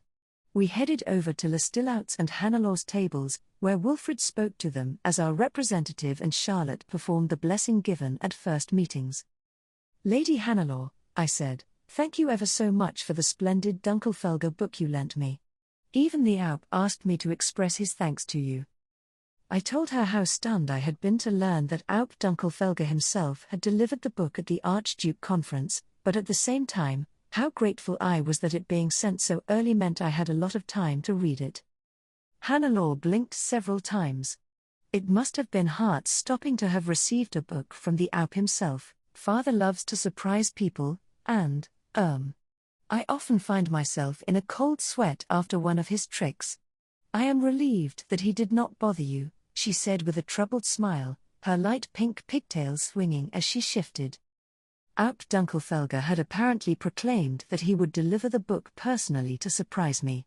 He sounded like someone who loved mischief, but for him to have lent us a book that might as well be considered a treasure of their duchy, he was probably a really good person too. The offering of a book could never bother me, I replied.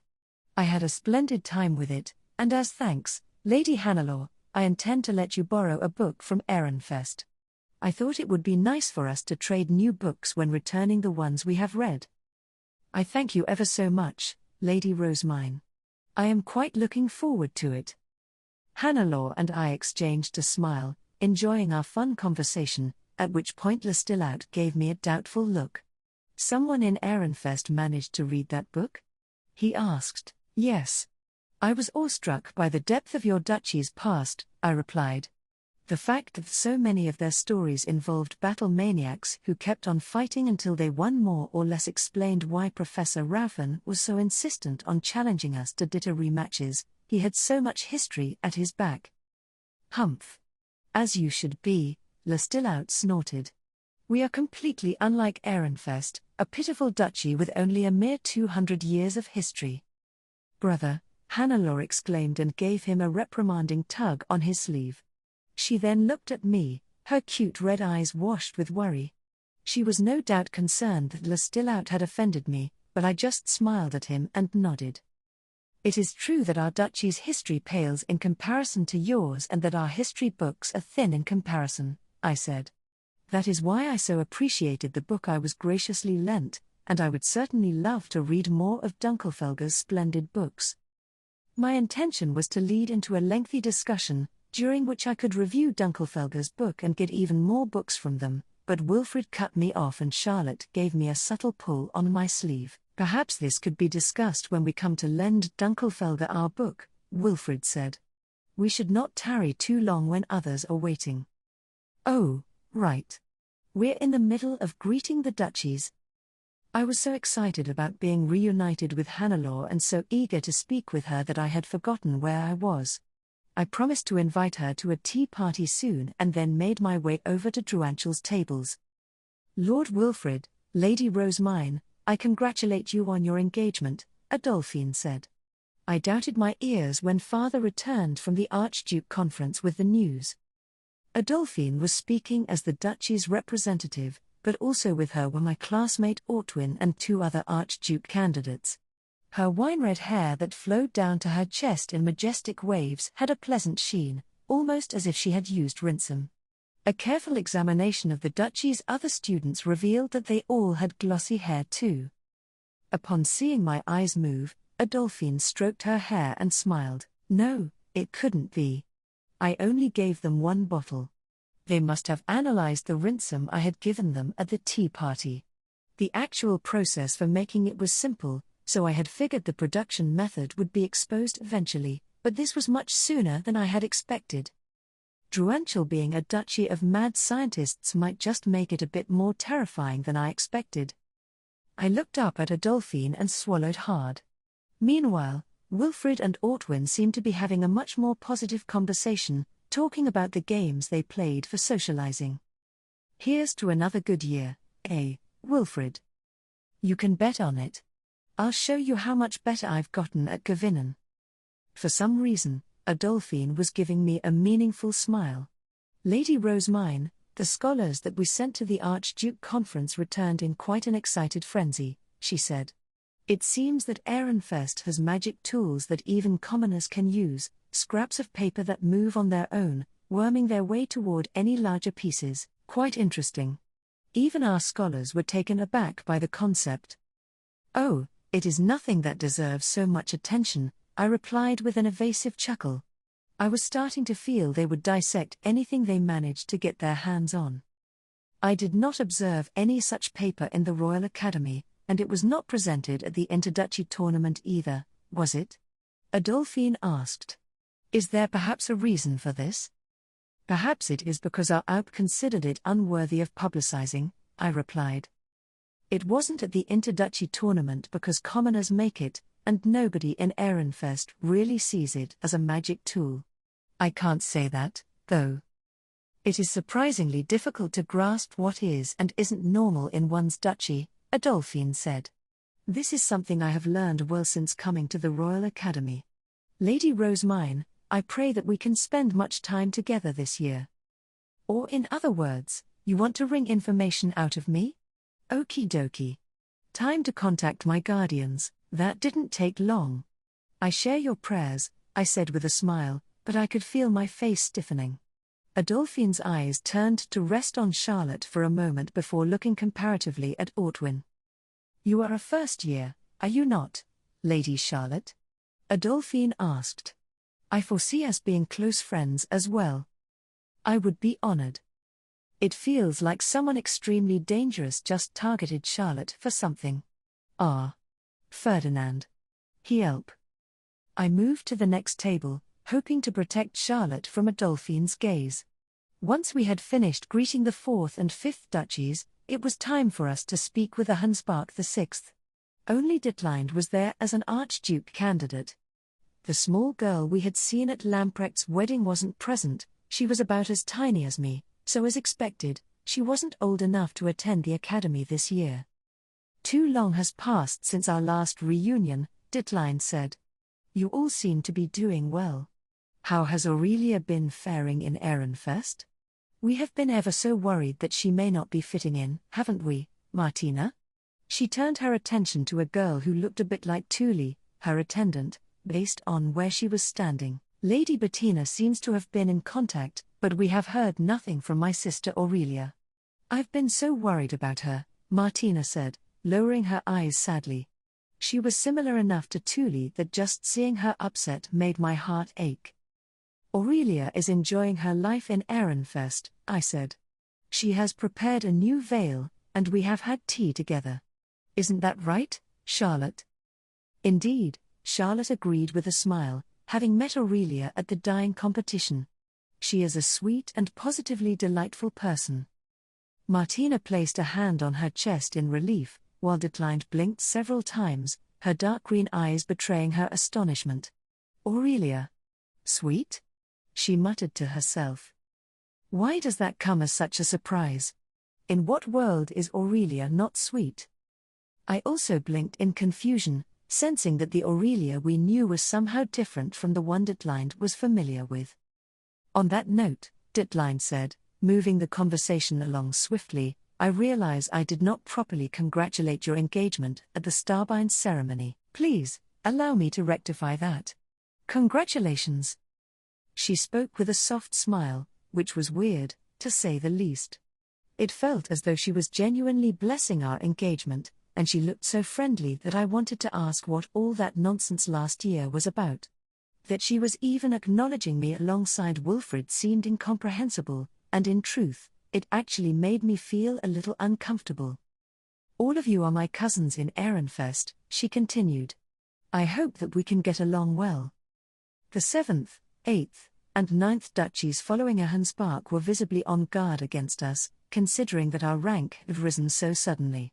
They had scarcely even noticed us last year, but now they were shooting us warnings and insulting us through euphemisms. Hate to break it to you, but Wilfred won't pick up on those kinds of slights at all. And they won't make me shrink back either. We finished greeting the higher-ranking duchies, which meant it was time for the lower-ranking duchies to begin greeting us. This was annoying in its own sense. The 11th, 12th, and 13th duchies were especially hostile toward us and spoke with empty smiles, since we had pushed them all down in our ascent. To translate a few of their insults. Luck and chance do not last forever. Good times are but fragile illusions, they will shatter sooner or later. Do you intend to speed through your classes once again? I only hope that your grades do not suffer as they have before. How pleasant. Of course, we needed to protect our dignity and our reputations, so we offered responses that essentially meant, our success is not an illusion, we will ensure the good times continue. We thank you for your encouragement, I said to one of the students greeting us. Please look forward to seeing our grades published, I believe you will find them quite impactful. After exchanging various other insults with smiles on our faces, it came time for us to speak with Frenbeltag. This was Charlotte's first time meeting Rudiger. Her eyes widened in surprise, and she glanced several times between him and Wilfred, presumably noting how similar they looked. However, Since Charlotte had the same indigo eyes as Rudiger, she seemed to resemble him even more than he resembled Wilfrid, at least from a color perspective. I was sure she could easily pass herself off as his sister. Not me, though. I don't share their blood. Rudiger must have noticed the way Charlotte was looking at him because he offered a smile. He knelt down, crossed his arms, and then bowed his head. Lord Wilfrid, Lady Rosemine. Once again, Dregano, the goddess of time, has woven our threads together and blessed us with a meeting. And the same for you, Lady Charlotte. May I pray for a blessing in appreciation of this serendipitous meeting, ordained by the harsh judgment of Uajalib, the god of life? You may. Rudiger gave Charlotte a blessing and exchanged greetings with her. Then, once that was done, he looked at Wilfrid. I heard about your duchy's archduke candidates taking the lead in spring prayer for the sake of the people and suggested we do the same in Frenbeltag. As a result, we were able to secure a larger harvest than usual, he said. It had apparently taken Rudiger a lot of courage to tell his family that he wanted to go to the temple, but after hearing that Wilfrid had done the same in Ehrenfest and with great results, the archducal couple had decided to try it, perhaps out of desperation, if nothing else. Rudiger's mom is Sylvester's older sister, after all. I can see the similarities between them, at least a little. Thanks to these new efforts, Frenbeltag had apparently seen a larger harvest, and the increased tax revenue had made things easier for the duchy. Hope has returned to the once bleak eyes of our nobles, Rudiger said with a slight, pleased smile. It brings me more joy than anything. Your advice is much appreciated. Mother was overjoyed as well. As a duchy on the losing side of the civil war, I knew that their archduke had been executed, but their duchy surely must have suffered in other ways as well. As one example, I was aware of Aurelia being treated unreasonably harshly in Ahensbach due to her mother being from Frenbeltag. This had no doubt made bringing wives and husbands into the duchy that much harder. In truth, it was impressive that they had managed to resign themselves to getting involved in religious ceremonies. I had charged eagerly into the temple to get my hands on books, but they had scorned it their entire lives. Sure, their decision to work with the temple despite their disdain was probably because they were so desperate, any port in a storm, as they say, but still. I hope that our friendship with Ehrenfest can remain so firm, Rudiger said, carefully eyeing me for my response. He looked a lot like Wilfrid when I had told him to test Frenbeltag at the tea party, before teaching them our methods. We are cousins and neighbors, a friendship is only natural, I replied, causing both Rudiger and Wilfrid to exhale in relief. Once the greetings had finished, lunch began. The soup actually tasted good this year, perhaps because the chefs had adopted our recipes, but the sweets, well, once again, they were no better than clumps of sugar. Epilogue. Hildebrand stood in front of the teleportation door. Today, he would be going to the Royal Academy.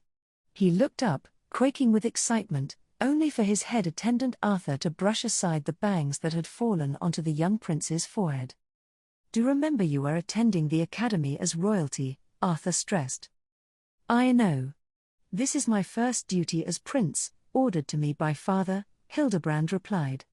He tried to form a serious expression as he nodded his understanding, but he couldn't contain his curiosity for this new, unknown place he was heading to. Just what awaited him beyond that door? Now we may go, Arthur said. The door opened before the prince's bright purple eyes. His retainers encouraged him forward, and when he took his first step, he found himself enveloped in silence. A hallway stretched into the distance, its walls lined equidistantly with doors with letters and numbers written above them. It was completely unlike anything he had seen in the villa where he and his mother had stayed prior to his baptism or the villa he lived in now, where there were so many people when I first went to the royal palace. As a child of the king's third wife, Hildebrand had been raised in his mother's villa, and he had not ventured outside its walls prior to his baptism. His mother's family had on occasion come to visit, but he was used to little more attention than that. Thus, he could remember the overwhelming crowds of people he had seen during his visit to the royal palace as though it had only been yesterday.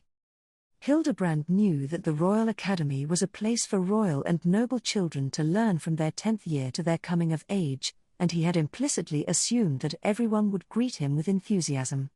An empty hallway was completely unexpected. "There's nobody here," he muttered. "The advancement ceremony is underway, so the students and professors are all in the auditorium," the guard knight taking the lead replied, making the prince realize he had spoken aloud. "This is a welcome respite for us guard knights, as there is less danger to fear." It seemed that everyone was gathered elsewhere.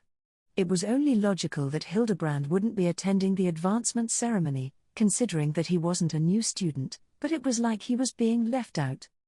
Feeling a little disappointed, Hildebrand walked down the murky hallway with the equally spaced doors until he reached another hallway, this one with windows. There was a lot of snow outside, much more than he was used to seeing outside his own villa. He pressed his lips together. The piling snow was almost like a metaphor, signifying that he was going to have far more duties here in the Royal Academy. "Are you nervous?" Arthur asked, seeming worried for him. "You appear quite rigid." "I simply feel the weight of my responsibilities," Hildebrand replied with a nod. "I am here as royalty even though I was only recently baptized." He thought back to when the king, his father, had instructed him to attend the Royal Academy. It had been near the middle of autumn. "It will be a heavy burden, but I ask that you oversee the Royal Academy as royalty." Hildebrand received this request from his parents, who were visiting the villa they had granted him. He knew not how to respond, so his head attendant Arthur spoke up in his place, albeit with a troubled tone. "Prince Hildebrand has just been baptized. He has yet to even have his debut. After a child was baptized in the royal palace, it was standard procedure for them to be debuted as new royalty during the next Archduke conference. There was no precedent for a royal carrying out public duties before their debut. In truth, I spent much time debating whether to send you or Anastasius," the king said to his son. "However, Anastasius has much more important work to do than standing in position at the Royal Academy. I would like you to do this job for me, Hildebrand." If this was the conclusion the king had come to after a lengthy internal debate, there was no way that mere retainers could protest. They could only accept the order in silence and support their charge as best they could, though, in the end, I will mainly be restricted to my villa. Hildebrand was told to avoid contact with the students as much as possible. He was too young to determine good or bad on his own, so it was possible the students would attempt to exploit him to some end or another. Royalty simply had that much authority to their name, not that Hildebrand fully understood this. He had spent his life in his mother's villa and rarely interacted with the outside world, so he did not completely grasp the power he wielded. "It seems to me that mother and my retainers have much more power than I do, but they say otherwise, so."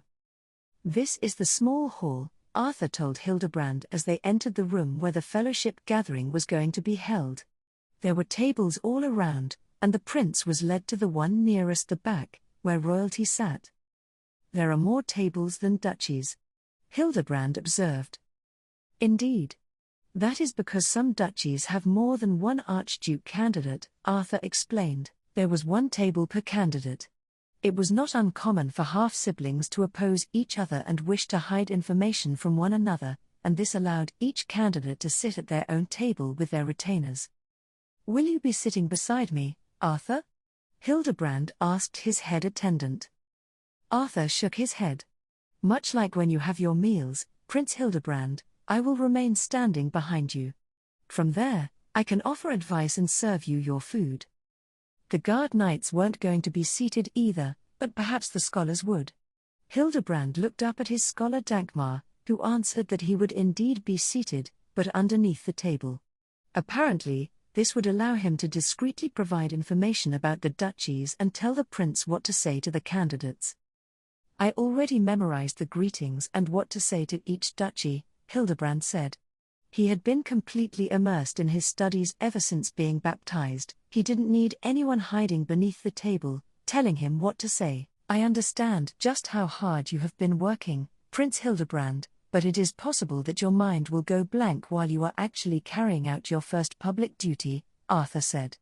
It would be best for the fellowship gathering to end without you needing Dankmar's assistance, but it is the job of retainers to formulate triple-layered plans to ensure that failure does not occur under any circumstances. Very well, Arthur, the prince replied. Still, I will ensure that I finish the fellowship gathering without Dankmar's help. Hildebrand steeled his resolve and started repeating his lines to himself until word eventually came that the advancement ceremony had concluded. Dankmar immediately got into position. He was an instructor who usually wore a strict frown, so seeing him hiding under the table was a source of great amusement. Hildebrand couldn't help but keep glancing down at him. Prince Hildebrand, face forward, not down at Dankmar, Arthur warned. You will only embarrass yourself should the students discover his presence. Hildebrand faced forward just as the door to the small hall opened. Lord Hensfin of Classenburg I has arrived. People wearing black clothes and red capes entered the room.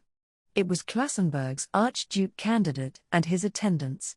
Lord Lestillaut and Lady Hannelore of Dunkelfelger II have arrived. After a brief moment, the blue-caped students from Dunkelfelger appeared. They had more people than the duchy they followed, likely because they had 2 Archduke candidates. The entering Archduke candidates all widened their eyes upon seeing Hildebrand. It was likely that few duchies even knew he existed, since he hadn't yet been debuted. The stir of surprise only intensified as more people entered the room, and it showed no signs of calming.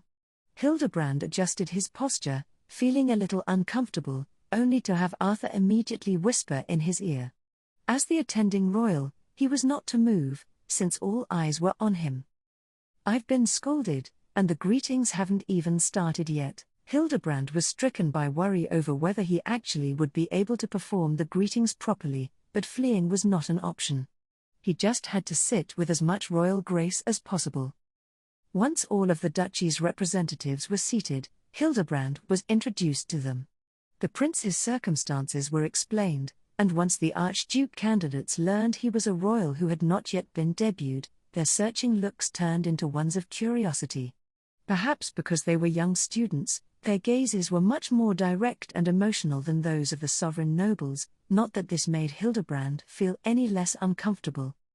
And so, the greetings began. The Archduke candidate from Classenburg, the highest-ranking duchy, was the first to stand and approach Hildebrand's table with his retainers. Prince Hildebrand, may I pray for a blessing in appreciation of this serendipitous meeting, ordained by the harsh judgment of Uajalib, the god of life? You may. As the third prince, Hildebrand was used to being the one to receive rather than give blessings during first meetings. His replies were short and impossible to mistake, but he couldn't help but smile in relief when he delivered one properly. You may raise your head. It is an honor to meet you, Prince Hildebrand. I am Hensfin of Classenburg, here to learn to become a proper noble fit to serve Jürgenschmidt. May the future be bright. Right. Classenburg is Lady Eglatine's duchy. Hildebrand had no issue recalling who Eglantine was. She was engaged to his half-brother Anastasius and had attended the third prince's baptism.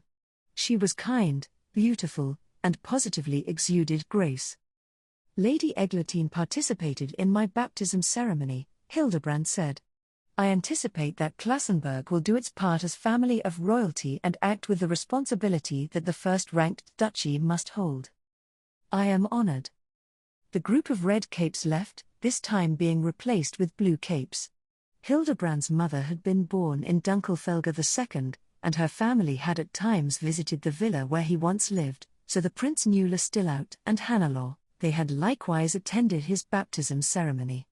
This was not a first meeting for them, so Lestillaut said the words for an entirely unexpected but nonetheless pleasant encounter. I am overjoyed that our threads were woven together once again, despite Uajalib, the god of life, wielding such power. I am surprised to see you in the Royal Academy, Prince Hildebrand, Lestillaut continued. We had not been informed of this. I had not yet received father's orders at the time of my baptism ceremony, the prince replied. My mother has asked me to look first to my family for help, should anything happen. Let us pray no such incidents occur. Hildebrand wasn't particularly close to Lestillaut or Hannelore, but it came as somewhat of a relief to see people he had met before and considered family. Next was Drowanchel III, and a group of emerald green capes approached. This duchy had 4 archduke candidates, but Hildebrand only knew one of their names. Dankmar and the others had said that he only needed to remember Adolphine, the fiancée of his half-brother Sigiswald. Still, I might actually need Dankmar this time. Hildebrand swallowed nervously, but Adolphine was the one to step forward for the greeting. Dankmar did not need to provide any assistance. I am told we will meet quite regularly due to your engagement with my brother Sigiswald, Lady Adolphine, the prince said. I imagine I will be in your care on many an occasion. May our threads be woven together. Indeed. May our threads be woven together, Adolphine replied with a smile. She then headed to the side of the hall with the other archduke candidates. Students of the other duchies came up in groups, one after another. Hildebrand greeted the greater duchies and higher-ranking middle duchies without much effort due to their closer relationships with royalty, but over time, his knowledge became increasingly fuzzy. By the time the 9th duchy had come up, he needed Dankmar to provide some assistance from beneath the table, but he managed to give a royal greeting nonetheless. Oh, there's a child about as old as me here. Hildebrand blinked in surprise when the archduke candidates from Ehrenfest X stood up. One of the archduke candidates was a girl who looked as though she had been baptized last season, like he had. It was heartwarming to see her older brother and sister slow down to match her walking speed. What were Ehrenfest's years again? Hildebrand asked. They have 2 second years and 1 first year, Dankmar replied. The second-year female archduke candidate is the Lady Rosemine we discussed. Hildebrand thought back to what he knew about Ehrenfest. It was a duchy notable for having Rosemine, known as a wild-card figure of sorts. She had supposedly attacked a professor with her high beast, revived the heirlooms of royalty, thrown the royal palace into chaos by guiding Anastasius and Eglantine into a relationship, and missed both the interduchy tournament and the graduation ceremony due to her abnormally poor health. Anastasius, the only royal who had met her personally, had even described her as a dangerous individual who comes up with unthinkable ideas that cannot be dealt with normally. But underneath all this madness, she was extremely competent. She had come first in class the year before and was supposedly the source of all the trends coming from Ehrenfest. How bizarre. Hildebrand had struggled to know how much he needed to remember when he was learning about other duchies with Dankmar and the others. Anastasius had given detailed reports on the incidents this Rosemine had caused, but most of what he had written was in relation to his time with Eglantine, so the scholars hadn't known how trustworthy it really was. I think Lady Eglantine's hairpin was made in Ehrenfest too. Hildebrand recalled the unusual hairpin that Eglantine had worn at his baptism ceremony and looked over the Ehrenfest group. It was then that he realized all the girls were wearing hairpins, even the retainers. The 3 archduke candidates knelt down, crossed their arms in front of their chests, and performed their first greeting. Hildebrand had been warned to stay on guard against Rosemine's blessings, but nothing in particular happened. His attention was more drawn to how glossy their hair was. That's another of their duchy's trends, as I remember. Hildebrand recalled that, prior to his baptism, his mother had wanted this rinsome product and had instructed the sovereign merchants heading to Ehrenfest to return with some before the end of summer. He smiled at the memory and instructed the 3 archduke candidates before him to raise their heads, after which the boy, Rosemine's brother, spoke as their representative. It is an honor to meet you, Prince Hildebrand. We are Wilfrid, Rosemine, and Charlotte of Ehrenfest, here to learn to become proper nobles fit to serve Jürgenschmidt. May the future be bright. This light-haired, indigo-eyed girl must be Rosemine. Hildebrand looked at the 3 Ehrenfest archduke candidates, deducing their names by order of their apparent ages.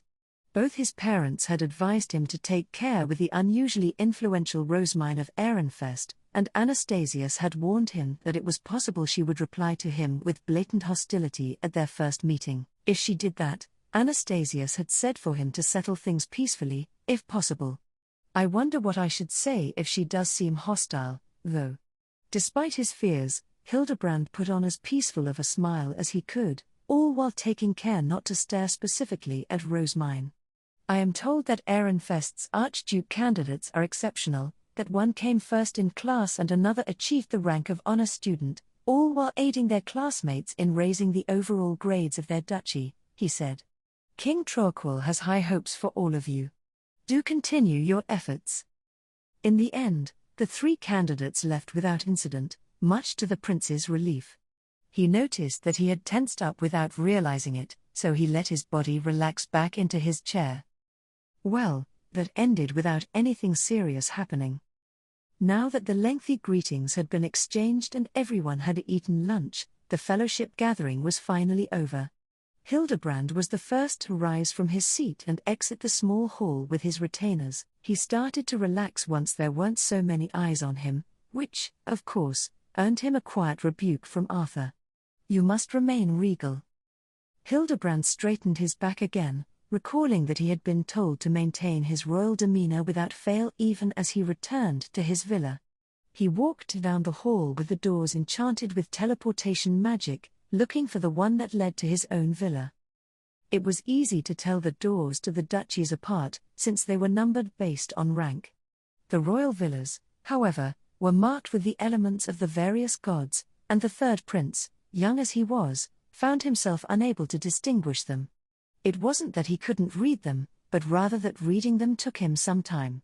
The words were also written above the doors, so he had to keep looking up as he walked, which quickly made his neck ache. Arthur, Hildebrand said, seeking help, but Arthur shook his head. You must be able to return to your villa through your own power. I remember everything and I can read them, it just takes me a while, Hildebrand protested, clearly frustrated. He then returned to looking at the letters above the doors. Darkness marks my father's villa, light marks his first wife's, water marks his second wife's, wind marks my mother's, fire marks Sigiswald's, life marks Anastasius's, and earth. Earth marks the villa they gave me.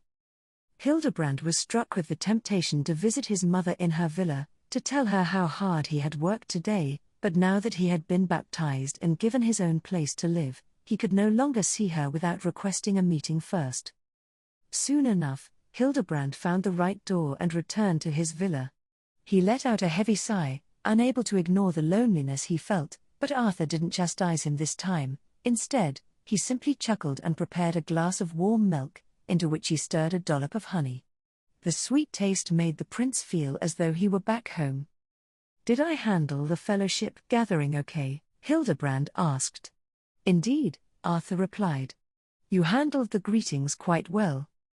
Hildebrand had worked hard to complete the first duty his father had ever given him, but at the same time, he had been terrified that he might fail. Only after receiving approval from his head attendant did the prince allow the emotions stirring in his chest to finally surface. The small hall sure was filled with people. Hildebrand remarked. Only the Archduke candidates and their retainers were in attendance, Arthur replied, so the turnout was actually rather small in comparison to the total number of students. It seemed that there were more med nobles and lay nobles than there were Archduke candidates and their retainers combined. Hildebrand couldn't even imagine that. Arthur, I should have been wearing black too. I was the odd one out, Hildebrand muttered, looking down at his clothes. Everyone in the small hall, students and teachers alike, had worn black, which had made him feel exceptionally ostracized. You are not yet officially attending the Royal Academy, Prince Hildebrand, so you cannot wear black. You must be satisfied with the royal black cape. That reminds me. There was someone else who looked like me.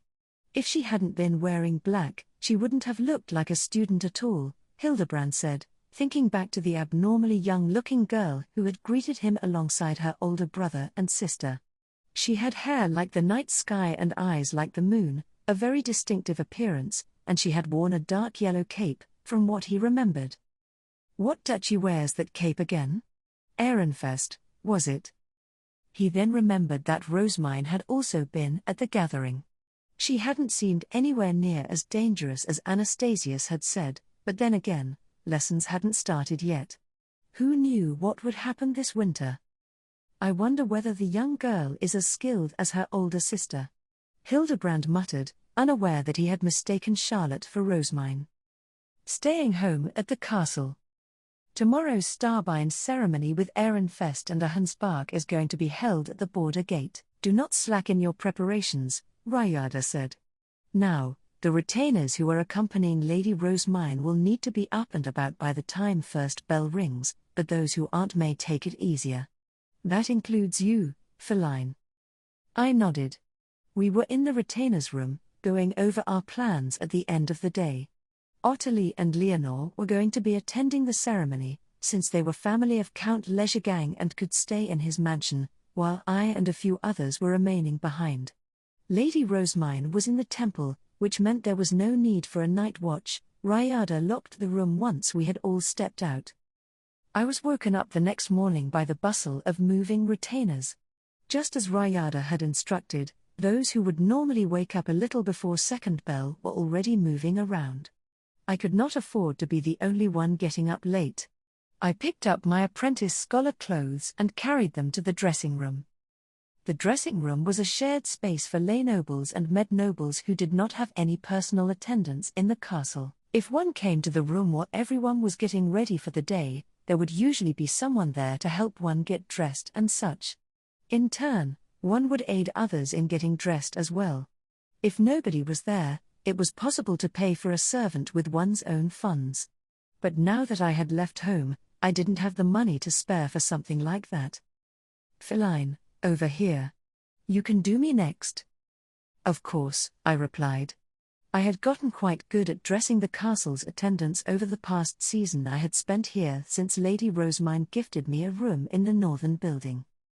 After getting changed, I made my way to the room where attendants ate.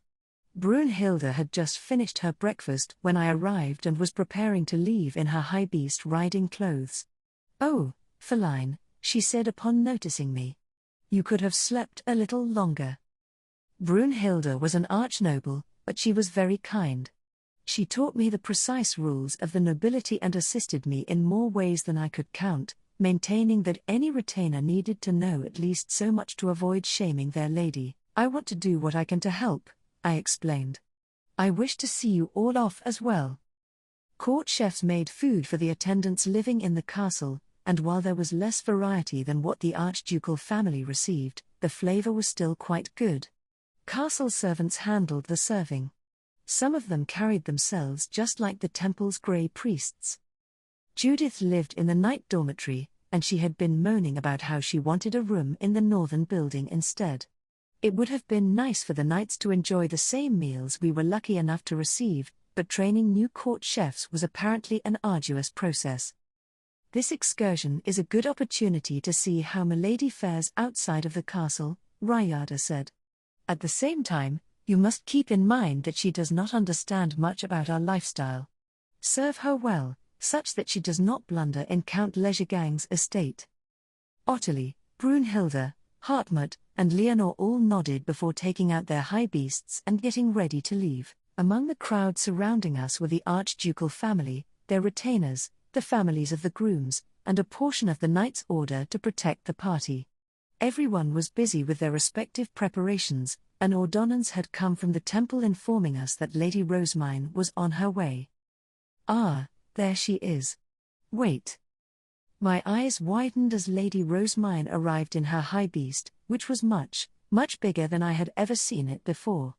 Its entrance stretched open once she landed, and Daniel hopped out with a large, wrapped item of some kind in his arms. I could see through the open doorway that there were many grey priests and much luggage packed inside. I was wondering how they were going to carry the divine instrument and grey priests to the border gate, I said aloud. To think she could make her high beast that large. Judith, who was looking at Lady Rosamine's high beast with a similarly stunned expression, nodded in agreement. She was here to see everyone off as well. "All right," Sylvester said. "Time for us to go." "May you return safely," Florencia replied. As the throng of mounted high beasts took flight, Damiel alone returned to the castle, where he was going to be staying with the others and me. "Welcome back to the castle, Damiel," I said. "It seems you will finally be able to relax today." "Same to you, Feline." We won't need to go to the temple for a while, he replied. I had been going to the temple every day, aside from when I had meetings or lectures that I needed to attend as an apprentice scholar. There was Haspel practice, assisting the high priest, transcribing books, observing the orphanage and workshop, holding meetings with lower city merchants.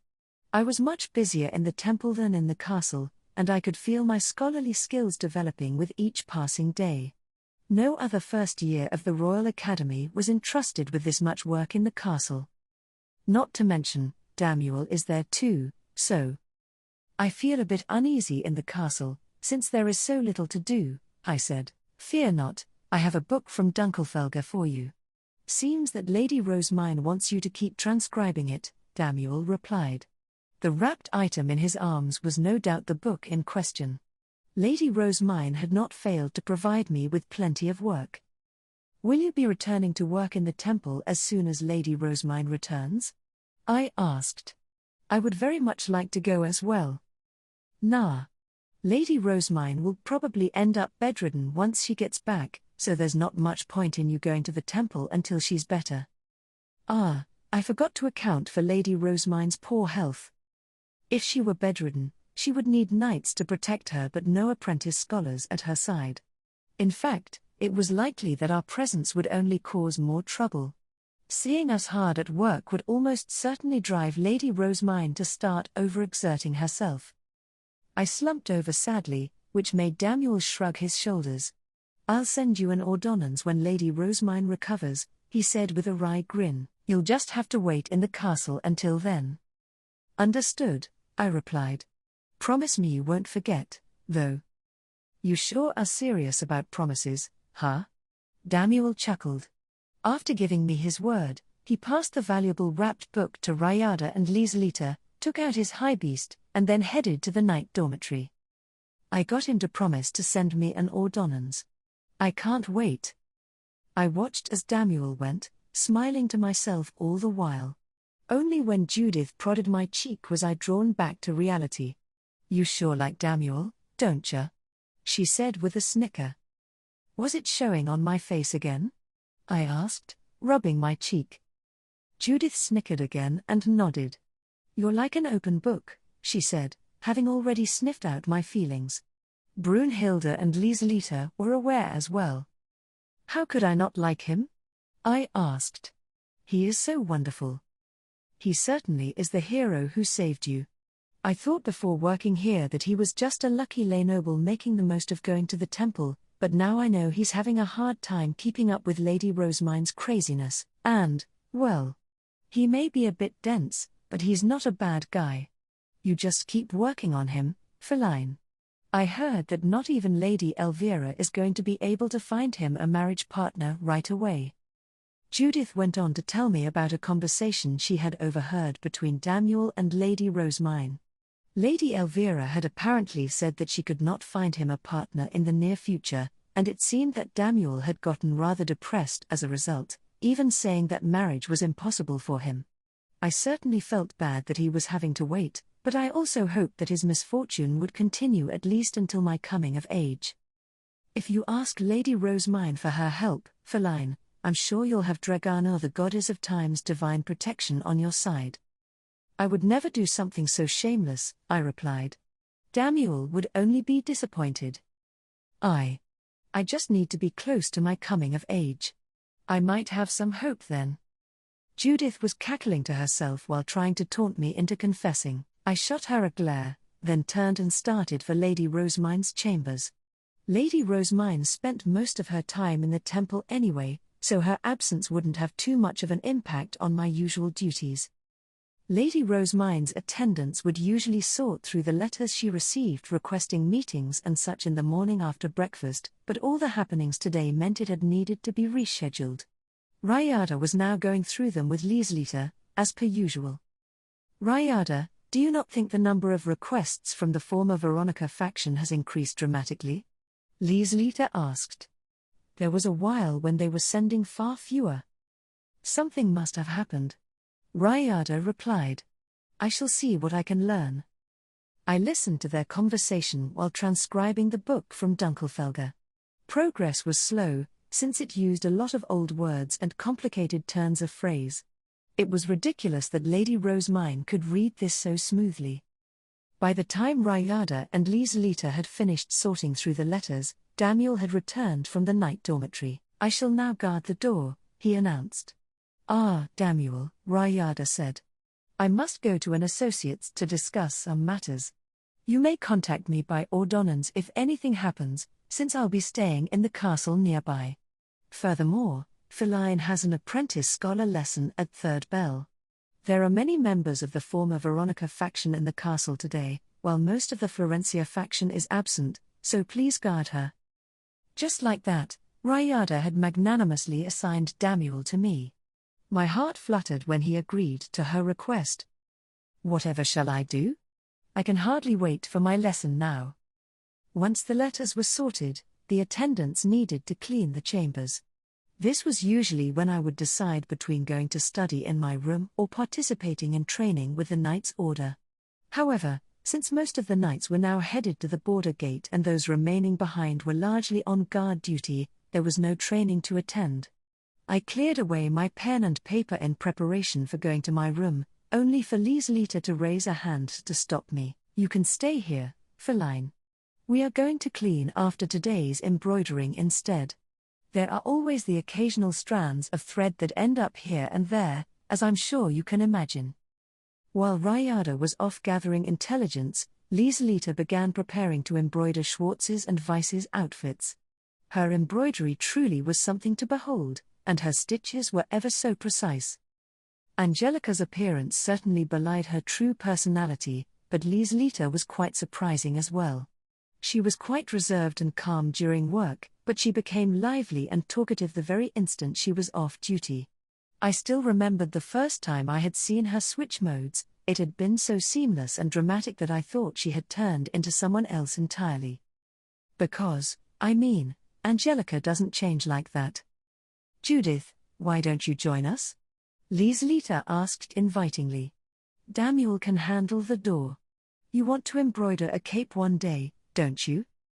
Judith's eyes flitted from Lieselita to Daniel. She wanted to carry out her duty as a guard properly, but it was clear on her face that she also wanted to learn embroidery. "We probably won't have any visitors today," Daniel added. "Why not practice some embroidery so that you can give a better gift to your future husband?"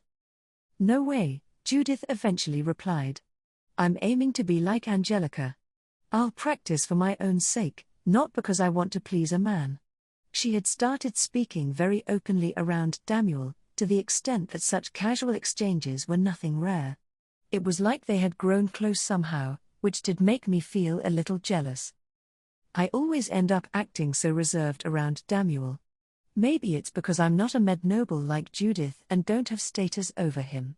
She doesn't have any romantic feelings for him, I know, but he's such a wonderful man that she might fall for him at any moment. How could she not?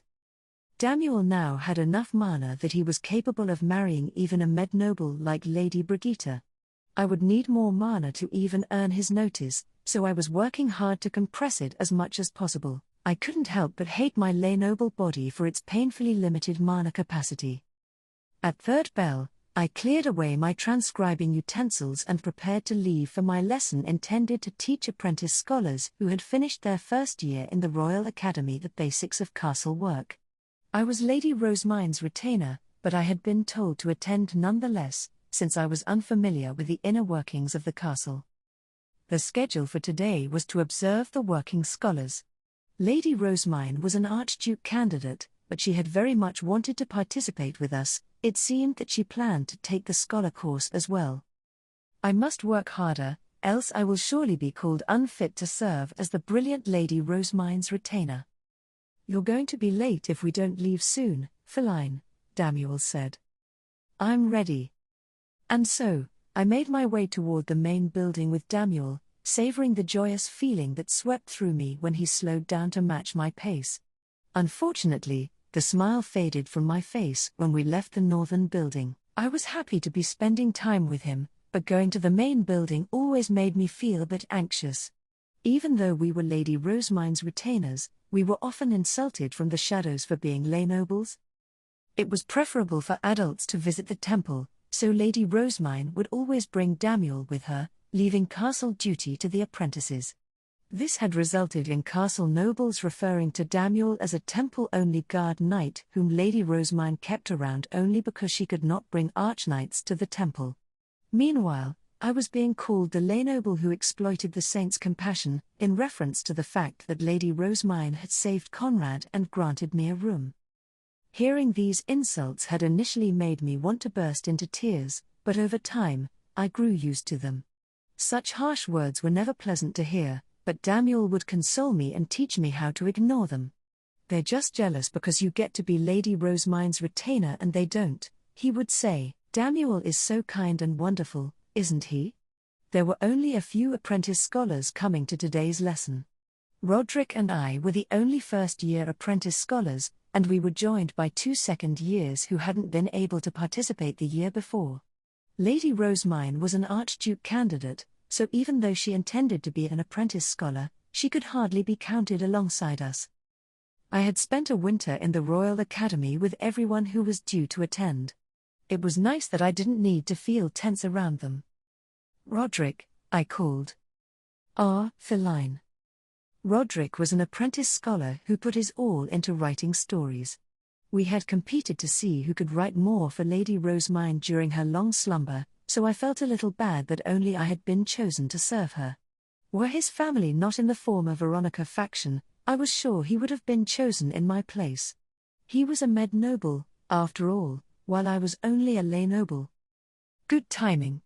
Nobody else is here yet," Roderick said. He glanced around and then pulled out a letter from his belongings. "This is for you, Feline. I want you to read it as soon as you get back to your room," he exclaimed. I instinctively looked between the letter and Damuel, whom Roderick must not have counted, considering that he had said nobody else was here yet. Roderick was so relieved about having delivered the letter that he muttered, "I did it," to himself several times over, but I wanted to cradle my head and scream. "If you're going to do something like this, don't do it in front of Damuel, of all people." Damuel looked down at the letter. "A love letter, huh? Roderick's a med noble, so you shouldn't miss this chance to raise your status," he murmured and then let out a heavy sigh. I sighed as well, doing my best to hide the letter.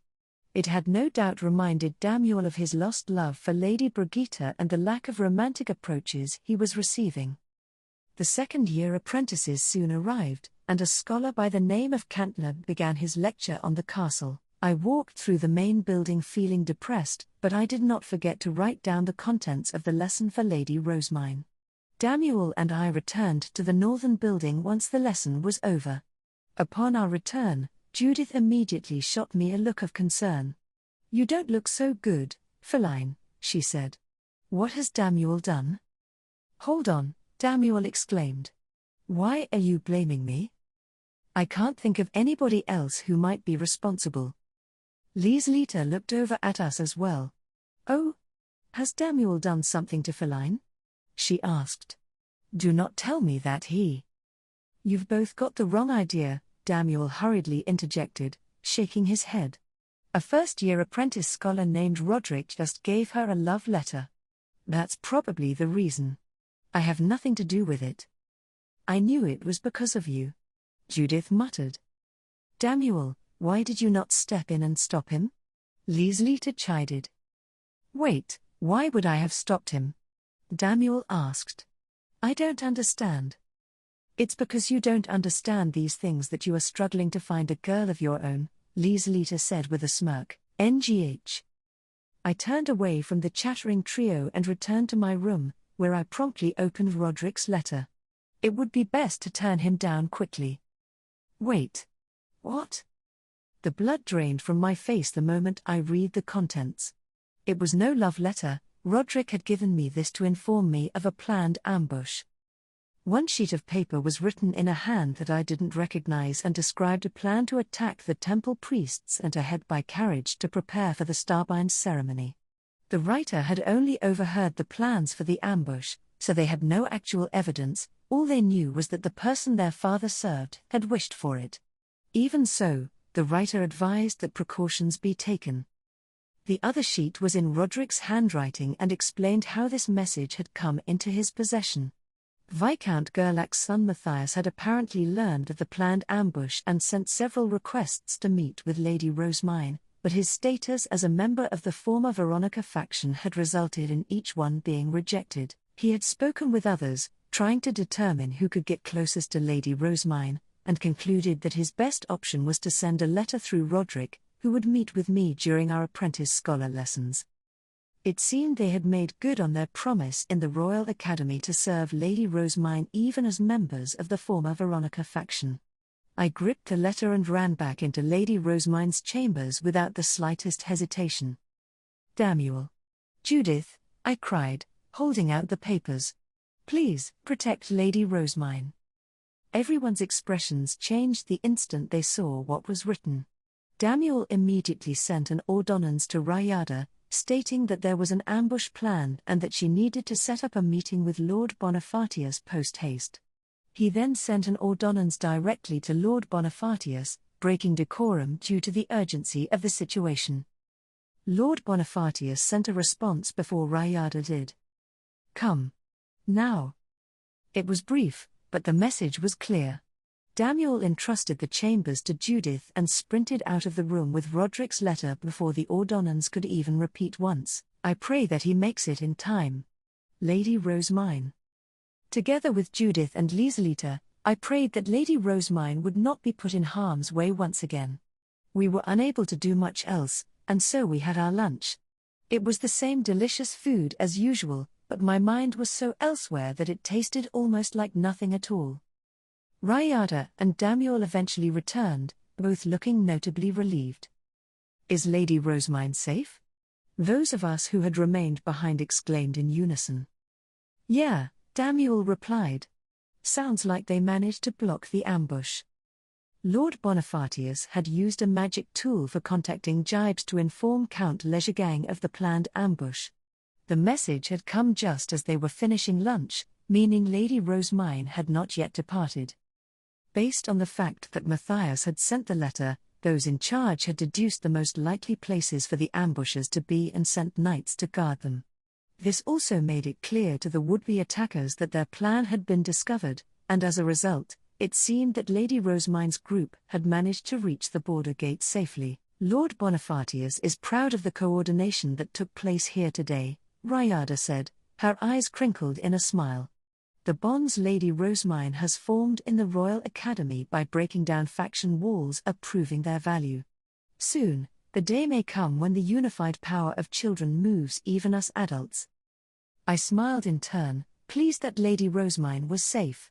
My celebrations were short-lived, however, as Damuel stretched and shot me a grin. "Still," he said. "Too bad for you." You didn't get the love letter you hoped for, huh?" His words struck me with such force that my vision spun. Lady Rosemine's safety had been all that occupied my thoughts, but Damuel seemed to think I had been fretting about a love letter. Was I really that much of a child in his eyes? I looked up at him, struggling to hold back my tears, which made him frantically wave his hands. Now. There's no need to cry, is there?" he stammered. "I mean, there are plenty of fish in the sea. You'll get another love letter or two for sure. No doubt about it." "That's not what I'm upset about." Judith and Lieselita gave exasperated sighs. I knew deep down that Damuel was just showing concern for me, since he didn't know how I really felt about him. He was a kind man, but he was doing the exact opposite of what I wanted from him. Should I just say it now? Should I stop holding back and confess everything? I balled my fists and glared up at Damuel, filled with determination. He was probably used to getting such stern looks from Judith, but evidently not from me. I could sense how taken aback he was from his expression alone. After eyeing him carefully for a moment, I took a deep breath and... "Damuel, I hope you don't get a girlfriend or get married before I come of age." Hold on a moment," Damuel sputtered. "That's just cruel, Feline. I'm dying here." "It's only a wish. It can't be cruel." "Yes, it can." Judith and Lieselita began cackling at how genuinely offended Damuel looked. I laughed alongside them, half relieved and half upset that he hadn't understood me at all. I wonder whether I should escalate things and go ask Lady Elvira for her help? Reaching a crossroads. The time at which guard knights of the archducal family were able to return home depended on the day. Sometimes they wouldn't finish work until 6th bell, while those on night watch wouldn't finish until the following morning. In most cases, my husband Lord Lamprecht would return before 7th bell, after I had eaten dinner and bathed. Lady Aurelia, Lord Lamprecht has returned. The announcement came from Ryadina, the attendant who had accompanied me to Ehrenfest. I would go without my veil when she and I were the only two in my room, usually when I was lounging around after my bath, but I always put it back on when there was even the slightest chance of someone else seeing me. It truly is a shame that you hide your perfect golden blonde hair, she continued. Your dark green eyes too, a little sharp and raised though they may be. I would not wear this veil so obstinately were I not married into a Leisure-Gang's family, I replied. It would be unthinkable for me to remove it when Lady Elvira is already far from welcoming of me. I can hardly imagine how much her mood would worsen if she knew my face. I suppose the only people in this duchy who have seen beneath my veil are Lord Lamprecht and Ryadina. Lord Lamprecht and I had shared very little time together in the Royal Academy, owing to the fact he was a few years above my own, and nobody else from Ehrenfest had seen my face. Nothing good would have come from it. After all, my resting expression is identical to the one Lady Gabrielle would make following her marriage into Ehrenfest, when she would craft vicious plots. My face is going to be despised here. Lady Gabrielle's appearance was preserved only in a few portraits in a Hansbach. It had not been until Lady Georgine mentioned my likeness to her grandmother, based on pictures her mother had, that I was made aware of my plight. Ever since I was a little girl, people had told me that I looked as though I was scheming something awful and that my eyes carried the cruelness of some base villain. That was bad enough, but now I had married into a family who reviled and cursed my likeness, a fact that had only been revealed to me during the tea party before my wedding. How could the gods be so cruel, truly? There is no doubt that I will be subject to even more awful misunderstandings than before. I would never take the risk of removing my veil. There was a magic circle sewn into my veil which prevented the material from obstructing my vision, and only once Ryadina had aided me in putting it on did I permit Lord Lamprecht and his attendants to enter the room. Lord Lamprecht sat down next to me, took out a letter of invitation, and then handed me a sound-blocking magic tool. Aurelia, this here is an invitation from Mother, he explained. Rosemine and Lady Florencia are holding a tea party at the beginning of autumn to advertise some newly dyed pieces of cloth. Seems like they want you to join. Ryadina will need to stay behind, unfortunately. Mother is going to be selecting your attendant instead. So, what do you think? He checked that I was holding the magic tool and then added, Mother's deeply involved with this event, what with Rosemine being her daughter. If you refuse to attend, it's going to be a lot harder for you to get into the Florencia faction. I was following my mother-in-law Lady Elvira's instructions and refusing any contact with the former Veronica faction, who held deep connections with Lady Georgine, but I had not yet socialized enough to enter her and Lady Rosemine's faction. It seems that Mother intends to give you some time to get used to living in Ehrenfest, and then invite you to tea parties and the like once you've taken off your veil, but...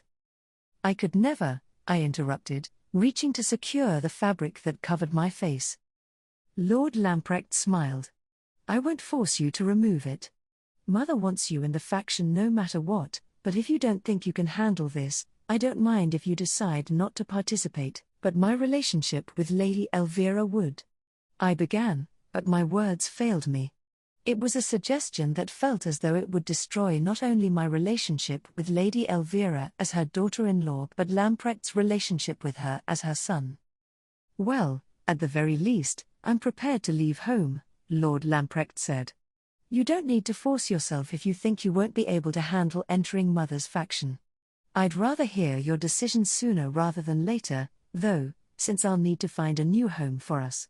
He spoke with a joking smile, But his light blue eyes were completely serious, he seemed genuinely prepared to leave his home. Lord Lamprecht.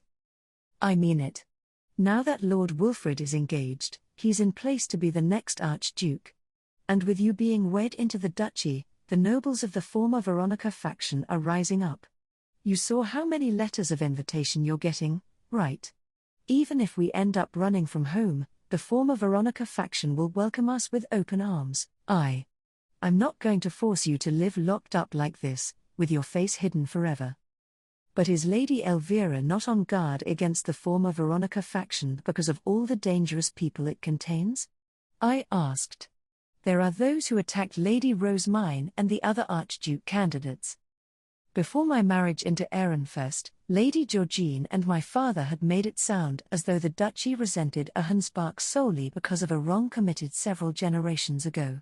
Lady Elvira had explained that there was much more to it than that, however, so I was hesitant to approach the former Veronica faction. Now that Lord Wilfrid is guaranteed to be the next Archduke, the Archducal family will probably start trying to absorb the former Veronica faction again, Lord Lamprecht said. Lord Wilfrid will lead the former Veronica faction while Lady Rosemine leads the Leisuregang faction, and when they are married, the two factions will fuse together. His eyes sparkled as he spoke of the future, but I remained skeptical. Perhaps it was due to me being fundamentally pessimistic or my own marriage situation having changed so many times, but I could not imagine the future Lord Lamprecht envisioned actually coming to pass. The future was always unexpected. If you're finding life hard right now or you'd rather socialize with the former Veronica faction than with Rosemine and my mother's, tell me. We can pick either faction right now. I don't want to disrespect my first wife like father did, Lord Lamprecht said, eyeing me closely. His feelings were no doubt honest. He had always been a bit clumsy with personal matters, ever since the first time we met, but he was not one to lie or attempt to deceive others. I am not opposed to remaining here. I was exposed to such malice in Ahenspark that I am quite used to staying within the confines of my home. However, Lord Lamprecht, if you are so strong in your faith, why did you agree with Lady Elvira's request for us to move here and avoid contact with the former Veronica faction? Mother's faction is in power right now. Rosemine's churning out one trend after another, and everyone in the Royal Academy knows it. I thought you'd find it easier living here if you joined her faction too, and if you can adjust to things here, I think that's for the best. But there are some things that just can't be forced. We have a choice, so I think it's best for you to make your own decision. I had spent my entire life following orders from Lady Georgine and my father, seldom making any decisions of my own.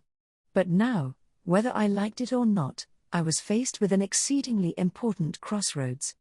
I quaked as I realized that I would need to make a choice. I should mention, since Rosemine is heading this event, I'm sure it will be safe. Why not try socializing with Mother's faction and then making a decision after that? Lord Lamprecht asked. I was quite grateful to have an opportunity to socialize before choosing a side, but it was still possible that attending would cause me great suffering. I am told that Lady Rosemine was once attacked by an Ahenspark noble, I said. Is it not possible that she would vent her frustrations on me? Lord Lamprecht shook his head. Rosemine would never be mean to someone who's innocent. She's a really kind girl. She showed compassion to the temple's orphans, and she saved my lord when he was a breath away from being expelled from the Archducal family. He had seized this opportunity to brag about his little sister, as he so often did, so I took a moment to recollect my thoughts. I recalled the small figure I had seen at the border gate, chastising her guard knights at the Starbind ceremony and granting a wondrous blessing. I will think it over carefully, I said. I shan't keep you waiting for my response. This'll be a big decision for you, Aurelia, so think about it as much as you need to. I'll see you later, Lord Lamprecht replied. He retrieved the sound-blocking magic tool he had given me and then lifted my veil just enough to kiss me on the cheek, near my lips. He held up his cape a little such that his attendants could not see the slivers of my face he exposed in the process. Going that far will only make people even more curious about my appearance. I would normally scold him whenever he teased me like this, but I was so relieved and overjoyed that he would protect my wish to hide my face that my frustrations quickly washed away. Once again, I simply could not be angry at him. I watched Lord Lamprecht leave with his attendants and then let out a sigh. "What do you think, Ryaedina?" I asked from where I was seated. I was told that I may choose a faction on my own, but as you know, I am not well accustomed to making decisions. Ryaedina had lost her husband in the purge following the civil war, and as a second wife, she had been unable to return to her family or stay in her current home. My mother had taken her as an attendant, saving her, and when my mother passed, Ryaedina was assigned to me instead. She had been with me ever since I was a child, so she knew me better than most. "To think you were not even permitted to select your own course in the Royal Academy," Ryaedina reminisced. "You had wanted to be a scholar or an attendant, but you were ordered to take the knight course, since Lady Alstede was lacking in apprentice guard knights." "Indeed," I replied. "It all worked out well in the end, though. Had I not taken the knight course, I would presumably not have met Lord Lamprecht. Fate truly does work in strange ways." I had met Lord Lamprecht while Lady Veronica still maintained power in Ehrenfest. He had been instructed to marry a woman from Ahensbach, as the guard knight of the next archduke. Retainers of the archducal family were required to spend a great deal of time with the one they served, leaving their homes unattended, and this was especially true for guard knights. Lord Lamprecht had known that marrying someone from another duchy who could not understand this would only cause problems, so he had socialized specifically with apprentice knights from Ahensbach. Around the same time, I was taking the knight course at my father's behest, also that I could serve Lady Georgine's daughter Lady Alstede. I still remembered how empty those days had made me feel. It had already been decided that Lady Alstede would marry an archnoble upon her graduation, I recalled. She would only remain a member of the archducal family for 2 years at most, regardless of whether I was in her service. It was upsetting beyond words to learn that father had decided my future purely to make Lady Alstede's last couple years in the Royal Academy as convenient as possible. By that time, the Archduke's first wife was already falling ill, and the Archduke was planning on raising Lady Georgine to his second wife, Ryaedina said. "Your father must have wanted to form as strong of a connection with her as possible before then." Father had been pleased to earn Lady Georgine's favor, even if only a little, but I soon found there was no place for me in any of the friendship groups the other apprentice knights had already formed. I would often retreat to the knight building under the guise of training simply to evade them. It was there that I found the opportunity to speak with Lord Lamprecht.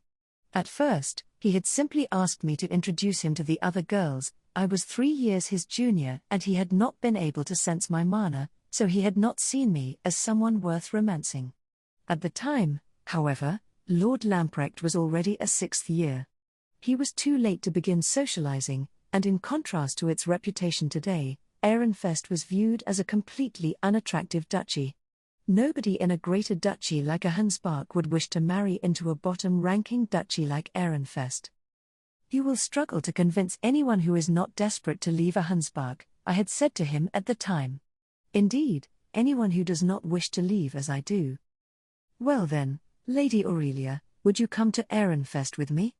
Lord Lamprecht had replied. "Lady Veronica would rejoice to have you, and your presence will aid our house in getting closer with the Veronica faction." I had smiled and agreed, thinking of nothing but escaping my father. Of course, father refused the idea outright, stating that he would not permit me to marry into a bottom-ranking duchy like Ehrenfest, and to an archnoble with so little mana. He eventually agreed to allow Lord Lamprecht to escort me at his graduation, to serve as one last memory before our farewell, but even that required a great deal of negotiating. Yet, despite resolving to be separated from Lord Lamprecht, we ended up married nonetheless. I mused. "That, too, was an order," Ryaedina said. "How do you feel about your present lifestyle? I believe Lord Lamprecht has placed this decision in your hands because he cannot imagine that someone on guard enough to wear a veil even in her own room is content." I pondered the question. I had always thought that I would rather stay inside forever than be exposed to the malice of the outside world, so the fact that I could not leave my home did not bother me in the slightest. What did bother me, however, was being kept under surveillance at all times by Lady Elvira's servants. They were watching to ensure that nobles of the former Veronica faction could not contact me, but it was painfully exhausting. In a sense, it was like having hostile enemies all around. There is one thing I would change, I said with a sigh. I wish for Lady Elvira to accept that I will not be removing my veil.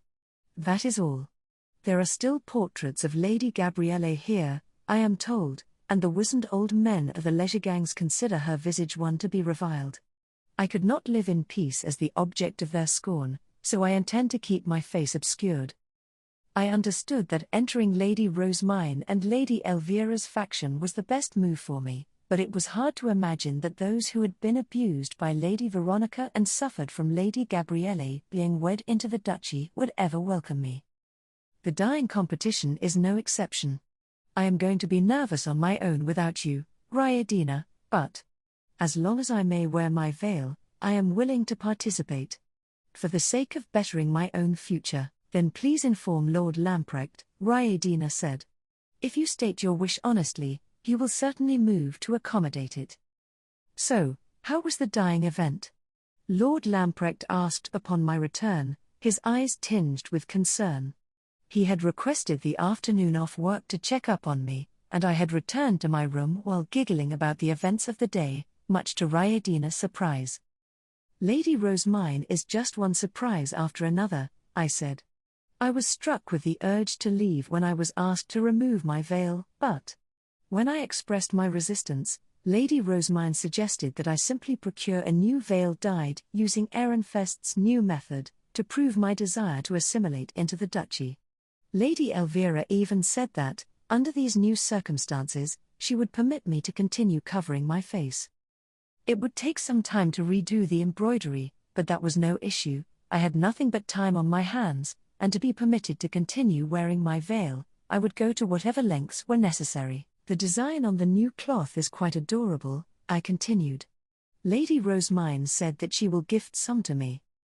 Quite adorable? Lord Lamprecht repeated. Yes. I am very fond of adorable designs.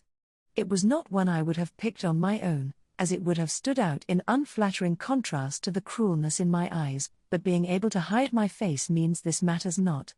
It was Lady Rosemine who explained this to me, and although it may not have been the most appropriate thing to say to a woman agonizing over her appearance, I could tell that she had spoken for my sake. The contrast between her standing proud at her suggestion and her retainers floundering in an attempt to stop her from speaking was so amusing that I was barely able to contain my laughter. Oh my! That is quite something, Ryadina said, likewise unable to contain her laughter. I returned my attention to Lord Lamprecht, who was listening with a grin. However, she had most likely been told to make this suggestion so that she could then acquire information on Ahensbach, I said. She asked me a great many questions. His expression hardened in an instant. Questions like? He prompted me, leaning forward defensively.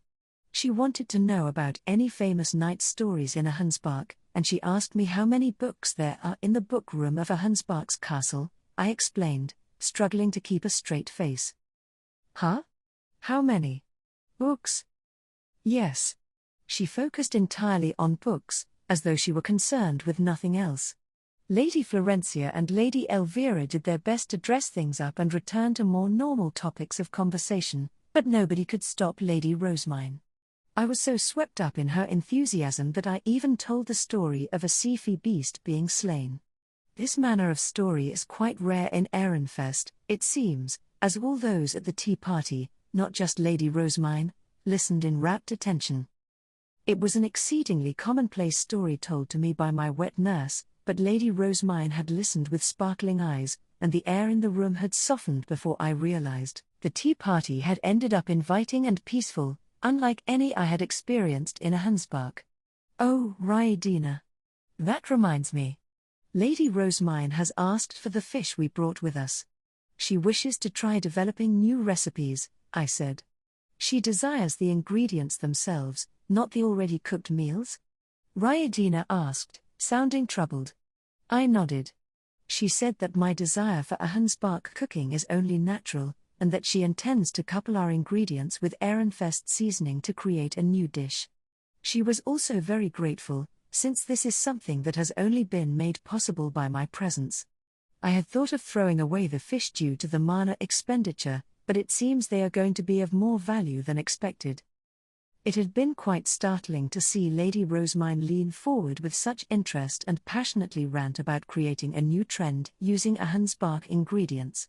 Her enthusiasm had served to heal my emotional wounds from when the meals I prepared were spitefully replaced with raw ingredients, which was my reason for having them in the first place. Lady Rosemine found the good in so many things that I could not, I continued. She embraced them with a smile, and it is thanks to her that I realized my mistake in thinking that Lady Elvira was not welcoming me. On the carriage journey home after the event, Lady Elvira had quietly said to me, "I see that you are in fact not unwilling to embrace Ehrenfest." Her tone was no different from usual, and yet she sounded so much kinder that I ended up blinking in surprise. "It seems that you are different from Lady Gabrielle, who looked down upon Ehrenfest and made no attempt to naturalize. Today's tea party has proven as such, much to my relief." Only then had I realized how my obstinate refusal to remove my veil had appeared to others. To Lady Elvira, I had seemed exactly like Lady Gabrielle, who had refused to adapt to Ehrenfest. It was exactly the opposite of what I wanted. After hurriedly rejecting the idea, I explained that I was almost identical in appearance to Lady Gabrielle, and that I wished to continue wearing my veil to avoid the disdain of the Legergang's old men. "Lamprecht said the same a few days ago, but I simply could not believe that you resemble her enough to warrant taking such drastic measures," Lady Elvira had said. "May I see your face, even just for a moment? I have seen portraits of Lady Gabrielle, so I can tell you how the elderly will respond." Now reassured that I meant no harm, Lady Elvira had insisted on seeing my face. I had obliged her. "And then?" Lord Lamprecht asked. "What did Mother say?" "She said that she will accept me into her faction once the new veil is complete and embroidered," I said. "Its similar appearance to the clothing of those in her faction will indicate to everyone the choice I have made. She will encircle me such that members of the former Veronica faction cannot easily approach, and she will provide assistance even when I am speaking with the elderly Legergangs." Upon learning that I did indeed look identical to Lady Gabrielle, Lady Elvira had provided me with her full support. "Never before had I felt so strong of heart. Aurelia, does that mean?" "Yes. I have decided to join Lady Rosemine and Lady Elvira's faction, to live as a woman of Ehrenfest, not as a noble of Ahenspark with the former Veronica faction. Lord Lamprecht, I hope for your support." I had chosen Ehrenfest over my homeland, thereby cementing my fate as a recluse. I was not entirely isolated, however. My newly strengthened relationship with Lady Elvira offered some opportunity to socialize as she began inviting me for tea and meals in the main building and to her meetings with merchants. In turn, the servants assigned to me seemed to grow warmer as well. Soon enough, the cloth from Lady Rosemine arrived. I poured my all into embroidering it, embracing the reclusive lifestyle I had always wanted. The road to exclusive business. The incredible news came near the start of summer. It was hotter inside the dyeing workshop than outside, and the air was thick with the scent of fermenting plants. Crates packed with fresh white cloth from the weaving workshops were brought in and lined up according to their quality. Beside them, dyes that would sometimes bubble and pop were being stirred gently. "Come here, everyone. Big news." Dilla had been busy unpacking one of the crates when the foreman rushed into the workshop and started gesturing everybody over. "What's the big idea?" she asked, tossing the piece of white cloth in her hands back with a grimace. "Effa, do you know what he's on about? He had to see the dyeing guild this morning." "Maybe something happened there," I replied as I set down my own piece of cloth and made my way over to the foreman.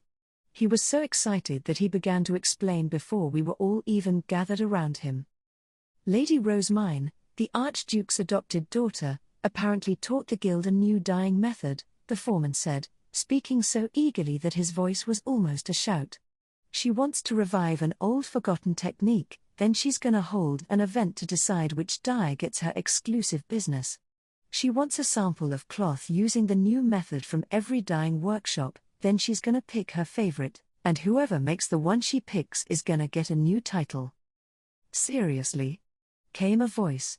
A fancy title like that would make getting a BOF certification easy. Just doing business with the archducal family is enough to branch off and start your own workshop.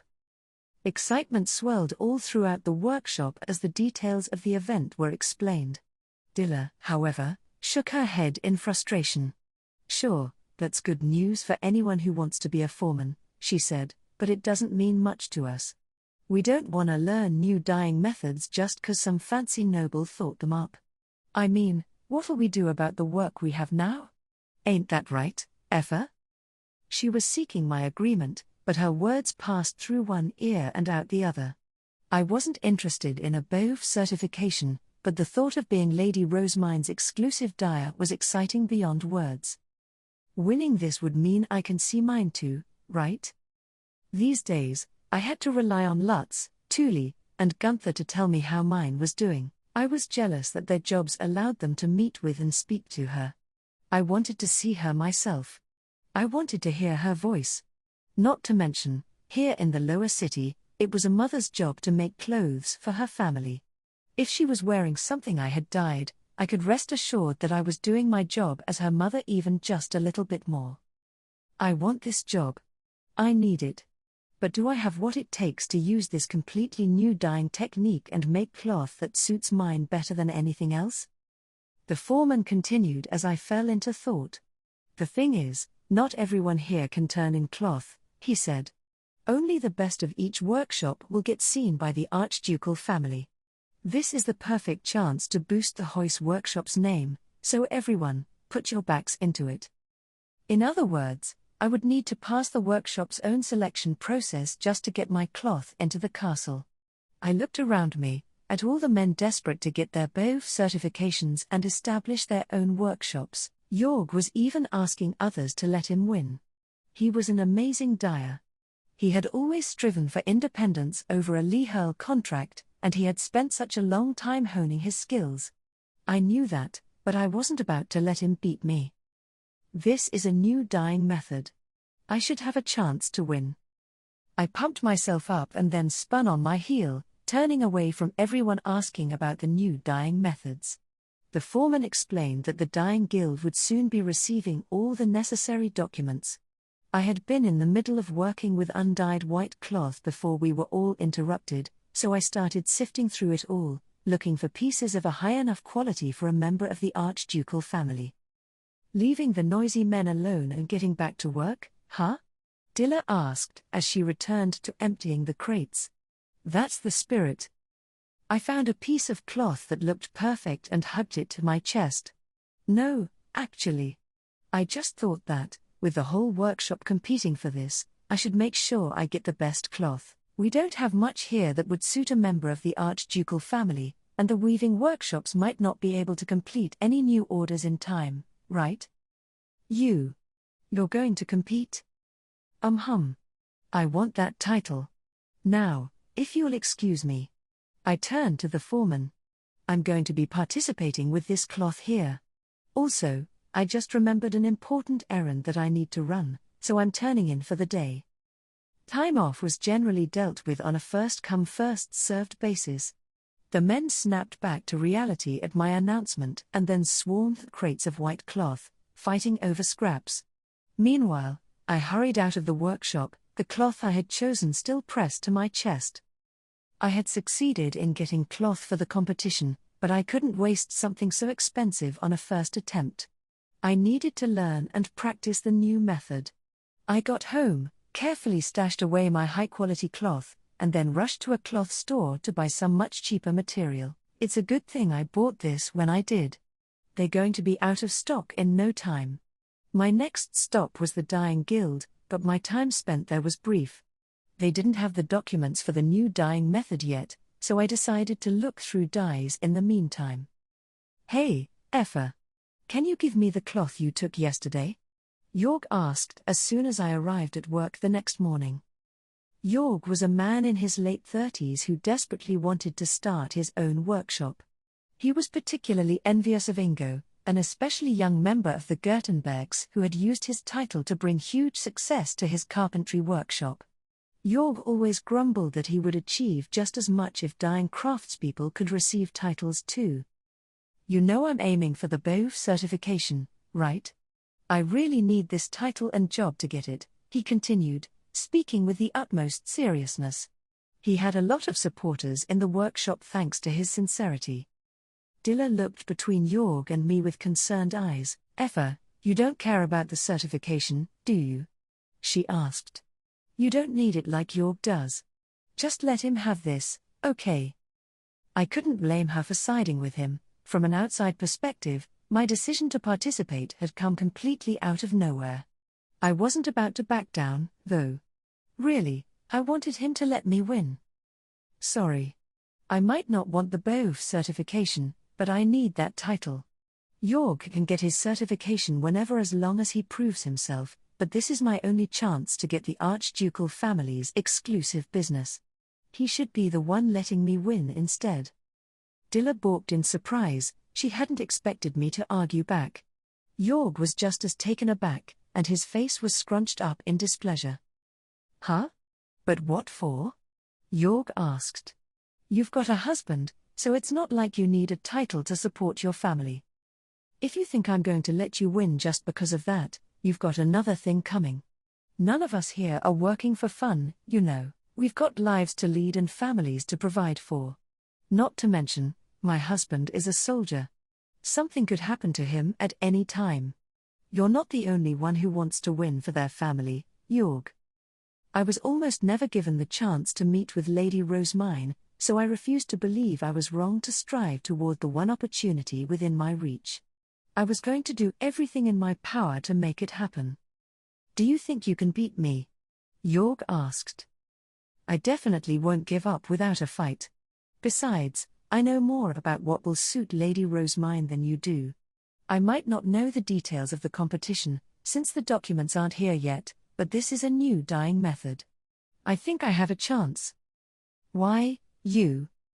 Jorg's face began to twist in anger, but Dilla stepped in between us. Okay. That's enough of that, she said. I was willing to back you up, Jorg, but that was before I realized that Effa is this determined. She's said her piece and she's not gonna let you win, so quit needling her and get to work. The sooner you pick your cloth, the better, she said, waving Jorg away. The onlooking dyers grinned as Dilla started waving Jorg away. Yeah, exactly, one said. Jorg missed his chance 'cause he was so busy droning on about how he's gonna win. It's his own fault, really. He wants to start his own workshop, right? Another added. Surely he's got connections with some weaving workshops. Jorg shook his head and walked away. I was just thinking I could save on costs by using cloth from here, he muttered. Even now, his posture pretty much oozed confidence. He had worked so hard and for so long that he wouldn't be easy to beat. I needed to stay sharp. My only advantages are my knowledge. And my love. I didn't know how the new dyeing method worked, so I decided to focus on selecting red dyes that would suit mine for the time being. I needed something that would complement her hair, skin, and eyes. Meanwhile, Jorg stuck some old wooden boards and some thread onto a nearby stand and started to attach some cheap white cloth, ready to practice. I hadn't seen anybody prepare to dye cloth like that before, and it was then that I realized he was using the new method. How do you know the new method already, Jorg? I asked. Not even the guild received the documents yet. Nah, this isn't the new one. It's the old one. There were two, remember? My old man's over 60, you see. He's been wafting around with one foot in the grave, but he sprang back to life the moment I mentioned the revival of some old technique. He told me all about it. Even pulled out his old tools. Can't say whether they'll still work, though. Jorg's father had worked hard in an attempt to secure BOV certification, but when some high-status noblewoman from a neighboring duchy had married into Ehrenfest, All the techniques he had mastered were rendered useless almost overnight. He was forced to start again from scratch, now focusing on a single color dyeing method, but he simply couldn't keep up with the new apprentices. In the end, far from getting his BOF certification, he had been forced to renew his Li Hang contract time and time again. It was an unfortunate cycle that had snuffed out his hopes and dreams. Whoa, whoa, whoa. Using techniques from your dad is a pretty cheap move, Barno complained with a grimace. He was likewise looking to win the title. What's wrong with me using all the tools I can get my hands on? Jorg replied. I need a BOF certification, so I'm gonna do whatever I can to get one. I will win this. He spoke so forcefully that I could practically feel Barno shrink back a little. My eyes flitted between them both. Everyone had their own motivations here, but that wasn't going to deter me. Tomorrow's Earth Day, which means Thule will return home tonight for sure. And sure enough. I'm home, Mom. Big news, Thule exclaimed as she rushed through the front door. It wasn't long after sixth bell. Her green hair was tied in a braid that swayed ever so slightly behind her head, and her chest heaved with each breath. Yay! Welcome home. Camille called out. He rushed out to greet his big sister and then started pouring her some water. The workshop is a mess right now with all the news, I said, but I'm guessing that you and the Gilberta company know even more than we do. Probably. That's why I rushed home. I've never been this impatient for a weekend before, Thule said. She thanked Camille for the water and then moved to help with dinner as we continued our conversation. Okay. So, this happened when I went to deliver a hairpin to the temple. Or, talking about Lady Rosemine again? Camille complained. He puffed out his cheeks and glared at Thule. Making hairpins for Lady Rosemine is part of my job. If you're going to complain, I won't give you the book I brought from her workshop. Ooh. I want the book. I want the book. Thanks, Lady Rosemine. Thule was able to silence Camille with a book printed in the temple. I would normally have scolded him for not helping with dinner, but I decided that he was better preoccupied. So? I asked. What happened, Thule? This new dyeing method is actually something she gave to the Gilberta company. I know how it works, since she demonstrated it in the temple workshop. Let's work together so that you can get her exclusive business. The next day, on Earth Day, Thule and I spread out some practice cloth and started thinking about how to dye it. My greatest weapon was all my knowledge of the Archduke's adopted daughter, of mine. I already knew what her hair and skin were like, and I could learn through Thule about the kinds of designs she tended to wear, so I was in a good position to produce something that would really suit her. I needed to use this advantage to its fullest. I know what colors will suit Lady Rosemine the most, but what about the design? I mused aloud. I've never drawn something to be dyed before, and I don't have much of an eye for art. My main area of expertise was dyeing cloth a single, solid color, so this new method was entirely new to me. I also hadn't practiced any designs that would properly complement a noble. Okay. I'll draw the outline then. I've been practicing art as part of my hairpin and embroidery research, Thule said casually. I widened my eyes at how much she had grown. At what point had she learned so many skills? She had always been a hard and dedicated worker, though, so it wasn't too much of a surprise. It had probably only seemed so strange because I wasn't seeing her anywhere near as often, what with her moving to live with the Gilberta company as a Lehurl. My daughter was growing even more than I had imagined, and now she shone like the sun to me. I see. You've learned to draw. I'll leave that part to you, then, Thule. I think Lady Rosemine will want a design like last year's for the coming winter, Thule said. She went on to tell me about the outfits that mine was wearing now, including one that Thule had based on the baptism clothes I altered so long ago. Noble fashion is really complicated. I studied a lot and put my all into the design, but even then, only a small part of what I gave them was actually used. There were a lot of really important things that I apparently hadn't included, and the final design ended up pretty different as a result. We had thought the altered clothing looked appropriate for a rich girl, but as it turned out, it wasn't even close to what actual nobles wore. But still, they used some of your design, didn't they? I asked. You just need to adapt a little more in preparation for next time. She told you what they changed, right? More or less. I messed up so much, though. I can't help but be a little mad at myself. Thule grumbled. She was looking vexed, so I reached out and stroked her hair.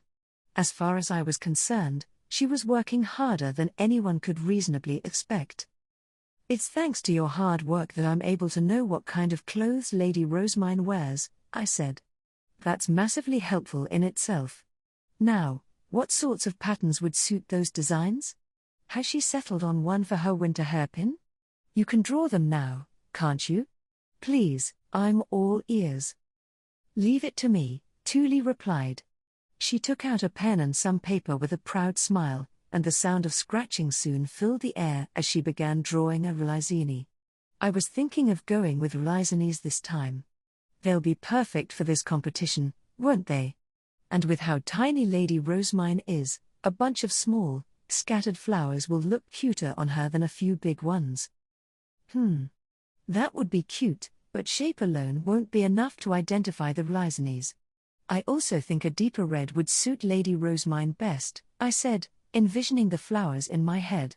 Thule chuckled and said that I was welcome to choose the colors. Rulizinis were naturally red, but I thought a darker color would complement mine even more. Mom, Thule, why do you talk about such boring things all the time? Hurry up and finish work already. Camille whined. Sorry, Camille. This is something I can only talk about with Thule here, so. But you've been saying the same things over and over. He moaned. He had a point too. We had been talking about the dyeing competition ever since the evening before when Thule came home. I understood why he was so fed up, but we needed to sort all these details out now. I couldn't afford to wait for the next Earth Day. As I struggled to think of something to say, Gunther walked in and flicked Camille on the forehead. Your mother's trying to get exclusive business with Lady Rosemine, so don't get in her way. A real man supports his family when they're working hard, he said with a laugh. He then looked at me. Good luck, Effa. Camille, how about we go grab something to eat? What do you want? We can go to the food stands. I want a bouclette. One with loads of sausage inside. Come on, I'm gonna need more than just a bouclette. Gunther and Camille eagerly headed out, chattering about what to eat for lunch all the while. As the door shut behind them, Thule looked at me with a smirk. So, Mom, did you get the hots for Dad just now? I suppose. I replied with a knowing smile. Just remember, Thule, when you get married, make sure you do what I did. Pick someone who loves and supports your dreams. Jorg had successfully worked with his dad to revive an old technique, and I could see his dyeing getting better by the day. Still, I couldn't afford to lose. I spread out a piece of practice cloth, added some wax based on the Rulizini illustration that Thule had drawn, and then tried dyeing it in various ways. I ended up deciding on both the traditional red of a Rulizini and the darker shade that would complement mine so well. I wonder whether I could make the cloth gradually change from one shade to the other. If possible, I wanted to change the shade by dyeing it several times as mine had suggested. I hadn't seen a demonstration and was relying entirely on the explanation that Thule had given me, however, so it wasn't going to be easy. Jorg grumbled, looking at my practice cloth. So that's why you said you'd be better at picking cloth for Lady Rosemine, huh? Your daughter makes her hairpins, you sure have an advantage here. Maybe. But there's nothing wrong with using every advantage one has, now is there? This is well above anything my old man gave me, Jorg said. You've had a huge advantage since before this contest even began. Barno nodded along and shouted out that it certainly was unfair. Then, more and more people started expressing their agreement. I mean, how good of a job you do doesn't even matter, does it? Jorg continued. You've just got to stick your name on whatever piece of cloth is yours and they'll pick it. That's exactly the kind of thing a noble would do. I struggled to hide my frustration. I couldn't deny that my extra knowledge put me in a better position than the other dyers, but to say I would win based on nothing more than mine recognizing my name was outrageous. If my name alone was enough, I wouldn't be working this hard, I shot back. That doesn't prove anything. You probably still need to make something half-decent so the cheating's less obvious, Barno said. Yorg, Barno, that's enough, the foreman interjected. If all this cheating nonsense were true, Effa would have been picked from the start, and nobody else would have been given this new dyeing method. There wouldn't be any point in holding this big competition. As much as I appreciated the assistance, everyone was still sure that I would win based on favoritism alone.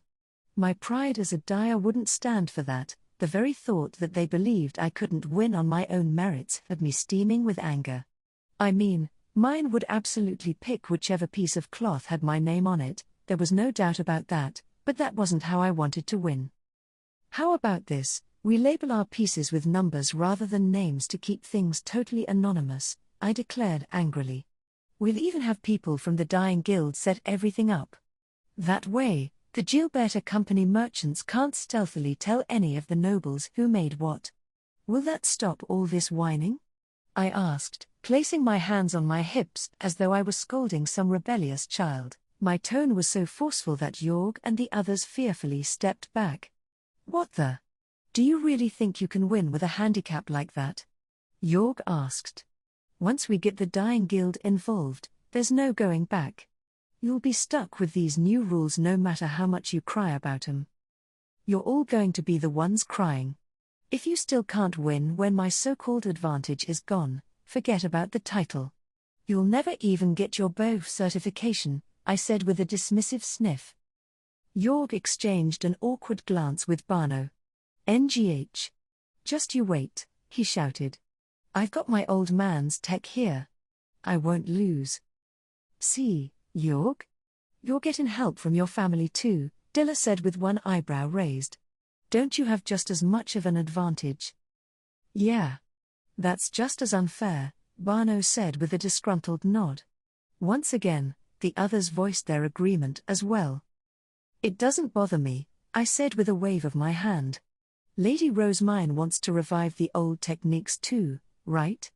There's nothing she'd want more than for people who know the otherwise forgotten methods to start bringing them back. Dilla stared at me in wide-eyed shock, while Yorg looked equally as surprised. Effa. Dilla muttered. You. Really? It's fine, I said.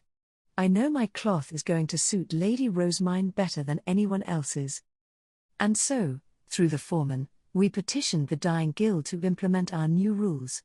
Our terms were accepted by the Gilberta Company, and we craftspeople could work knowing that we were going to be judged fairly. I ignored the loud goings-on around me and focused entirely on dyeing the Rhizones a pleasant red. They were known to symbolize familial affection, and I dyed them again and again, hoping that mine would sense my love. As the dark reds turned to warm crimson, the cloth ended up with flowers of varying shades. Soon enough, everyone laid out their finished cloth, and the Hoyce workshop selected Yorg's and my work to be sent to the castle. Yorg was praised for reviving his father's old techniques, while I was praised for adopting the new technique and for having the courage to say that my cloth would suit Lady Rosemine the best. In the end, my cloth made it to the final selection process for Lady Rosemine, and it was ultimately chosen for her new winter outfit. I did not receive the title, however, nor was I given her exclusive business. It seemed that she hadn't been able to choose one from the final 3 participants, so she had said that she would make her decision next season. The foreman, who was rejoicing at the thought of the archducal family asking for our business, patted me on the back and said, I knew you could do it, Effa. It was nice to know he had believed in me, but I was more frustrated that I hadn't dyed my cloth with enough love for mine to recognize it was from me. They're ordering from us, sure, but I didn't get her exclusive business. I muttered. You're looking at this all wrong, Yorg said with a grin. He gave me an encouraging slap on the back. I didn't think you'd get any work without your name to rely on, but here we are. You weren't all talk after all. Your dyeing technique was clever, and your reds really were something else. You'll just need to try a little harder next time, yeah? Thanks, Jorg. And you got the BOF certification you wanted so much, right? Congratulations, I replied, unable to keep my frustrations from showing through my eyes. Jorg looked down at me and cackled with amusement. What's with that expression? He asked. You don't look all that happy for me. I mean, the archducal family selected neither of us for the title, but you got what you were looking for anyway. It's not fair, I said. He had gotten his certification for receiving business orders from an archnoble and for his contribution to the revival of an old technique. No helping that. We were aiming for different things. Shouldn't you just be glad that nobody else was chosen? You've got a second chance to make your dream come true. We'll see if you get it before I manage to set up my own workshop. He was right. Things weren't over yet. I was getting a second chance. Yeah, I said. Next time for sure. I won't miss this opportunity again. The next competition was going to be for spring, which meant the cloth would need to be green. I clenched my fists and turned to the future, wondering how I would go about dyeing this one. The second battle had already begun.